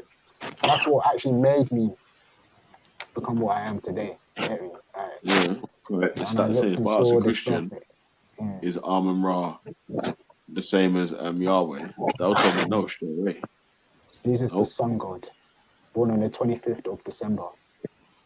Astrology. If he's the same as Asar, or is Jesus the same as Imhotep? What's not Imhotep? Asar, or what's that other one? Haru. It's Haru, man. Haru, yeah. They took some stories from Haru. They took some stories from Asar, and yeah, that's what you got the Jesus today, innit? But yeah, it's mad. So DC, speak. Okay. Look at that Wikipedia page, and let's look at where that Kedar is now. So if we go to that Wikipedia page, Well, no, okay, we can do that. So DC Brad, did you see that in that Bible verse where it said Medina, look out for a prophet from Medina? It's a new word for the Carteret Kingdom, which was a largely nomadic, ancient Arab. Well, no, I can't use Wikipedia because Wikipedia can be edited. Use any. Literally on the top, like if you share my screen, it literally has the edit watch. So let's look up. Okay, let's use another website then. No problem. But anything No. we're going to stay on this point. I'm just going to simply look up another source. No, but you can go to some of the sources that they use at the bottom of Wikipedia. No. I've got a better source. Let's go to Manchester University. That's true. That's so true. I've got a better source. Let's go down to a university source. Well, here's a map of it. No, bro, it doesn't matter. Let's go down to this university. This is what they're using now in a university. I've given you a better link. Go into that Manchester University one, and let's go from there. So you're saying Prophet Muhammad is mentioned in the Bible because it says there's a prophet in Medina, but I've never. Yeah, but he said, but the scripture used the word Qatar. So Medina just changed it. Why would they just? If it's a prophecy, why wouldn't they get the name correct? No. Yeah, they tried to say it's Qatar. They tried to say that the Kedar, the people from Kedar are the Prophet Muhammad people, but that's not actually true. Like it was never even. When you even listen to, when you even read through it doesn't even say that. Oh, here we go. I'm sorry. Although some scholars have tried to write the history of Qatar, their works remain fragmented and inconsistent. Examination not merely on most of the previous works, we subject those works to a comparison to the Assyrian inscriptions. Okay, so by doing so, this critique most. Moreover, this contributes to the improvement of our knowledge regarding. So sad I can't find 6th century BCE, even though the first direct consistent.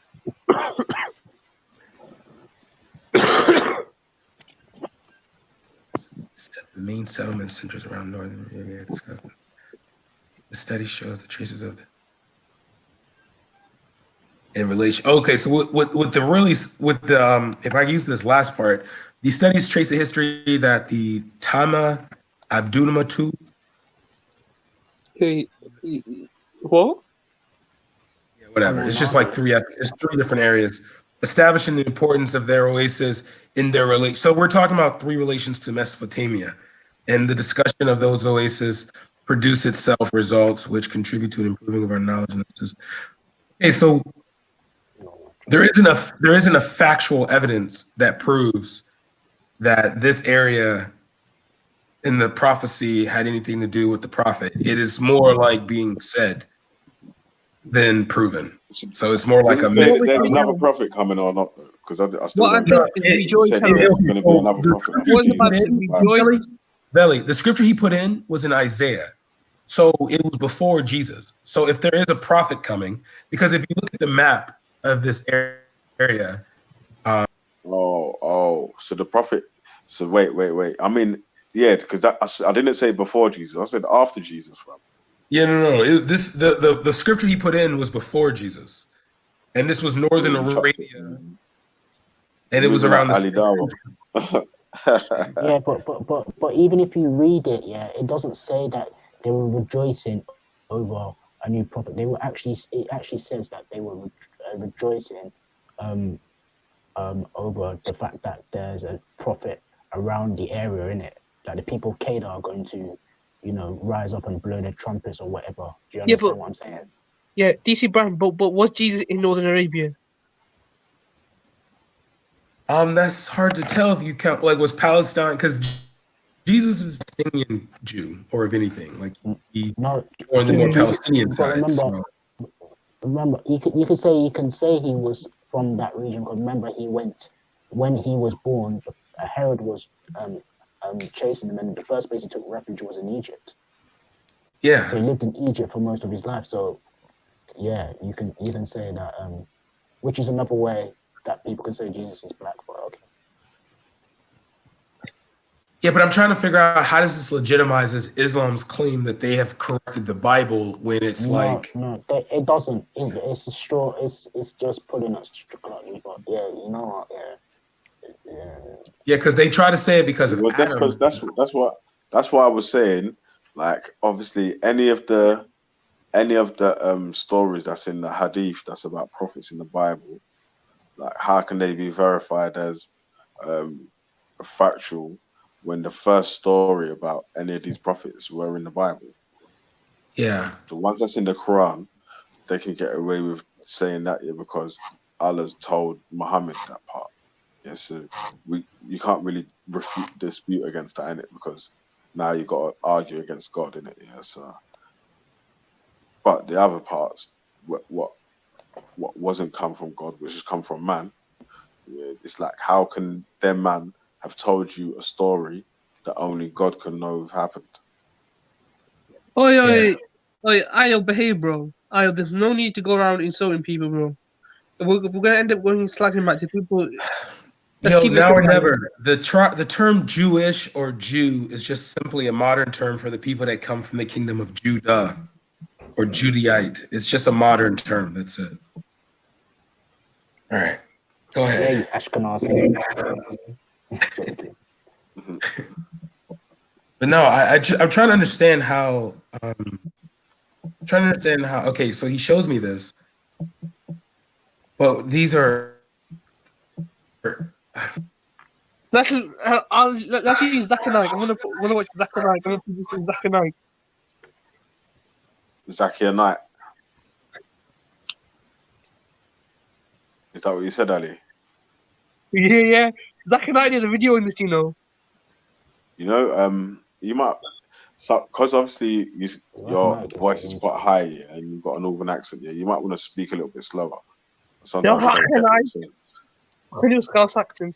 You know Zakir Knight? I know Zakir Knight. Zakir Knight. I've heard of him. I don't know who he is, but I've heard of him. Yeah. Trust me, he's been with you, so there's no point bringing him. Don't bother. Let's bring Muhammad. Bad delivery.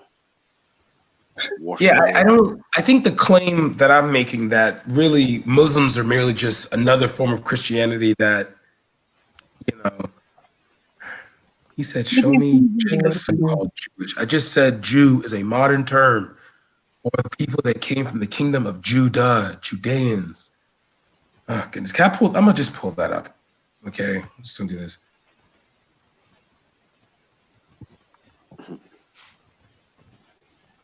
Yeah. You know, it was a funny story that I was listening to today, yeah, when Scattered Minds and Ale was talking, and he said, "Right, how did you get from Iraq to Montserrat?" That I was cracking. I need to crash out.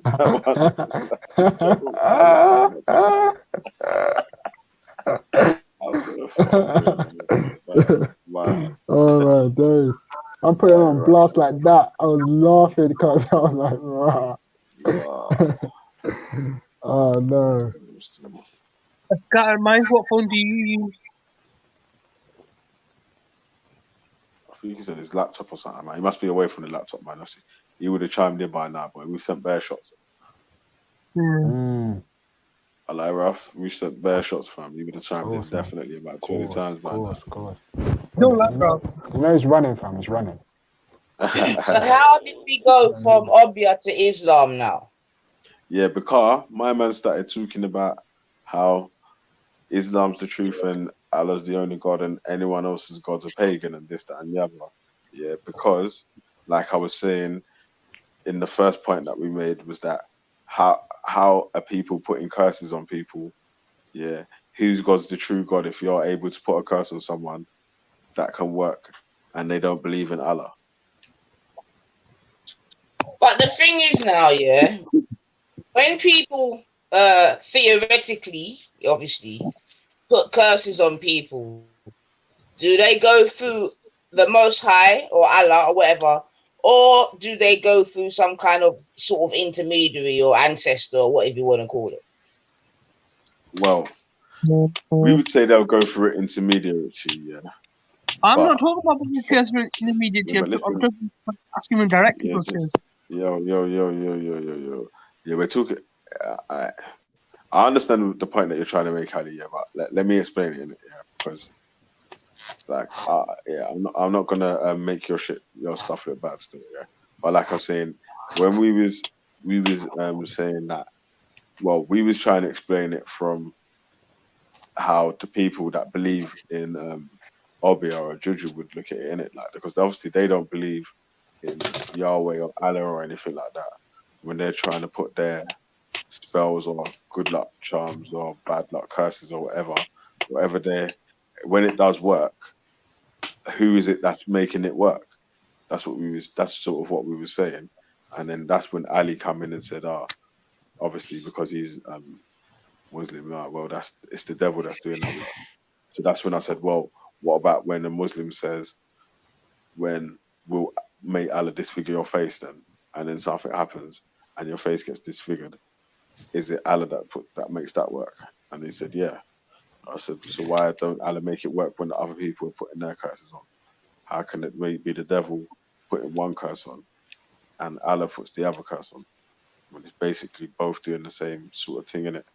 Like, it's to harm and disfigure someone or whatever. Yeah, so that's sort of where it was. How we got from Juju to Allah. So okay.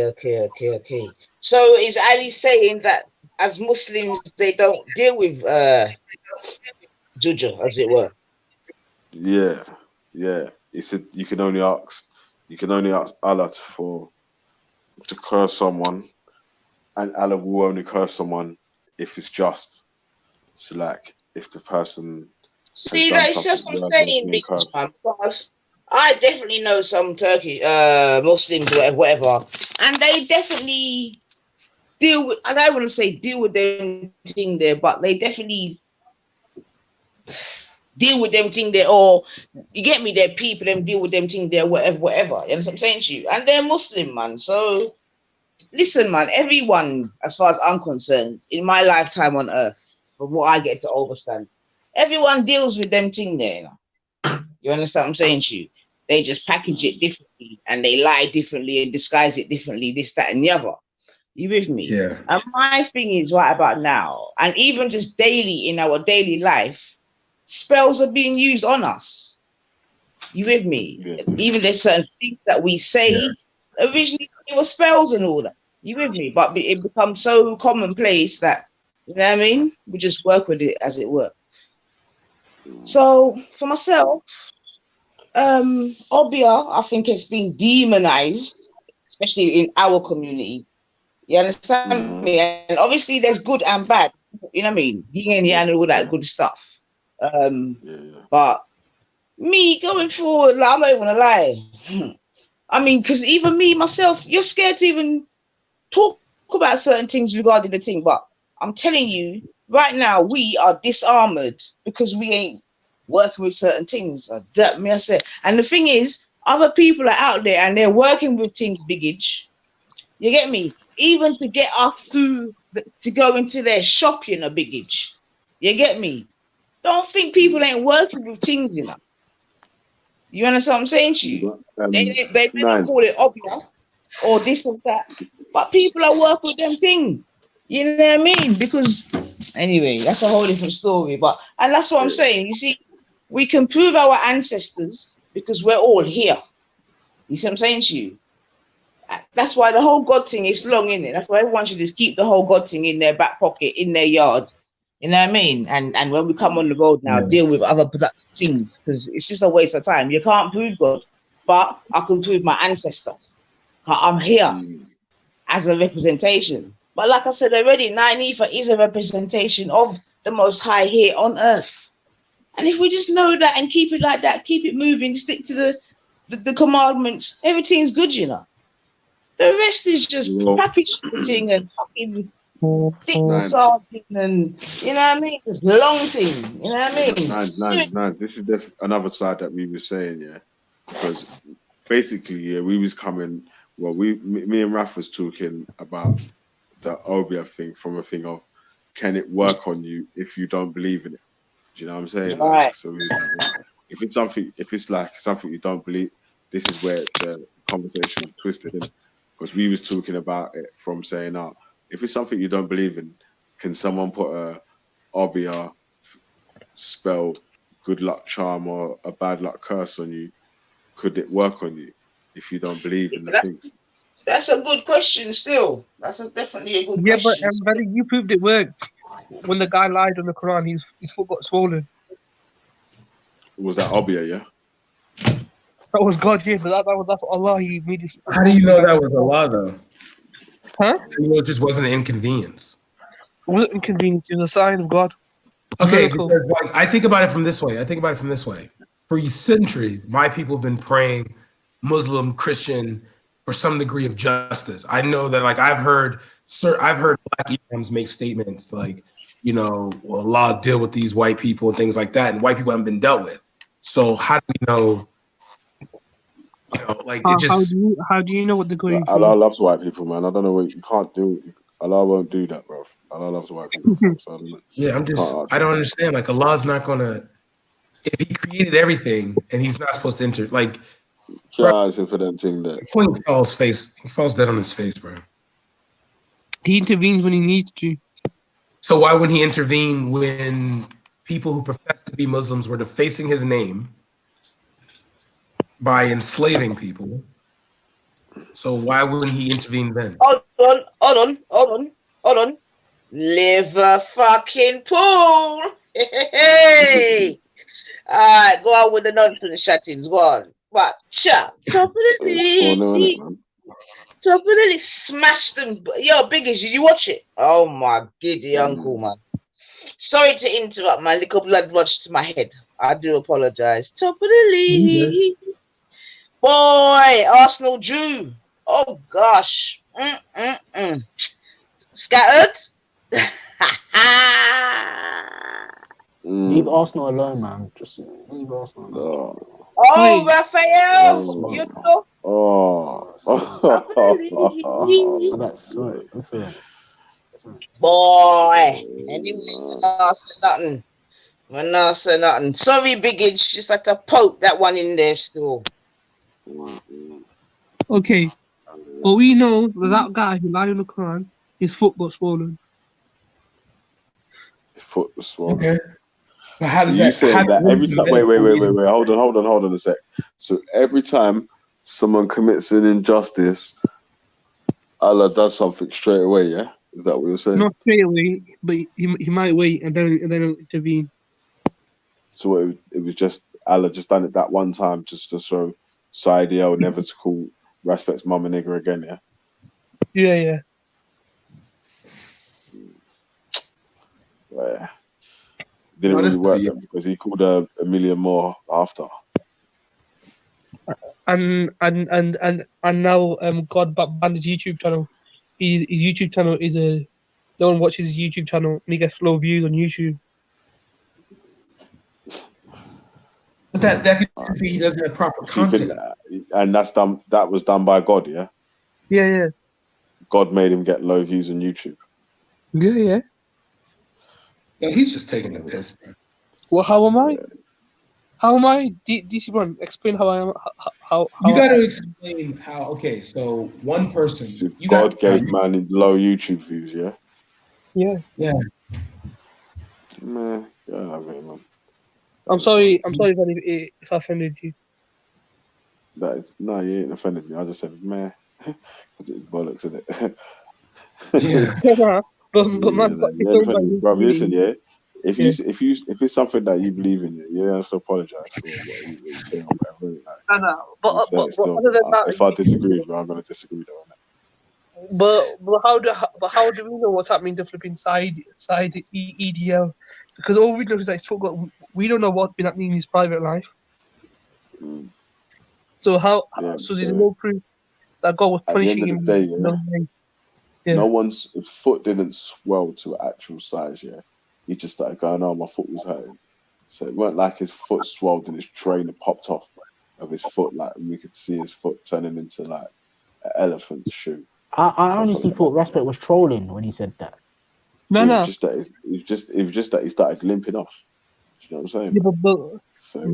Yeah, but I could make that case that God has humiliated him forever because a YouTube video of him on It's not comment. humiliation forever, though. He can redeem himself. Yes, it is. As long as that video is up. Bro. As long as that You're making this video up as you go along. I'm just being real. Bro, DC Brown, are you a Muslim? No, I'm telling you, is because what you're saying is that Muslims will do I something mean, more look, than- Ali, with all due respect, yeah, if the Most High is going to show himself in that way over something that someone's done, I'm sure there's far worse things, you get me, that God would have to show out, you get me, other than a man of power, you understand? So let's try God and... chilled through at least 2,000 years of slave trades. You understand? Yeah, God's chilled through at show least a himself billion the man- rapes. Come on, a man. billion murders.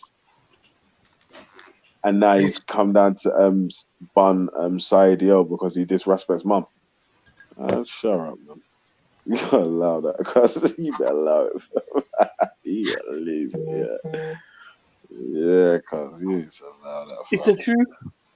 No, it's not. You see, for me, yeah, I could understand the power of these books before everyone was educated to a higher level as we are now. You understand what I'm saying to you? Because back in the day, the fact of the matter is you had like one main or two main people in the town or the region or whatever who would basically be teaching about this, you know, religion and, you know, teaching people what this and that meant and all the rest of it.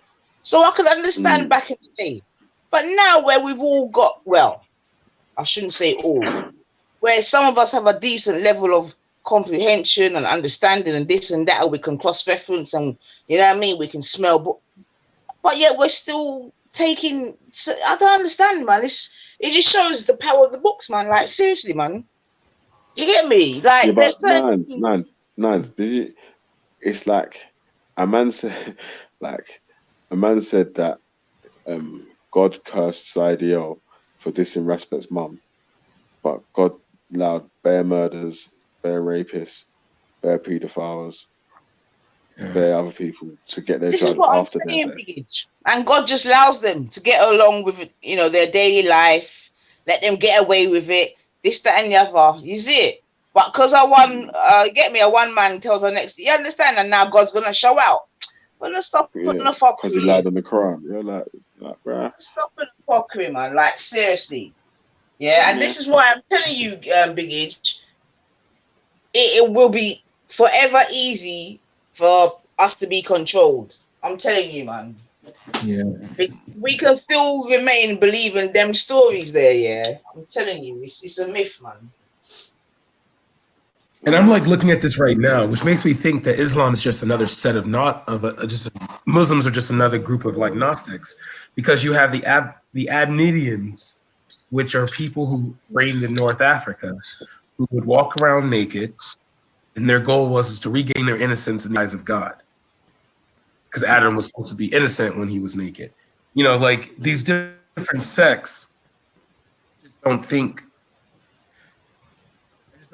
like, you know, I mean, like even you have ones that are in the Persian. You have like Where the did you Persian say they regions was? have I'm their gonna have own. to go there just for research purposes. Well, there's a group. There's known as the Gnostics, and this is all throughout Just the for area. research purposes, though. Like, it's only for research purposes.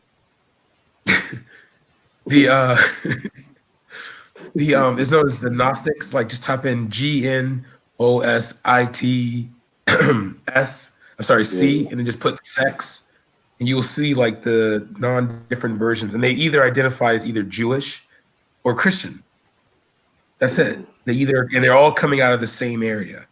You know, like there's all about like the Abrahamic faiths. You know, I think the only man that get away with what people do on earth is what people do on earth, yeah. Is the man that claim that their God doesn't intervene with things on earth, sort of thing like that. You know what I'm saying? Like all the other, that's why the Abraham gods is like, right, you might have said your gods have got personalities and all them sort of things, innit? It likes and dislikes. There's one thing I've noticed though is that Abrahamic faiths take it literal. Yeah. Like it's a lot of literalism. Even like, listen, man said Allah ain't got no wants, yeah. But if you need to praise Allah, then that's a want, innit? Yeah. That's one want at least.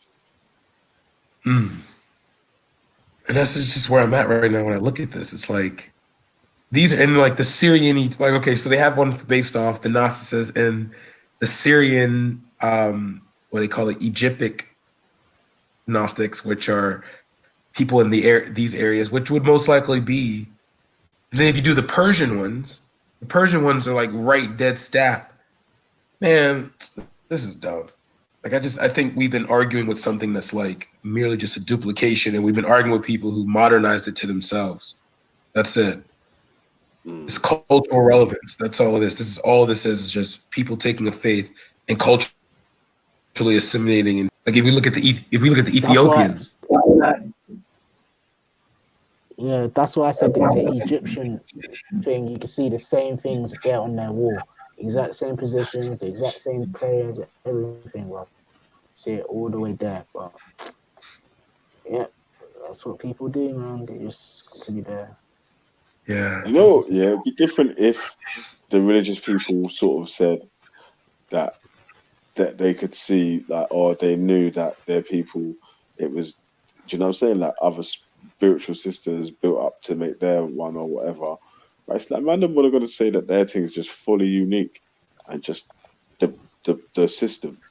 You know what I'm saying? Like, so it's like, right, that pulls me away from it more as well. Thing is, when I was coming up, sorry to interrupt, this is how we was, I don't want to say taught, because people will run away with that, but it was certainly something that was, taught, fuck it, that Islam was based upon the Torah. You see what I'm saying to you? So I don't know why now in 2019 that like it seems like we're running away from that fact. Do you know what I mean? And just logically, we know that the Quran has to be based on, come on, man, like, can we apply some critical thinking, please, my family? Nanifa, talking about critical thinking, right? Right. I know that none of the religions that I hear any of these guys talking about is for me, right? And the problem for me, the fundamental problem that Islam has is that they accept Jesus as a prophet. Nanifa, I don't believe Jesus actually existed. Do you understand what I'm saying? And if Islam is accepting Jesus as a prophet and he never existed, the whole thing falls down. Well, Scott, I can take you one further. Ultra, as we are on G block settings, it could be argued that it falls down in the cave. You get me? It could be argued. Well, no, I was saying earlier than that. Yeah, I think you were saying earlier. We can go earlier than that. We can look at the Exodus. There is no proof that the Exodus existed, that it occurred. There's no massive proof that Egypt was catastrophic, like destroyed beyond region, and then like boom, everyone, like a group of people left out, and while Egypt was in ruins, and then you have like a whole Egyptian army being wiped out in the Dead Sea.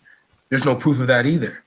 So and the thing is as well, sorry, just to piggyback on some of what you're saying, because just taking it back to the original topic, if we can, sort of thing. What do we call such acts as Moses parting the Red Sea? Yeah. If it was a real thing, what do we call that? Because obviously we've been taught that it's a miracle. It's not a miracle, babe. It's just a story. It's just a story. Or was he using a type of obia or magic ultra? No, Nanifa, let me be real with you, Let me be real. But let's say I don't believe that it's not real. Moses, I don't believe he existed in actual world history either. We know what you're saying, but let's say for the argument's sake, it did. Yeah, isn't that some type of obia or witchcraft that they have to talk to Nanifa, blood? Yeah, but you could argue the same thing for Muhammad too. Yeah, that's a bit sticky there. People say that. No. It's different with Muhammad. It's different. It's different. I'm telling you, there's arguments out there, brother. I'm telling you. That Muhammad didn't exist. Yeah. I thought there were writings of him that he existed. I've never heard that. I've never heard that. I heard that there were writings of him that he actually existed. No, I would say the Prophet Muhammad as a man existed. I just don't think the way he ascended existed. Like, But you see, when you study Christianity, because you know when study the so-called historicity of Jesus, they argue as well that he existed. The things they say about him is that he was a man that had following, and he was crucified. So these are the three things scholars go up and say, yeah, he did this. But I mean, bro, Yeah. they're obviously Listen, Raph, Renegade, listen to me. arguments and stuff. Raph, listen Yeah. to me. I don't believe Abraham existed. Yeah, there's I don't no proof that believe- Abraham existed I either. don't, Yeah. I don't But believe, we I know don't that. believe Noah existed. And remember, these motherfuckers are trying to tell me that he lived till 900 years old. Go and fuck yourself. Do you understand? Like, please, right? I don't believe Is that Jesus anti-theist existed. of you? That's very anti-theist of you, mate.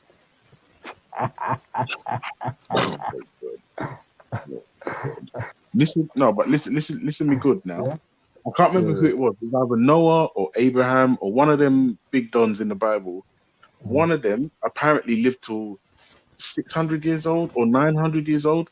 I just Methuselah. need, wait, listen, I just need people to understand that if you come to me personally with a story about a man living to 600, 900 years old, I'm going to tell you to go and fuck yourself. Like, and I'm not going to lie, whilst it seems rude, I'm being fair. I'm being fair. Like, don't tell me 900 years old and expect me to swallow that. Yeah, like, no. Anyway, like I said, for me, the reason why I can't get into any of these religions is because these So, men are Ultra, mean. Yes, yes, man. Sorry, Bob. No, So, come through. you going back to a more. No, I'm hearing you, and I'm not even. But I'm just saying, what I really wanted to ask is: do you think there was a time where, generally, as humans, we lived longer than, say 100 years? Were nothing big. Like, do you think our life expectancy is always? Because even in our lifetime, it could be argued. Oh, yeah, go on, babe. No, listen. Oh, I'm not gonna lie to you.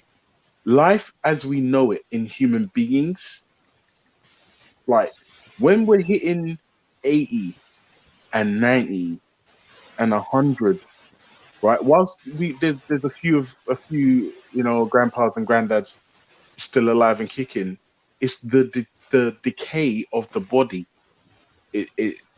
There's no getting around it, and it, like, people could argue that there are environmental factors.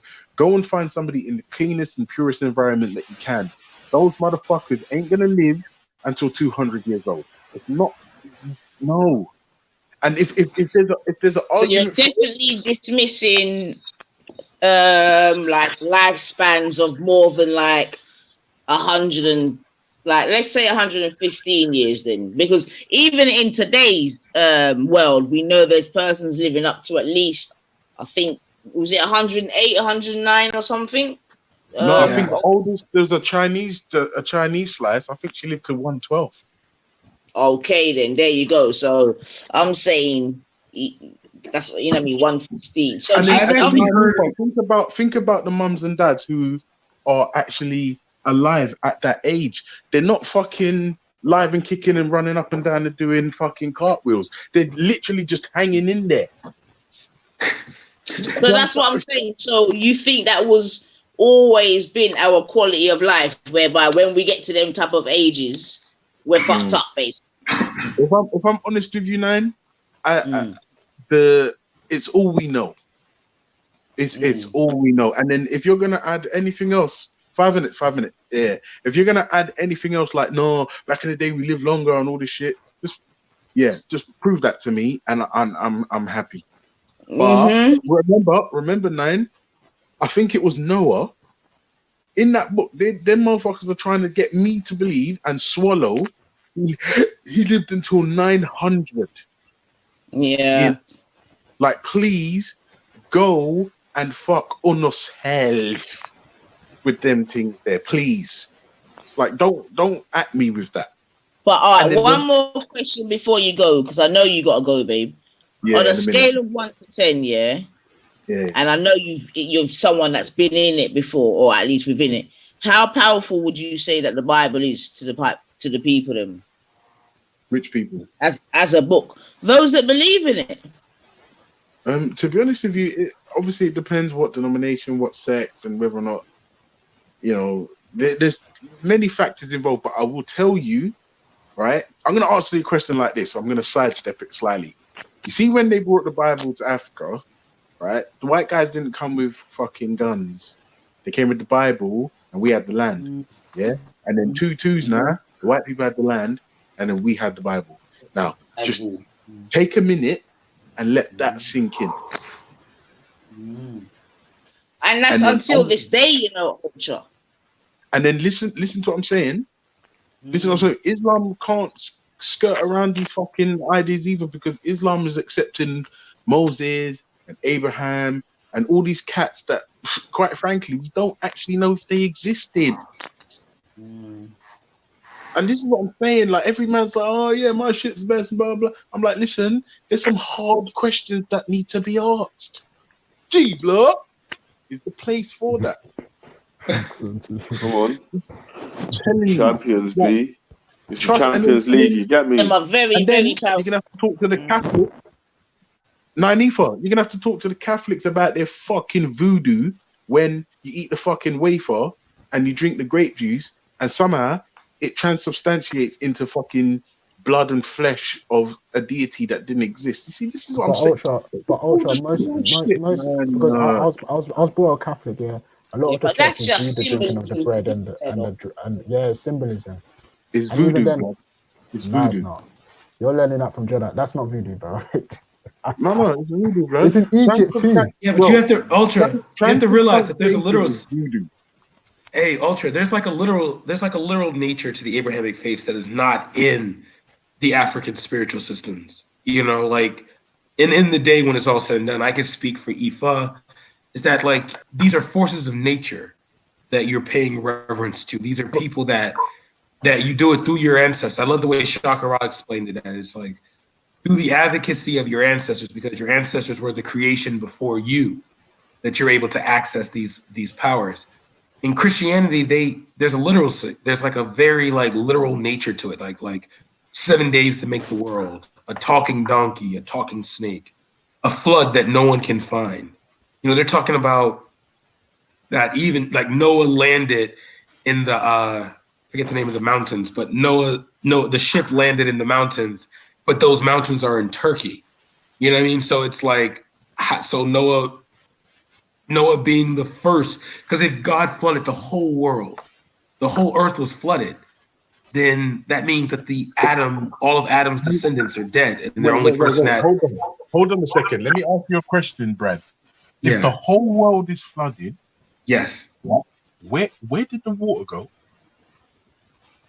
Well, that's the thing. That's what I'm trying to say right there. Is that like the literal? No. That's what I'm saying. Just ask questions, yeah. No. See, I said let's go earlier. I asked, okay, wait a minute. Adam and Eve are the only two people on the earth. They have 2 sons. Where the hell does Enoch come from? No, this is the problem. No, this is the problem. That's when you ask these kind of hard questions, they come out with all manner of foolishness, and then I just start rolling my eyes, huffing and puffing, and just like, just miss me. If you want to believe in magic, more power to you. Anyway, listen, I gotta go. Fuck's sake, I've really gotta go. But listen, G Block, we asking hard questions. Come on. Yeah, I just want to say for this, like that, the whole bread and wine thing is actually known in Egypt. Like, I think it was Heru that used to do the whole bread and wine thing, and the concept was there. So yeah, like well, you do have Christians that were in Alexandria, so they were in Egypt. I think the misconception is we think that because they were in Egypt, they were black, when it was like definitely they most likely had like a Greek or a Persian look to them, you know. And some Greeks were black, right? Yeah, because here's the thing: Greek isn't necessarily being part of like an ethnic group or a race. It was a terminology used. Like, for example, when we use the term Ethiopian wasn't describing a race of people; it was describing the way people look. Then, if we use the term Kush was a derogatory term because Egyptians or Kemet, people used to refer to the Cushites as Cush, but then that term was used to say that they were keepers of the gold. You know, it was, you know, because when the Romans came down, they came down for ivory and gold. You know, and I forget her name, the Cushite empress who sent them back up. You know, so I just feel like when we look at this when we look at these religions and we try to like ask these very easy questions, because once you prove, you know what I mean, like once you prove that like the flood happened, or no, once you prove the Exodus happened, then your religion has something to stand on. Because if you disprove Abraham, that's not true. No, that's not true at all. That's not. That's what if you prove that Abraham existed? Even if you prove that Abraham, no, that doesn't make it true, because the stories being told about him might not be true. Yeah, and that was another point I was trying to make in regards to historians in earlier ages. They looked at history from a romanticist, like Julius Caesar. If you read his, I think it's the Remedian or something like that, about his conquest against the Gauls and, you know, going to what we call modern Europe today, he romanticized a lot of it. Herodotus did the same thing. You know, Josephus did the same thing. You know, it was like trying to tell an event, like when we talk about the Spartans in the War of Thermopylae, they didn't necessarily. Huh? Yeah, sorry about that. I just wanted to say, you know, Josephus, when he talks about Jesus, was a forgery, right? Yeah, but see, that's another thing when we look at the prophet, when we look at the letters of Paul. They said the letters of Paul weren't numerous. There were like 6. And a lot of them were just ideologies that were accumulated. And then when you go to as well. Yeah, right. I need you to get Zulu, you know. I need you to get Zulu with that, you know, because he keeps swearing on his life that Josephus's diary of Jesus is real. But this is like, I don't. There's no point talking to people, because they can hear the information from now till tomorrow. It's like when I've come to them and I talk to them on things like evolution and whatnot. This is what you might as well do, yeah, is get them with the information there for people, for everyone else that actually needs the information. Yeah. Sometimes you're talking to the crowd when you're talking to one person. You know it's true. It's true. I'm not trying to convince Zulu, but maybe the crowd who are hearing it will look at it and say, "Oh, okay, let's look into it." Yeah, I heard it. Judgment for the information that it is. But yeah, I mean, it's out there anyway. Like, if you're sincere about it, like historians who searched it up, who even accept that Jesus existed, will tell you, no, Josephus was a lie. A lot of these people that were like Tacitus, Pliny the Elder, and all these people, their writings about Jesus were forgeries, a lot of them. So, like, this is not some unknown knowledge out there. Like, it's out there. Like, they know it's. People just use the argument just to continue to, for the sake of like proving their religion, isn't it? Like, yeah, one of my favorite arguments that I've heard was like when we talk about the Pentateuch and the Torah, and we talk about like the Amorites, the Sadducites, and like the wars that the Israelites had against these various people in like the Book of Numbers and things like that. And they said that if you look at it historically, you just realize that these people were really just talking about fighting their next door neighbors, that this was a Canaanite on Canaanite battle. And the Judeans were the ones that were the more powerful ones that like conquered everyone and then took everything over. And kind of like, actually, I can take it to West African history. When we look at the Oya will tell you that like Oduduwa came to them and then sent kings out to the various other kingdoms, when in all reality, the Oya was conquering other kingdoms. You know, like if you look at the my personal clan, the Igba will say that, you know, they came and ran under a rock until the Oya left, and then they came, you know, they fought back again. You know, some will even say that, like what I call like, God, I forget the term. It's like a Genesis story, if that makes sense. That like Ogun was in his blacksmith and gave them the strength to fight back. That's why if you look at the Igba following that, you know, they were very powerful, like military as foot soldiers, you know, that guns were secondary to them. So that's why I personally say that if we're going to, if they're just doing it for a spiritual sense, you know, if this is just like, you know, spiritually, this book, this Quran, this Bible has made me a better person, then leave it to it. But don't try to convince me that if I don't follow it, I'm going to hell. Yeah, that's the issue. Even when you ask, but the most, like, a lot of people, it's not, because when you read the Bible on these things like heaven and hell, it's not even explicitly it's very vague. Like the concept of him literally doesn't. I don't know, man. It's crazy, man. But to me, when I'm talking to a lot of religious people, it's like I'm talking through them, innit? It's like they see they hear the information, but they're just like, nah, that's not true. That's not what's written down there, and it just goes past them, innit? Do you understand what I'm saying? Yeah. And then when you ask them to provide a source of it, like prove to me that there was an Exodus, because I always say this. Yeah, I can hear you. Does that? I don't know why it doesn't doing that now. You hear me? Yo. Yeah. Yeah, we can hear you, bruv. Alright, he's cut out.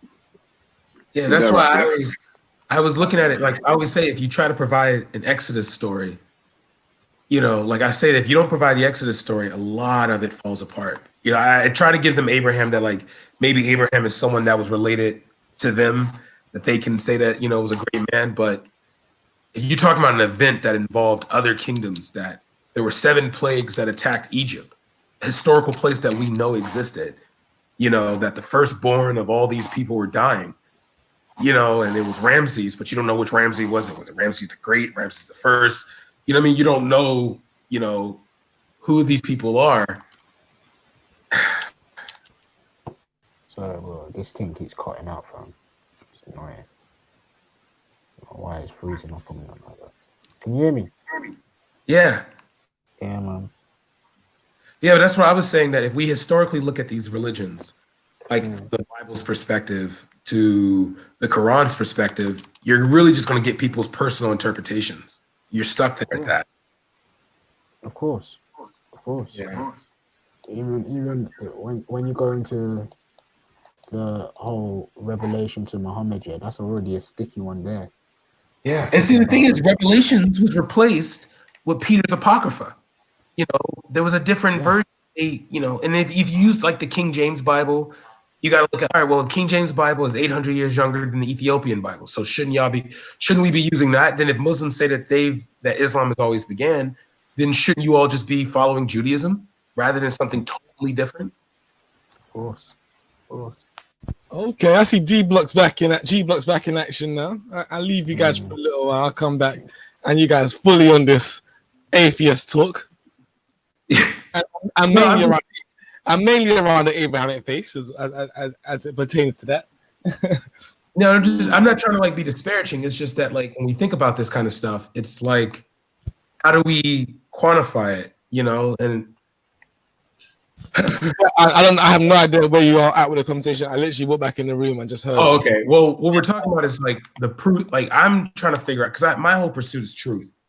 You know, so I stick on, and I try to like, when I first got involved into African spiritual systems, the first thing I asked was, do I supposed to like convince people that it's true? And they said, if you do that, then you're not part of the African spiritual system, because what Ifa is perfect. It's like for one people.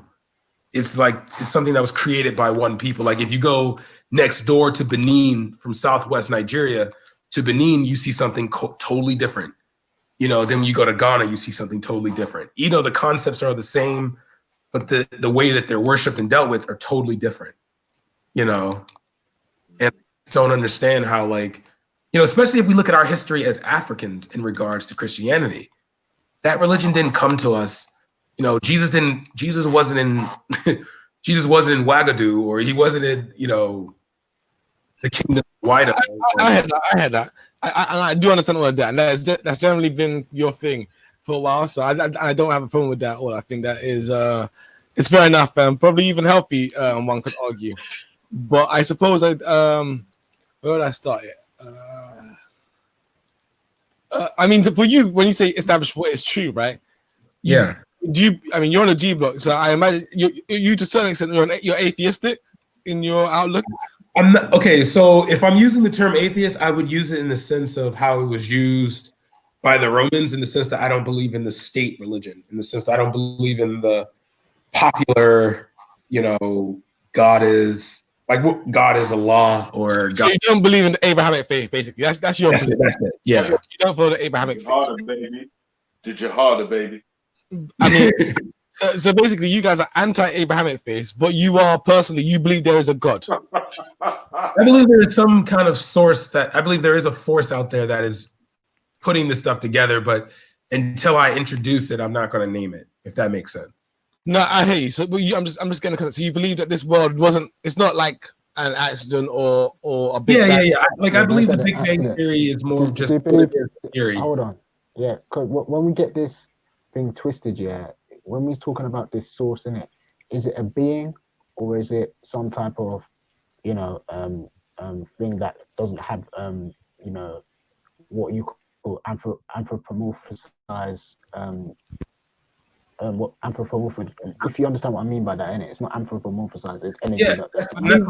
I don't believe that it's. Issue that is the same issue that we have within Islam, right? As soon as you say you believe in an anthropomorphic God, and then we ask you, well, describe it. You can't, right? Yeah. That's why I'm not going to give it a name, because, like, the one thing in the Abrahamic faiths. You know what I mean by anthropomorphic size, though? Like giving it the qualities of man. Yeah. I don't believe that's the case. I don't believe, because if you're a being that's better than me and I'm supposed to submit to you, then you shouldn't have my. Like, one thing that I always question in regards to the Bible is, okay, God is the only true God. Then how does he get jealous of other gods? Yeah.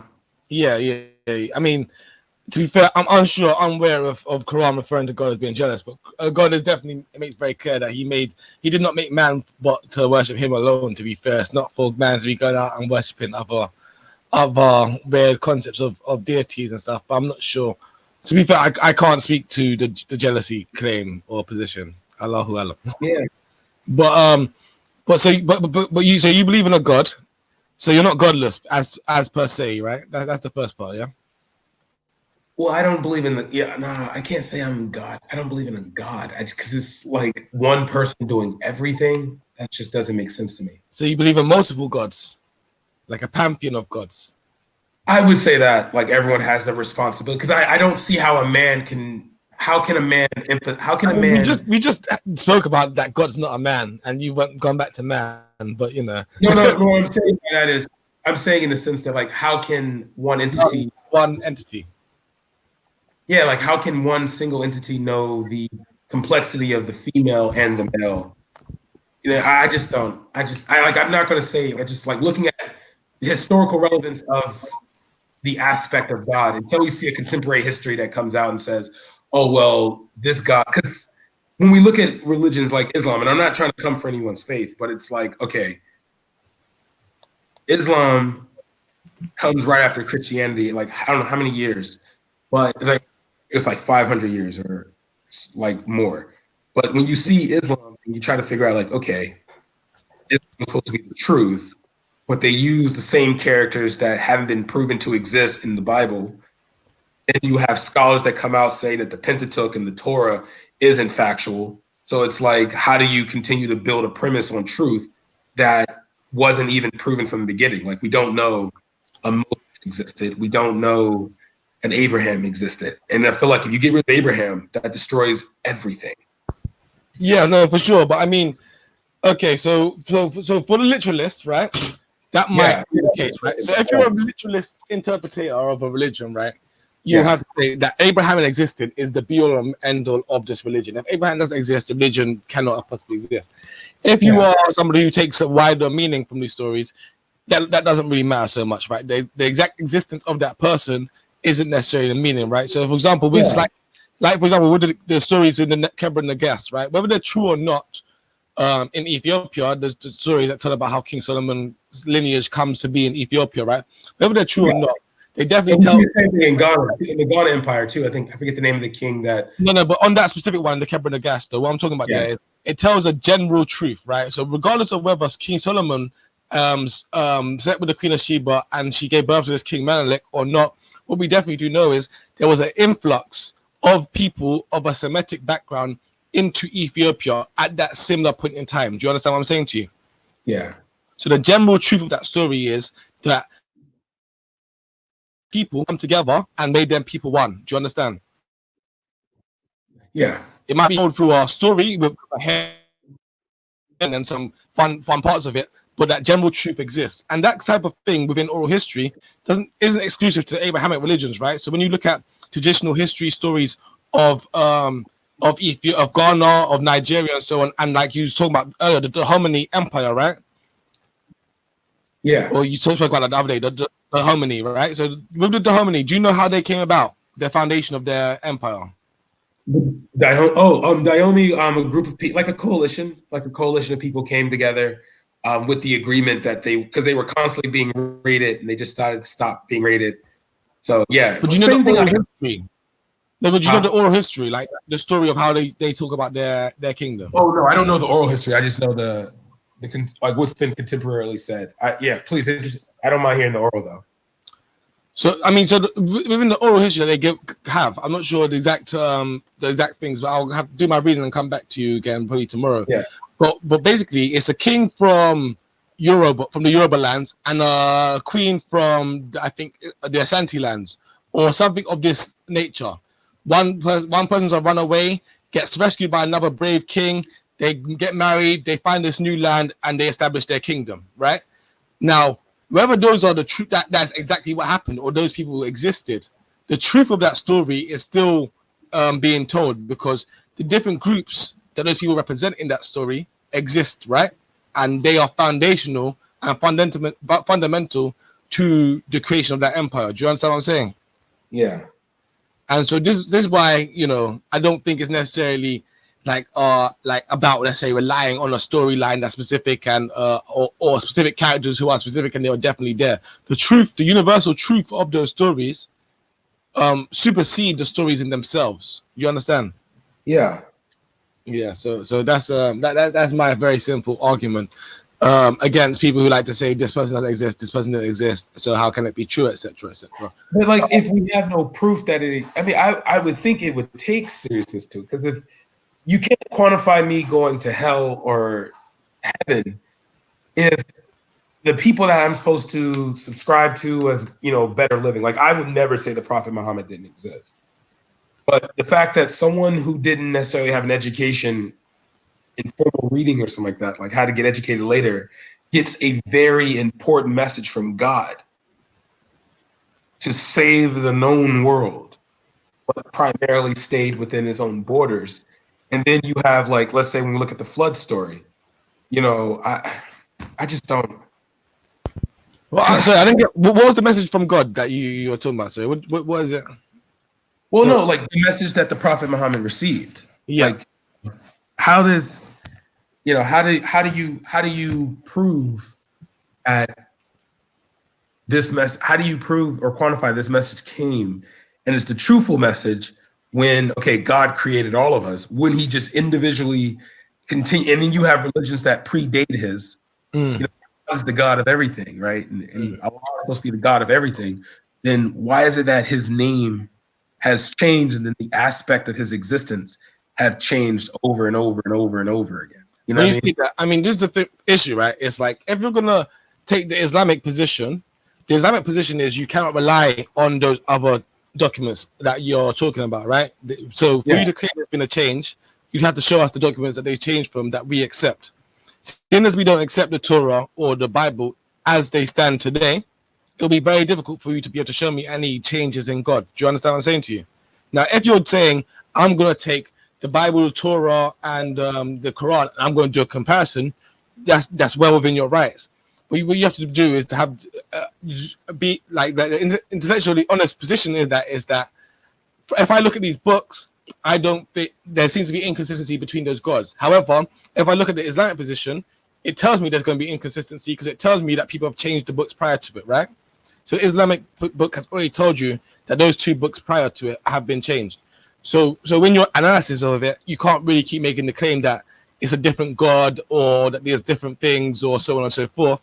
You have to accept that, as far as the Muslims believe, it's the same God, but those other books have been corrupted. Do you understand what I'm saying? Now you could go and say, that's my point. How do they make that distinction? Guys, wait.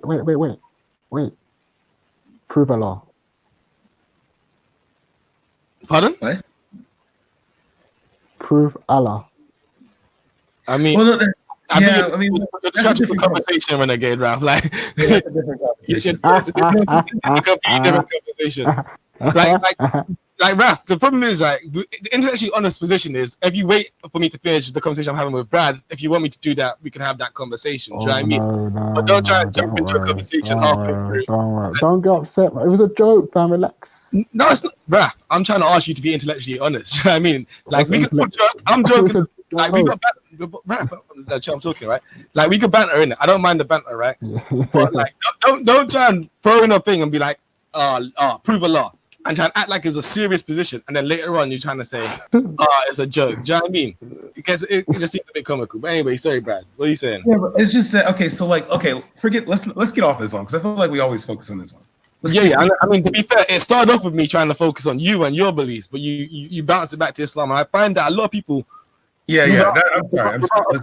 without a book, tend to do that because it's a lot easier to criticize what somebody else believes than to put out strongly what you believe. And I find that a lot of people without belief at all do it quite often because it's the easy position to be in, right? You have nothing. Because you can just easily pull like, well, I don't do that. I don't do like attack a whole religion from one precept or one verse.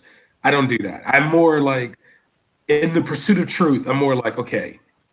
Then I want to just go back to what was before Islam, which was Christianity. Yeah. So, or like, all right.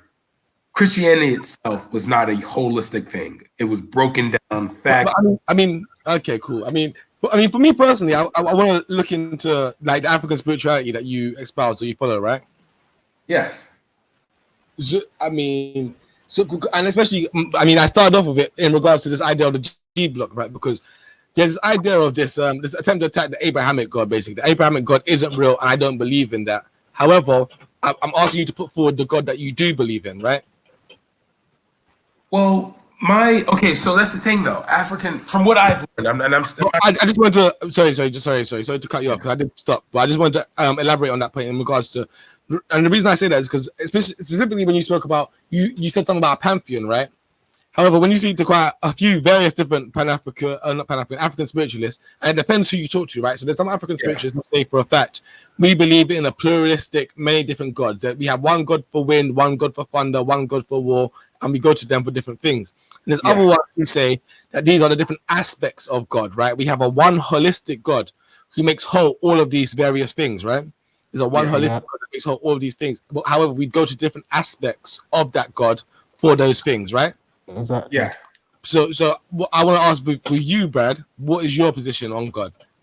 Okay, well, I see it from more like there's a different variations of like different aspects. Like I don't believe that women that there's a male that's able to dictate what females need. I believe that there is a female because like when I look at, let's say, the goddess Oya, who if you look at her different various legends and stories, you see that she had a stillborn and it was supposed to be a girl. So it's more seen as a protector of the female. You know, you look at Osun, you have like men who attempted to create humans from Obutala, Olorun, and then you even have Ogun who said to create the bone structure that allows us to stand up straight. But it was Osun who mastered the full life of like life making or life creating. Mm-hmm. So I always see it as like kind of in the sense that like if I can use it back to us, you know, like your skills, I can take it as your skill like in IT or, you know, like job wise. Me? Yeah. Oh no, I work with engineers, but no, my skills. Okay, so you working with engineers. I feel that me working with farmers, I would have no right to dictate to you how something should be done in regards to engineering. Well, I mean, you know, you can. I mean, especially working within farming, you probably. I mean, I work within engineers. My background's in. What I'm saying is that I have a lane, you have a lane. You know, there's expertise you have that I don't. And there's expertise I have that you don't. But in terms of us moving forward as together, we would have to work together to make these aspects. Like if you use, I love how I forget her name, but she said that looking at Ifa is like kind of looking at the orders of operations of a math problem. That you have to, like for Ogun to work, he must know the way. So that's where Olosun comes. But he needs the power, and that's where Shango comes. But the actual might to get the job done, Ogun will clear the way at the end of the day. you know. But that, I hear you. So they're all working together to do one thing, basically. Yeah, you think they all have separate? It's like a bee consciousness. Like they're all several different bees working together, and they all have their different jobs within that. And they're all separate from each other. They're just connected in consciousness. Is that your thing? Yes, yeah. Well, they're like connected as a family in a sense, because you have Olorun, who's the Sky Father, who's like in charge of it all. Like he's, the Sky. No matter where you go in the world, the Sky Daddy. Yeah, will always be. So you guys do have a Sky Daddy now. We're establishing there is a Sky Daddy. No. There's a Sky Daddy on G-Block, and his name is Olorun. Come on, man. No, guys. See, this is what you're not going to do. This is what you're not going to do. Raph, come on. You just heard Brad say it. You just heard Brad say it. Hey, Raph, they try to mix us up, I lie. Don't try to mix us up, Sky, man. Don't do that. Leave it, yeah. Don't try to mix us up, guys. Before we start, listen, leave it up. Guys, yeah? Stay in your lane, brother, yeah? All I know is, quite clearly, we're seeing the Sky Daddy. Olorun is a Sky Daddy here on the G-Block. No. He's the father. I'm using the aspect of father in a modern sense, that like all the Orisha come from him. So you ain't gotta lie, Craig. You ain't got to lie. I heard it. No. But the thing is, we're not talking in the sense that he's the supreme being that takes over everything. No, he gave Brad, you see? Hey, Brad, listen, yeah. This time next year, yeah, you won't ever answer a question with yes or no. You see, this time next year, you won't answer a question with yes or no. You're going to be in speaker's corner mode, yeah, where you take 20 minutes to answer. You're going to say, yeah, but blah, blah, blah, blah, blah, blah, blah. No, but blah, blah, blah, blah. Yeah, because this is what man we're going to try and do, yeah. Man are going to ask you a question, knowing the answer, and they're going to say, yeah, you got a Sky Daddy, you got a Sky. I didn't have the answer. He said it. He said Olorun, and he said that he's like... No, you asked me if he was a Sky Daddy. I was using the aspect... All of them all in the sky. That is a Sky Daddy. That's literally a Sky Daddy. Come on, man. No, but that's the thing, though. That's where scattered. That's where the fleeting aspect comes in, is that, like, the aspect of a father being that, like, you know how we talk about someone who creates an entity on Earth that's not something like, I forget, was it Charles Darwin, the father of evolution? We use the term the father of. We're not talking like in the sense that father-son. We're talking that like the creation of an entity comes from this individual, because there's also Yemia too. And does Allah have a wife? Yo. Brad. Yeah. Skyed. Yeah. Obviously, we always keep getting back to this point, yeah, because people in the chat, someone in the chat's always going to write this. Atheism leads to immorality and homosexuality, and then obviously, but name one time if humans can do anything that Allah hasn't willed. Coming back to that. I mean, can we do that later? We can do that later, man. But you know, obviously, we know the answer to it anyway, man. But, yeah. I mean, that was just for the guy in the comment section. Anyway. Yeah, I know. Like, if anyone wants to join the panel, click the link. Yeah, so that's where I get confused at when we talk about this. Because no, but talking about Olorun, don't let him sidetrack us. Let's go back to Sky. Okay. Stay Olorun, man. Don't worry, man. He's all right, man. We shouldn't get him, man. Yeah, Trust me, you deal with him. Yeah, but Olorun, we know that Olorun does not think the same, does not have the same attributes of Yahweh or Allah or anyone in the operate the same in these entities. So it's like, if you're going to talk about that Sky Daddy, what is the I can't really hear no one. Is that Zira? Yeah, Zira, be there. Yeah, I'm gonna hop back in real quick. Okay, yeah, hop back in. What you saying, Sky Daddy? I mean, Olorun? I mean, Brad? You see what Sky said? Oh wow! Oh wow! Can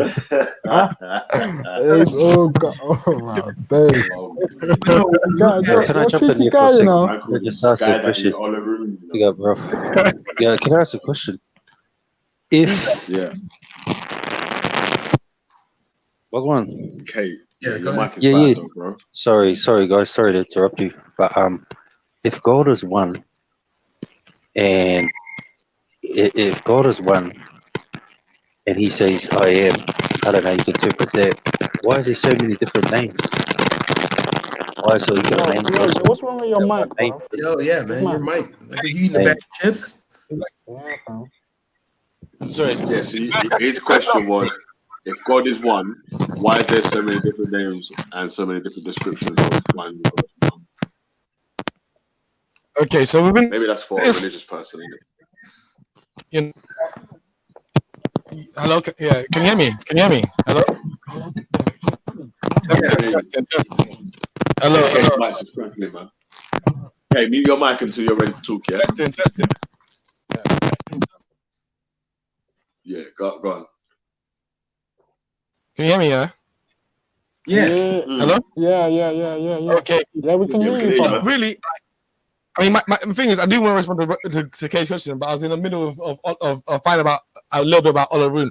But I'll answer these questions from my perspective very quickly in regards to king, which is within Islam, we believe that there was a prophet sent to every nation, basically every single nation, and every nation received a message and would have received it in their own tongue, in their own language, right? A message that was clear and relevant to them. So we believe there's been many prophets, all sent to many different people prior to the coming of the Prophet Muhammad as the final one, right?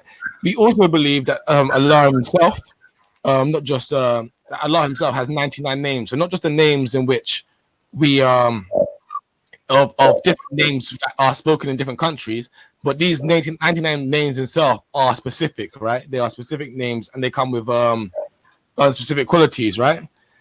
So the most merciful is one, the most benevolent is one.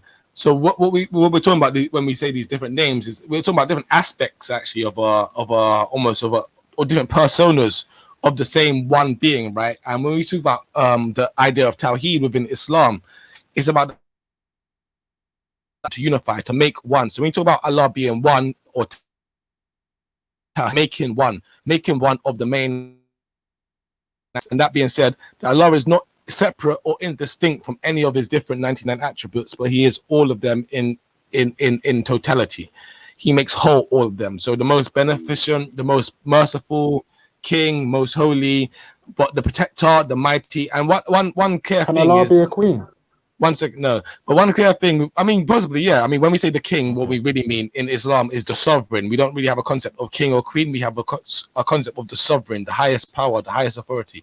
So that's what Al-Malik is rather than a king. But king is seen as a sovereignty, so it's an easy translation without necessarily going into the deep situation. And so when you there's one key part within Islam, idea within Islam, which is where Allah says basically, and it's actually a hadith, a Qudsi hadith in which Allah says, my mercy outweighs my wrath, right? And these are two different titles of Allah, right? So you have on one angle the sort of the wrath attribute of Allah. So if you was looking at it from an African spiritualist perspective, you might say Shango or the god of war is the wrath, is the war aspect of your God. Then you have another aspect of God that is a lot more merciful. Now it's the same one being. However, within that one being, you have these many different properties, and these properties themselves are difficult for us as humans to understand. Because, like I say, our God in itself is unlike anything that we know or acknowledge or understand. To be fair, so that's how you understand the different 99 names from an Islamic perspective. But the different names in regards to Yahweh, Elohim, or Allah, these are quite usually the different linguistic names. And I think, regarding to the Jewish one, there's different properties between Elohim and Yahweh. To be fair, so. But I'll let the Christians and the Jews describe that position. But I did want to come back to Brad. Okay. So don't pin me down too long. But what are you gonna say, Kay? Go ahead. Let's. Okay. So what you're saying is that okay. So you're saying that the God of Israel is the same God as Allah for the sake of Abraham, obviously through Ishmael. Is that what you're saying? It's the same God. So you're saying that Christians, Muslims, and so forth is the same God. Yeah. So So if that's the case, if the God of Israel is the same as the God of Allah, then you would have to say, then you'd have to agree that God, you couldn't deny that God has chosen a people unto himself. So if God has chosen a people unto himself, and he has demonstrated his mercy and let's say calling towards that one people, and obviously how do you work that out? So in Islam, we say that there was a covenant with Bani Israel. I'm not sure the exact thing, but that covenant basically was broken. That the covenant was initially just for Bani Israel. However, the way of the deen of Islam was for all people, and that Allah sent Islam down for all people, with the intention of all people. So, like I said earlier, you can't really measure Islam by the books prior to it, because Islam to some extent abrogates those books. Do you understand what I'm saying to you? Okay, so the books, in regards to the books, so Christ died.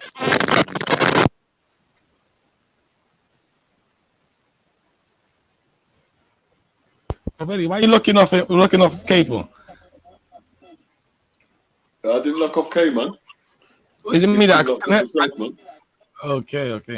Yeah, his thing locked off himself, mate. I locked off my Mac. Okay, K, you might need to go and do some fixing of your microphone. Yeah, I mean, Okay, you need to. Can't you talk without your lead plugged in? Because that's what's just cracking.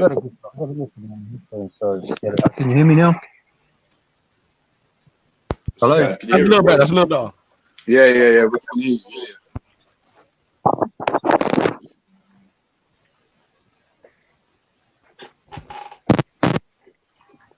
This what else is setting up there. Can you man hear me? Who's that? Yo, Zirab in the place. Big up, Zirab. Yeah, you sound bassy today. That's a good mic you got. Big up. What was I saying? On the topic of the covenant, before it comes back in, the question arises: what is the covenant, right? So we're talking about the covenant and re-te-te, but what is the covenant? It's in the Quran, and it's basically defined as the following.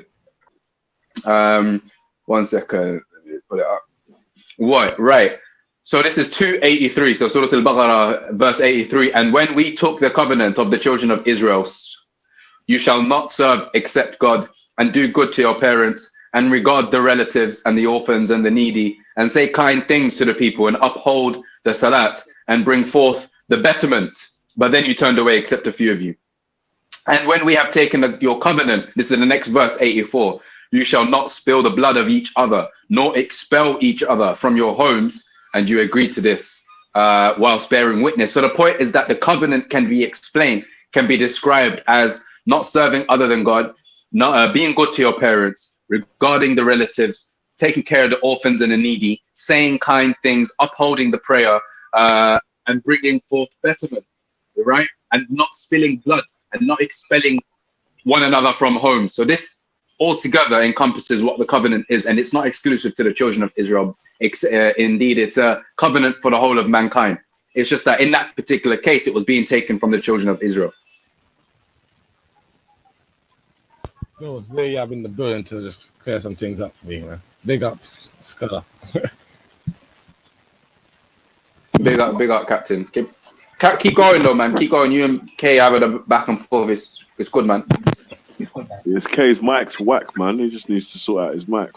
Yeah, I was gonna let the mic out, and then I was gonna ask Brad. One thing, Kay, what you saying? Yeah. So, if that's the case, so when Christ died, I think 70 years after Christ, the scriptures were like recorded, like 30 years, 70 years after Christ. And there's historical, obviously, people have been over this with other people in regards to her historical evidence of Christ and historic evidence. So why is it that like the evidence for Muhammad was only sort of, I don't know if it's the hadiths or anything else, I don't know too much, it was recorded something like 200 and something years after Muhammad's death. Why isn't there no recording prior to that?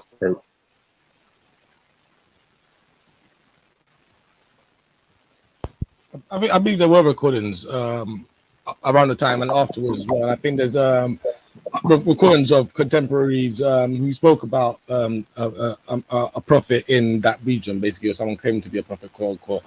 But the tradition in that part of the world, as in many other parts of the world, was the oral one, right? And so stories were traditionally passed down orally, as opposed to being written. Okay, so would it be harder to remember? So if you have a look at oral tradition and things that were written down, do you think somewhere, I mean, 200 years is a long time. Obviously, if you were to write something down in regards to remembering something, do you think that leaves room for a lot of mistakes, especially when you're looking at 200 years? In regards to like 40 years? Yeah, no, I would say there's room for mistakes in any period of time that would go without saying. I think that goes with in all religions. There's room for mistakes, definitely. I think the traditions of scholarship that we have within Islam are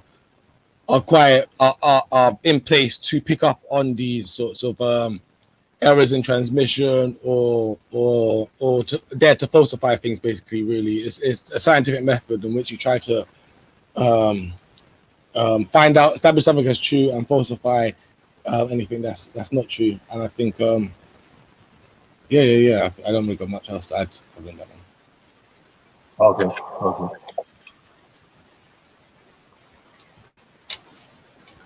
Okay. Brad, are you still there? DC. Oh, we lost him. We lost him. He's going to look for his guy that ate all the room. Man down. Yo, Ziriam, I thought you come to call out Issa, man. What up to Issa? I was just about to, you know. Yeah, where's he at? He dropped the inshallah thing earlier. Yeah, I said let's do this tonight, and he was like, yeah, inshallah, and I was like, yeah, that sounds like you're not gonna be around later tonight still. You say man's running, yeah? Yeah, man. I was gonna say earlier. I was gonna put the pressure on and not let the debate pass, man. I was gonna try and make the debate happen there, but Tuesday I had things to do myself at the time. I wouldn't have even been able to be there for the whole thing, but I was like, nah, man, just go on for too long, man. Just run it right now. No, everybody's here. Just do it. It's like a build up to. Man's got to have a debate about the debate before man has the debate, and I'm telling you. I'm telling you. But still, like for me personally, yeah, like obviously because I'm not really on either or side. I just want to hear the sharpening of swords, innit? So that's why I'm like, yeah, just have the debate now, innit? Yeah, I'm sure a lot of people are listening in for that purpose as well. You know what I mean? It's just a shame that Issa's intellectually a coward.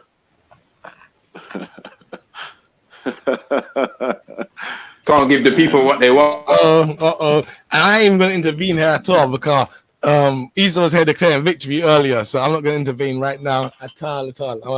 Let's say I pop his collar. Let me mute up while the shots are getting flung. Yeah, pop your collar, and I'm just going to say, yeah, I'm reloading.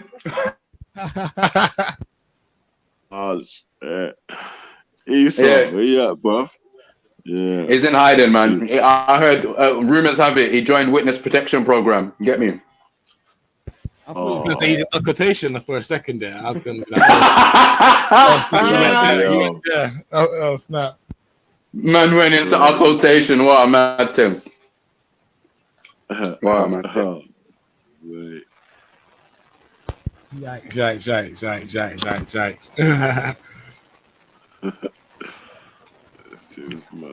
No, but differently, it's like there's so much there to unopen. Yeah, it's like he can try and get a quick victory and that, but it's not going to happen with Aisha. And then when the focus is on Shiism, it's peak. I'm telling you, it's peak.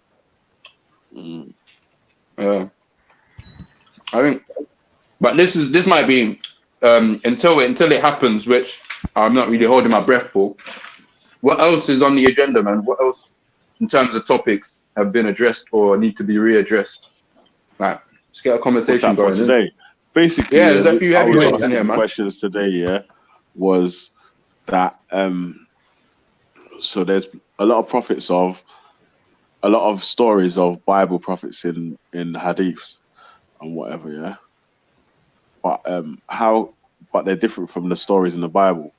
So how can they be Sahih stories if the Bible stories was the first one to have the story, and then there's hadith stories are different from the Bible ones. Yeah. Have you got an example to mind? Like the Prophet Lot and I don't know, is Noah's story a little bit different, or I don't know if any of the stories that are different from the Bible to the hadiths. Yeah, there's not like there's extra information, as in I wouldn't say that in the hadith there are biblical stories changed slightly. I would say that at least what I've come across is like stories of the previous prophets, but it's just that it's stories at the end of the day. You see what I'm saying? The thing is, when it comes to events that were before the Prophet, peace be upon him, yeah, like you can't use hadith which stop at the Prophet, peace be upon him. You get me? It's not like there's a chain going back to Moses or Jesus, and he says like, and he said X, Y, and Z. Do you know what I mean? So they're a genre within the hadith.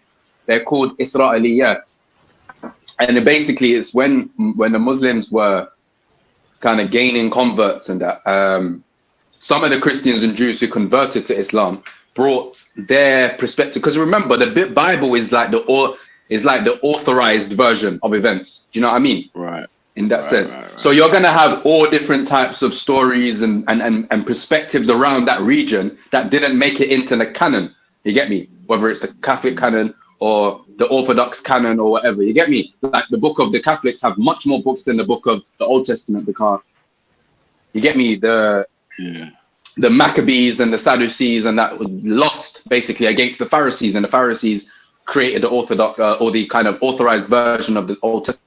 So boom. So what I'm saying is all these other stories and other perspectives from the Christians and Jews in that region were kind of absorbed into the Islamic tradition, in the Hadith tradition, and they're known till this day. They're known as Isra'iliyat.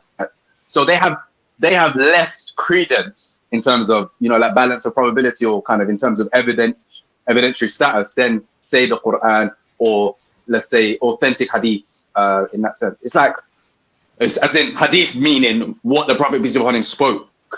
Do you know what I mean? Yeah, well, that's what, like we were saying, is that obviously if they're the ones that's in the Quran, because they was given to Muhammad by God supposedly, yeah. So that's really hard to refute what them ones are, yeah, because obviously that's come from God's direct mouth. So obviously he's gonna know the story better than the people that wrote the Bible. But when it's a chain of narration from hadith quoting a Bible narration, like of a prophet, that's where I would say, right, how could the chain of hadith people, obviously you've explained it now, I sort of understand it now, yeah, but that was the question. Then how can their story be classed? Yeah, they were influenced by them. There's no doubt. 100% they were influenced by them, because even if you look at the example of Jesus returning, yeah, this idea in the Isra'iliyat, in the Hadith books, generally emanate from Damascus, generally emanate out of the Syria region, innit? So what I'm saying is that the narrators had a vested interest in uplifting the Syria or Damascus region as being holy and as being the place where Jesus is going to come back. You get me? So any prevailing myths about Jesus coming back in this particular area in Syria, when the Muslims moved into there, they kind of co-opted that and made it their own. Do you see what I'm saying? Yeah. With the details and all of that. Like, yeah. See, and that's why I like chatting with man like you still, because obviously like one would be honest where man can in it. You get me? So like when man was trying to say earlier, like I don't know, Ali couldn't really. Ali tries to be as honest as possible anyway, but he ain't got like the most knowledge, so he always passes the question over to other people, innit? So he tried to give his best answer as he could, but yeah. So sort of was like how I was thinking. Obviously, if the stories come after the Bible story, then it's going to be more of a plagiarize or their own version of what the Bible story is, rather than definitely, rather than the original version of the story.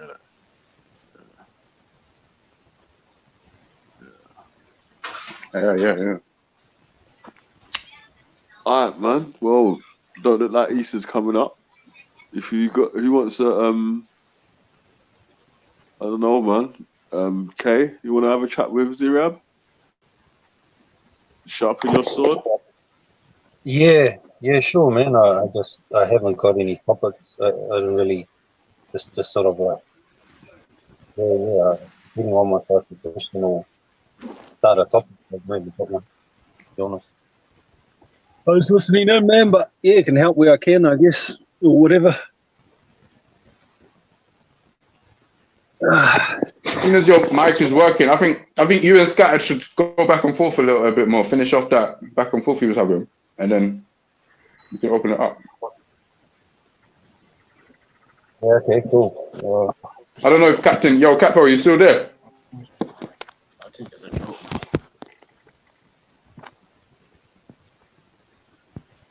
He probably slipped off for some Zamzam water real quick. You get me? Yeah, I see that. Man, that ref. Go on. What are you saying? What are you saying? But this was on still. Zamzam with no eyes. Who's been having Zamzam? Scattered.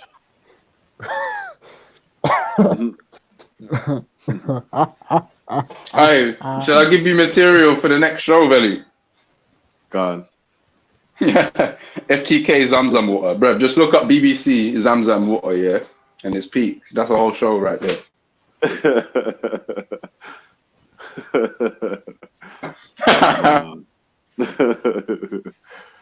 Yeah, man.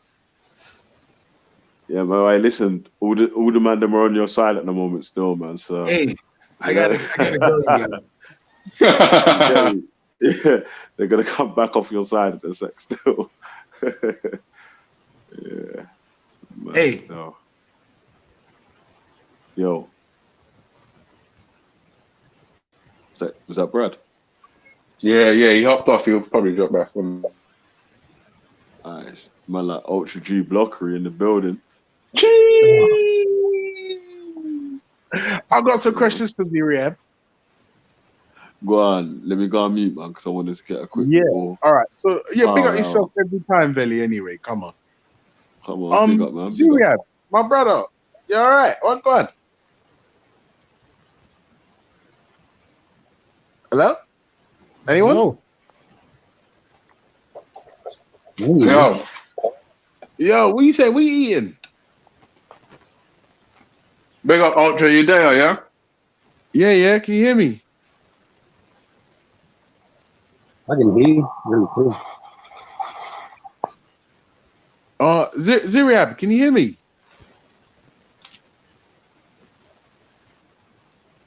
Okay, Raf, can you hear me? Kay, can you hear me? Scattered, can you hear me? I can hear you still. I can hear you, fam. I can hear you still. Oh, see, look, I was gonna give him that fuckery question and he ducked that. All of this I can't take. G Block is fresh. G Block is strong. Stacking bodies, taking names. Who wants it with the atheists? Who wants it with the G Block? Who wants it with the J Block? Who wants it with the G Block? No, Ziriab, listen, when you get a second, I'll pose the question if you can hear me, and I'd like an answer, please. So, it's my understanding that Islam leans on like the big dogs in the Old Testament like the Moses, the Adams, the Jesus, even though that's New Testament, and Noah and all those other cats. My thing is, if none of those people actually existed in world history, doesn't that put an end to Christianity and Islam in one stroke? That's my question. Well, yeah. Scattered, be easy, man. Ultra, be easy, bro. Be easy. That's a very, very, very, very hard question to be. But bro, this is the G block. That's what we do. We don't disrespect religions. We just ask I just wanted to. I just wanted to kill his fairy tale, not him, bro. Just relax, man. Relax.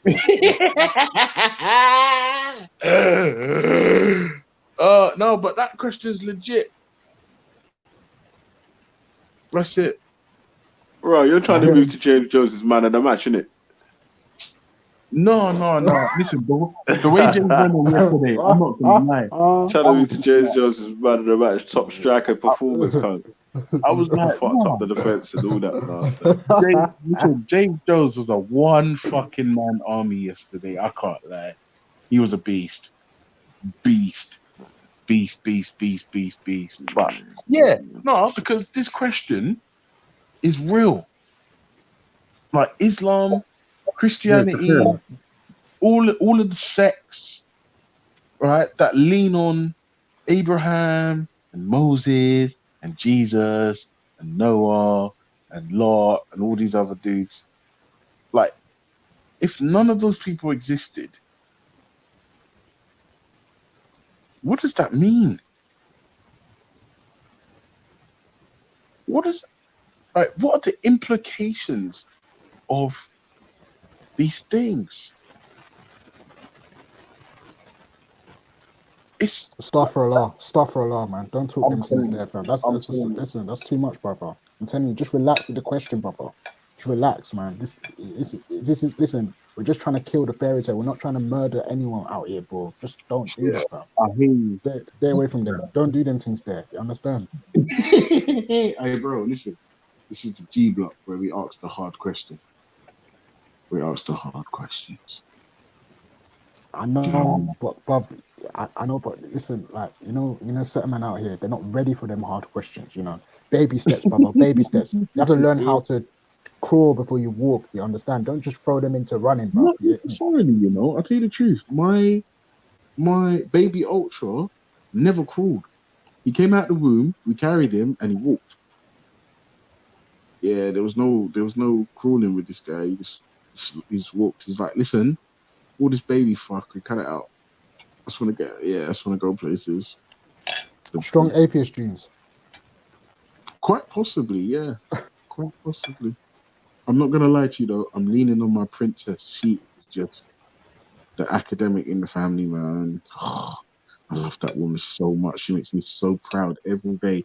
Like, it takes every ounce of manliness not to cry and melt whenever. Yes, sir. Yes, sir.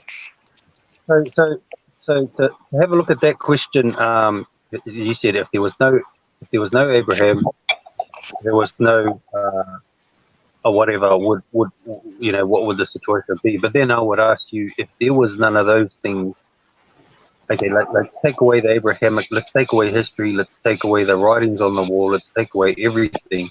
From your point of view, how then do you write your history in contrast to that? So if we take everything away, how is history recorded, or how is it creation created without that?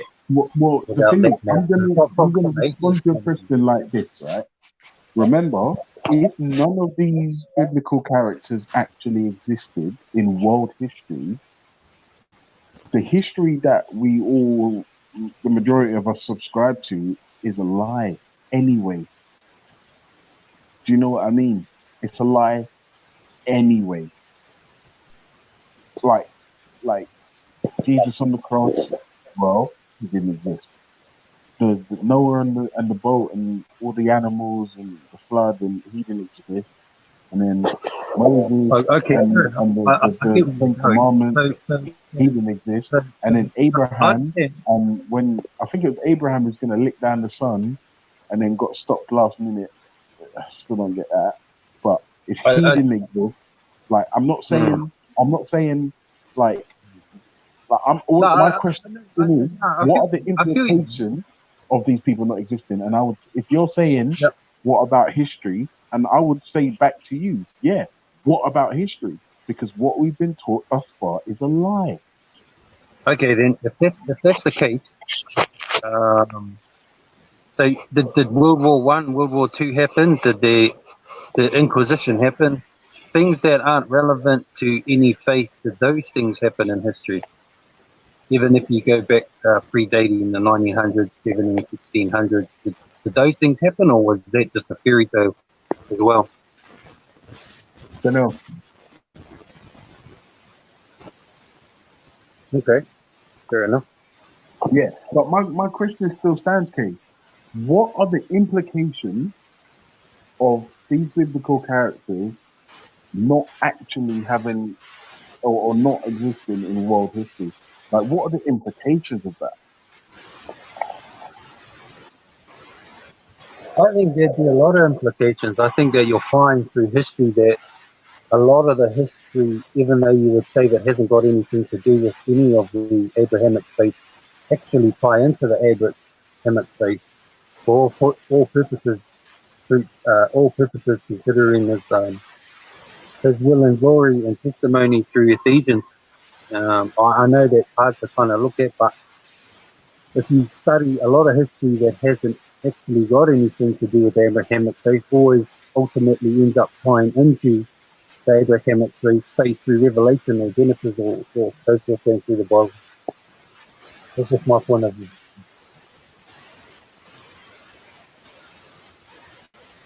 Okay. So basically, you can't deny the one without the other. You can't rewrite history without some sort of Abrahamic faith going through it, or serving its purpose towards the revelation or according to a year kind of thing, if you get me.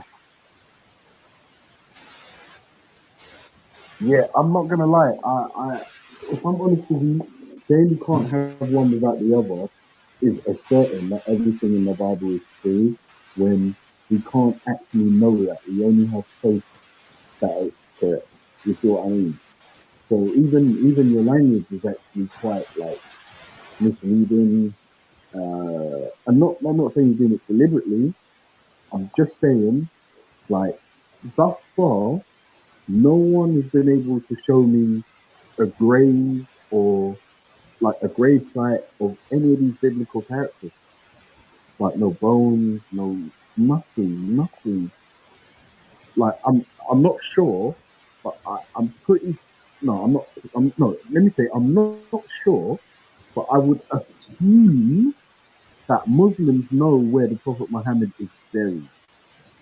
Only because he's like more of a recent religious figure. So I would assume, and it's just an assumption, that Muslims know where the Prophet is buried. I don't know where he's buried. Like that's something, but yeah. I feel that, man. Yeah. I feel that. I can't speak to Muslims. I don't want to delve anywhere where I don't really know much about. I would just say that there's plenty of indications in the Bible tells you where Abraham was buried, tells you where his kids and his kids before him were buried. It explains where Christ died, and I mean, there's a lot of archaeological evidence. Obviously, we haven't been there ourselves to go and study these things. I'm sure if you travelled around the world and you went to these sites and you trace biblical history, that you find almost every time there'll always be something pointing towards. I mean, it's not like people haven't been out there and went to these places and found these things that exactly tied into the biblical history. And I understand from your point of view, it's hard to believe because obviously you need the evidence, you need to see it.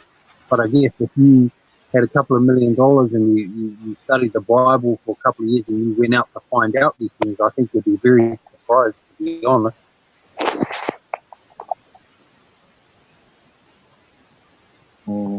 Listen, okay, I've got to go, right? But the question has been posed. What, family, ladies and gents, what are the implications of none of these biblical characters having ever actually existed in world history? You're going to have to discuss this without me because Daddy's got to go. Peace. Yeah, peace. We got the 50K. Wow. But I would say you couldn't have one without the other. I would say if you said that, then you would have to unwrite everything else. You'd probably have to just take the earth away and then just become a dark void, I guess. I don't know. What does everyone else think about that?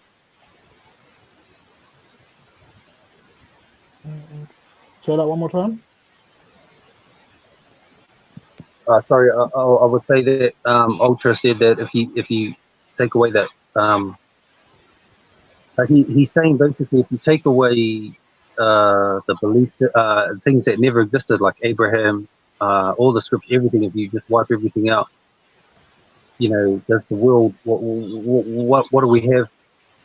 I would have to say nothing, because everything outside of that ties into a purpose and a calling and things like that. So without one, can't have the other. So in all, if the Abrahamic faith wasn't there, I don't think the whole world on the whole wouldn't be here in regards to what the Bible writes about times, places, history. And, yeah, I don't know. Do you have a thing on that? Or I might be wrong, but...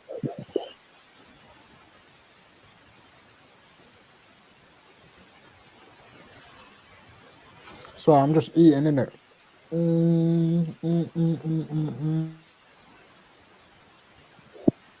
Yeah, Scattered, what's your, does anyone have obviously we can change the subject.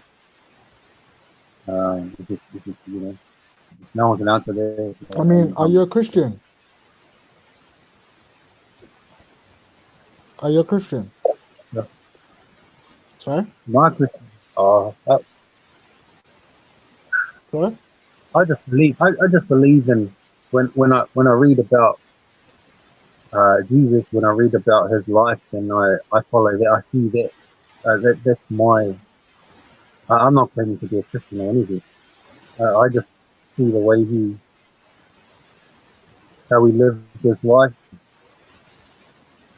To me, that's it. I don't follow any sect or any Catholic, Protestant, anything like that. I just believe on him.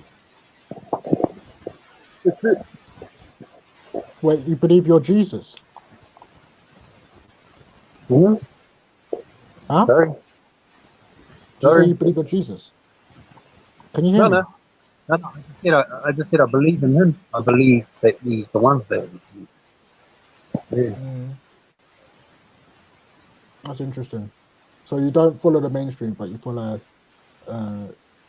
Jesus, right? I probably don't follow. I would say that I just believe in what he did, his purpose, why he came here, everything that he teach and believe. Yeah. Okay.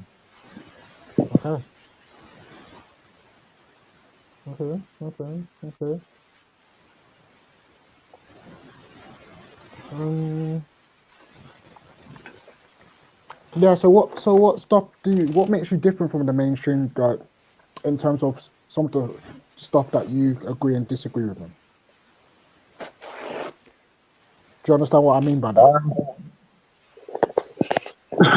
Yeah. Yeah, I understand what you mean. I don't think it. I think just certain scriptures I'm starting to realize, like I think Ultra came on about 8 hours ago, 5 hours ago, and he said that a lot of, like, what I hear is a lot of people say that, especially atheists and other people, they say, when I grew up, I was a Christian, but I went and done this, the pastor was like this, and I put it down to that. If I had $1 for every time I heard the story I'd be a millionaire, because the problem is a lot of people come into these churches, and the first thing the pastor says and lays his hand down on is, "Oh, do you believe Christ is the Lord? You know, he can come into your heart and this and that," and then they tell that person that they're saved, and then all of a sudden, just because he said they're saved, and then a year later they fall away. Why are so many of these people that are falling away? And because they never were saved anyway. Because I remember when I was young, I went through the same thing. I went to a lot of Christian churches, but I realize now that I only went to the church because, one, I wanted to impress the woman, the girls, and two, I was just because of the band, because we went in for the carnal means, and therefore they had to keep us by carnal means. And so we fell away because we didn't really know God. We just went there, because it was just a thing to do, Sunday, all this kind of thing. So it's, just like we fall away because we never really went there to worship. We weren't born again. There wasn't a changing in us. And that's why I think people fall away, because, it says in the Bible that there's two that testify on earth, the spirit and water, but everyone's running around talking about the heart. It says the heart of man is deceitfully wicked, who can know it? So the change doesn't come from the heart, even though in the covenant it says that I will take away your heart of flesh, heart of stone, and replace it with a heart of flesh. I think the testification is the water and the spirit. It's got nothing to do. Hold on, sorry. The change, yeah.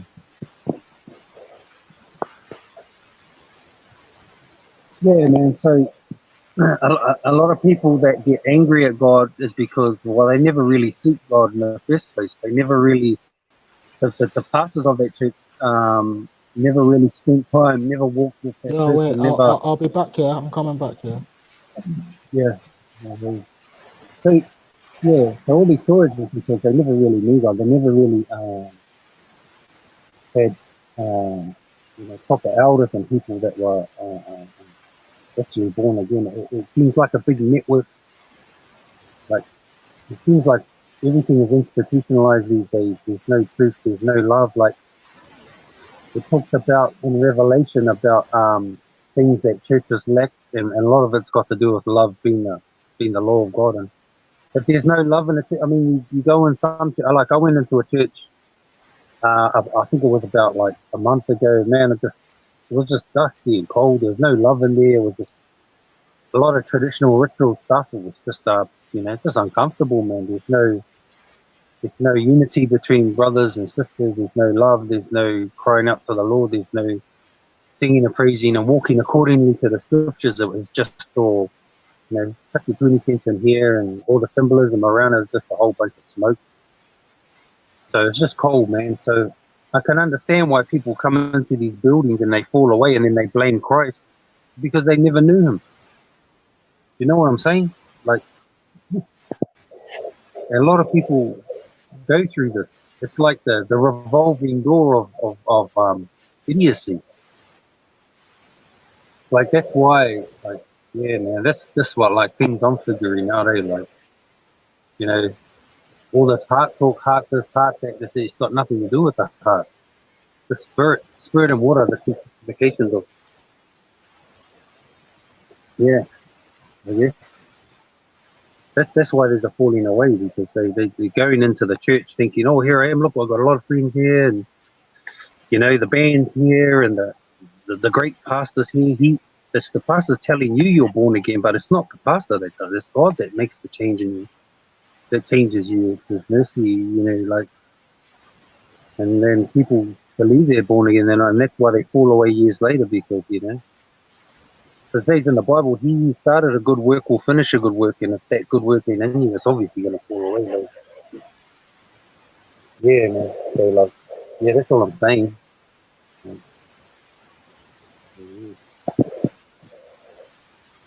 I don't know if you want to comment on that.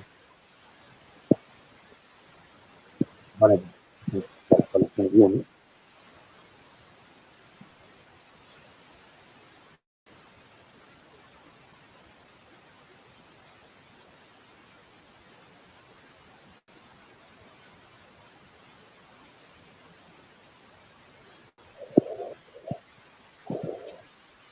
Yo, can you hear me?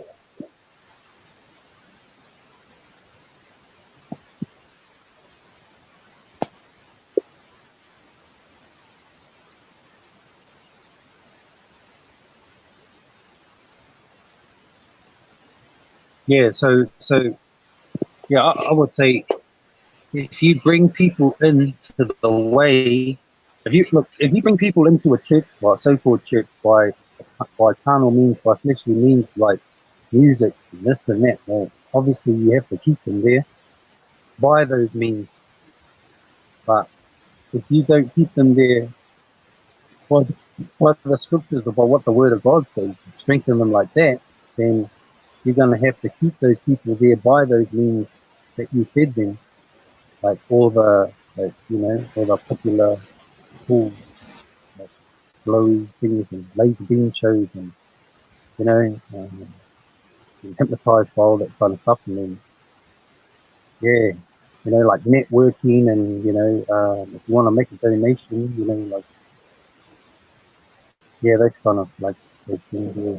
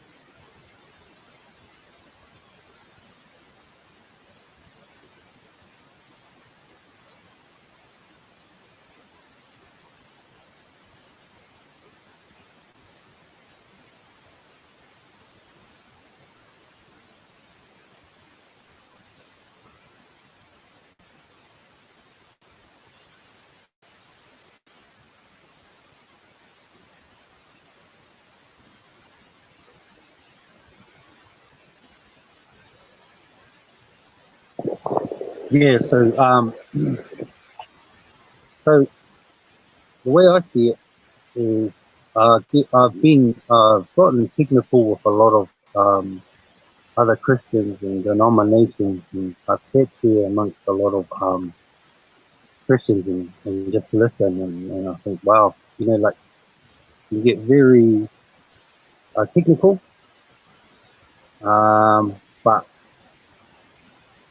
for me personally, like I just look at, I center it around Christ and the disciples.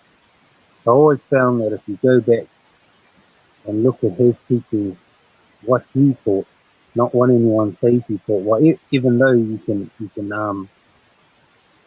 I get a sense of who Christ was through other teachings, but yeah, I always think of the how Christ lived his life, what he taught, how the disciples walked. And the funny thing is, what I always try and remind Christians is that all the disciples died. They died a horrible death, and John was the only one that was revealed revelation to. So, in somewhat, if I said if to become a true Christian, that's what you have to look forward to, it wouldn't be too far from the truth, because narrow is the way that leads to life, and broad is the way that leads to destruction, and there's many that go by that. So these are the hardest realities, I believe, of taking up your cross and following Christ. Is it all doom and gloom? Not really. You'll notice, I think it was before Nero, that a lot of Christians that died and burnt alive to light up Rome sang out in joy, you know, because there's joy in suffering. But trust me, there will come a time again, and you know, you just we just got to take it in our stride, I guess. I think that, like, if we look at history, history can repeat itself in a way. And I think the problem with a lot of Christians, they don't understand these sort of truths. I mean, if you go into a church now and you preach some harsh revelation, you probably get kicked out. They want to hear all the good stuff and all the nice stuff about being a Christian, but they don't want to hear the truth. No one wants to hear the truth about Christianity. They want to hear all the lovely stuff. But I'm saying that God is a just God, and He's good. And if God is good, then that's what we got to worry about, because we definitely aren't. You know what I'm saying? Our pastor once said the most scariest thing you'll ever hear is that God is good. So where does that leave us? And that in itself is a very fearful thing. But yeah, that's just my take. I'm just trying to just hold up time for everyone here on the panel. So I'm pretty really fun. But yeah, that's what I'm about. I guess I'm still learning myself. And I don't, you know, like, yeah, so big up Valley, and big up everyone in the chat. Can't really see the chat, but yeah. If there's any questions, you know, I might not be able to answer all the questions, but I'll answer the questions to the best of my ability. And I don't like to just a quick thing to everybody. I don't like to answer too much on Islam. I don't really know a lot on Islam.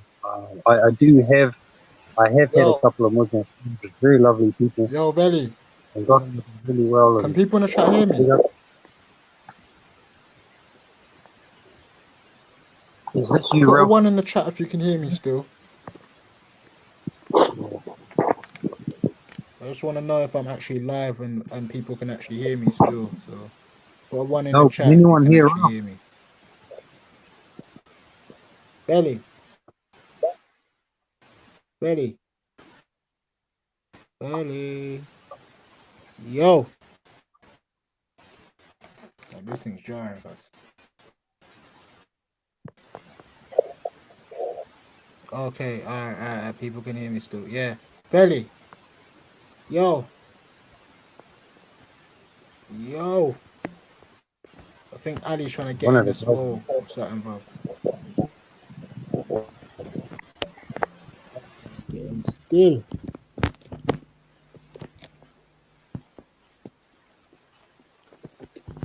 Yo, Belly.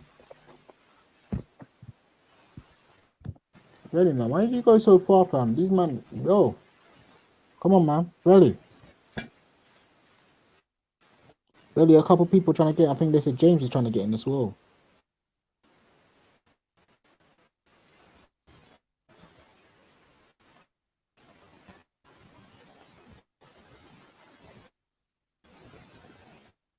Yeah, I know you man can hear me still. But Belly. Belly. Belly.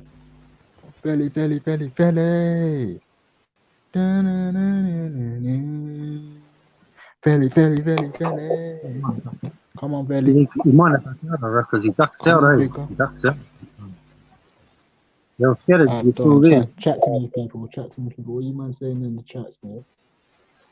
Trying to find where this game's actually on, you know. The City and Wolves game. Does anyone know where the City and Wolves game's on? What channel it's on? This is a bit mad still. Am I typing it in on Google and I'm still not seeing what channel it's going to be on? Anyone know? Nah, my channel's different, man. I'm over here. I never heard of that. Belly, my G. Is that K? Is K live? K, are you here? Yeah, I can hear you, man. Okay. You've got that thing going on where you can open your mic, but it's not allowing you to talk. Scattered, are you able to talk?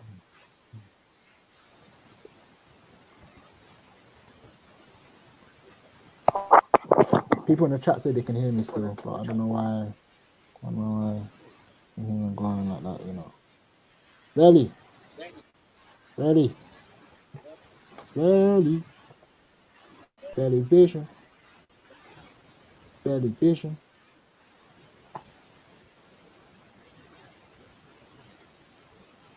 Everyone in the chat stop talking, or is it just a delay? Mad still. Mad still. Yo! I know K's there, but K, you're gonna have to come out and come back in, bro. God. If it's me, maybe it might be me that's not being heard, but bro, so long. Belly! Scattered belly. Scattered minds. Scattered minds. Tahaka. Captain. Scattered. Whatever, man. Come on, man. Bro, what's going on, cuz? What's going on? Yeah. I know you can hear me. I know you can hear me still. I know you can hear me still. I know you can hear me still. This thing's peak, cuz. Can anyone? Does anyone know City and Wolves and that? It's all mad still. How am I not seeing this thing on here? Cuz they're telling me go on Amazon. What has Amazon got to do with it? We're paying how much money to be viewing it on Sky News or BT Sport and can't even show it live? What the fuck, man? No. What a Ross.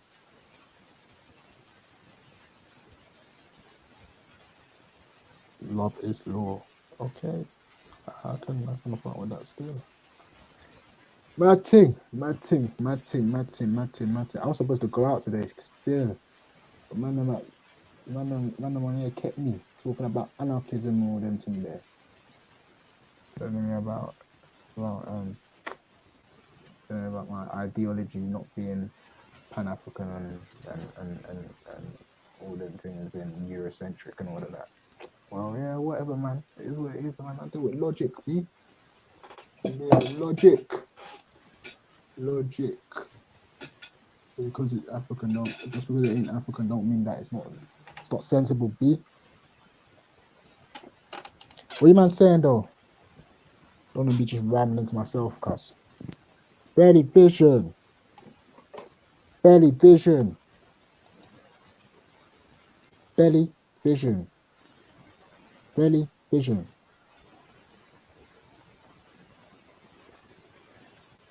Well, if man on the panel don't want to chat to me, people in the chat to me, man. Tell me what I'm going. Ask me questions, man. Ask me questions. I know Ali was trying to ask me a question earlier, telling me about what's that thing? He's telling me about Hitler. And I don't know about that there still, but yeah, definitely, man. Ask me questions still. Where's Miss Mona? Why am I not seeing Mona? And then Black Tilek. You said you was coming back at 8 o'clock. Yeah, Zerab's here, waiting for you. Or was on smoke and all of that, and you're not about, bro. Come on, man. I know you was talking tough when he wasn't here, but come on, man. Like, bro, don't make yourself look like the one that's tucking the tail right now, cuz. Hear me? Yeah, come on here. Yeah, come on here, cuz. Hear me? Can you man actually hear me though? I feel like no one's responding in the chat.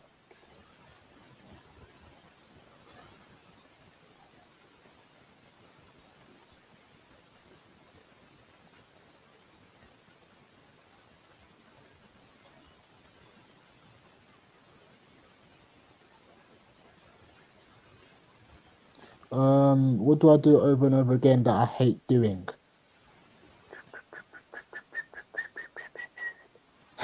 Probably distracting myself on YouTube, to be honest. I'm not gonna lie still.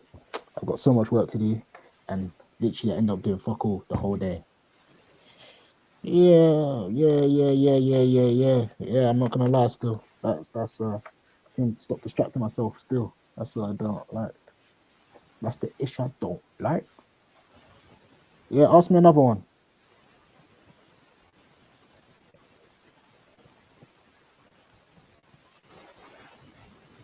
Yeah, I know you man can hear me.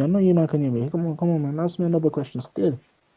Maybe you guys got a delay or something, cause my one's moving. I don't know, cause yeah.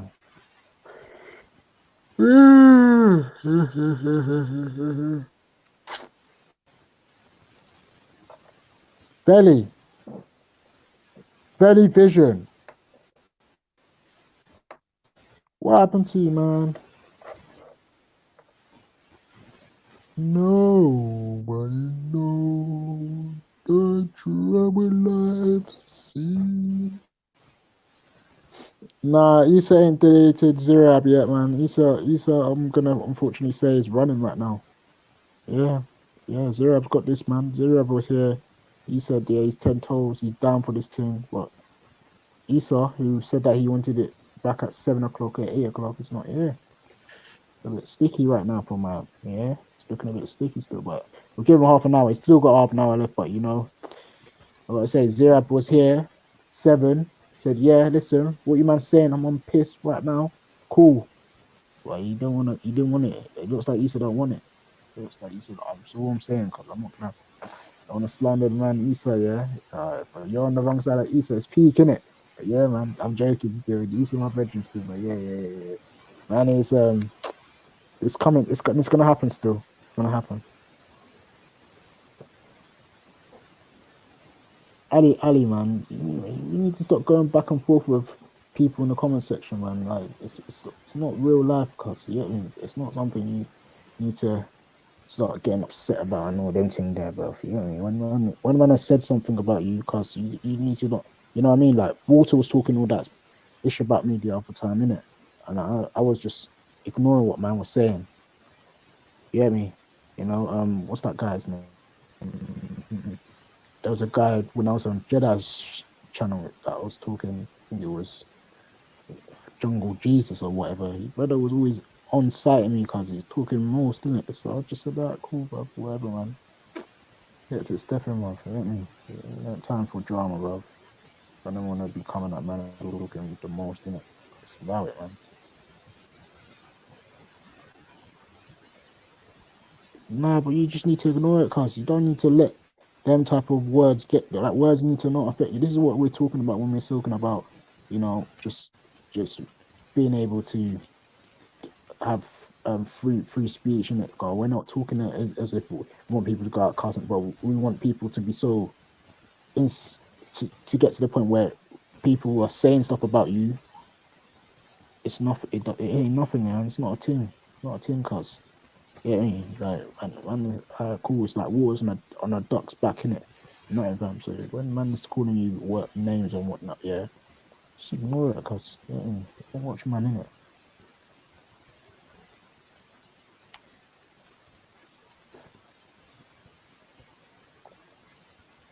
Come on.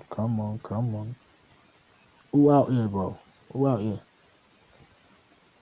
Belly Vision.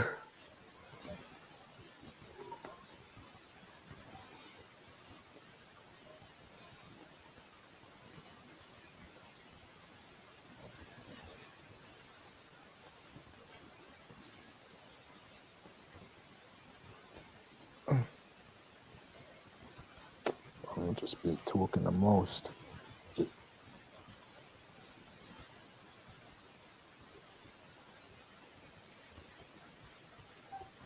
Yeah, but you'll never get a public apology out of man, innit? Like, unless man is trying to actually resolve something, but, you know, man, like, I don't know, man, like, people look for more than what they need, innit? If I see, like I said, innit, like, I saw Jungle Jesus talking the most about me, I was just like, you know what, if I see him now, and he ain't on nothing, yeah, I'll just say, alright, cool, innit? But if he wants to scrap it out, we'll scrap it out, no problem, man, but at the end of the day, it's I have to understand, I have to let you, man, understand it's words, innit? So, like, that's what the same way I'm telling man to just ignore it. I'll say the same thing to me. Just ignore it. If I see man, it ain't on nothing. It ain't. If he starts something, done. It is what it is, isn't it? But me, I'm not gonna let words get to me. Try not to let words get to me, at least anyway. Yeah. Don't let words get you. Sorry. That's off the duck's back. Not that Ali's a duck. What happens to Zero? Like, I know them. When you put water on a duck's back, it will just slip off. Yeah, doesn't affect it. It's like it never even touched it. That's it. Water. Ali's a duck.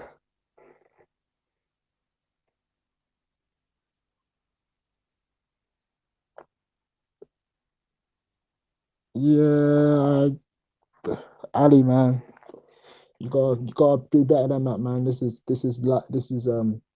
if you can't get used to it on YouTube, then when you're at wherever you are, bruv, you can't fight everyone who calls you names, innit? You gotta learn how to deal with it a different way, my G. You get me? You gotta learn how to just pattern, just let them talk the shit, and then keep it stepping. You get me, bruv? You can't let man come at you and you're upset like that, cause it don't make no sense, cause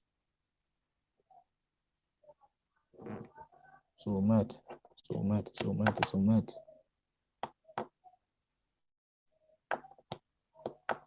No, we give words power. Words don't have any power, right? You human beings give words power, but words don't mean shit. I can say shit, piss, fuck, all that words there. I can swear all the time, but ain't not like swearing. We gave the word swearing power. We're saying that this particular word is a foul word and know what you're saying, but it's just a word. So human beings give words power.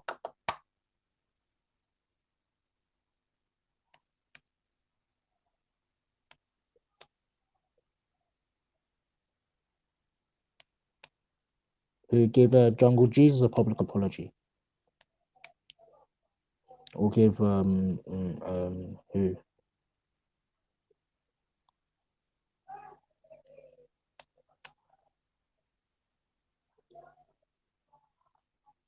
I have no issue with giving man a public apology, but I mean I didn't come for man. He come for me, innit? Get me, bruv. Get me. Listen, I was staying on my own. I was just, but then again, I was a bit wild still. I was going around like saying things that I shouldn't say. Yeah, maybe I can maybe yeah.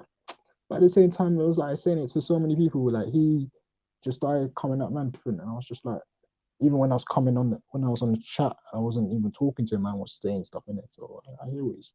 I don't know, man.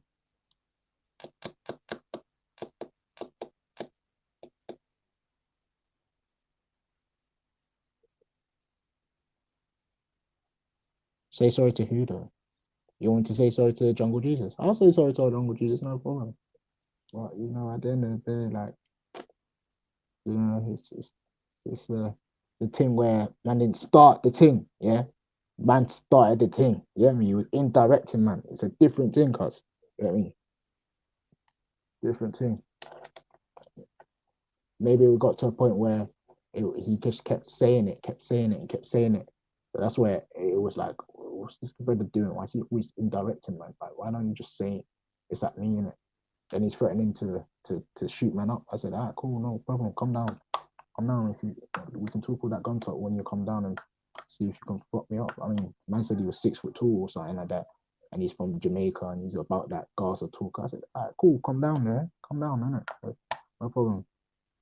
I'm Nigerian. We'll see who's about this real violence, bro. I'm telling you. Mad thing.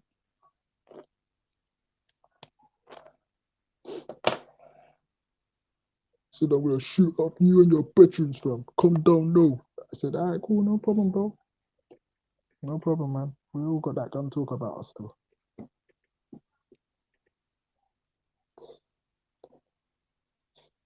Just words, man.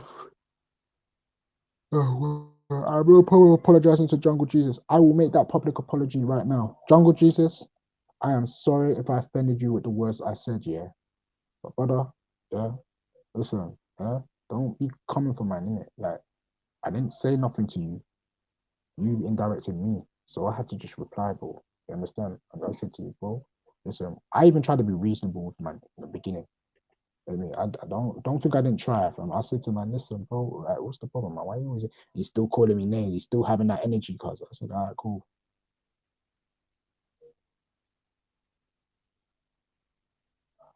What are you gonna tell Okra about? What are you gonna tell Okra? No.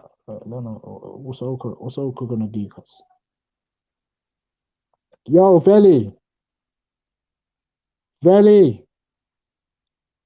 Vision. Yo. Fucking hell, mate. The gaffer's gone. So he's left the assistant manager to do the job. All right, Gaffer, where you at?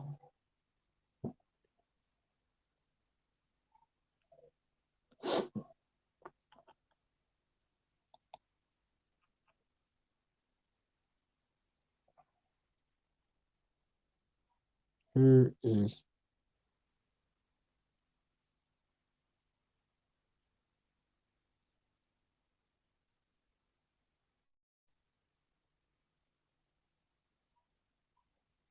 No, I'm not calling Ali names. Ali's cool, fam. Me and Ali have no issues, man. Talking about my own personal issue with someone else, and I'm telling Ali, like, listen, don't try to follow my footsteps in a weird way, innit? Like, don't be, not even follow my footsteps. I didn't even do anything. No, I'm just telling Ali, don't listen, don't get triggered off words. That's what I'm telling him, bruv. No.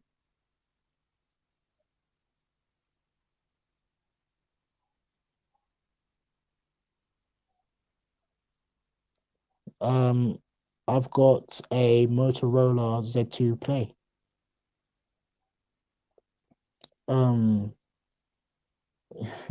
Go Deep is just a stereo. You shit stereo, mate. That's shit stereo for, mate. That ain't right, mate. You ain't right. I don't do that. Oi, Gaffer. Fairly Vision. Gaffer. Gaffer, there's a couple people in the background that want to be added on. Add them on then. Gaffer. Gaffer, Gaffer, Gaffer. La, la, la, la, la. Ali, don't deny it. What? Yo, shit's there, cause this guy, man, the whole time he was talking about man saying that calling man a duck and he has a pet duck and I've insulted his duck, cuz what are you talking about, cuz?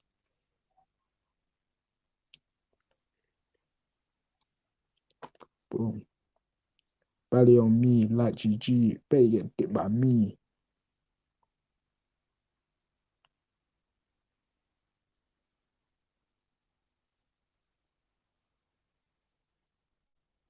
I said 754 duck, that thing.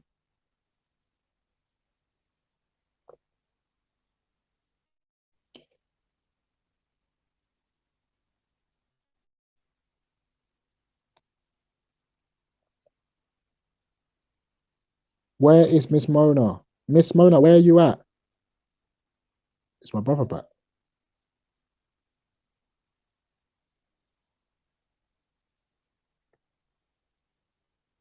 Oh, my brother's back still. Cause you're in downstairs. It's all mad.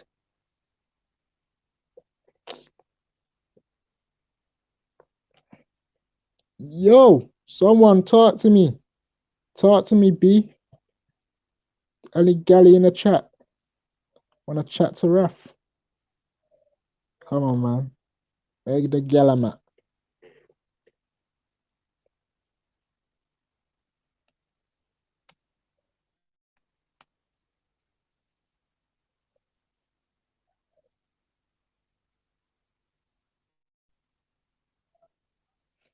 Yeah. Tell Leon to get a belly still.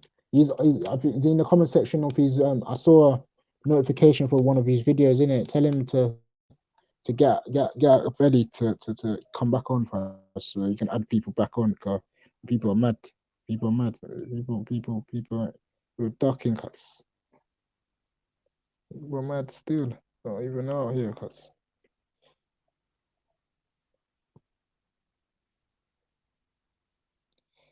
So mad.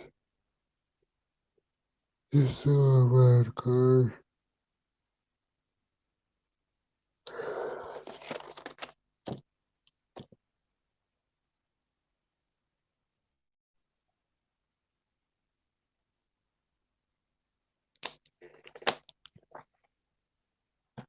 I haven't bought food outside for a time because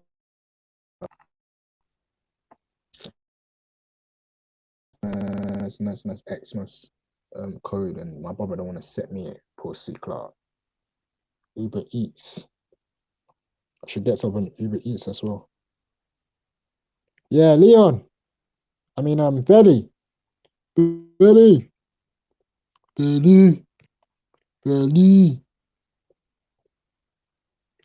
Add people back on, man. Belly Vision. Belly Vision. Belly Vision.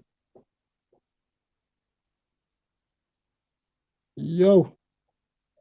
Where's James?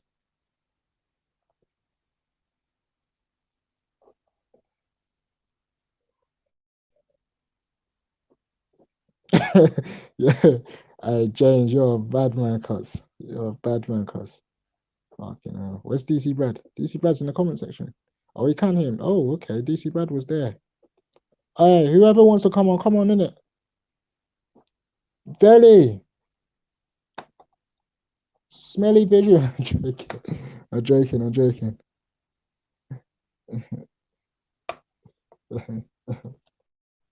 Come on, man. Come on, man. Where's DC Brad, fam? Where's James at? Where the man am at? I'm not looking for Mando. I'm looking for Gyal.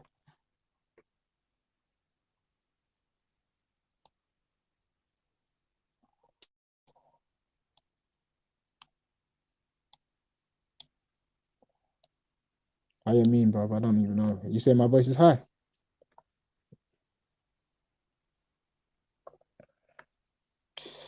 No.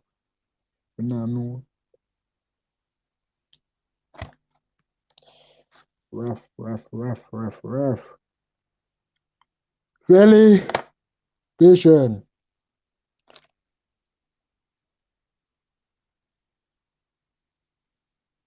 Nothing. I bet you can hear me still. I bet you can hear me, but he's just doing something still in the background. It's just like, I'll come to you later, man. Just keep entertaining these fuckers, man.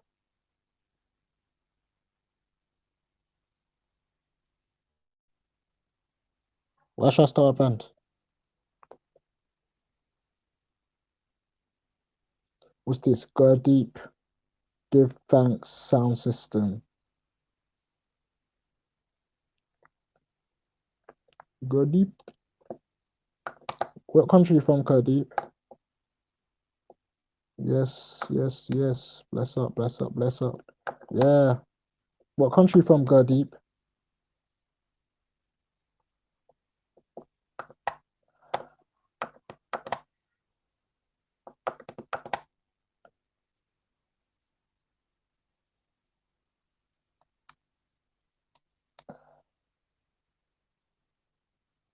My voice is high.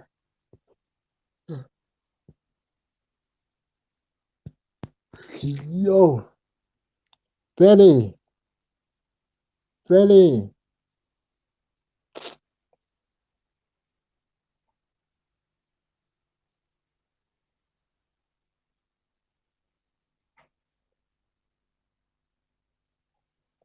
Yeah, but you know what, Halima?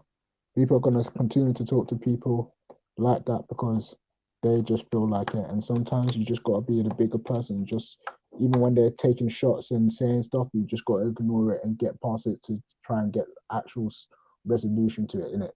Hopefully, when that person sees that you're, as in, you're,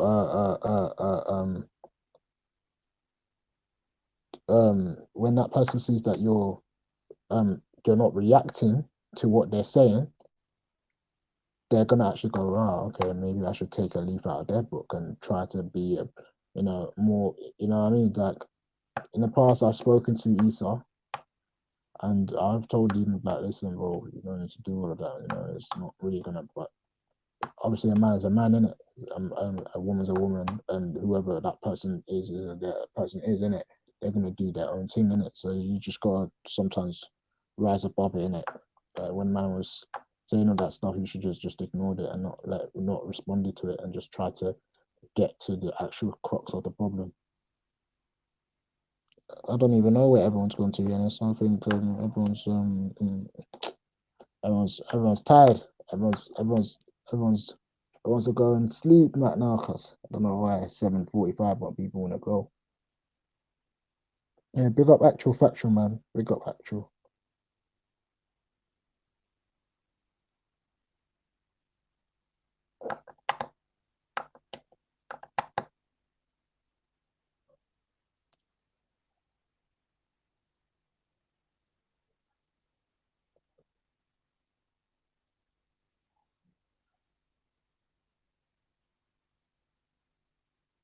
Yeah, he's just passive aggressive. Yeah, he's very passive aggressive. He's not gonna shout. He's gonna first, say it in a calm way, say little stuff in it to try and trigger you.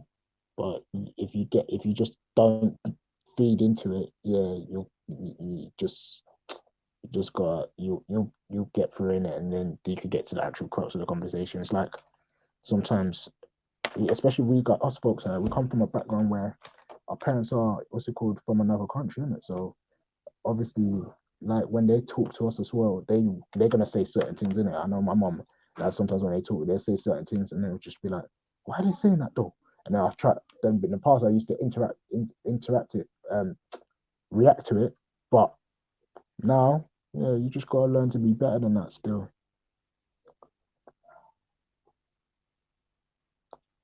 CRE. Let me see. Let me see. Let me see. Maybe I could get his attention.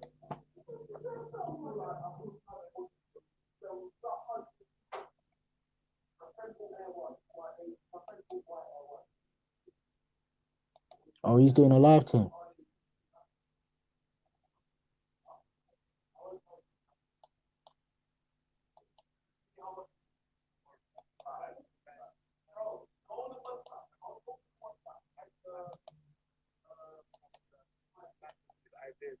I'm almost shut down the discussion if you even seem like you're going in that direction. Like you got some type of culture card. Okay. That the idea that Wait, let me go back because I don't want to get his channel strike still. But yeah. I was trying to get his attention. Well, I wasn't trying to get his attention, but I see Ali in the comment section was trying to get his attention, but you know, it is what it is, isn't it? Valley Vision!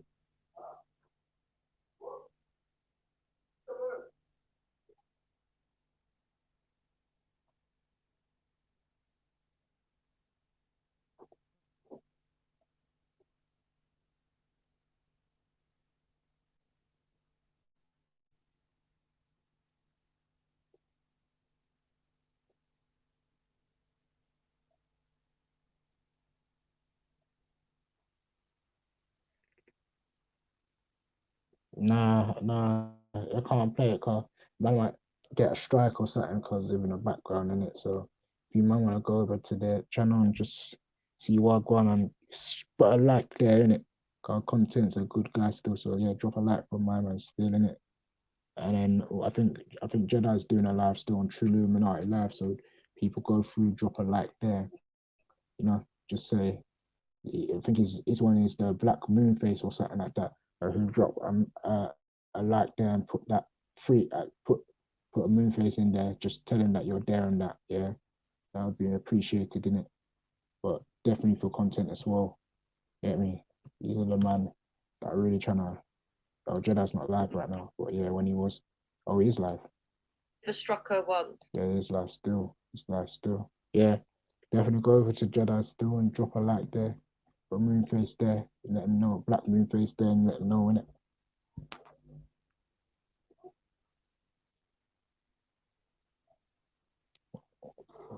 You know what, go deep. I don't really play an instrument still. I don't really play an instrument still. Back in the days, I used to play recorder, try to play piano, but I don't really play an instrument still. I don't. Yeah, man. I can't sing either, fam. Fuck that, man. That's it. That's a still.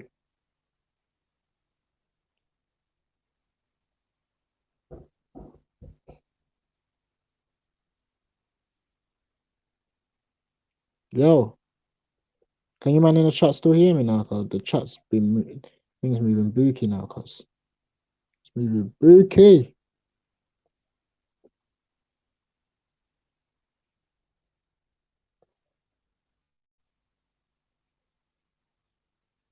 Why is there a problem to mention Respect's life now? Yeah, I might have to go over the Respect's thing and I'm sure I like there still. Come on, man. Don't just think that's like what why ain't you allowed to mention Respect?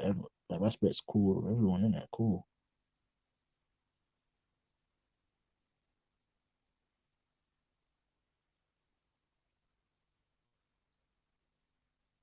You're too funny, cuz. You're too funny, fam.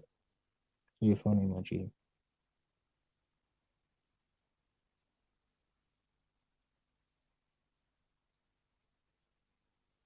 Yeah. Go there. Share like there. Come back still if you want to. But yeah, go there definitely, man. Go. These are the people that are the pillars of our community. Come on, right? Well, not the pillars, but they are they're the ones setting a trend right now still. So go over to these man and like up their shows and stay there if you want still. I mean, I'm trying to get content's attention. Maybe see if I can get content to get onto my guy, innit? Yeah, definitely, man. Yeah, big up everyone, man. Big up everyone. Belly vision. Belly. Smelly vision. I'm joking. Fuck's sake, I'm joking.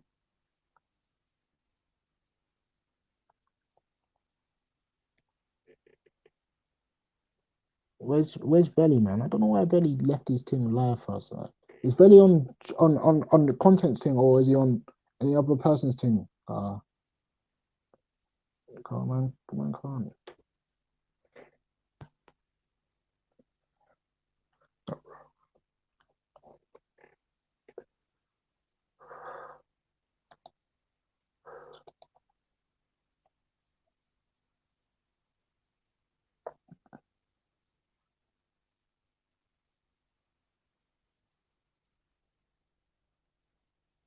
Oh, hi, Doris.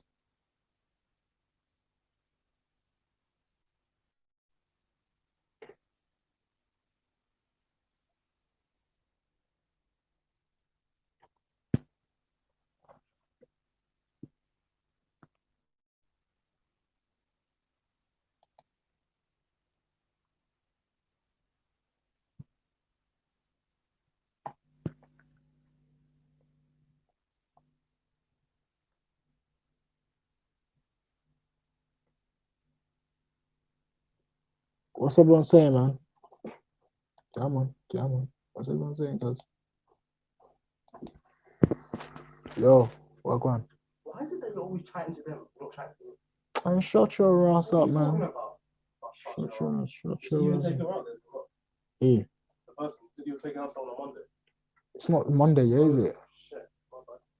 It feels like a Monday. It's Your wife like was like a Friday, cuz. Your Yeah. wife was like a Monday. Got Christmas in that. Yeah, because we went to church. Oh, scene. Yeah, I hear that still. My clock just reset. It feels like Yeah, I hear that still. Come on, guys. What's everyone saying still? Doris, talk to me. Talk to me.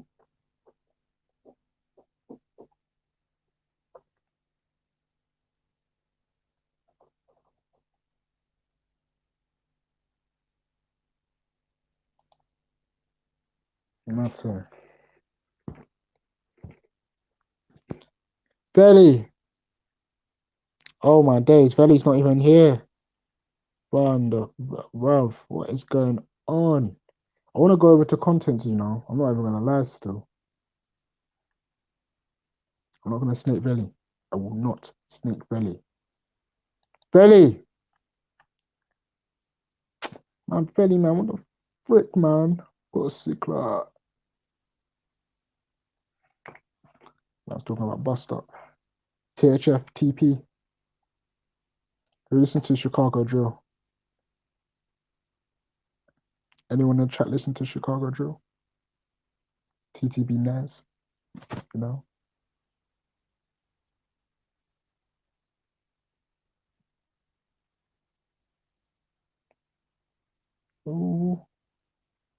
Ooh. Oh my gosh. Yeah, TTB Naz, fam. We listen to any Chicago Drill and that. Or music in general, fam. What type of music people listen to? I mean, for the Muslims, some of them is haram still, but yeah. That's it.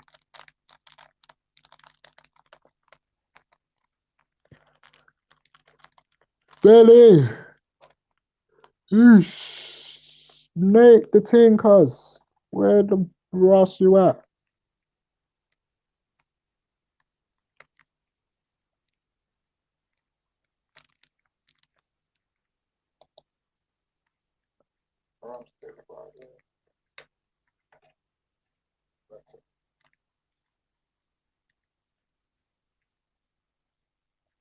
Only 4 people are watching. Martin. They say they play. Belly Vision. Belly. 4 people are watching, you know. Someone needs to get it. Oh my days. They said this one, no, I can start. Download Booga Henny's. That's how we make that this.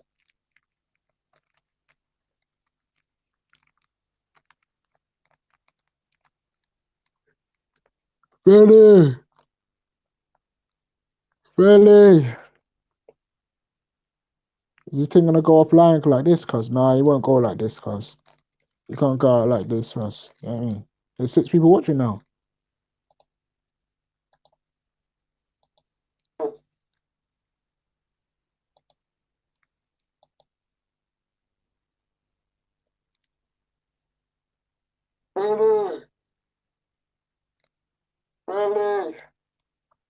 My dreads have gotten longer in that picture, you know.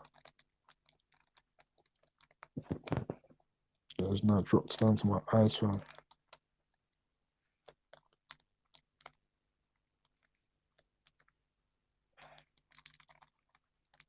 Where is Belly Vision?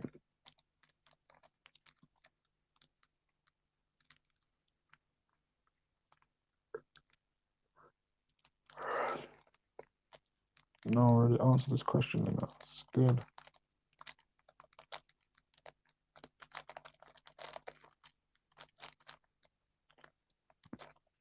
Belly. That rah ish got nothing nailed.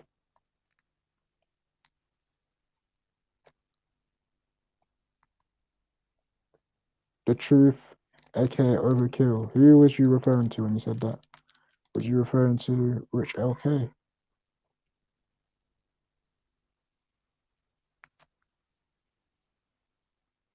There's a delay on my one still. Definitely delay. I'm on YouTube right now, and I can see the comment that Rich LK put and S Halima put. Well, to S Halima anyway.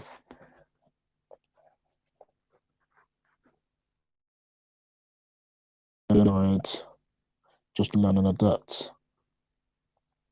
Have you looked up the reference yet? I'd thought you would check where it's now so important to you. I don't know who he's talking. Well, yeah, I don't know. Yeah, that's a bit weird, man. Matt, there's 7 people watching now. It's coming back up. Okay, can't be that fucking boring. Fucking hell.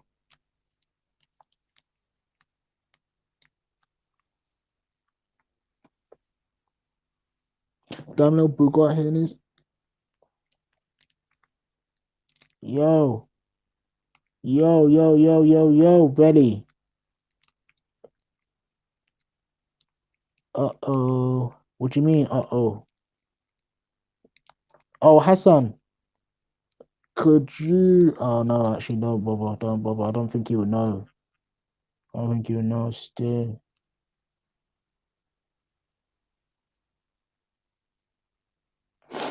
Yeah. It went down still, but yeah, they're cool now. Halima's gone over to Raspet's thing still.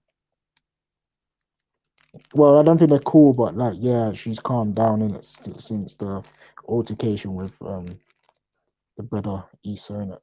But yeah, I think I should do this myself still, but if I go onto it, fam, it's gonna be peak. Cause I hope you man can still hear me from YouTube. Hassan, can you hear me though? I'm gonna go onto contents thing and tell him to beg you quickly phone up my man still.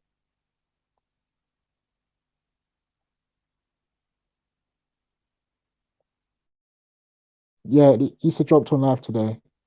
He jumped on live still. What? He jumped on live, but yeah, he wanted to ask me a question, but he just didn't respond back anyway. But yeah.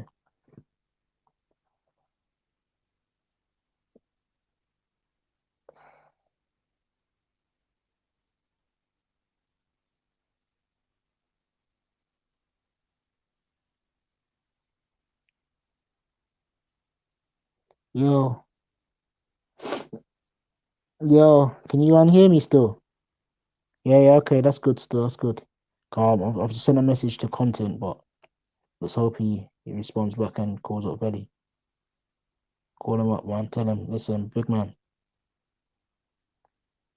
I want to actually listen to his thing too. I can't listen to his thing when it's like, cause it's gonna be peak. Yeah, man, big up Hassan, bro. Big up Hassan still. Yeah, man. Go over to the True Illuminati, go over to Raspets, go over to Content. Them and are live still. So yeah, like up their thing still. Them and are one of the people I regard as cool people in it.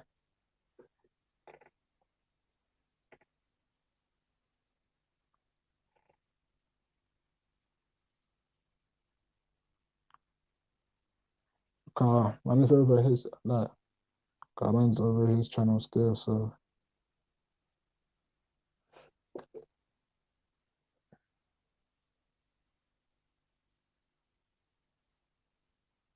I don't stream it. I don't know how to do it, you know. I'm on my phone. I'm on my phone still.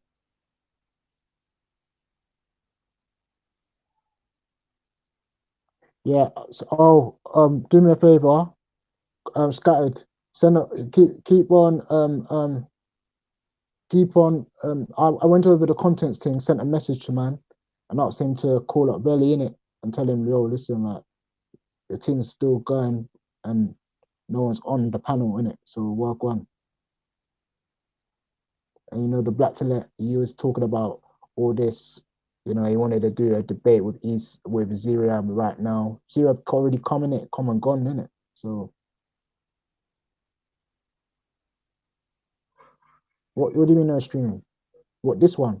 I can see it's live, fam. What do you mean it's no streaming?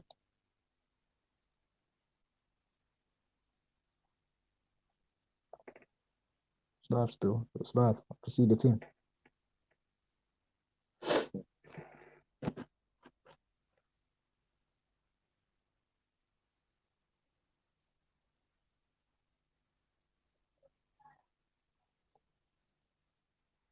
Yeah. No, content is no fairly content streaming on Content Over Everything. You got a live up. I swear to you, got a live up because I just put in his comment section, yo, listen. But I don't know. Maybe he's locked off since then. But I swear he was online still.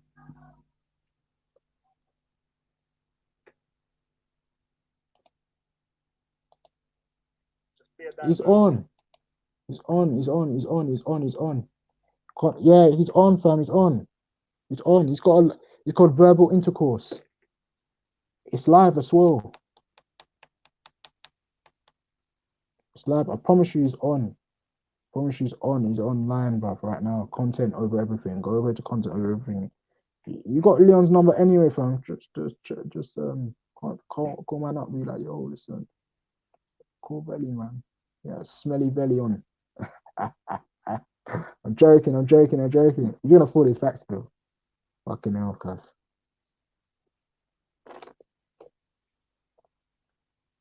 Where is Belly?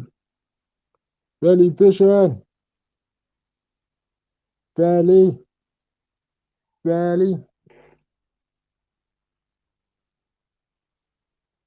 I said start a stream. Everyone has to stream.